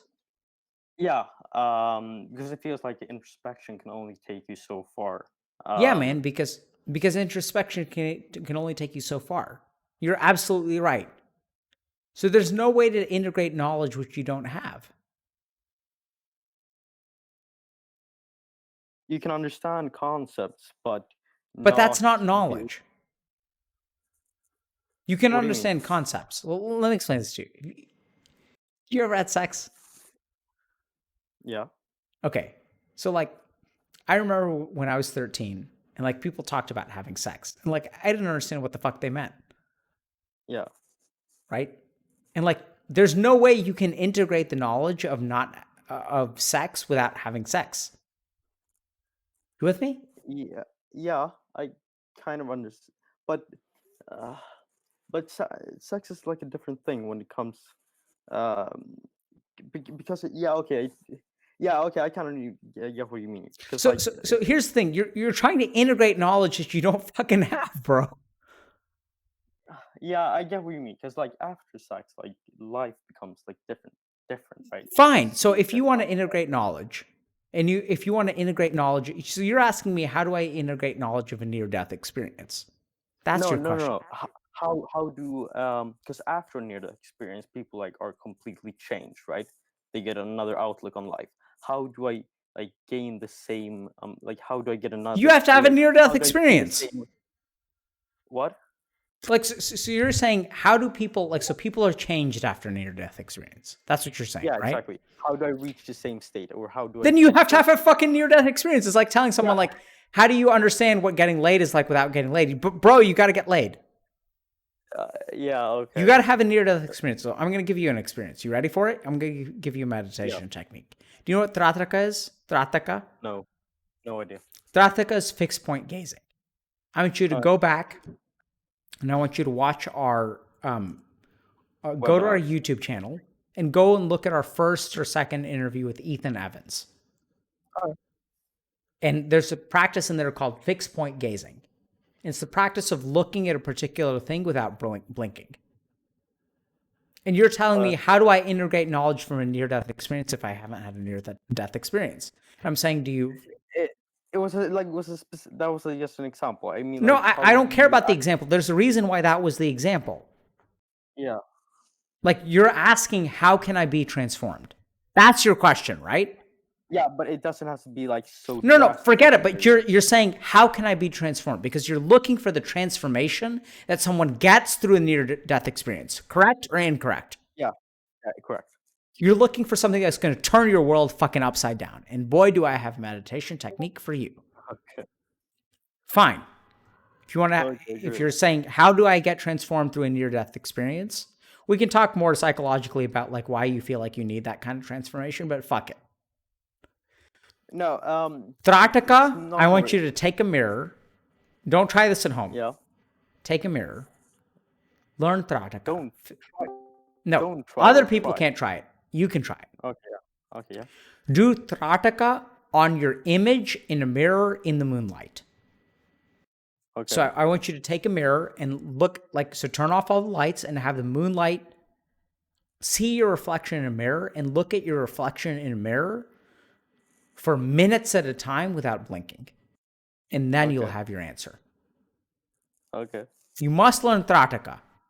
Okay. I saw it on my Wikipedia, so Moses must have been talking about it earlier. Trataka. If it's on your YouTube, I can find it. That's fine. Okay, great. That's your fucking answer. Yeah. Like, if you're saying, how do I get transformed without a near-death experience? My answer is you can't get transformed without a near-death. Fucking have a near-death experience. If that's the transformation you're looking for, do it. It's like, how do I learn how to like feel confident about myself without getting laid? It's like, fucking get laid, man. Yeah, I get what you're saying. That's good. Go and have that thing. Okay. Straddle death. But don't do it, don't actually try to kill yourself. Like, that's a bad idea. Like, you can use meditation techniques. Meditate and look at your reflection. Don't try this at home. This is only for this guy. Fucking DM me if you go crazy. Okay, if I get a look at your reflection in a mirror and do not blink for minutes at a time. You have to prepare for this, okay? You have to start with a candle. Look at a candle flame and don't blink. You watching stream? No, not all the time. It's echo. Okay. Then I won't show you how to do it. But this is not related to because he talked about about meditation linked or meditation to induce psychosis. Yeah. Or the other way to work. Yeah, this is a technique that sometimes leads to meditation-induced psychosis. So I do this with a clear head. Okay. Okay. Okay. Great. Man, Kruthi is gonna kill me. paid for some shits. At least meditation is free. You know. Also, can you do a bit more stuff about like Eastern ideals and philosophies? Because like as a so-called Westerner, like it's so hard to understand like Sure. concepts about like asymmetry and other stuff. Yeah. Working because on it. That's what I'm we, working like- on next week, bro. Okay. You got to come to our retreat whenever we have it when COVID ends.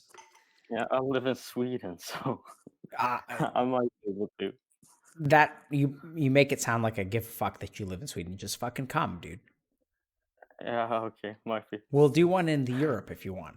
Sounds expensive. Yeah, that would be great. Yeah, we'll do could one do, in the like- US and we'll do one in Europe. Okay, nice. I can't pay for Perfect. everyone's tickets. I'm gonna go broke. No, it's fine, it's fine. We have welfare in Sweden. I Okay. can steal someone else's money. Okay. No. We'll try to do one in the EU. Once, I'll be well, sure. COVID has to stop first.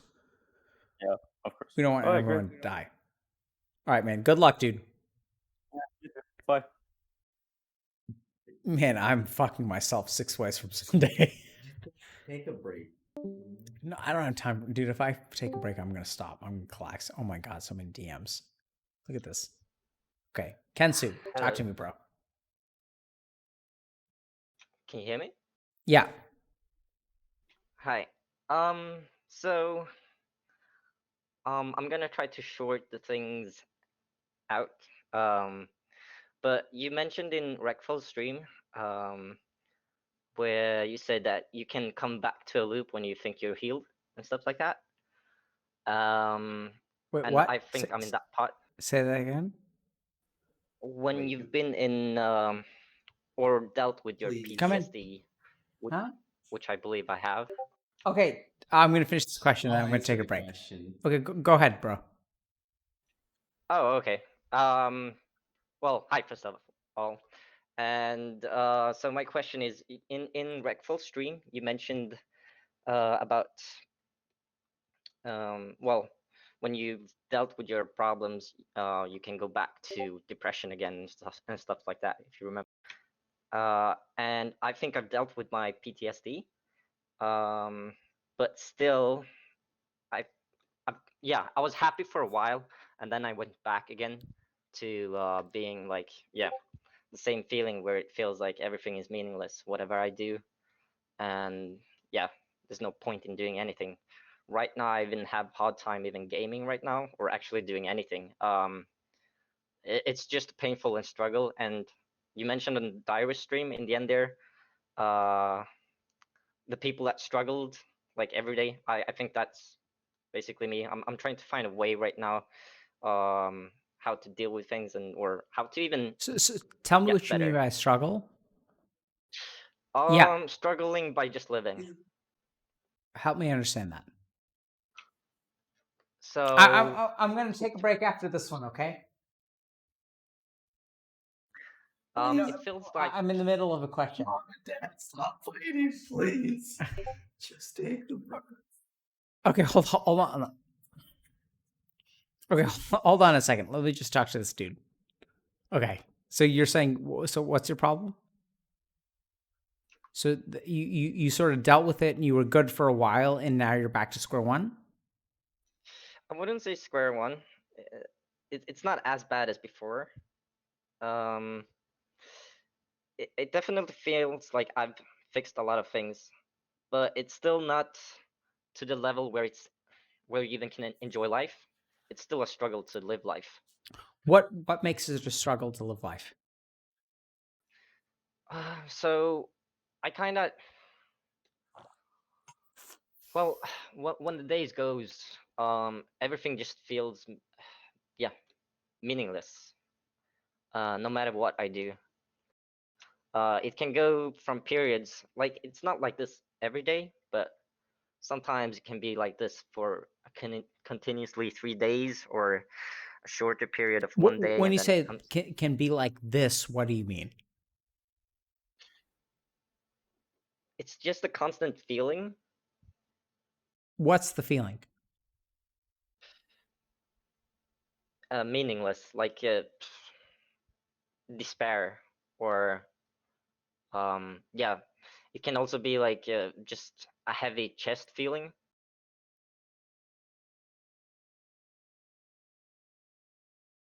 And so, how does that feeling affect you? Well, it feels like I want to just end it. You want But I to promised end it? myself to. Yeah. What is it that makes you want to end it? It feels like I've tried so many things in my life. I kind of do a lot by the textbook. I went to a psychologist and we went through the PTSD. What makes you want to end it? Well, it feels like I've tried so many things and it's still not getting worth living. You tried so many things to do what? What have you tried that isn't To working? live life, to cope as a normal human being. And what keeps you from living a normal life? This feeling. What's the feeling? This feeling that I feel every day. What's the feeling? It's a heavy feeling, like on the chest, or whatever I do is meaningless. It's. Where did you learn that? I mean, I've had it since I was 8, I would say. So Why I think 8? it. What happened to Yeah. you when you were 8 years old? My only protector left me, my grandma. And what happened to you after your protector left you? My mom could unleash however she wanted to be towards me. And is your mom still that way towards you? Well, I've cut the connections. So, but yeah, she was till the end. I mean, she's still alive, but yeah, I've come to acceptance, I would say, with her. I've been thinking even like trying to give her a call and see and listen, and if she's like still gonna criticize and everything, I would hang up. But what yeah. holds you back is that feeling? No, it's more that I remember this feeling ever since I was young. Like I stopped What's the feeling? finding meaning of I stopped finding meaning of life ever since I was 8. I started taking D routes back home. What routes? I started even having thoughts of like killing myself at that time even. Where are you? Where are you in the world? I'm in Sweden. Do you have access to mental health treatment? I've been in private psychologist and things like that. The normal one takes way too long here. There's way too little What's your name, bro? powerhouse. What's your name, bro? William. So William, I'm sorry that your mom was that way to you, and I'm sorry that your grandmother left at the age of 8. Where did she go? Did she pass away? She was in an accident, and so everything is kind of a little bit fuzzy because I'm getting a lot of information in hindsight as well, like from my brother, from my uncle, and stuff like that. But from my understanding, she got into an accident when I was at 8, and then she had to be taken care of, and my uncle took care of her. The only way I could kind of try to live with life a bit more was I always had to call her to tell her daughter to calm down, because she could be pretty abusive to me.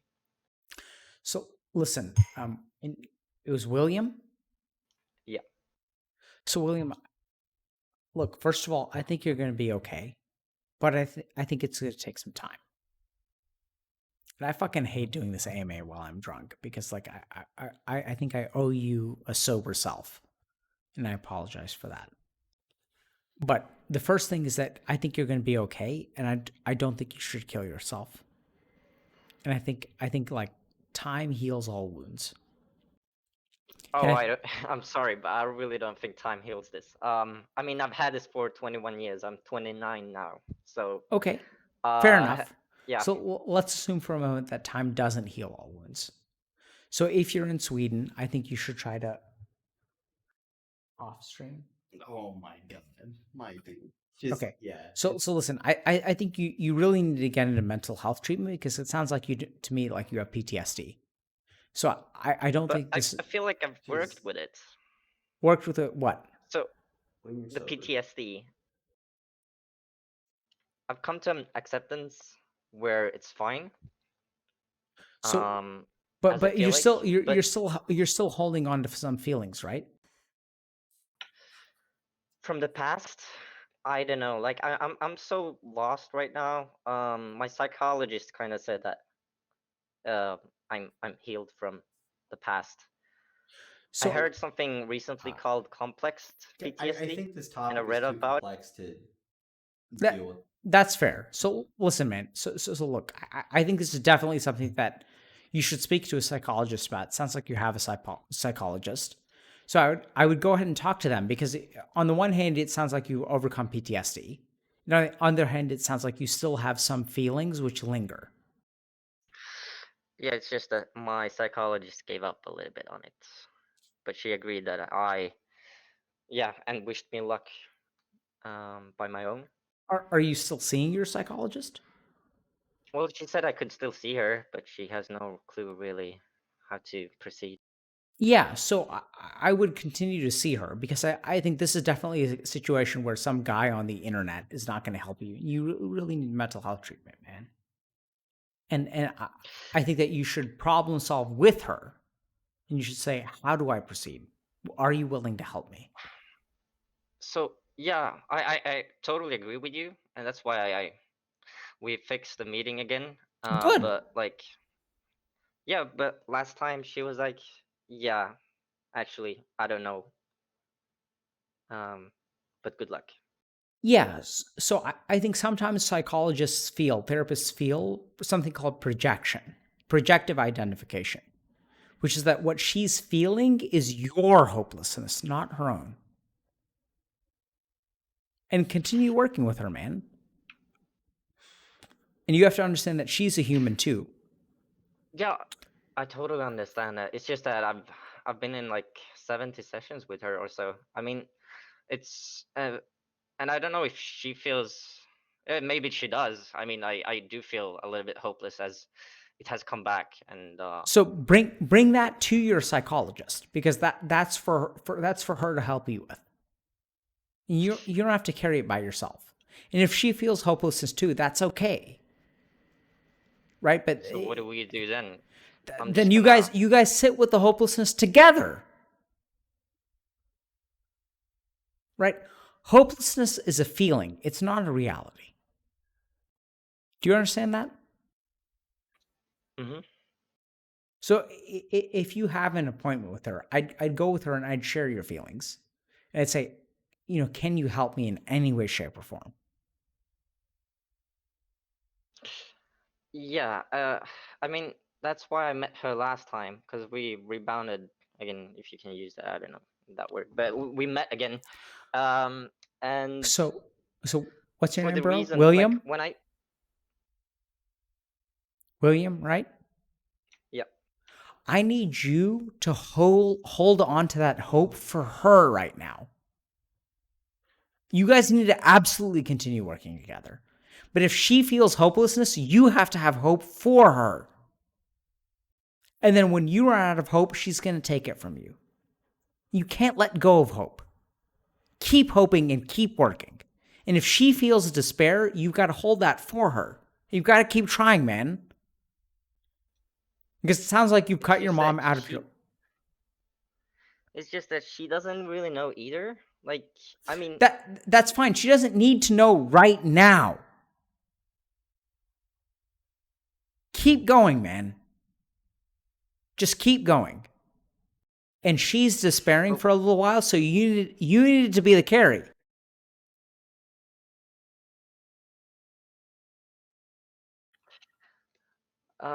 yeah, I don't know. It's hard to say. I'm pretty analytical as a person in general as well. So like when I was going to the sessions with her, I started analyzing the sessions after the session as well, like what she did and stuff like that.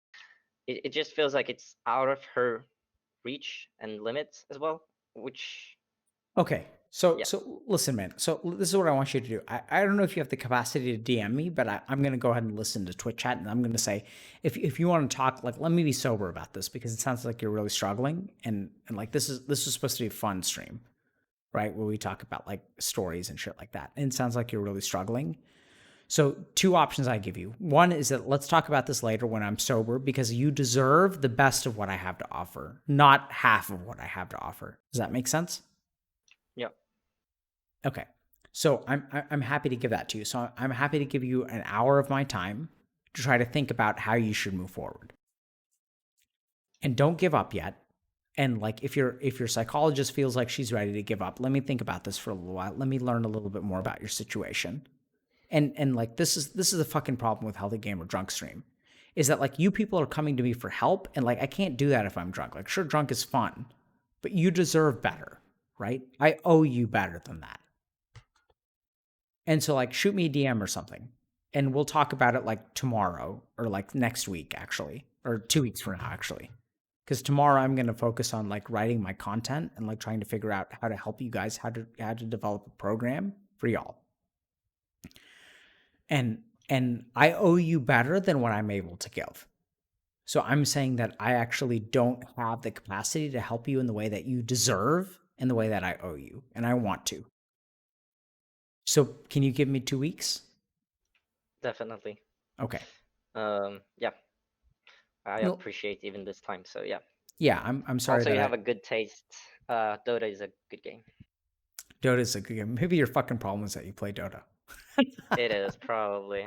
I haven't played it for an extremely long time now. And just one thought right now in my inebriated brain is like, don't give up on your psychologist and talk to her about giving up. Talk to her about, are you giving up on me? And if you are, that's fine. I won't blame you for that, but then tell me where else to go. I actually said those words. Good. And what did she say? Yeah, she said, I don't know, but you can talk to me if you feel like you just want to talk. Good. So that's exactly what you should do. And in 2 But weeks, I'm going to try to get up for like casual talk with her. Like, yeah. So don't make it I wanna casual deal with talk. So like think about defining the problem, and I will offer you an hour of my time, okay? Because like hopefully my wife won't crucify me for that.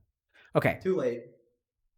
So look, if you have an hour of my time, and I think if you've got a psychologist, you should work with her and continue working with her. And then she probably feels your despair because I know I felt that with my clients. I felt their despair and I thought it's my own. It's called projective identification. all right. And talk to her about that. But anyway, let me be sober because I owe you more than this. And apparently I'm paying some guy's first year of college.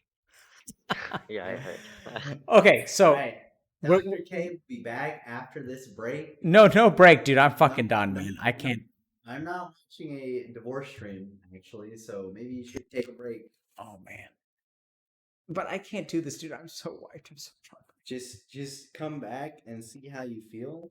And No, I can't feel. I'm gonna fall over. Okay. Well, I can't do it anymore, Moses. pat me in. All right, guys. So listen. Pat me in. So now, just- no. I have to say one thing. Okay, say one. Because I promised to pay for some guy's college. So, okay, fine. Yep, I said, yep. fine. Okay. Divorce stream, let's go. All right, I'm done. I'm done. I'm finished. All right. Dr. K's done. Well, yeah, well, wow, mom and dad's getting a divorce. Oh, okay. Well, here's the divorce stream. Guys, just one thing, okay? Can we just talk about where are the kids? And now you want to ask about the kids? Wow. I know you're upset. I'm not upset with. Yay. Thank you. Close the door. I can't do this. Hi, you guys. No, there's so much we can't do. Okay, I'm sorry. Okay, you're just gonna sit there and apologize. What am I doing? I just want to say. Am I even talking to anybody? What's And this? look, I know I promised to pay for one kid. Like I didn't promise to pay Listen for- to me. Okay, Yeah, here. you talk. Yes. Okay. So here's the thing about Dr. K. This is weird, just talking into nobodiness, but also everybodyness. Okay, here's the thing about Dr. K. He wants to do everything for everyone, and to this day, he takes everything on his own shoulders. It's not sustainable, obviously. We can't keep writing checks for how many people have you taken under your wing? Just one. Today. Okay, now listen. You're on So my here's way. what we're going to do. realize The that. whole point of all of this is that there's so can you just Don't be mad at me. I'm not mad at you. You married me. You know what you were getting with me. That's why I know you can do this. You can't do anything. We can do this. We need to put him kind of like he's kind of our North Star, right? But what we really need to do is marshal the goodwill and the resources of the world and put it where it belongs, okay? So if the medical system is failing, fine, fuck it. We can do better than that, okay? We can get people the help they need. You're so weird. Both of you just I'm crouching behind I'm watching Chad. You sit on my lap all the time. I'm watching Chad. Okay, I think the scholarship fund is a fantastic idea. I have no idea how to do that. I know it's isn't it better than you just writing checks here and there? So we can do better than that is what I'm saying. It doesn't need to be individual charity cases. I don't want you inviting like people to extort time and money from you with the saddest sob story, but I know there's a lot of pain out there that we can fix. Okay? So let's just channel the resources to the right place. We'll do our best to communicate on how we can do this. It's going to be one thing at a time because we have to deal with this guy over here. So like, we have to do this despite him to kind of do. Let me say something to you guys. So, Mrs. Go ahead. Sorry. I was going to say, this is how Dharma works, really, right? It's his Dharma to do this one at a time, but it's mine to support him and to make this actually possible. So that's what we're going to do. What do you have to say for yourself? So, what I have to say for myself is that sometimes in life, bros, y'all are gonna find a keeper, and when you find a keeper, just grab her, and don't let her don't let her go, because behind every strong man is a brilliant and strong woman, and you guys think that in front of you.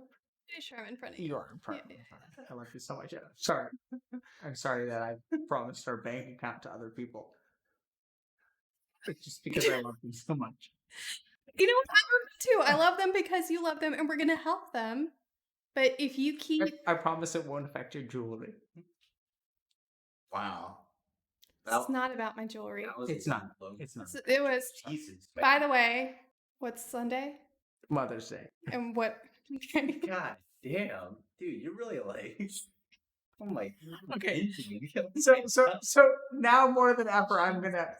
This is the time in which I'm going to solicit donations the most. Yes. If we No. here's this 100K stretch goal. We set up a college fund. Okay, we set up a scholarship fund.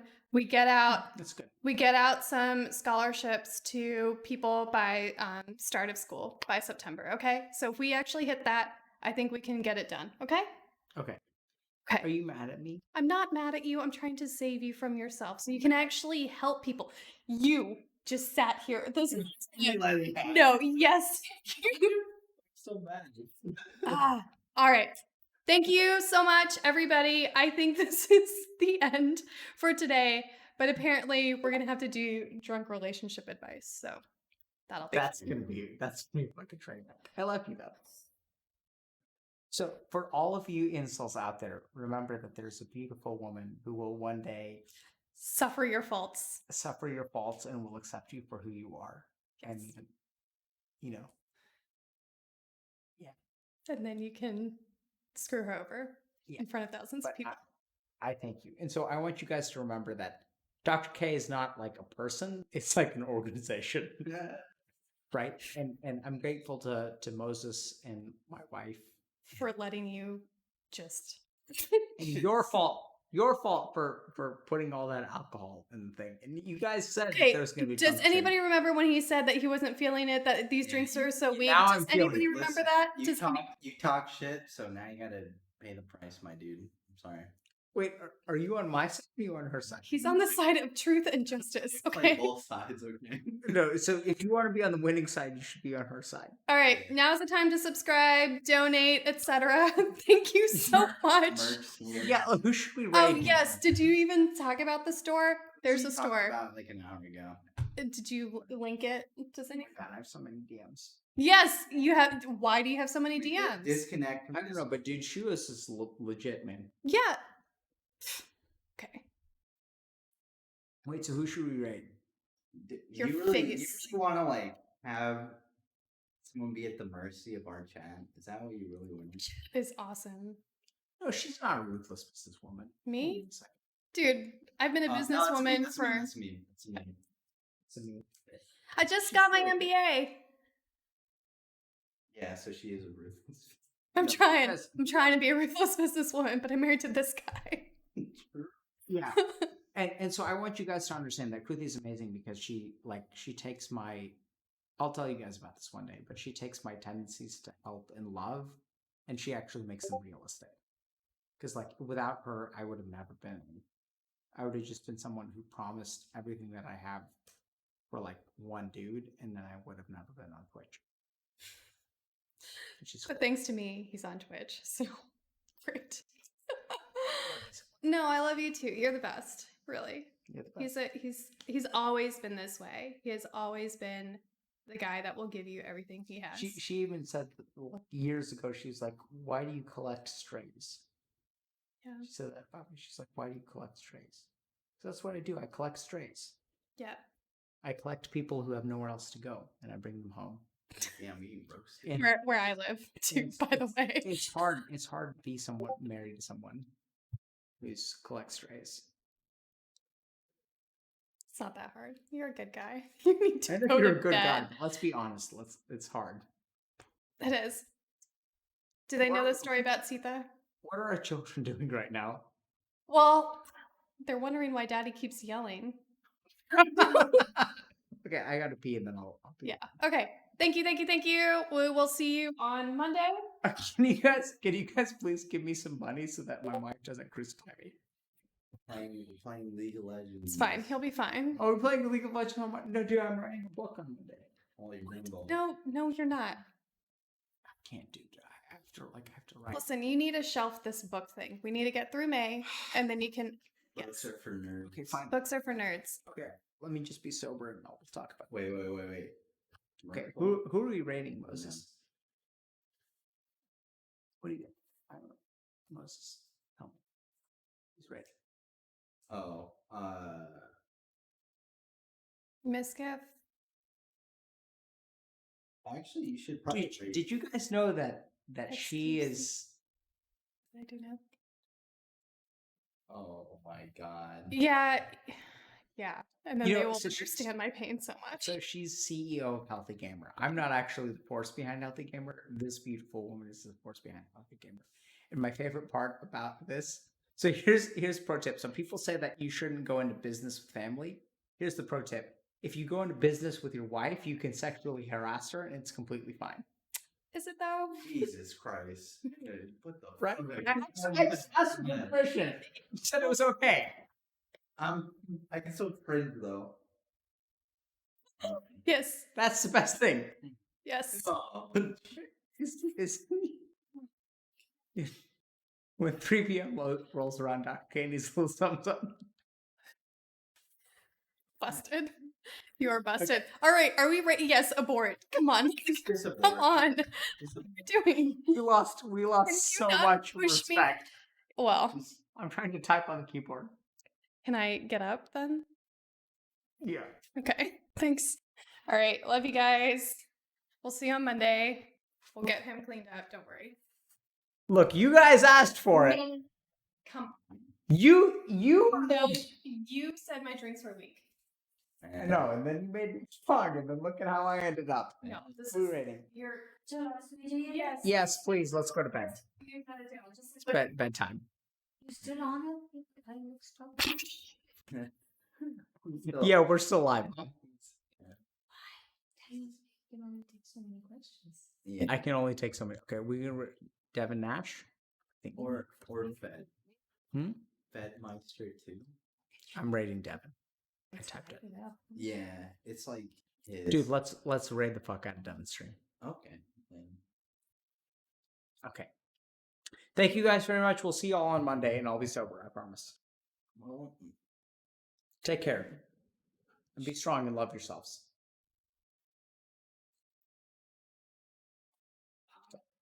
Did you drink all this beer to keep going for 3 hours? no, that was me. Did you drink 3 beers?